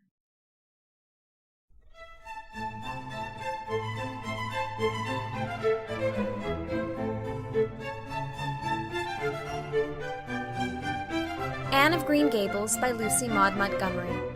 Chapter 30. The Queen's Class is Organized. Marilla laid her knitting on her lap and leaned back in her chair. Her eyes were tired, and she thought vaguely that she must see about having her glasses changed the next time she went to town, for her eyes had grown tired very often of late. It was nearly dark, for the full November twilight had fallen around Green Gables, and the only light in the kitchen came from the dancing red flames in the stove. Anne was curled up Turk-fashion on the hearth-rug, gazing into that joyous glow where the sunshine of 100 summers was being distilled from the maple cordwood. She had been reading, but her book had slipped to the floor, and now she was dreaming, with a smile on her parted lips. Glittering castles in Spain were shaping themselves out of the mists and rainbows of her lively fancy.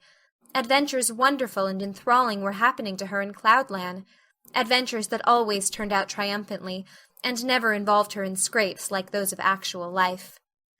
Marilla looked at her with a tenderness that would never have been suffered to reveal itself in any clearer light than that soft mingling of fireshine and shadow. The lesson of a love that should display itself easily in spoken word and open look was one Marilla could never learn. But she had learned to love this slim, gray-eyed girl with an affection all the deeper and stronger from its very undemonstrativeness. Her love made her afraid of being unduly indulgent, indeed.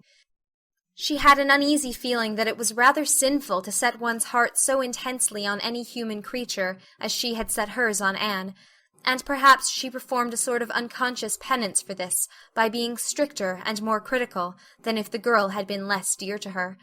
Certainly Anne herself had no idea how Marilla loved her. She sometimes thought wistfully that Marilla was very hard to please, and distinctly lacking in sympathy and understanding. But she always checked the thought reproachfully, remembering what she owed to Marilla. "Anne," said Marilla abruptly, "Miss Stacy was here this afternoon when you were out with Diana." Anne came back from her other world with a start and a sigh. "Was she? Oh, I'm so sorry I wasn't in. Why didn't you call me, Marilla? Diana and I were only over in the haunted wood. It's lovely in the woods now. All the little wood things, the ferns and the satin leaves and the crackerberries have gone to sleep, just as if somebody had tucked them away until spring under a blanket of leaves. I think it was a little gray fairy with a rainbow scarf that came tiptoeing along the last moonlight night and did it. Diana wouldn't say much about that, though. Diana has never forgotten the scolding her mother gave her about imagining ghosts into the haunted wood. It had a very bad effect on Diana's imagination. It blighted it. Mrs. Lynde says Myrtle Bell is a blighted being. I asked Ruby Gillis why Myrtle was blighted, and Ruby said she guessed it was because her young man had gone back on her. Ruby Gillis thinks of nothing but young men, and the older she gets, the worse she is. Young men are all very well in their place, but it doesn't do to drag them into everything, does it? Diana and I are thinking seriously of promising each other that we will never marry, but be nice old maids and live together forever. Diana hasn't quite made up her mind, though, because she thinks perhaps it would be nobler to marry some wild, dashing, wicked young man and reform him. Diana and I talk a great deal about serious subjects now, you know. We feel that we are so much older than we used to be that it isn't becoming to talk of childish matters. It's such a solemn thing to be almost 14, Marilla. Miss Stacy took all us girls who are in our teens down to the brook last Wednesday and talked to us about it. She said we couldn't be too careful what habits we formed and what ideals we acquired in our teens, because by the time we were 20 our characters would be developed and the foundation laid for our whole future life. And she said if the foundation was shaky we could never build anything really worthwhile on it. Diana and I talked the matter over coming home from school. We felt extremely solemn, Marilla, and we decided that we would try to be very careful indeed and form respectable habits and learn all we could and be as sensible as possible, so that by the time we were 20 our characters would be properly developed. It's perfectly appalling to think of being 20, Marilla. It sounds so fearfully old and grown up. But why was Miss Stacy here this afternoon? That is what I want to tell you, Anne, if you'll ever give me a chance to get a word in edgewise. She was talking about you. About me? Anne looked rather scared. Then she flushed and exclaimed, "Oh, I know what she was saying. I meant to tell you, Marilla, honestly I did, but I forgot. Miss Stacy caught me reading Ben-Hur in school yesterday afternoon, when I should have been studying my Canadian history. Jane Andrews lent it to me. I was reading it at dinner hour, and I had just got to the chariot race when school went in. I was simply wild to know how it turned out, although I felt sure Ben-Hur must win, because it wouldn't be poetical justice if he didn't. so I spread the history open on my desk lid, and then tucked Ben-Hur between the desk and my knee. I just looked as if I were studying Canadian history, you know, while all the while I was reveling in Ben-Hur. I was so interested in it that I never noticed Miss Stacy coming down the aisle, until all at once I just looked up, and there she was looking down at me, so reproachful-like. I can't tell you how ashamed I felt, Marilla, especially when I heard Josie Pye giggling. Miss Stacy took Ben-Hur away, but she never said a word then. She kept me in at recess and talked to me. She said I had done very wrong in 2 respects. First, I was wasting the time I ought to have put on my studies, and secondly, I was deceiving my teacher in trying to make it appear I was reading a history when it was a storybook instead. I had never realized until that moment, Marilla, that what I was doing was deceitful. I was shocked. I cried bitterly, and asked Miss Stacy to forgive me, and I'd never do such a thing again, and I offered to do penance by never so much as looking at Ben-Hur for a whole week, not even to see how the chariot race turned out. But Miss Stacy said she wouldn't require that, and she forgave me freely. So I think it wasn't very kind of her to come up here to you about it after all. Miss Stacy never mentioned such a thing to me, Anne, and it's only your guilty conscience that's the matter with you. You have no business to be taking storybooks to school. You read too many novels anyhow. When I was a girl, I wasn't so much as allowed to take a look at a novel. Oh, how can you call Ben-Hur a novel when it's really such a religious book? Protested Anne. Of course, it's a little too exciting to be proper reading for Sunday, and I only read it on weekdays. And I never read any book now, unless either Miss Stacy or Mrs. Allen thinks it is a proper book for a girl 13 3/4 to read. Miss Stacy made me promise that. She found me reading a book one day called The Lurid Mystery of the Haunted Hall. It was one Ruby Gillis had lent me, and oh, Marilla, it was so fascinating and creepy, it just curdled the blood in my veins. But Miss Stacy said it was a very silly, unwholesome book, and she asked me not to read any more of it or any like it. I didn't mind promising not to read any more like it, but it was agonizing to give back that book without knowing how it turned out. But my love for Miss Stacy stood the test, and I did. It's really wonderful, Marilla, what you can do when you're truly anxious to please a certain person. Well, I guess I'll light the lamp and get to work, said Marilla. I see plainly that you don't want to hear what Miss Stacy had to say. You're more interested in the sound of your own tongue than in anything else. Oh, indeed, Marilla, I do want to hear it, cried Anne contritely. I won't say another word, not one. I know I talk too much, but I am really trying to overcome it, and although I say far too much, yet if you only knew how many things I want to say, and don't, you'd give me some credit for it. Please tell me, Marilla. Well, Miss Stacy wants to organize a class among her advanced students who mean to study for the entrance examination into Queen's. She intends to give them extra lessons for an hour after school, and she came to ask Matthew and me if we would like to have you join it. What do you think about it yourself, Anne? Would you like to go to Queen's and pass for a teacher? Oh, Marilla. Anne straightened to her knees and clasped her hands. It's been the dream of my life, that is, for the last 6 months, ever since Ruby and Jane began to talk of studying for the entrance.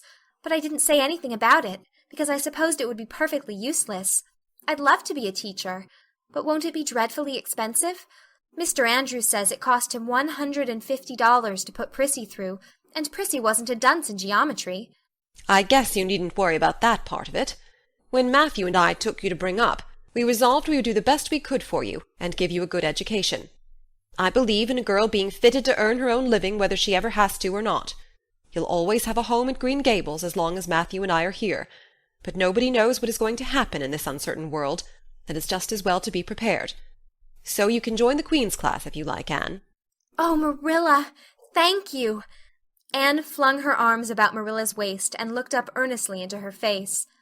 I'm extremely grateful to you and Matthew, and I'll study as hard as I can and do my very best to be a credit to you. I warn you not to expect much in geometry, but I think I can hold my own in anything else if I work hard. I dare say you'll get along well enough. Miss Stacy says you are bright and diligent. Not for worlds would Marilla have told Anne just what Miss Stacy had said about her. That would have been to pamper Vanity. You needn't rush to any extreme of killing yourself over your books. There is no hurry. You won't be ready to try the entrance for 1.5 years yet. But it's well to begin in time and be thoroughly grounded, Miss Stacy says. I shall take more interest than ever in my studies now, said Anne blissfully, because I have a purpose in life. Mr. Allen says everybody should have a purpose in life and pursue it faithfully. only he says we must first make sure that it is a worthy purpose. I would call it a worthy purpose to want to be a teacher like Miss Stacy, wouldn't you, Marilla? I think it's a very noble profession." The Queen's class was organized in due time. Gilbert Blythe, Anne Shirley, Ruby Gillis, Jane Andrews, Josie Pye, Charlie Sloane, and Moody Spurgeon McPherson joined it. Diana Barry did not, as her parents did not intend to send her to Queen's. This seemed nothing short of a calamity to Anne. Never, since the night on which Minnie May had had the croup, had she and Diana been separated in anything. On the evening when the Queen's class first remained in school for the extra lessons, and Anne saw Diana go slowly out with the others, to walk home alone through the birch path and violet vale, it was all the former could do to keep her seat and refrain from rushing impulsively after her chum. A lump came into her throat, and she hastily retired behind the pages of her uplifted Latin grammar to hide the tears in her eyes. Not for worlds would Anne have had Gilbert Blythe or Josie Pye see those tears. "But oh, Marilla, I really felt that I had tasted the bitterness of death, as Mr. Allen said in his sermon last Sunday, when I saw Diana go out alone," she said mournfully that night. "I thought how splendid it would have been if Diana had only been going to study for the entrance, too. But we can't have things perfect in this imperfect world, as Mrs. Lynde says. Mrs. Lynde isn't exactly a comforting person sometimes, but there's no doubt she says a great many very true things. And I think the Queen's class is going to be extremely interesting. Jane and Ruby are just going to study to be teachers. That is the height of their ambition. Ruby says she will only teach for 2 years after she gets through, and then she intends to be married. Jane says she will devote her whole life to teaching and never, never marry, because you are paid a salary for teaching, but a husband won't pay you anything, and growls if you ask for a share in the egg and butter money. I expect Jane speaks from mournful experience, for Mrs. Lynde says that her father is a perfect old crank and meaner than second skimmings. Josie Pye says she is just going to college for education's sake, because she won't have to earn her own living. She says of course it is different with orphans who are living on charity. They have to hustle. Moody Spurgeon is going to be a minister. Mrs. Lynde says he couldn't be anything else with a name like that to live up to. I hope it isn't wicked of me, Marilla, but really the thought of Moody Spurgeon being a minister makes me laugh. He's such a funny-looking boy with that big fat face and his little blue eyes and his ears sticking out like flaps. But perhaps he will be more intellectual-looking when he grows up. Charlie Sloane says he's going to go into politics and be a member of Parliament, but Mrs. Lynde says he'll never succeed at that, because the Sloanes are all honest people, and it's only rascals that get on in politics nowadays. "What is Gilbert Blythe going to be?" queried Marilla, seeing that Anne was opening her Caesar. "I don't happen to know what Gilbert Blythe's ambition in life is, if he has any," said Anne scornfully. There was open rivalry between Gilbert and Anne now. Previously the rivalry had been rather one-sided, but there was no longer any doubt that Gilbert was as determined to be first in class as Anne was. He was a foeman worthy of her steel. The other members of the class tacitly acknowledged their superiority, and never dreamed of trying to compete with them. Since the day by the pond when she had refused to listen to his plea for forgiveness, Gilbert, save for the aforesaid determined rivalry, had evinced no recognition whatever of the existence of Anne Shirley. He talked and jested with the other girls, exchanged books and puzzles with them, discussed lessons and plans, sometimes walked home with one or the other of them from prayer meeting or debating club. But Anne Shirley he simply ignored, and Anne found out that it is not pleasant to be ignored.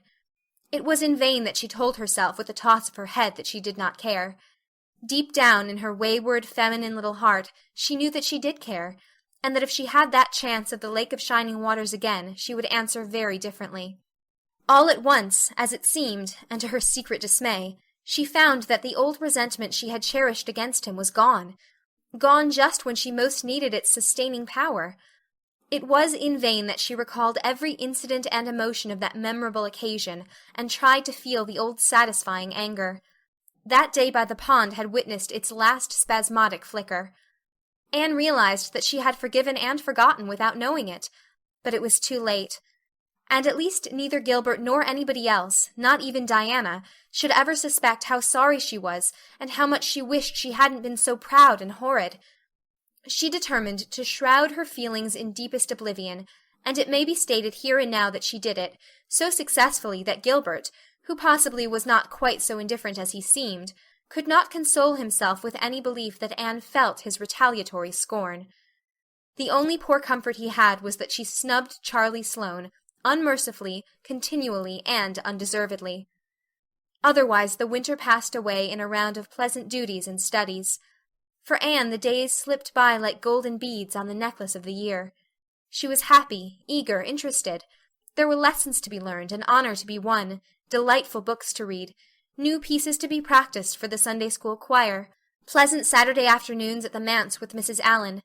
And then, almost before Anne realized it, spring had come again to Green Gables, and all the world was abloom once more. Studies palled just a wee bit then. The Queen's class, left behind in school while the others scattered to green lanes and leafy woodcuts and meadow byways, looked wistfully out of the windows, and discovered that Latin verbs and French exercises had somehow lost the tang and zest they had possessed in the crisp winter months. Even Anne and Gilbert lagged and grew indifferent. Teacher and taught were alike glad when the term was ended, and the glad vacation days stretched rosily before them. "But you've done good work this past year," Miss Stacy told them on the last evening. "and you deserve a good, jolly vacation. Have the best time you can in the out-of-door world, and lay in a good stock of health and vitality and ambition to carry you through next year. It will be the tug-of-war, you know. The last year before the entrance." Are you going to be back next year, Miss Stacy? Asked Josie Pye. Josie Pye never scrupled to ask questions. In this instance the rest of the class felt grateful to her. None of them would have dared to ask it of Miss Stacy, but all wanted to, for there had been alarming rumors running at large through the school for some time that Miss Stacy was not coming back the next year, that she had been offered a position in the grade school of her own home district and meant to accept. The Queen's class listened in breathless suspense for her answer. "Yes, I think I will," said Miss Stacy. "I thought of taking another school, but I have decided to come back to Avonlea. To tell the truth, I've grown so interested in my pupils here that I found I couldn't leave them. So I'll stay and see you through." "Hurrah!" said Moody Spurgeon. Moody Spurgeon had never been so carried away by his feelings before, and he blushed uncomfortably every time he thought about it for a week. "Oh, I'm so glad," said Anne with shining eyes. "Dear Miss Stacy, it would be perfectly dreadful if you didn't come back. I don't believe I could have the heart to go on with my studies at all if another teacher came here." When Anne got home that night, she stacked all her textbooks away in an old trunk in the attic, locked it, and threw the key into the blanket box. "I'm not even going to look at a school book in vacation," she told Marilla. "I've studied as hard all the term as I possibly could, and I've pored over that geometry until I know every proposition in the first book off by heart, even when the letters are changed. I just feel tired of everything sensible, and I'm going to let my imagination run riot for the summer. Oh, you needn't be alarmed, Marilla. I'll only let it run riot within reasonable limits. But I want to have a real good, jolly time this summer, for maybe it's the last summer I'll be a little girl. Mrs. Lynde says that if I keep stretching out next year as I've done this, I'll have to put on longer skirts. She says I'm all running to legs and eyes. And when I put on longer skirts, I shall feel that I have to live up to them and be very dignified. It won't even do to believe in fairies then, I'm afraid, so I'm going to believe in them with all my whole heart this summer. I think we're going to have a very gay vacation. Ruby Gillis is going to have a birthday party soon, and there's the Sunday school picnic and the missionary concert next month. And Mr. Barry says that some evening he'll take Diana and me over to the White Sands Hotel and have dinner there. They have dinner there in the evening, you know. Jane Andrews was over once last summer, and she says it was a dazzling sight to see the electric lights and the flowers and all the lady guests in such beautiful dresses. Jane says it was her first glimpse into high life, and she'll never forget it to her dying day. Mrs. Lynde came up the next afternoon to find out why Marilla had not been at the aid meeting on Thursday. When Marilla was not at an aid meeting, people knew that there was something wrong at Green Gables. Matthew had a bad spell with his heart Thursday, Marilla explained. And I didn't feel like leaving him. Oh, yes, he's all right again now, but he takes them spells oftener than he used to, and I'm anxious about him. The doctor says he must be careful to avoid excitement. That's easy enough, for Matthew doesn't go about looking for excitement by any means, and never did. But he's not to do any very heavy work either. And you might as well tell Matthew not to breathe as not to work. Come and lay off your things, Rachel. You'll stay to tea. Well, seeing you're so pressing, perhaps I might as well stay, said Mrs. Rachel, who had not the slightest intention of doing anything else. Mrs. Rachel and Marilla sat comfortably in the parlor while Anne got the tea and made hot biscuits that were light and white enough to defy even Mrs. Rachel's criticism. I must say Anne has turned out a real smart girl, admitted Mrs. Rachel, as Marilla accompanied her to the end of the lane at sunset. She must be a great help to you. She is, said Marilla. And she's real steady and reliable now. I used to be afraid she'd never get over her feather-brained ways, but she has, and I wouldn't be afraid to trust her in anything now. I never would have thought she'd have turned out so well that first day I was here 3 years ago, said Mrs. Rachel. Lawful heart, shall I ever forget that tantrum of hers? When I went home that night, I says to Thomas, says I, mark my words, Thomas, Marilla Cuthbert'll live to rue the step she's took. But I was mistaken, and I'm real glad of it. I ain't one of those kind of people, Marilla, as can never be brought to own up that they've made a mistake. No, that never was my way, thank goodness. I did make a mistake in judging Anne, but it weren't no wonder, for an odder, unexpecteder witch of a child there never was in this world, that's what. There was no ciphering her out by the rules that worked with other children. It's nothing short of wonderful how she's improved these 3 years, but especially in looks. She's a real pretty girl got to be, though I can't say I'm over partial to that pale, big-eyed style myself. I like more snap and color, like Diana Barry has or Ruby Gillis. Ruby Gillis's looks are real showy, but somehow, I don't know how it is, but when Anne and them are together, though she ain't half as handsome, she makes them look kind of common and overdone. Something like them white June lilies she calls narcissus, alongside of the big red peonies. That's what. End of chapter 30.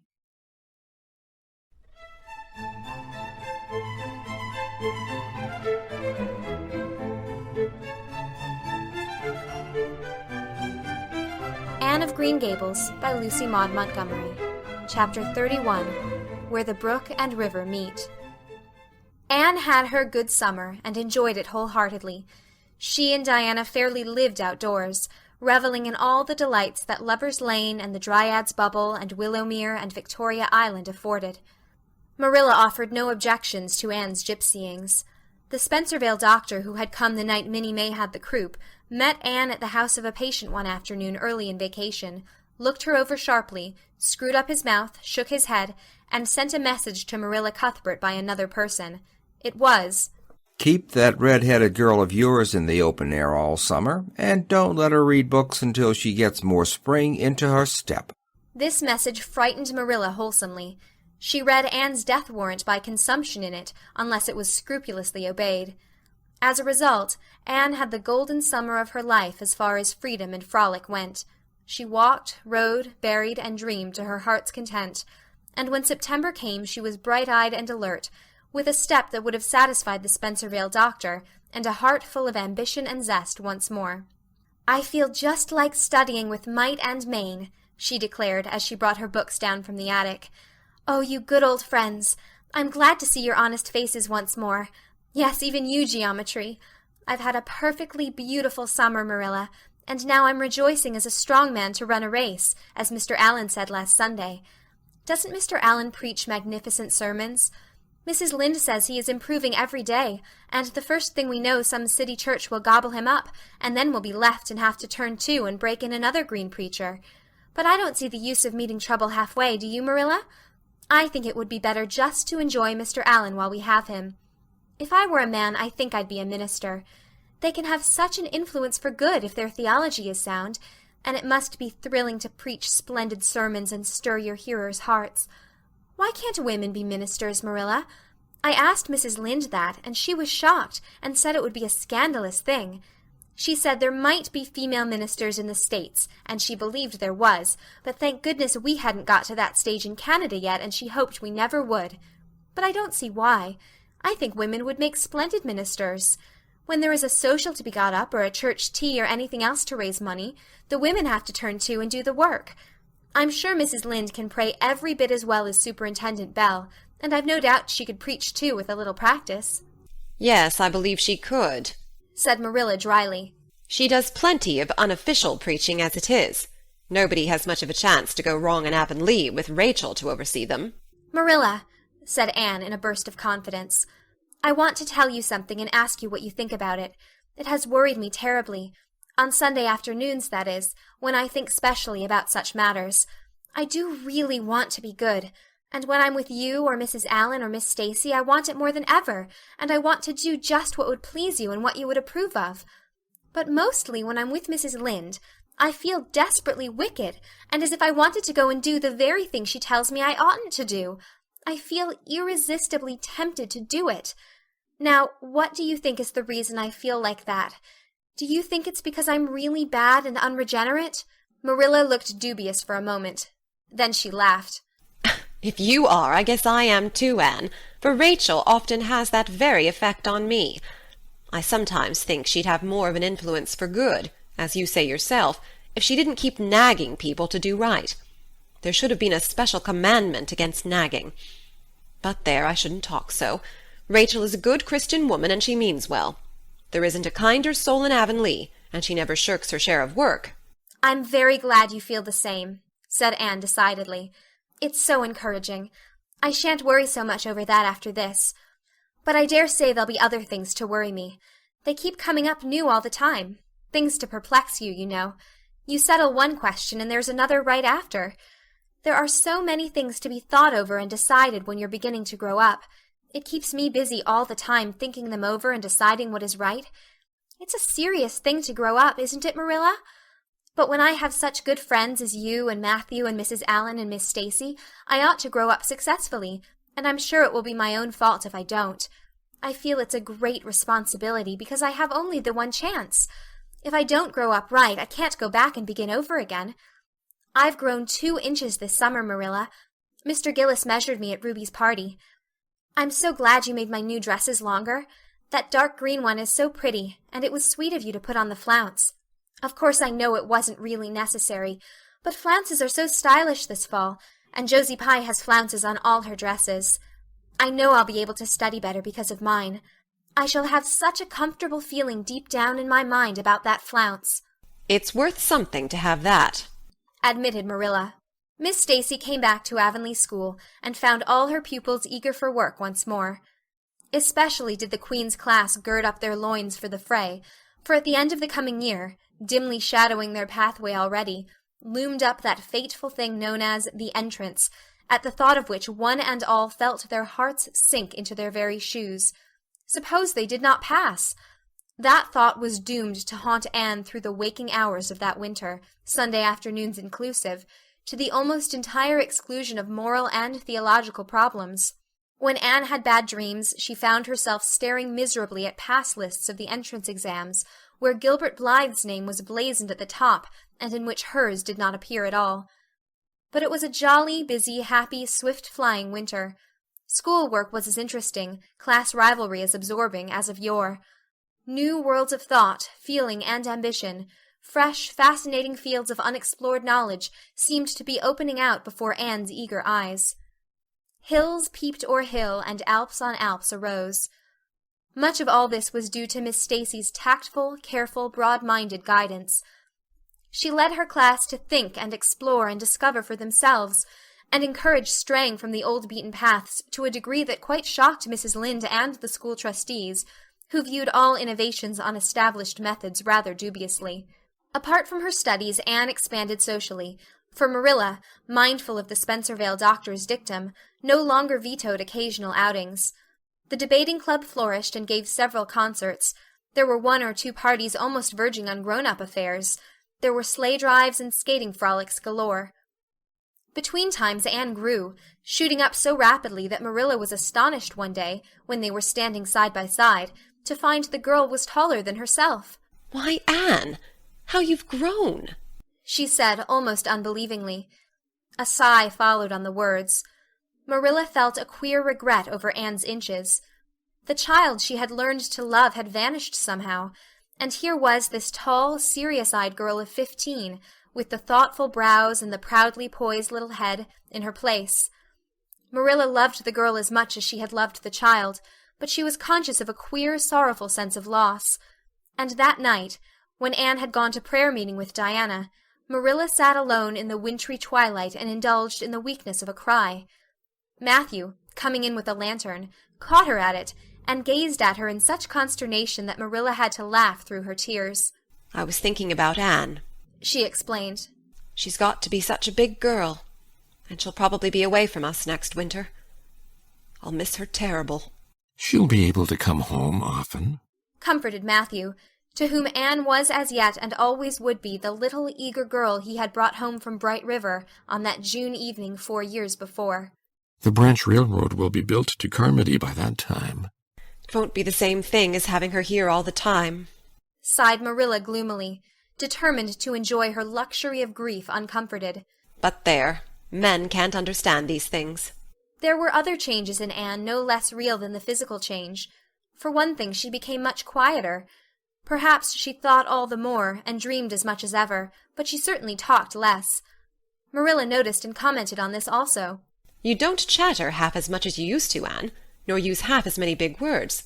What has come over you?" Anne colored and laughed a little, as she dropped her book and looked dreamily out of the window, where big fat red buds were bursting out on the creeper in response to the lure of the spring sunshine. "I don't know. I don't want to talk as much," she said, denting her chin thoughtfully with her forefinger.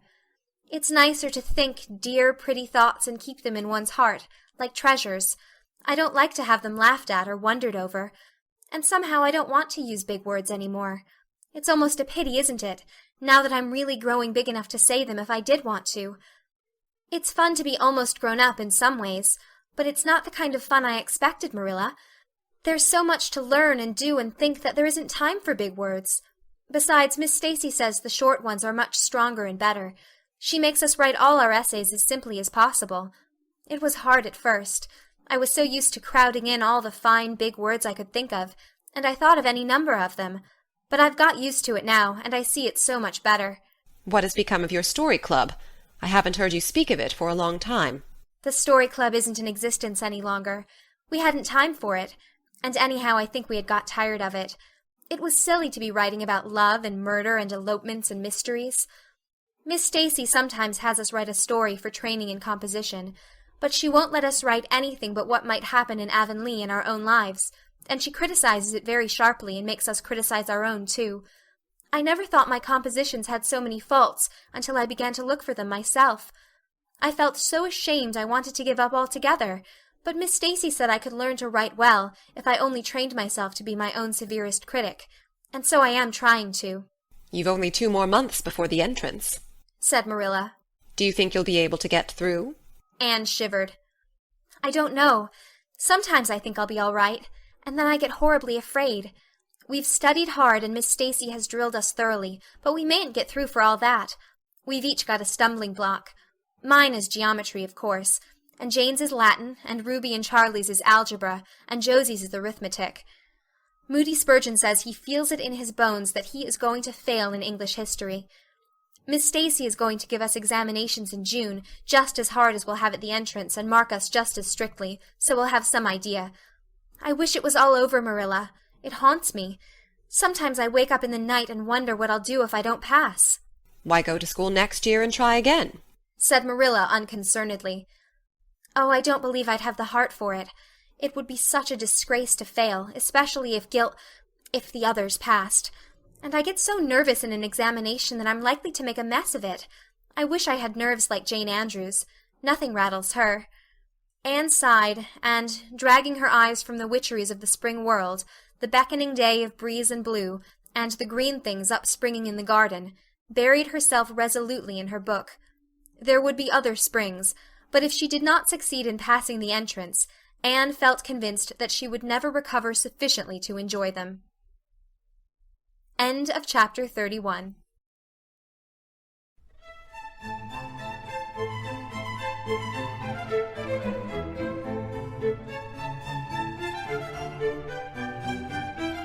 Anne of Green Gables by Lucy Maud Montgomery. Chapter 32. The Pass List is Out. With the end of June came the close of the term, and the close of Miss Stacy's rule in Avonlea school. Anne and Diana walked home that evening feeling very sober indeed. Red eyes and damp handkerchiefs bore convincing testimony to the fact that Miss Stacy's farewell words must have been quite as touching as Mr. Phillips's had been under similar circumstances 3 years before. Diana looked back at the schoolhouse from the foot of the spruce hill and sighed deeply. "It does seem as if it was the end of everything, doesn't it?" she said dismally. "You oughtn't to feel half as badly as I do," said Anne, hunting vainly for a dry spot on her handkerchief. "You'll be back again next winter, but I suppose I've left the dear old school forever. If I have good luck, that is." "It won't be a bit the same. Miss Stacy won't be there, nor you, nor Jane, nor Ruby, probably. I shall have to sit all alone, for I couldn't bear to have another deskmate after you. Oh, we have had jolly times, haven't we, Anne? It's dreadful to think they're all over." 2 big tears rolled down by Diana's nose. "If you would stop crying, I could," said Anne imploringly. "Just as soon as I put away my hanky, I see you brimming up, and that starts me off again. As Mrs. Lynde says, if you can't be as cheerful as you can. After all, I dare say I'll be back next year. This is one of the times I know I'm not going to pass. They're getting alarmingly frequent." "Why, you came out splendidly in the exams Miss Stacy gave." "Yes, but those exams didn't make me nervous. When I think of the real thing, you can't imagine what a horrid, cold, fluttery feeling comes round my heart. And then my number is 13, and Josie Pye says it's so unlucky. I am not superstitious, and I know it can make no difference. But still I wish it wasn't 13. "I do wish I was going in with you," said Diana. "Wouldn't we have a perfectly elegant time? But I suppose you'll have to cram in the evenings." "No, Miss Stacy has made us promise not to open a book at all. She says it would only tire and confuse us, and we are to go out walking and not think about the exams at all and go to bed early. It's good advice, but I expect it will be hard to follow. Good advice is apt to be, I think. Prissy Andrews told me that she sat up half the night every night of her entrance week and crammed for dear life, and I had determined to sit up at least as long as she did. It was so kind of your Aunt Josephine to ask me to stay at Beechwood while I'm in town." "You will write to me while you're in, won't you?" "I'll write Tuesday night and tell you how the first day goes," promised Anne. "I'll be haunting the post office Wednesday," vowed Diana. Anne went to town the following Monday, and on Wednesday Diana haunted the post office, as agreed, and got her letter. "Dearest Diana," wrote Anne, "here it is Tuesday night, and I'm writing this in the library at Beechwood. Last night I was horribly lonesome all alone in my room, and wished so much you were with me. I couldn't cram because I'd promised Miss Stacy not to, but it was as hard to keep from opening my history as it used to be to keep from reading a story before my lessons were learned. This morning Miss Stacy came for me, and we went to the academy, calling for Jane and Ruby and Josie on our way. Ruby asked me to feel her hands, and they were as cold as ice. Josie said I looked as if I hadn't slept a wink, and she didn't believe I was strong enough to stand the grind of the teacher's course even if I did get through. There are times and seasons even yet when I don't feel that I've made any great headway in learning to like Josie Pye. When we reached the academy, there were scores of students there from all over the island. The first person we saw was Moody Spurgeon sitting on the steps and muttering away to himself. Jane asked him what on earth he was doing, and he said he was repeating the multiplication table over and over to steady his nerves, and for pity's sake not to interrupt him, because if he stopped for a moment he got frightened and forgot everything he ever knew, but the multiplication table kept all his facts firmly in their proper place. When we were assigned to our rooms, Miss Stacy had to leave us. Jane and I sat together, and Jane was so composed that I envied her. No need of the multiplication table for good, steady, sensible Jane.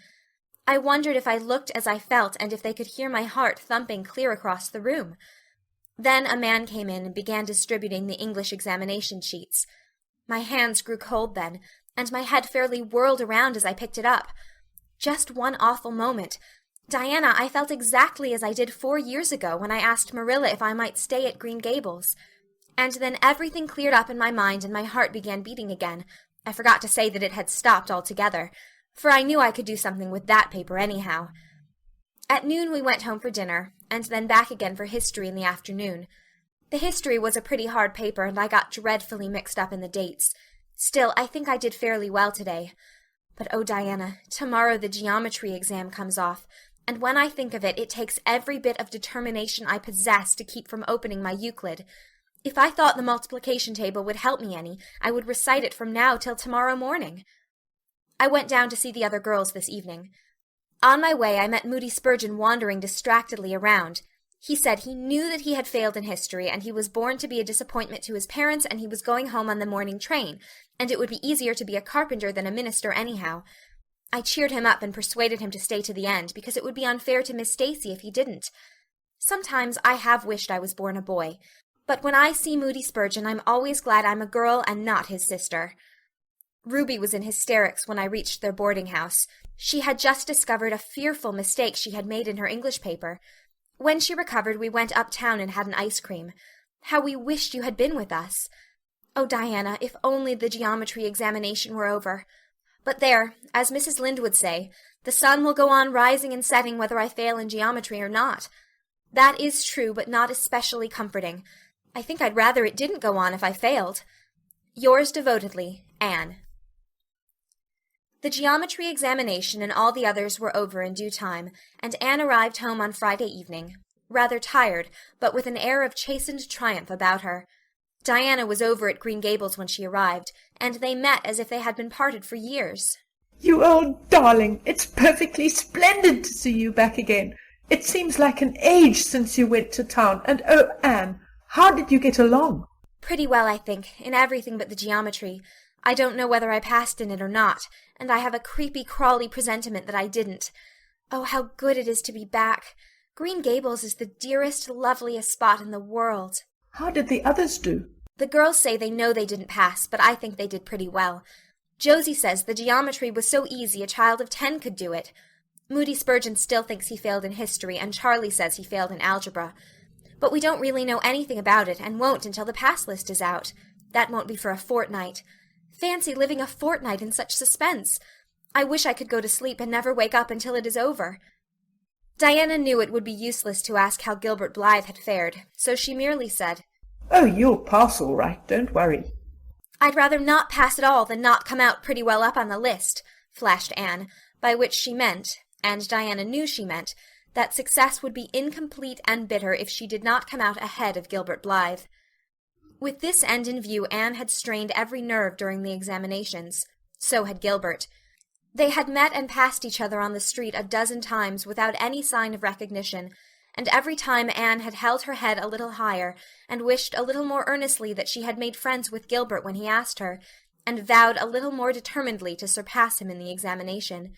She knew that all Avonlea Junior was wondering which would come out first. She even knew that Jimmy Glover and Ned Wright had a bet on the question, and that Josie Pye had said there was no doubt in the world that Gilbert would be first, and she felt that her humiliation would be unbearable if she failed. But she had another and nobler motive for wishing to do well. She wanted to pass high for the sake of Matthew and Marilla, especially Matthew. Matthew had declared to her his conviction that she would beat the whole island. That, Anne felt, was something it would be foolish to hope for even in the wildest dreams. But she did hope fervently that she would be among the first 10 at least, so that she might see Matthew's kindly brown eyes gleam with pride in her achievement. That, she felt, would be a sweet reward indeed for all her hard work and patient grubbing among unimaginative equations and conjugations. At the end of the fortnight, Anne took to haunting the post office also, in the distracted company of Jane, Ruby, and Josie, opening the Charlottetown dailies with shaking hands and cold, sink-away feelings as bad as any experienced during the entrance week. Charlie and Gilbert were not above doing this too, but Moody Spurgeon stayed resolutely away. I haven't got the grit to go there and look at a paper in cold blood, he told Anne. I'm just going to wait until somebody comes and tells me suddenly whether I passed or not. When 3 weeks had gone by without the pass list appearing, Anne began to feel that she really couldn't stand the strain much longer. Her appetite failed, and her interest in Avonlea doings languished. Mrs. Lynde wanted to know what else you could expect with a Tory superintendent of education at the head of the affairs, and Matthew, noting Anne's paleness and indifference, and the lagging steps that bore her home from the post office every afternoon, began seriously to wonder if he hadn't better vote Grit at the next election. But one evening the news came. Anne was sitting at her open window, for the time forgetful of the woes of examinations and the cares of the world, as she drank in the beauty of the summer dusk, sweet-scented with flower breaths from the garden below, and sibilant and rustling from the stir of poplars. The eastern sky above the firs was flushed faintly pink from the reflection of the west, and Anne was wondering dreamily if the spirit of color looked like that, when she saw Diana come flying down through the firs, over the log bridge and up the slope, with a fluttering newspaper in her hand. Anne sprang to her feet, knowing at once what that paper contained. The pass list was out. Her head whirled and her heart beat until it hurt her. She could not move a step.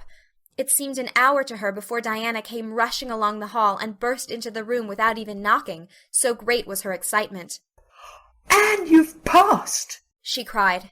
"Passed the very first! You and Gilbert both, your ties, but your name is first. Oh, I'm so proud!" Diana flung the paper on the table and herself on Anne's bed, utterly breathless and incapable of further speech. Anne lighted the lamp, oversetting the match-safe and using up half a dozen matches before her shaking hands could accomplish the task. Then she snatched up the paper. Yes, she had passed. There was her name at the very top of a list of 200. That moment was worth living for. "You did just splendidly, Anne," puffed Diana, recovering sufficiently to sit up and speak, for Anne, starry-eyed and rapt, had not uttered a word. "Father brought the paper home from Bright River not 10 minutes ago. It came out in the afternoon train, you know, and won't be here till tomorrow by mail. And when I saw the pass list, I just rushed over like a wild thing. You've all passed, every one of you, Moody Spurgeon and all, although he's conditioned in history. Jane and Ruby did pretty well, they're halfway up, and so did Charlie. Josie just scraped through with 3 marks to spare, but you'll see she'll put on as many airs as if she'd led. Won't Miss Stacy be delighted? Oh, Anne, what does it feel like to see your name at the head of a pass list like that? If it were me, I know I'd go crazy with joy. I am pretty near crazy as it is, but you're as calm and cool as a spring evening." "I'm just dazzled inside," said Anne. "I want to say 100 things and I can't find words to say them in. I never dreamed of this. Yes, I did too, just once. I let myself think once, what if I should come out first? Quakingly, you know, for it seemed so vain and presumptuous to think I could lead the island. Excuse me a minute, Diana. I must run right out to the field to tell Matthew. Then we'll go up the road and tell the good news to the others." They hurried to the hayfield below the barn where Matthew was coiling hay, and, as luck would have it, Mrs. Lynde was talking to Marilla at the lane fence. "Oh, Matthew," exclaimed Anne, "I've passed and I'm first, or one of the first. I'm not vain, but I'm thankful." "Well, now, I always said it," said Matthew, gazing at the pass list delightedly. "I knew you could beat them all easy." "You've done pretty well, I must say, Anne," said Marilla, trying to hide her extreme pride in Anne from Mrs. Rachel's critical eye. But that good soul said heartily, "I guess she's done well, and far be it for me to be backward in saying it. You're a credit to your friends, Anne, that's what. And we're all proud of you." That night Anne, who had wound up the delightful evening with a serious little talk with Mrs. Allan at the manse, knelt sweetly by her open window in a great sheen of moonshine, and murmured a prayer of gratitude and aspiration that came straight from her heart. There was in it thankfulness for the past, and reverent petition for the future. And when she slept on her white pillow, her dreams were as fair and bright and beautiful as maidenhood might desire. End of chapter 32.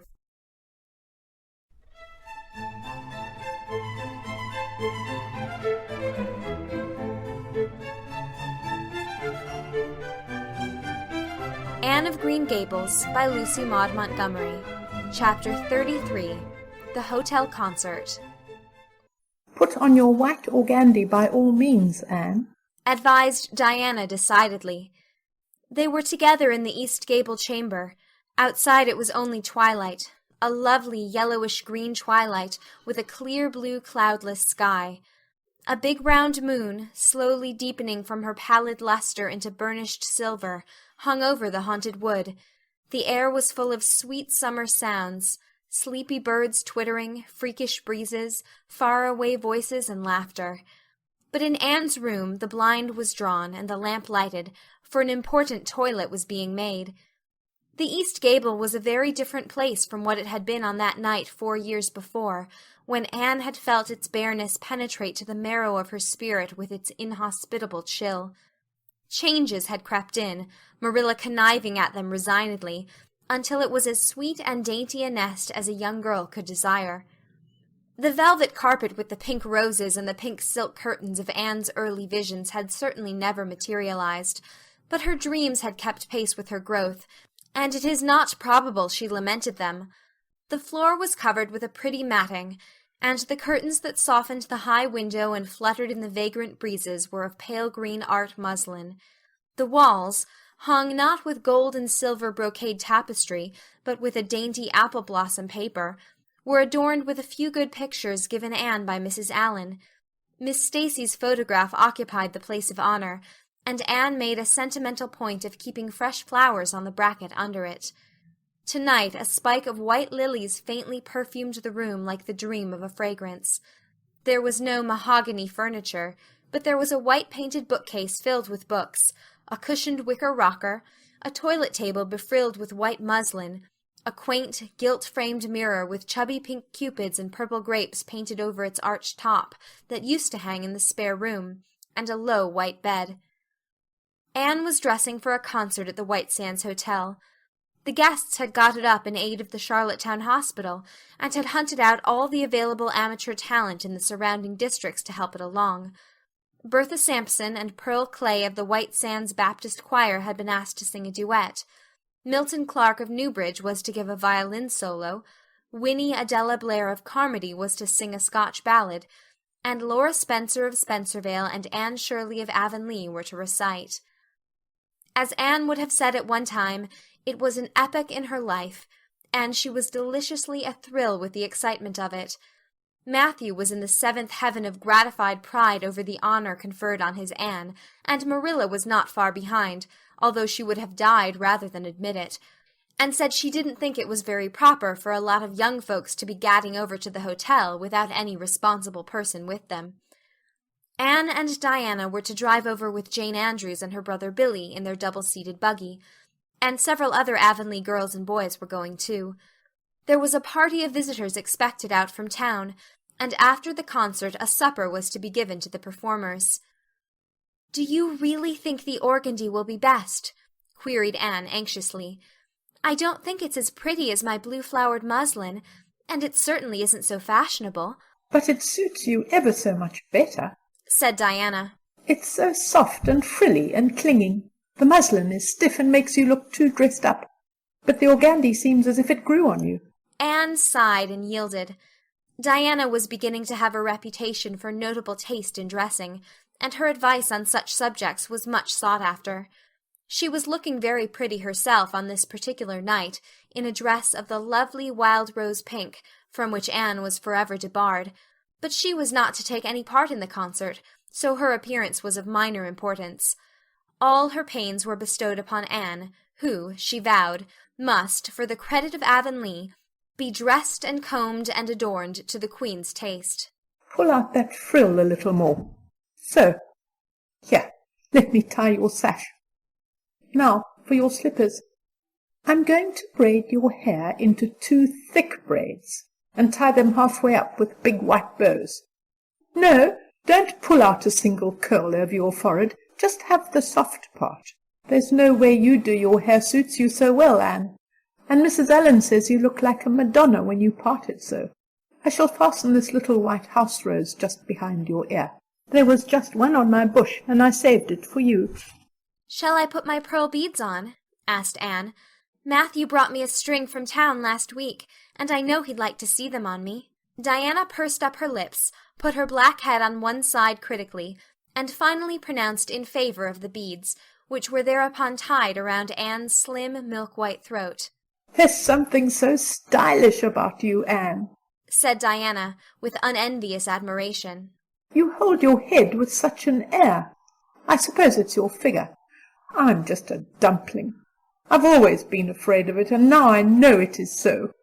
Well, I suppose I'll just have to resign myself to it."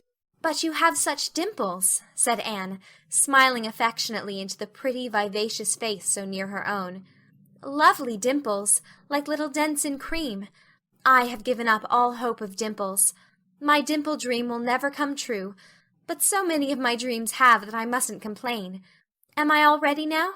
All ready, assured Diana, as Marilla appeared in the doorway, a gaunt figure with grayer hair than of yore and no fewer angles, but with a much softer face. Come right in and look at our elocutionist, Marilla. Doesn't she look lovely? Marilla emitted a sound between a sniff and a grunt. She looks neat and proper. I like that way of fixing her hair.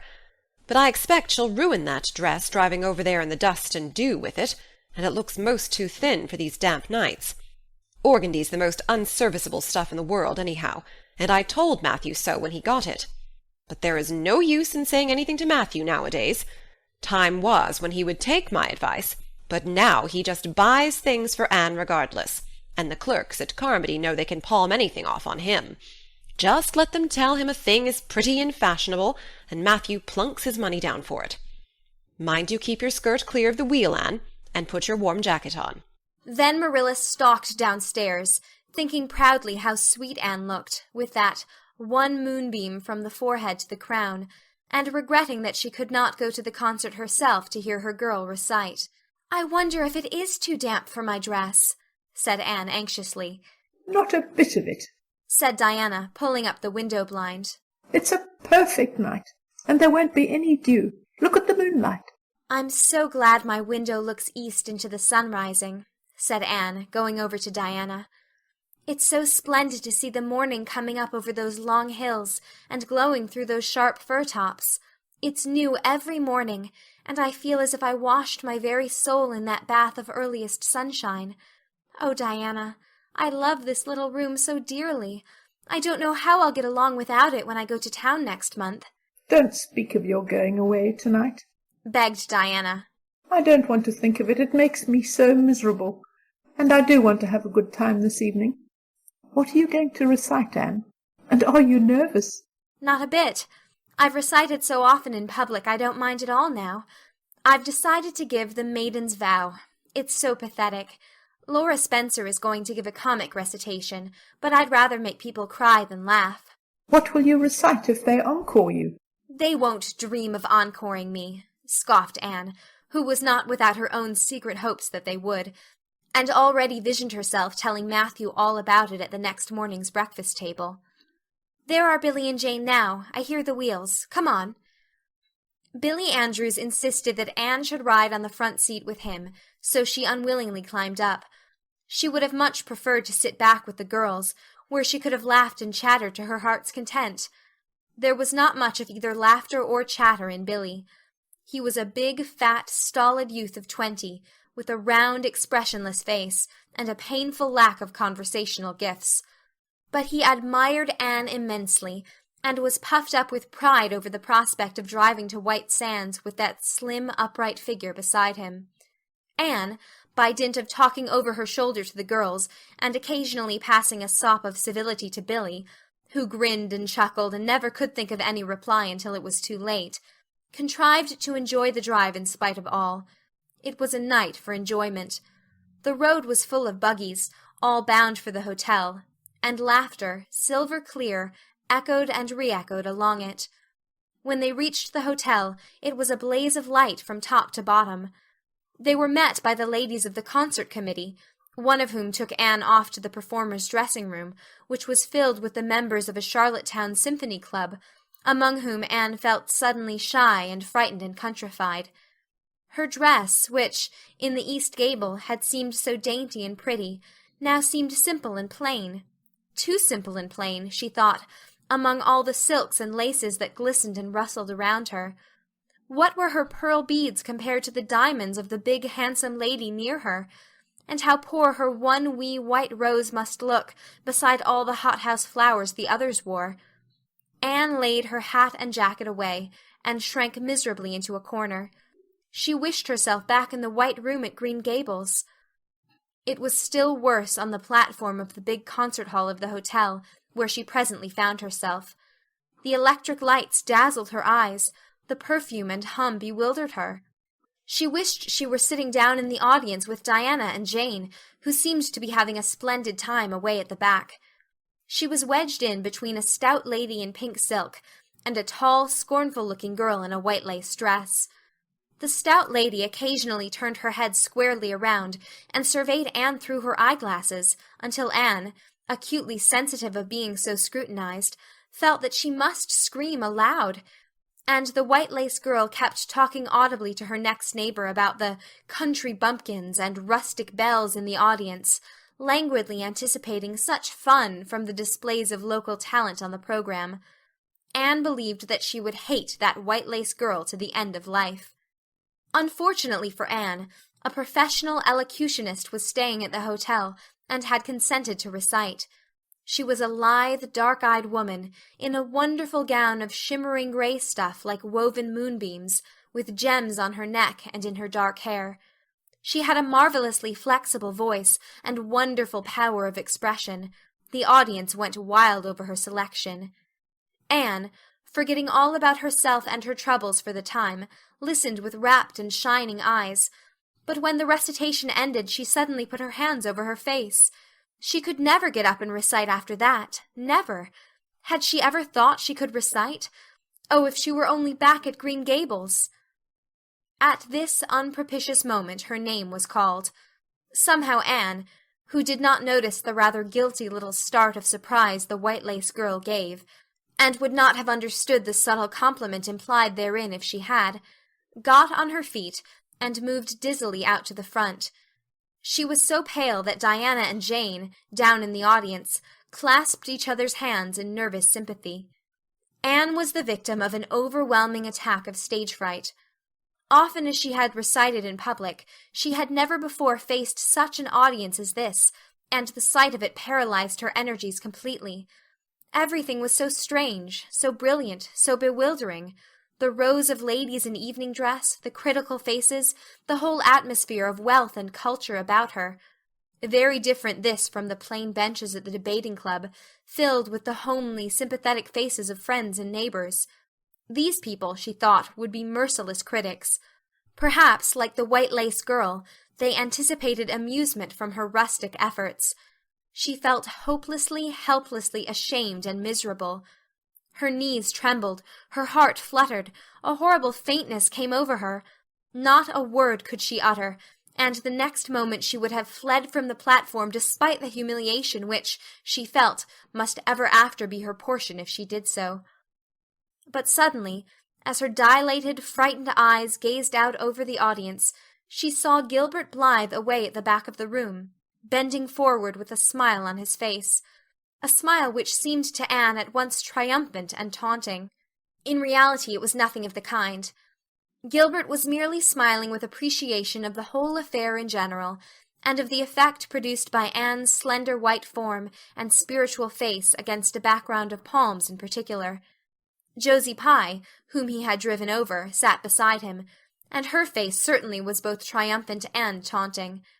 But Anne did not see Josie, and would not have cared if she had. She drew a long breath and flung her head up proudly, courage and determination tingling over her like an electric shock. She would not fail before Gilbert Blythe. He should never be able to laugh at her, never, never. Her fright and nervousness vanished, and she began her recitation, her clear, sweet voice reaching to the farthest corner of the room without a tremor or a break. Self-possession was fully restored to her, and in the reaction from that horrible moment of powerlessness, she recited as she had never done before. When she finished, there were bursts of honest applause. Anne, stepping back to her seat, blushing with shyness and delight, found her hand vigorously clasped and shaken by the stout lady in pink silk. "My dear, you did splendidly," she puffed. "I've been crying like a baby, actually I have. They're encoring you. They're bound to have you back." "Oh, I can't go," said Anne confusedly. "But yet, I must, or Matthew will be disappointed. He said they would encore me."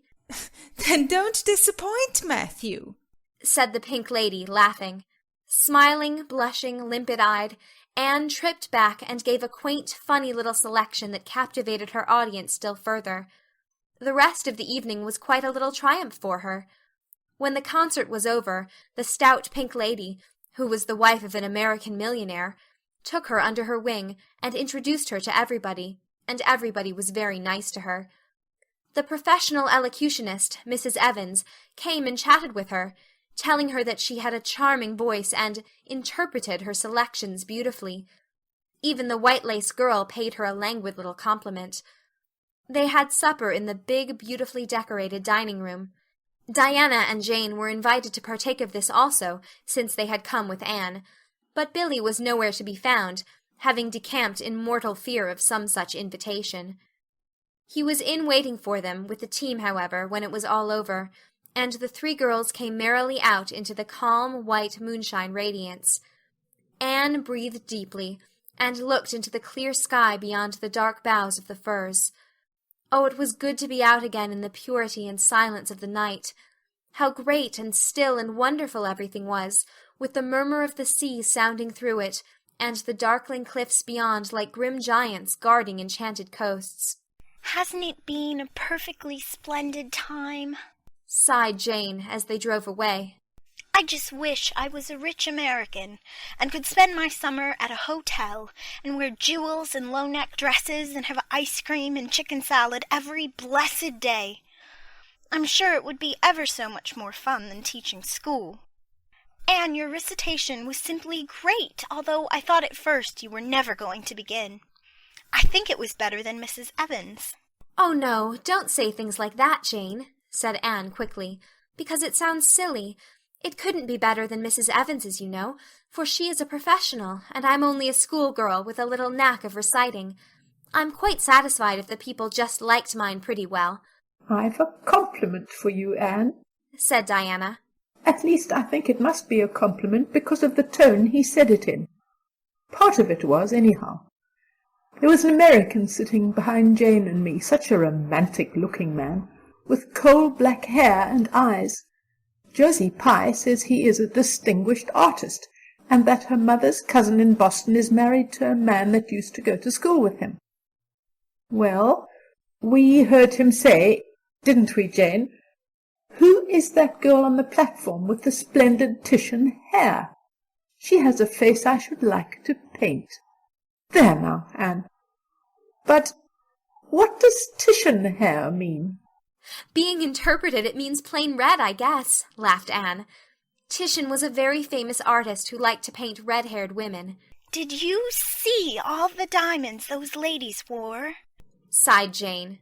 "They were simply dazzling.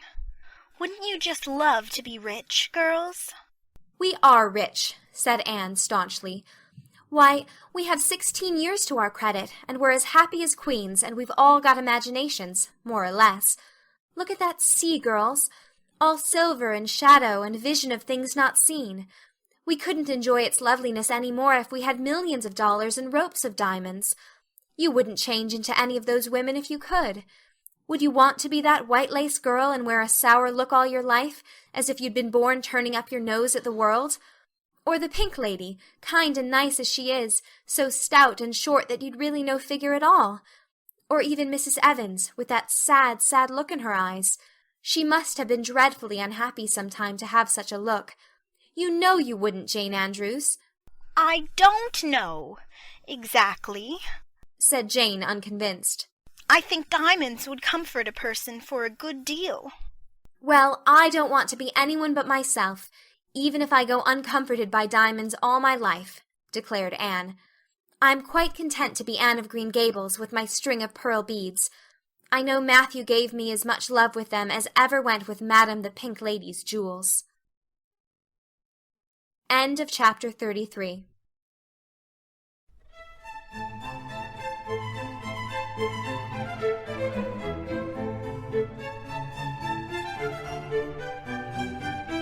Anne of Green Gables by Lucy Maud Montgomery. Chapter 34. A Queen's Girl. The next 3 weeks were busy ones at Green Gables, for Anne was getting ready to go to Queen's, and there was much sewing to be done, and many things to be talked over and arranged. Anne's outfit was ample and pretty, for Matthew saw to that, and Marilla for once made no objections whatever to anything he purchased or suggested. More, one evening she went up to the east gable with her arms full of a delicate pale green material. "Anne, here's something for a nice light dress for you. I don't suppose you really need it. You've plenty of pretty waists. But I thought maybe you'd like something real dressy to wear if you were asked out anywhere of an evening in town, to a party or anything like that. I hear that Jane and Ruby and Josie have got evening dresses, as they call them, and I don't mean you shall be behind them. I got Mrs. Allen to help me pick it in town last week, and we'll get Emily Gillis to make it for you. Emily has got taste, and her fits aren't to be equalled." "Oh, Marilla, it's just lovely," said Anne. "Thank you so much. I don't believe you ought to be so kind to me. It's making it harder every day for me to go away." The green dress was made up with as many tucks and frills and shirrings as Emily's taste permitted. Anne put it on one evening for Matthew's and Marilla's benefit, and recited the Maiden's Vow for them in the kitchen. As Marilla watched the bright, animated face and graceful motions, her thoughts went back to the evening Anne had arrived at Green Gables, and memory recalled a vivid picture of the odd, frightened child, in her preposterous yellowish-brown wincey dress, the heartbreak looking out of her tearful eyes. Something in the memory brought tears to Marilla's own eyes. "I declare, my recitation has made you cry, Marilla," said Anne, gaily stooping over Marilla's chair to drop a butterfly kiss on that lady's cheek. "Now I call that a positive triumph." "No, I wasn't crying over your piece," said Marilla, who would have scorned to be betrayed into such weakness by any poetry stuff. "I just couldn't help thinking of the little girl you used to be, Anne. And I was wishing you could have stayed a little girl, even with all your queer ways. You've grown up now, and you're going away, and you look so tall and stylish and so different altogether in that dress, as if you didn't belong in Avonlea at all. And I just got lonesome thinking it all over." "Marilla!" Anne sat down on Marilla's gingham lap, took Marilla's lined face between her hands, and looked gravely and tenderly into Marilla's eyes. "I'm not a bit changed. Not really. I'm only just pruned down and branched out. The real me back here is just the same. It won't make a bit of difference where I go or how much I change outwardly. At heart I shall always be your little Anne, who will love you and Matthew and dear Green Gables more and better every day of her life." Anne laid her fresh young cheek against Marilla's faded one, and reached out a hand to pat Matthew's shoulder. Marilla would have given much just then to have possessed Anne's power of putting her feelings into words, but nature and habit had willed it otherwise, and she could only put her arms close about her girl and hold her tenderly to her heart, wishing that she need never let her go. Matthew, with a suspicious moisture in his eyes, got up and went out of doors. Under the stars of the blue summer night, he walked agitatedly across the yard to the gate under the poplars. "Well, now, I guess she ain't been much spoiled," he muttered proudly. "I guess my putting in my oar occasional never did much harm after all. She's smart and pretty and loving, too, which is better than all the rest. She's been a blessing to us, and there never was a luckier mistake than what Mrs. Spencer made, if it was luck. I don't believe it was any such thing. It was Providence, because the Almighty saw we needed her, I reckon." The day finally came when Anne must go to town. She and Matthew drove in one fine September morning, after a tearful parting with Diana, and an untearful practical one, on Marilla's side at least, with Marilla. But when Anne had gone, Diana dried her tears and went to a beach picnic at White Sands with some of her Carmody cousins, where she contrived to enjoy herself tolerably well, while Marilla plunged fiercely into unnecessary work and kept at it all day long with the bitterest kind of heartache, the ache that burns and gnaws and cannot wash itself away in ready tears. But that night, when Marilla went to bed, acutely and miserably conscious that the little gable room at the end of the hall was untenanted by any vivid young life and unstirred by any soft breathing, she buried her face in her pillow and wept for her girl in a passion of sobs that appalled her when she grew calm enough to reflect how very wicked it must be to take on so about a sinful fellow creature. Anne and the rest of the Avonlea scholars reached town just in time to hurry off to the academy. That first day passed pleasantly enough in a whirl of excitement, meeting all the new students, learning to know the professors by sight, and being assorted and organized into classes. Anne intended taking up the second-year work, being advised to do so by Miss Stacy. Gilbert Blythe elected to do the same. This meant getting a first-class teacher's license in 1 year instead of 2 if they were successful, but it also meant much more and harder work. Jane, Ruby, Josie, Charlie, and Moody Spurgeon, not being troubled with the stirrings of ambition, were content to take up the second-class work. Anne was conscious of a pang of loneliness when she found herself in a room with 50 other students, not one of whom she knew, except the tall, brown-haired boy across the room, and knowing him in the fashion she did not help her much, as she reflected pessimistically. Yet she was undeniably glad that they were in the same class. The old rivalry could still be carried on, and Anne would hardly have known what to do if it had been lacking. "I wouldn't feel comfortable without it," she thought. "Gilbert looks awfully determined. I suppose he's making up his mind here and now to win the medal. What a splendid chin he has! I never noticed it before. I do wish Jane and Ruby had gone in for first class, too. I suppose I won't feel so much like a cat in a strange garret when I get acquainted, though. I wonder which of the girls here are going to be my friends. It's really an interesting speculation. Of course, I promised Diana that no Queen's girl, no matter how much I liked her, should ever be as dear to me as she is. But I've lots of second-best affections to bestow. I like the look of that girl with the brown eyes and the crimson waist. She looks vivid and red-rosy. There's that pale, fair one gazing out of the window. She has lovely hair, and looks as if she knew a thing or two about dreams. I'd like to know them both, know them well enough to walk with my arm about their waists and call them nicknames. But just now I don't know them, and they don't know me, and probably don't want to know me particularly. Oh, it's lonesome." It was lonesomer still when Anne found herself alone in her hall bedroom that night at twilight. She was not to board with the other girls, who all had relatives in town to take pity on them. Miss Josephine Barry would have liked to board her, but Beechwood was so far from the academy that it was out of the question. So Miss Barry hunted up a boarding-house, assuring Matthew and Marilla that it was the very place for Anne. "The lady who keeps it is a reduced gentlewoman," explained Miss Barry. "Her husband was a British officer, and she is very careful what sort of boarders she takes, and will not meet with any objectionable persons under her roof. The table is good, and the house is near the academy, in a quiet neighborhood." All this might be quite true, and indeed proved to be so, but it did not materially help Anne in the first agony of homesickness that seized upon her.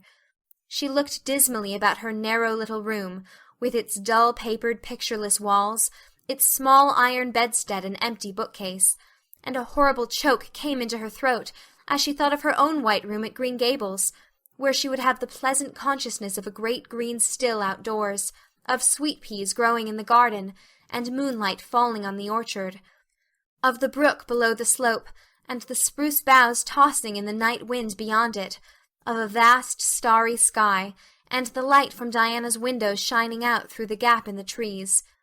Here there was nothing of this. Anne knew that outside of her window was a hard street, with a network of telephone wires shutting out the sky, the tramp of alien feet, and 1,000 lights gleaming on stranger faces. She knew that she was going to cry, and fought against it. "I won't cry. It's silly and weak. There's the third tear splashing down by my nose. There are more coming. I must think of something funny to stop them. But there's nothing funny except what is connected with Avonlea, and that only makes things worse.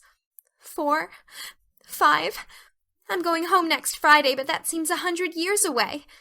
Oh, Matthew is nearly home by now, and Marilla is at the gate looking down the lane for him.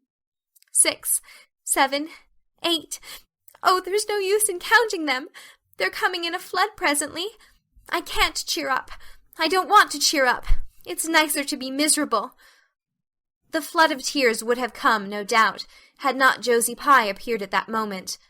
In the joy of seeing a familiar face, Anne forgot that there had never been much love lost between her and Josie.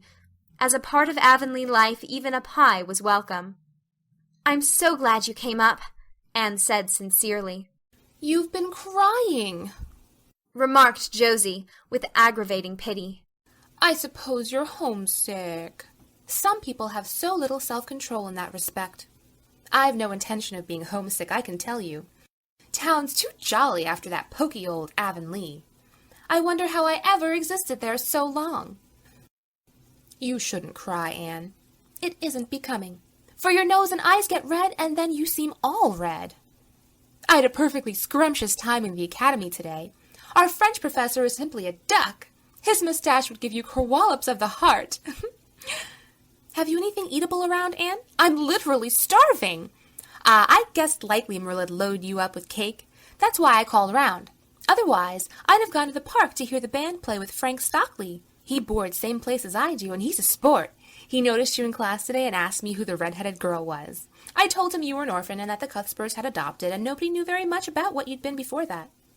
Anne was wondering if, after all, solitude and tears were not more satisfactory than Josie Pye's companionship, when Jane and Ruby appeared, each with an inch of Queen's color ribbon, purple and scarlet, pinned proudly to her coat. As Josie was not speaking to Jane just then, she had to subside into comparative harmlessness. Well, said Jane with a sigh, I feel as if I'd lived many moons since the morning. I ought to be home studying my Virgil. That horrid old professor gave us 20 lines to start in on tomorrow. But I simply couldn't settle down to study tonight. Anne, methinks I see the traces of tears. If you've been crying, do own up. It will restore my self-respect, for I was shedding tears freely before Ruby came along. I don't mind being a goose so much if somebody else is goosey too. Cake? You'll give me a teeny piece, won't you? Thank you. It has the real Avonlea flavor. Ruby, perceiving the Queen's calendar lying on the table, wanted to know if Anne meant to try for the gold medal. Anne blushed and admitted she was thinking of it. Oh, that reminds me, said Josie. Queen's is to get one of the Avery scholarships after all. The word came today. Frank Stockley told me. His uncle is one of the Board of Governors, you know. It will be announced in the Academy tomorrow. An Avery scholarship! Anne felt her heart beat more quickly, and the horizons of her ambition shifted and broadened as if by magic. Before Josie had told the news, Anne's highest pinnacle of aspiration had been a teacher's provincial license, first class at the end of the year, and perhaps the medal. But now, in one moment, Anne saw herself winning the Avery scholarship, taking an arts course at Redmond College, and graduating in a gown and mortar board, before the echo of Josie's words had died away. For the Avery scholarship was in English, and Anne felt that here her foot was on native heath. A wealthy manufacturer of New Brunswick had died, and left part of his fortune to endow a large number of scholarships to be distributed among the various high schools and academies of the maritime provinces, according to their respective standings. There had been much doubt whether one would be allotted to Queen's, but the matter was settled at last, and at the end of the year the graduate who made the highest mark in English and English literature would win the scholarship. $250 a year for 4 years at Redmond College. No wonder that Anne went to bed that night with tingling cheeks.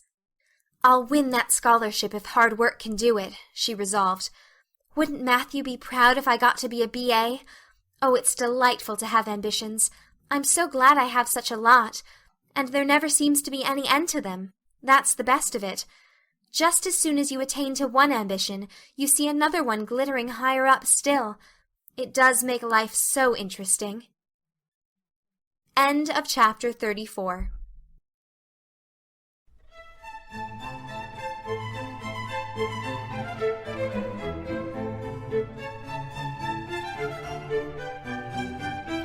Anne of Green Gables by Lucy Maud Montgomery. Chapter 35. The Winter at Queen's.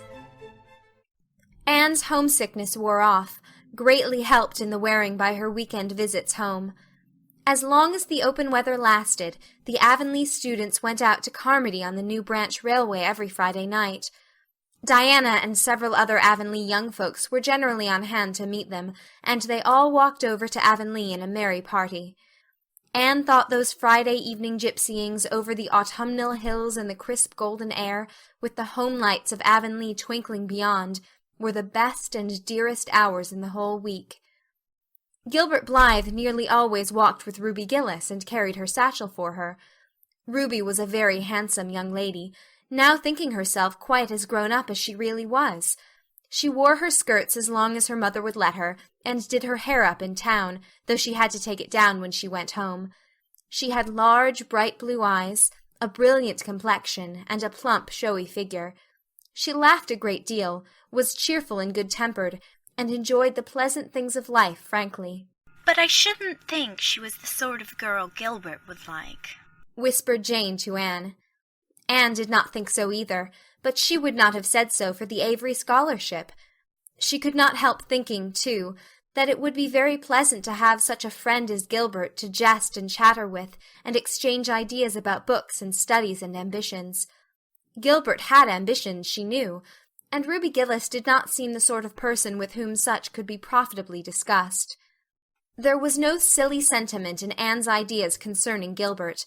Boys were to her, when she thought about them at all, merely possible good comrades.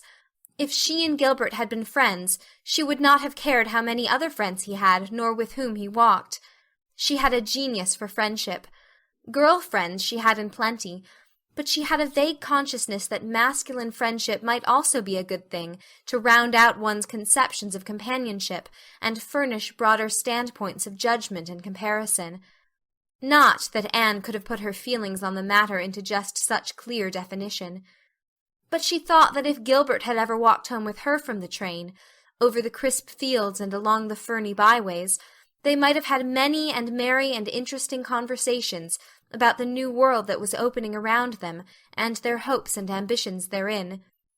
Gilbert was a clever young fellow, with his own thoughts about things, and a determination to get the best out of life and put the best into it. Ruby Gillis told Jane Andrews that she didn't understand half the things Gilbert Blythe said. He talked just like Anne Shirley did when she had a thoughtful fit on, and for her part, she didn't think it any fun to be bothering about books and that sort of thing when you didn't have to. Frank Stockley had lots more dash and go, but then he wasn't half as good-looking as Gilbert, and she really couldn't decide which she liked best. In the academy, Anne gradually drew a little circle of friends about her, thoughtful, imaginative, ambitious students like herself. With the rose-red girl, Stella Maynard, and the dream girl, Priscilla Grant, she soon became intimate, finding the latter pale, spiritual-looking maiden to be full to the brim of mischief and pranks and fun, while the vivid, black-eyed Stella had a heart full of wistful dreams and fancies, as aerial and rainbow-like as Anne's own. After the Christmas holidays, the Avonlea students gave up going home on Fridays and settled down to hard work. By this time all the Queen's scholars had gravitated into their own places in the ranks, and the various classes had assumed distinct and settled shadings of individuality. Certain facts had become generally accepted. It was admitted that the medal contestants had practically narrowed down to three: Gilbert Blythe, Anne Shirley, and Lewis Wilson. The Avery scholarship was more doubtful, any one of a certain six being a possible winner. The bronze medal for mathematics was considered as good as won by a fat, funny little up-country boy with a bumpy forehead and a patched coat. Ruby Gillis was the handsomest girl of the year at the academy. In the second-year classes, Stella Maynard carried off the palm for beauty, with a small but critical minority in favor of Anne Shirley. Ethel Marr was admitted by all competent judges to have the most stylish modes of hairdressing, and Jane Andrews, plain, plodding, conscientious Jane, carried off the honors in the domestic science course. Even Josie Pye attained a certain preeminence as the sharpest-tongued young lady in attendance at Queen's. So it may be fairly stated that Miss Stacy's old pupils held their own in the wider arena of the academical course. Anne worked hard and steadily. Her rivalry with Gilbert was as intense as it had ever been in Avonlea school, although it was not known in the class at large, but somehow the bitterness had gone out of it. Anne no longer wished to win for the sake of defeating Gilbert, rather for the proud consciousness of a well-won victory over a worthy foeman. It would be worth-while to win, but she no longer thought life would be insupportable if she did not. In spite of lessons, the students found opportunities for pleasant times. Anne spent many of her spare hours at Beechwood, and generally ate her Sunday dinners there and went to church with Miss Barry. The latter was, as she admitted, growing old, but her black eyes were not dim, nor the vigor of her tongue in the least abated. But she never sharpened the latter on Anne, who continued to be a prime favorite with the critical old lady. "That Anne girl improves all the time," she said. "I get tired of other girls. They are such a provoking and eternal sameness about them. Anne has as many shades as a rainbow, and every shade is the prettiest while it lasts. I don't know that she is as amusing as she was when she was a child, but she makes me love her, and I like people who make me love them. It saves me so much trouble in making myself love them." Then, almost before anybody realized it, spring had come. Out in Avonlea the mayflowers were peeping pinkly out on the sere barrens where snow wreaths lingered, and the mist of green was on the woods and in the valleys. But in Charlottetown, harassed Queen's students thought and talked only of examinations. "It doesn't seem possible that the term is nearly over," said Anne. "Why, last fall it seemed so long to look forward to, a whole winter of studies and classes, and here we are with the exams looming up next week. Girls, sometimes I feel as if those exams meant everything, but when I look at the big buds swelling on those chestnut trees, and the misty blue air at the end of the streets, they don't seem half so important." Jane and Ruby and Josie, who had dropped in, did not take this view of it. To them the coming examinations were constantly very important indeed, far more important than chestnut buds or Maytime hazes. It was all very well for Anne, who was sure of passing at least, to have her moments of belittling them, but when your whole future depended on them, as the girls truly thought theirs did, you could not regard them philosophically. "I've lost 7 pounds in the last 2 weeks," sighed Jane. "It's no use to say don't worry. I will worry. Worrying helps you some. It seems as if you were doing something when you're worrying. It would be dreadful if I failed to get my license after going to Queen's all winter and spending so much money." "I don't care," said Josie Pye. "If I don't pass this year, I'm coming back next.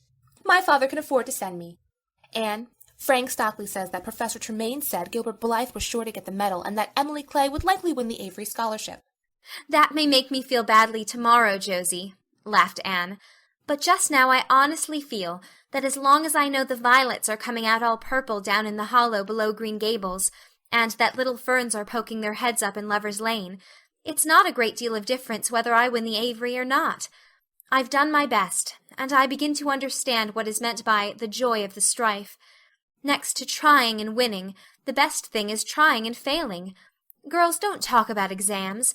Look at that arch of pale green sky over those houses, and picture to yourself what it must look like over the purply dark beechwoods back of Avonlea." "What are you going to wear for commencement, Jane?" asked Ruby practically. Jane and Josie both answered at once, and the chatter drifted into a side eddy of fashions.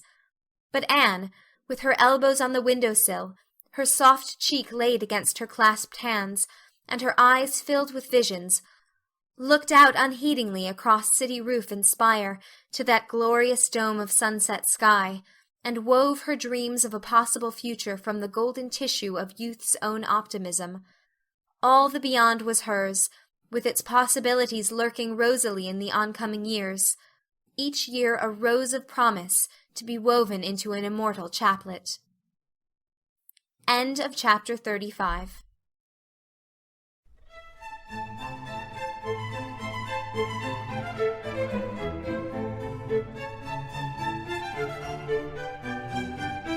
Anne of Green Gables by Lucy Maud Montgomery.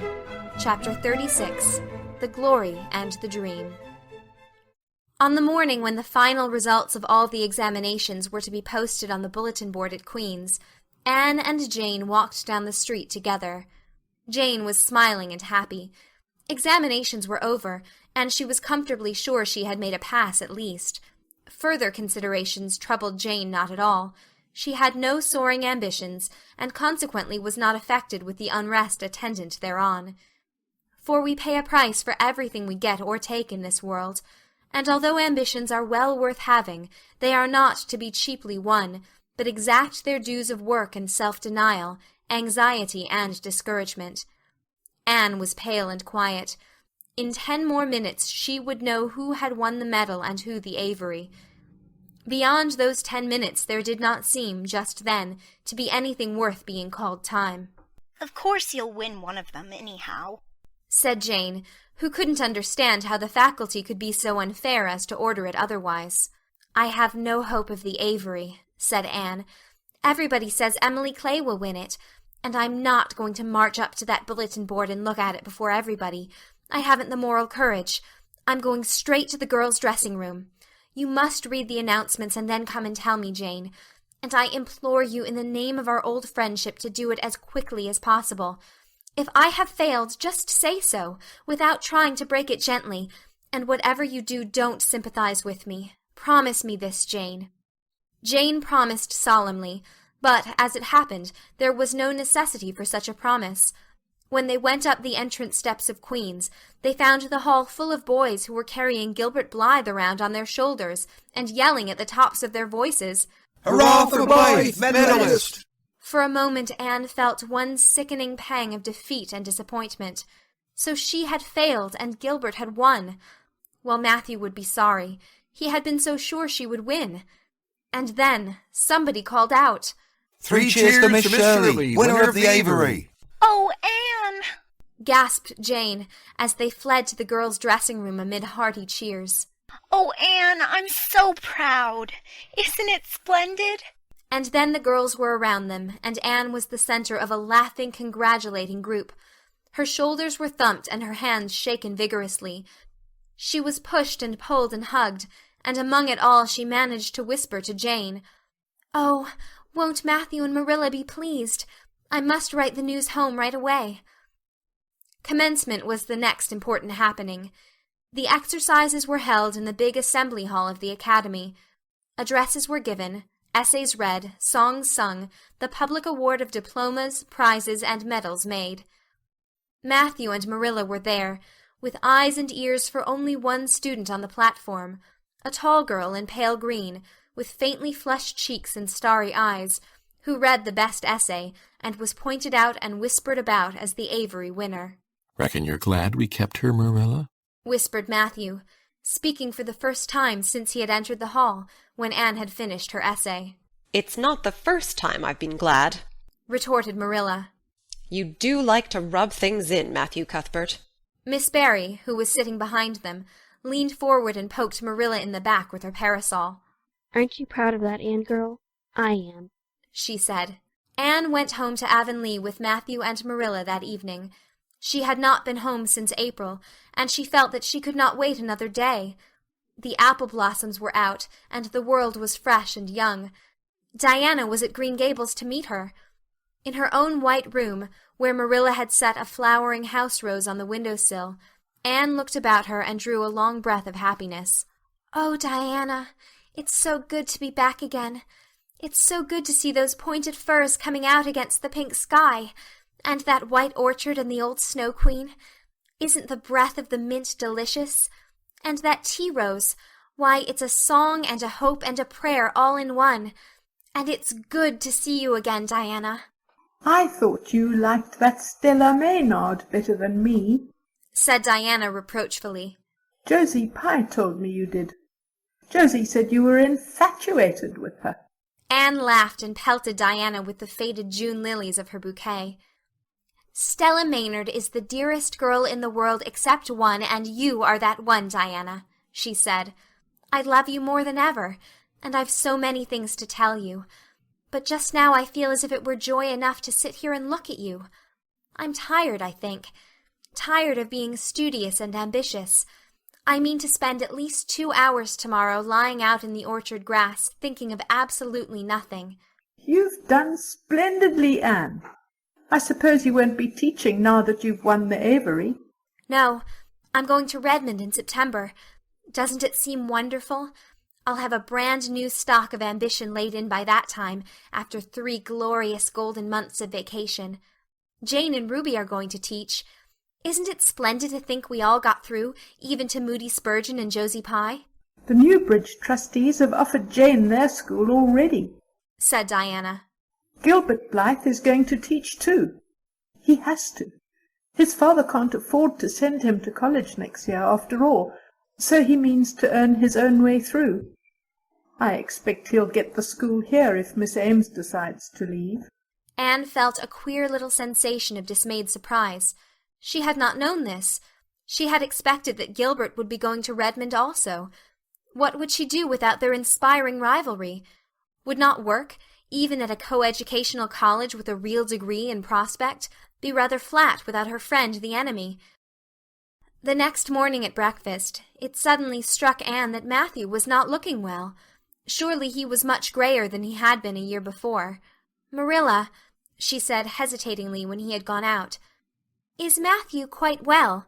"No, he isn't," said Marilla in a troubled tone. "He's had some real bad spells with his heart this spring, and he won't spare himself a mite. I've been real worried about him. But he's some better this while back, and we've got a good hired man, so I'm hoping he'll kind of rest and pick up. Maybe he will now you're home.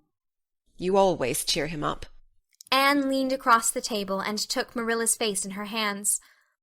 "You are not looking as well yourself as I'd like to see you, Marilla. You look tired. I'm afraid you've been working too hard. You must take a rest, now that I'm home. I'm just going to take this one day off to visit all the old dear spots and hunt up my old dreams, and then it will be your turn to be lazy while I do the work." Marilla smiled affectionately at her girl. "It's not the work. It's my head. I've got a pain so often now behind my eyes. Dr. Spencer's been fussing with glasses, but they don't do me any good. There is a distinguished oculist coming to the island the last of June, and the doctor says I must see him. I guess I'll have to. I can't read or sew with any comfort now. Well, Anne, you've done real well at Queen's, I must say. To take first-class license in 1 year and win the Avery scholarship. Well, well, Mrs. Lynde says pride goes before a fall, and she doesn't believe in the higher education of women at all. She says it unfits them for women's true sphere. I don't believe a word of it. Speaking of Rachel reminds me, did you hear anything about the Abbey Bank lately, Anne? "I heard it was shaky," answered Anne. "Why?" "That is what Rachel said. She was up here one day last week and said there was some talk about it. Matthew felt real worried. All we have saved is in that bank, every penny. I wanted Matthew to put it in the savings bank in the first place, but old Mr. Abbey was a great friend of father's, and he'd always banked with him. Matthew said any bank with him at the head of it was good enough for anybody." "I think he has only been its nominal head for many years," said Anne. "He is a very old man. His nephews are really at the head of the institution." "Well, when Rachel told us that, I wanted Matthew to draw our money right out, and he said he'd think of it. But Mr. Russell told him yesterday that the bank was all right." Anne had her good day in the companionship of the outdoor world. She never forgot that day. It was so bright and golden and fair, so free from shadow and so lavish of blossom. Anne spent some of its rich hours in the orchard. She went to the Dryad's Bubble and Willowmere and Violet Vale. She called at the manse and had a satisfying talk with Mrs. Allan. And finally, in the evening, she went with Matthew for the cows, through Lover's Lane to the back pasture. The woods were all gloried through with sunset, and the warm splendor of it streamed down through the hill gaps in the west. Matthew walked slowly with bent head. Anne, tall and erect, suited her springing step to his. "You've been working too hard today, Matthew," she said reproachfully. "Why won't you take things easier?" "Well, now, I can't seem to," said Matthew, as he opened the yard gate to let the cows through. "It's only that I'm getting old, Anne, and keep forgetting it. Well, I've always worked pretty hard, and I'd rather drop in harness." "If I had been the boy you sent for," said Anne wistfully, "I'd be able to help you so much now, and spare you in 100 ways. I could find it in my heart to wish I had been, just for that." "Well, now, I'd rather have you than a dozen boys, Anne," said Matthew, patting her hand. "Just mind you that. Rather than a dozen boys. Well, now, I guess it wasn't a boy that took the Avery scholarship, was it? It was a girl. My girl that I'm proud of." He smiled his shy smile at her as he went into the yard. Anne took the memory of it with her when she went to her room that night, and sat for a long while at her open window, thinking of the past and dreaming of the future. Outside, the Snow Queen was mistily white in the moonshine. The frogs were singing in the marsh beyond Orchard Slope. Anne always remembered the silvery, peaceful beauty and fragrant calm of that night. It was the last night before sorrow touched her life, and no life is ever quite the same again when once that cold, sanctifying touch has been laid upon it. End of chapter 36.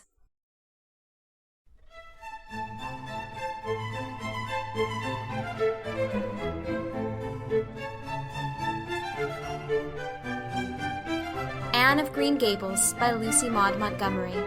Chapter 37. The Reaper Whose Name is Death. Matthew! Matthew, what is the matter?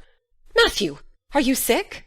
It was Marilla who spoke, alarm in every jerky word. Anne came through the hall, her hands full of white narcissus. It was long before Anne could love the sight or odor of white narcissus again.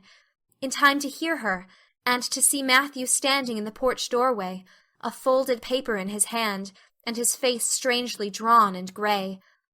Anne dropped her flowers and sprang across the kitchen to him at the same moment as Marilla. They were both too late. Before they could reach him, Matthew had fallen across the threshold. He's fainted, gasped Marilla. Anne, run for Martin, quick, quick! He's at the barn. Martin, the hired man, who had just driven home from the post office, started at once for the doctor, calling at Orchard Slope on his way to send Mr. and Mrs. Barry over. Mrs. Lynde, who was there on an errand, came too. They found Anne and Marilla distractedly trying to restore Matthew to consciousness. Mrs. Lynde pushed them gently aside, tried his pulse, and then laid her ear over his heart. She looked at their anxious faces sorrowfully, and the tears came into her eyes. "Oh, Marilla," she said gravely, "I don't think we can do anything for him." "Mrs. Lynde, you can't think Matthew is... Anne could not say the dreadful word. She turned sick and pallid. "Child, yes, I'm afraid of it. Look at his face. When you've seen that look as often as I have, you'll know what it means." Anne looked at the still face and there beheld the seal of the Great Presence. When the doctor came, he said that death had been instantaneous and probably painless, caused in all likelihood by some sudden shock. The secret of the shock was discovered to be in the paper Matthew had held, and which Martin had brought from the office that morning. It contained an account of the failure of the Abbey Bank. The news spread quickly through Avonlea, and all day friends and neighbors thronged Green Gables, and came and went on errands of kindness for the dead and living. For the first time, shy, quiet Matthew Cuthbert was a person of central importance. The white majesty of death had fallen on him, and set him apart as one crowned. When the calm night came softly down over Green Gables, the old house was hushed and tranquil. In the parlor lay Matthew Cuthbert in his coffin, his long gray hair framing his placid face, on which there was a little kindly smile as if he but slept, dreaming pleasant dreams. There were flowers about him, sweet old-fashioned flowers which his mother had planted in the homestead garden in her bridal days, and for which Matthew had always had a secret, wordless love. Anne had gathered them and brought them to him, her anguished, tearless eyes burning in her white face. It was the last thing she could do for him. The Barrys and Mrs. Lynde stayed with him that night. Diana, going to the east gable, where Anne was standing at her window, said gently, "Anne, dear, would you like to have me sleep with you tonight?" "Thank you, Diana." Anne looked earnestly into her friend's face. "I think you won't misunderstand me when I say I want to be alone. I'm not afraid. I haven't been alone 1 minute since it happened. And I want to be. I want to be quite silent and quiet and try to realize it. I can't realize it. Half the time it seems to me that Matthew can't be dead, and the other half it seems as if he must have been dead for a long time, and I've had this horrible dull ache ever since." Diana did not quite understand. Marilla's impassioned grief, breaking all the bounds of natural reserve and lifelong habit in its stormy rush, she could comprehend better than Anne's tearless agony. But she went away kindly, leaving Anne alone to keep her first vigil with sorrow. Anne hoped that the tears would come in solitude. It seemed to her a terrible thing that she could not shed a tear for Matthew, whom she had loved so much and who had been so kind to her, Matthew who had walked with her last evening at sunset, and was now lying in the dim room below with that awful peace on his brow. But no tears came at first, even when she knelt by her window in the darkness and prayed, looking up to the stars beyond the hills. No tears, only the same horrible dull ache of misery that kept on aching until she fell asleep, worn out with the day's pain and excitement. In the night she awakened, with the stillness and the darkness about her, and the recollection of the day came over her like a wave of sorrow. She could see Matthew's face smiling at her as he had smiled when they parted at the gate that last evening. She could hear his voice saying, my girl that I'm proud of." Then the tears came, and Anne wept her heart out. Marilla heard her and crept in to comfort her. There, there. Don't cry so, dearie. It can't bring him back. It isn't right to cry so. I knew that today, but I couldn't help it then. He'd always been such a good, kind brother to me. But God knows best. "Oh, just let me cry, Marilla," sobbed Anne. "The tears don't hurt me like that ache did. Stay here for a little while with me and keep your arm round me. So. I couldn't have Diana stay. She's good and kind and sweet. But it's not her sorrow. She's outside of it, and she couldn't come close enough to my heart to help me. It's our sorrow, yours and mine. Oh, Marilla, what will we do without him?" We've got each other, Anne. I don't know what I'd do if you weren't here, if you'd never come. Oh, Anne, I know I've been kind of strict and harsh with you, maybe, but you mustn't think I didn't love you as well as Matthew did, for all that.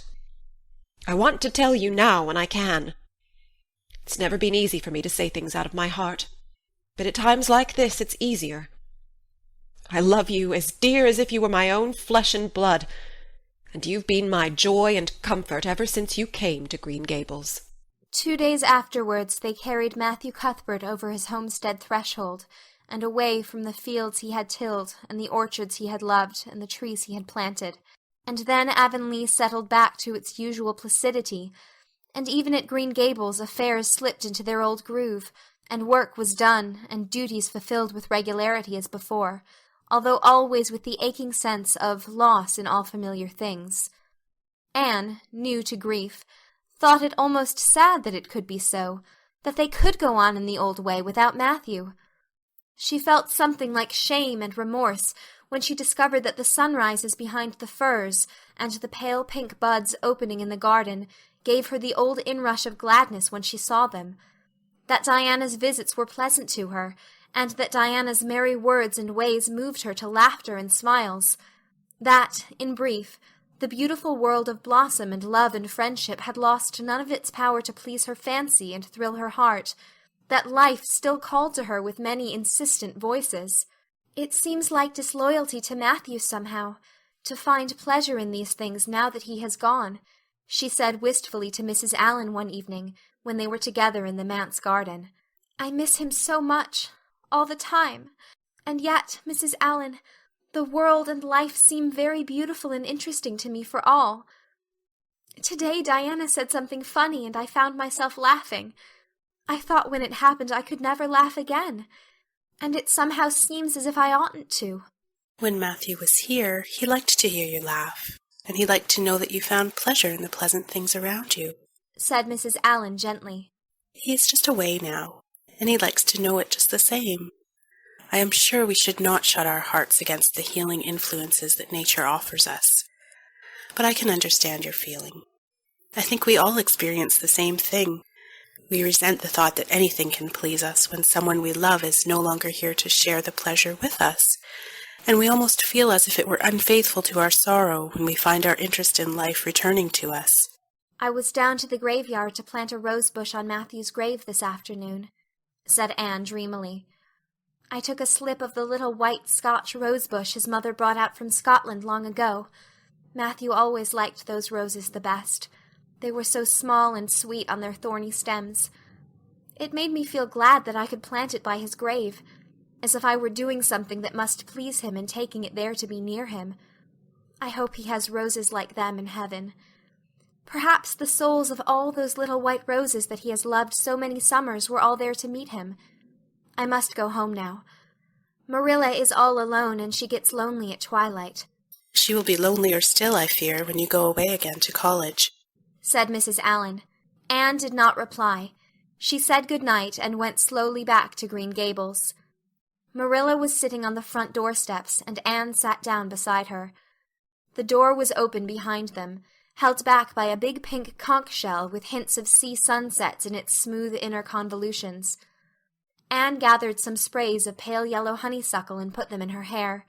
She liked the delicious hint of fragrance, as some aerial benediction, above her every time she moved. Dr. Spencer was here while you were away, Marilla said.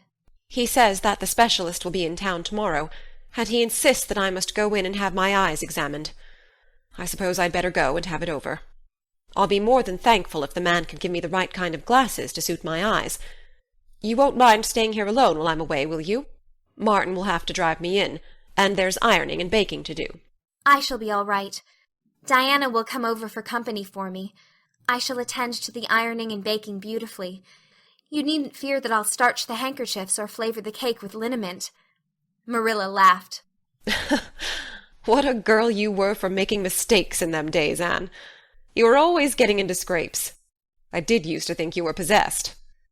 Do you mind the time you dyed your hair? Yes, indeed. I shall never forget it, smiled Anne, touching the heavy braid of hair that was wound about her shapely head. I laugh a little now sometimes when I think what a worry my hair used to be to me. But I don't laugh much, because it was a very real trouble then. I did suffer terribly over my hair and my freckles. My freckles are really gone, and people are nice enough to tell me my hair is auburn now, all but Josie Pye. She informed me yesterday that she really thought it was redder than ever, or at least my black dress made it look redder, and she asked me if people who had red hair ever got used to having it. Marilla, I've almost decided to give up trying to like Josie Pye. I've made what I would once have called a heroic effort to like her, but Josie Pye won't be liked.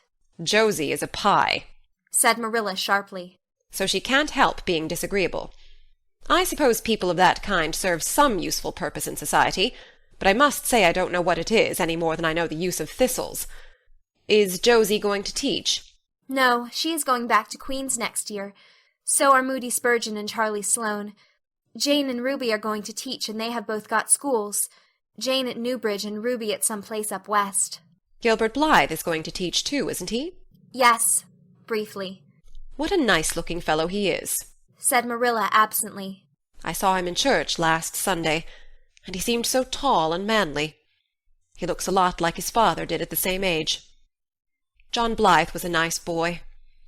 We used to be real good friends, he and I. People called him my beau. Anne looked up with swift interest. Oh, Marilla, and what happened? Why didn't you— We had a quarrel. I wouldn't forgive him when he asked me to. I meant to after a while, but I was sulky and angry, and I wanted to punish him first. He never came back. The Blythes were all mighty independent, but I always felt rather sorry. I've always kind of wished I'd forgiven him when I had the chance. So you've had a bit of romance in your life, too, said Anne softly. Yes, I suppose you might call it that. You wouldn't think so to look at me, would you? But you can never tell about people from their outsides. Everybody has forgot about me and John. I'd forgotten myself, but it all came back to me when I saw Gilbert last Sunday. End of chapter 37.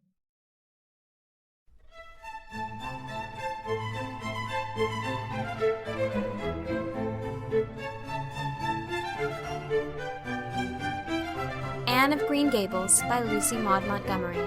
Chapter 38. The Bend in the Road. Marilla went to town the next day and returned in the evening. Anne had gone over to Orchard Slope with Diana, and came back to find Marilla in the kitchen, sitting by the table with her head leaning on her hand. Something in her dejected attitude struck a chill to Anne's heart. She had never seen Marilla sit limply inert like that. Are you very tired, Marilla? Yes. No. I don't know, said Marilla wearily, looking up. I suppose I am tired, but I haven't thought about it. It's not that. Did you see the oculist? What did he say? Asked Anne anxiously. Yes, I saw him. He examined my eyes. He says that if I give up all reading and sewing entirely, and any kind of work that strains the eyes, and if I'm careful not to cry, and if I wear the glasses he's given me, he thinks my eyes may not get any worse, and my headaches will be cured. But if I don't, he says I'll certainly be stone blind in 6 months. Blind! Anne, just think of it. For a minute Anne, after her first quick exclamation of dismay, was silent. It seemed to her that she could not speak. Then she said bravely, but with a catch in her voice, "Marilla, don't think of it. You know he has given you hope. If you are careful, you won't lose your sight altogether, and if his glasses cure your headaches, it will be a great thing." I don't call it much hope, said Marilla bitterly. What am I to live for if I can't read or sew or do anything like that? I might as well be blind, or dead. And as for crying, I can't help that when I get lonesome. But there, it's no good talking about it. If you'll get me a cup of tea, I'll be thankful. I'm about done out. Don't say anything about this to anyone for a spell yet, anyway. I can't bear that folks should come here to question and sympathize and talk about it. When Marilla had eaten her lunch, Anne persuaded her to go to bed. Then Anne went herself to the east gable, and sat down by her window in the darkness alone with her tears and her heaviness of heart. How sadly things had changed since she had sat there the night after coming home. Then she had been full of hope and joy, and the future had looked rosy with promise. Anne felt as if she had lived years since then, but before she went to bed there was a smile on her lips and peace in her heart. She had looked her duty courageously in the face, and found it a friend, as duty ever is when we meet it frankly. One afternoon a few days later, Marilla came slowly in from the front yard where she had been talking to a caller, a man whom Anne knew by sight as Sadler from Carmody. Anne wondered what he could have been saying to bring that look to Marilla's face. "What did Mr. Sadler want, Marilla?" Marilla sat down by the window and looked at Anne. There were tears in her eyes in defiance of the oculist's prohibition, and her voice broke as she said, "He heard that I was going to sell Green Gables, and he wants to buy it." "Buy it? Buy Green Gables?" Anne wondered if she had heard aright. "Oh, Marilla, you don't mean to sell Green Gables?" "Anne, I don't know what else is to be done. I've thought it all over. If my eyes were strong, I could stay here and make out to look after things and manage with a good hired man. But as it is, I can't. I may lose my sight altogether, and anyway I'll not be fit to run things. Oh, I never thought I'd live to see the day when I'd have to sell my home. But things would only go behind worse and worse all the time, till nobody would want to buy it. Every cent of our money went in that bank, and there's some notes Matthew gave last fall to pay. Mrs. Lynde advises me to sell the farm and board somewhere. With her, I suppose. It won't bring much. It's small and the buildings are old. But it'll be enough for me to live on, I reckon. I'm thankful you're provided for with that scholarship, Anne. I'm sorry you won't have a home to come to in your vacations, that's all. But I suppose you'll manage somehow." Marilla broke down and wept bitterly. "You mustn't sell Green Gables," said Anne resolutely. "Oh, Anne, I wish I didn't have to. But you can see for yourself I can't stay here alone. I'd go crazy with trouble and loneliness. And my sight would go, I know it would." "You won't have to stay here alone, Marilla. I'll be with you. I'm not going to Redmond." "Not going to Redmond?" Marilla lifted her worn face from her hands and looked at Anne. "Why, what do you mean?" "Just what I say. I'm not going to take the scholarship. I decided so the night after you came home from town. You surely don't think I could leave you alone in your trouble, Marilla, after all you've done for me. I've been thinking and planning. Let me tell you my plans. Mr. Barry wants to rent the farm for next year, so you won't have any bother over that. And I'm going to teach. I've applied for the school here, but I don't expect to get it, for I understand the trustees have promised it to Gilbert Blythe. But I can have the Carmody school. Mr. Blair told me so last night at the store. Of course that won't be quite as nice or convenient as if I had the Avonlea school, but I can board home and drive myself over to Carmody and back, in the warm weather at least. And even in winter I can come home Fridays. We'll keep a horse for that. Oh, I have it all planned out, Marilla, and I'll read to you and keep you cheered up. You shan't be dull or lonesome, and we'll be real cozy and happy here together, you and I. Marilla had listened like a woman in a dream. Oh, Anne, I could get on real well if you were here, I know. But I can't let you sacrifice yourself so for me. It would be terrible. Nonsense! Anne laughed merrily. There is no sacrifice. Nothing could be worse than giving up Green Gables. Nothing could hurt me more. We must keep the dear old place. My mind is quite made up, Marilla. I'm not going to Redmond, and I am going to stay here and teach. Don't you worry about me a bit. But your ambitions, and... I'm just as ambitious as ever. Only I've changed the object of my ambitions. I'm going to be a good teacher, and I'm going to save your eyesight. Besides, I mean to study at home here and take a little college course all by myself. Oh, I've dozens of plans, Marilla. I've been thinking them out for a week. I shall give life here my best, and I believe it will give its best to me in return. When I left Queen's, my future seemed to stretch out before me like a straight road. I thought I could see along it for many a milestone. Now there is a bend in it. I don't know what lies around the bend, but I'm going to believe that the best does. It has a fascination of its own, that bend, Marilla. I wonder how the road beyond it goes, what there is of green glory and soft checkered light and shadows, what new landscapes, what new beauties, what curves and hills and valleys further on. I don't feel as if I ought to let you give it up, said Marilla, referring to the scholarship. But you can't prevent me. I'm 16 and a half, obstinate as a mule, as Mrs. Lynde once told me, laughed Anne. Oh, Marilla, don't you go pitying me. I don't like to be pitied, and there is no need for it. I'm heart glad over the very thought of staying at dear Green Gables. Nobody could love it as you and I do, so we must keep it.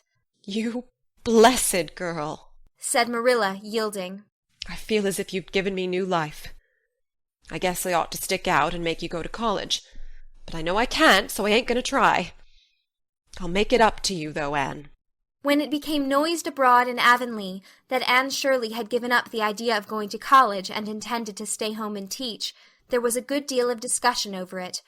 Most of the good folks, not knowing about Marilla's eyes, thought she was foolish. Mrs. Allen did not. She told Anne so in approving words that brought tears of pleasure to the girl's eyes. Neither did good Mrs. Lynde. She came up one evening and found Anne and Marilla sitting at the front door in the warm, scented summer dusk. They liked to sit there when the twilight came down, and the white moths flew about in the garden, and the odor of mint filled the dewy air.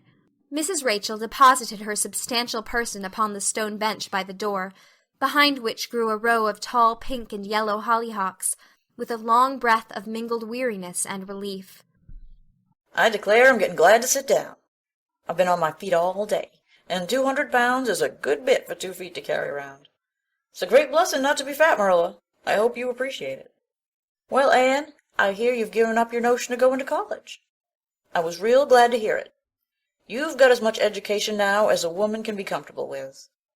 I don't believe in girls going to college with the men and cramming their heads full of Latin and Greek and all that nonsense. But I'm going to study Latin and Greek just the same, Mrs. Lynde, said Anne, laughing. I'm going to take my arts course right here at Green Gables and study everything that I would at college. Mrs. Lynde lifted her hands in holy horror. And surely you'll kill yourself. Not a bit of it. I shall thrive on it. Oh, I'm not going to overdo things. As Josiah Allen's wife says, I shall be medium. But I'll have lots of spare time in the long winter evenings, and I've no vocation for fancy work. I'm going to teach over at Carmody, you know. I don't know it. I guess you're going to teach right here in Avonlea. The trustees have decided to give you the school. Mrs. Lynde, cried Anne, springing to her feet in surprise. Why, I thought they had promised it to Gilbert Blythe. So they did. But as soon as Gilbert heard that you had applied for it, he went to them. They had a business meeting at the school last night, you know, and told them that he withdrew his application and suggested that they accept yours. He said he was going to teach at White Sands. Of course, he knew how much you wanted to stay with Marilla. And I must say I think it was real kind and thoughtful in him, that's what. Real self-sacrificing, too. For he'll have his board to pay at White Sands, and everybody knows he's got to earn his own way through college. So the trustees decided to take you. I was tickled to death when Thomas came home and told me. I don't feel that I ought to take it, murmured Anne. "I mean, I don't think I ought to let Gilbert make such a sacrifice for me." I guess you can't prevent him now. He's signed papers with the White Sands trustees. So it wouldn't do him any good now if you were to refuse. Of course you'll take the school. You'll get along all right now that there are no pies going. Josie was the last of 'em, and a good thing she was, that's what. There's been some pie or other going to Avonlea school for the last 20 years, and I guess their mission in life was to keep school teachers reminded that Earth isn't their home. Bless my heart, what does all that winking and blinking at the Barry Gable mean? "Diana is signaling for me to go over," laughed Anne. "You know we keep up the old custom. Excuse me while I run over and see what she wants." Anne ran down the clover slope like a deer, and disappeared in the furry shadows of the haunted wood. Mrs. Lynde looked after her indulgently. "There's a good deal of the child about her yet in some ways." "There's a good deal more of the woman about her in others," retorted Marilla, with a momentary return of her old crispness. But crispness was no longer Marilla's distinguishing characteristic. As Mrs. Lynde told her Thomas that night, "Marilla Cuthbert has got mellow, that's what." Anne went to the little Avonlea graveyard the next evening to put fresh flowers on Matthew's grave and water the Scotch rosebush. She lingered there until dusk, liking the peace and calm of the little place, with its poplars whose rustle was like low, friendly speech, and its whispering grasses growing at will among the graves. When she finally left it and walked down the long hill that sloped to the Lake of Shining Waters, it was past sunset, and all Avonlea lay before her in a dreamlike afterlight, a haunt of ancient peace. There was a freshness in the air, as of a wind that had blown over honey-sweet fields of clover. Home lights twinkled out here and there among the homestead trees. Beyond lay the sea, misty and purple, with its haunting, unceasing murmur. The west was a glory of soft mingled hues, and the pond reflected them all in still softer shadings. The beauty of it all thrilled Anne's heart, and she gratefully opened the gates of her soul to it. "Dear old world," she murmured, "you are very lovely, and I am glad to be alive in you." Halfway down the hill, a tall lad came whistling out of a gate before the Blythe homestead. It was Gilbert, and the whistle died on his lips as he recognized Anne. He lifted his cap courteously, but he would have passed on in silence if Anne had not stopped and held out her hand. "Gilbert," she said, with scarlet cheeks, "I want to thank you for giving up the school for me. It was very good of you, and I want you to know that I appreciate it." Gilbert took the offered hand eagerly. "It wasn't particularly good of me at all, Anne. I was pleased to be able to do you some small service. Are we going to be friends after this? Have you really forgiven me my old fault?" Anne laughed and tried unsuccessfully to withdraw her hand. "I forgave you that day by the pond landing, although I didn't know it. What a stubborn little goose I was. I may as well make a complete confession. I've been sorry ever since." "We're going to be the best of friends," said Gilbert jubilantly. "We were born to be good friends, Anne. You've thwarted destiny enough. I know we can help each other in many ways. You're going to keep up your studies, aren't you? So am I. Come, I'm going to walk home with you." Marilla looked curiously at Anne when the latter entered the kitchen. "Who was that came up the lane with you, Anne?"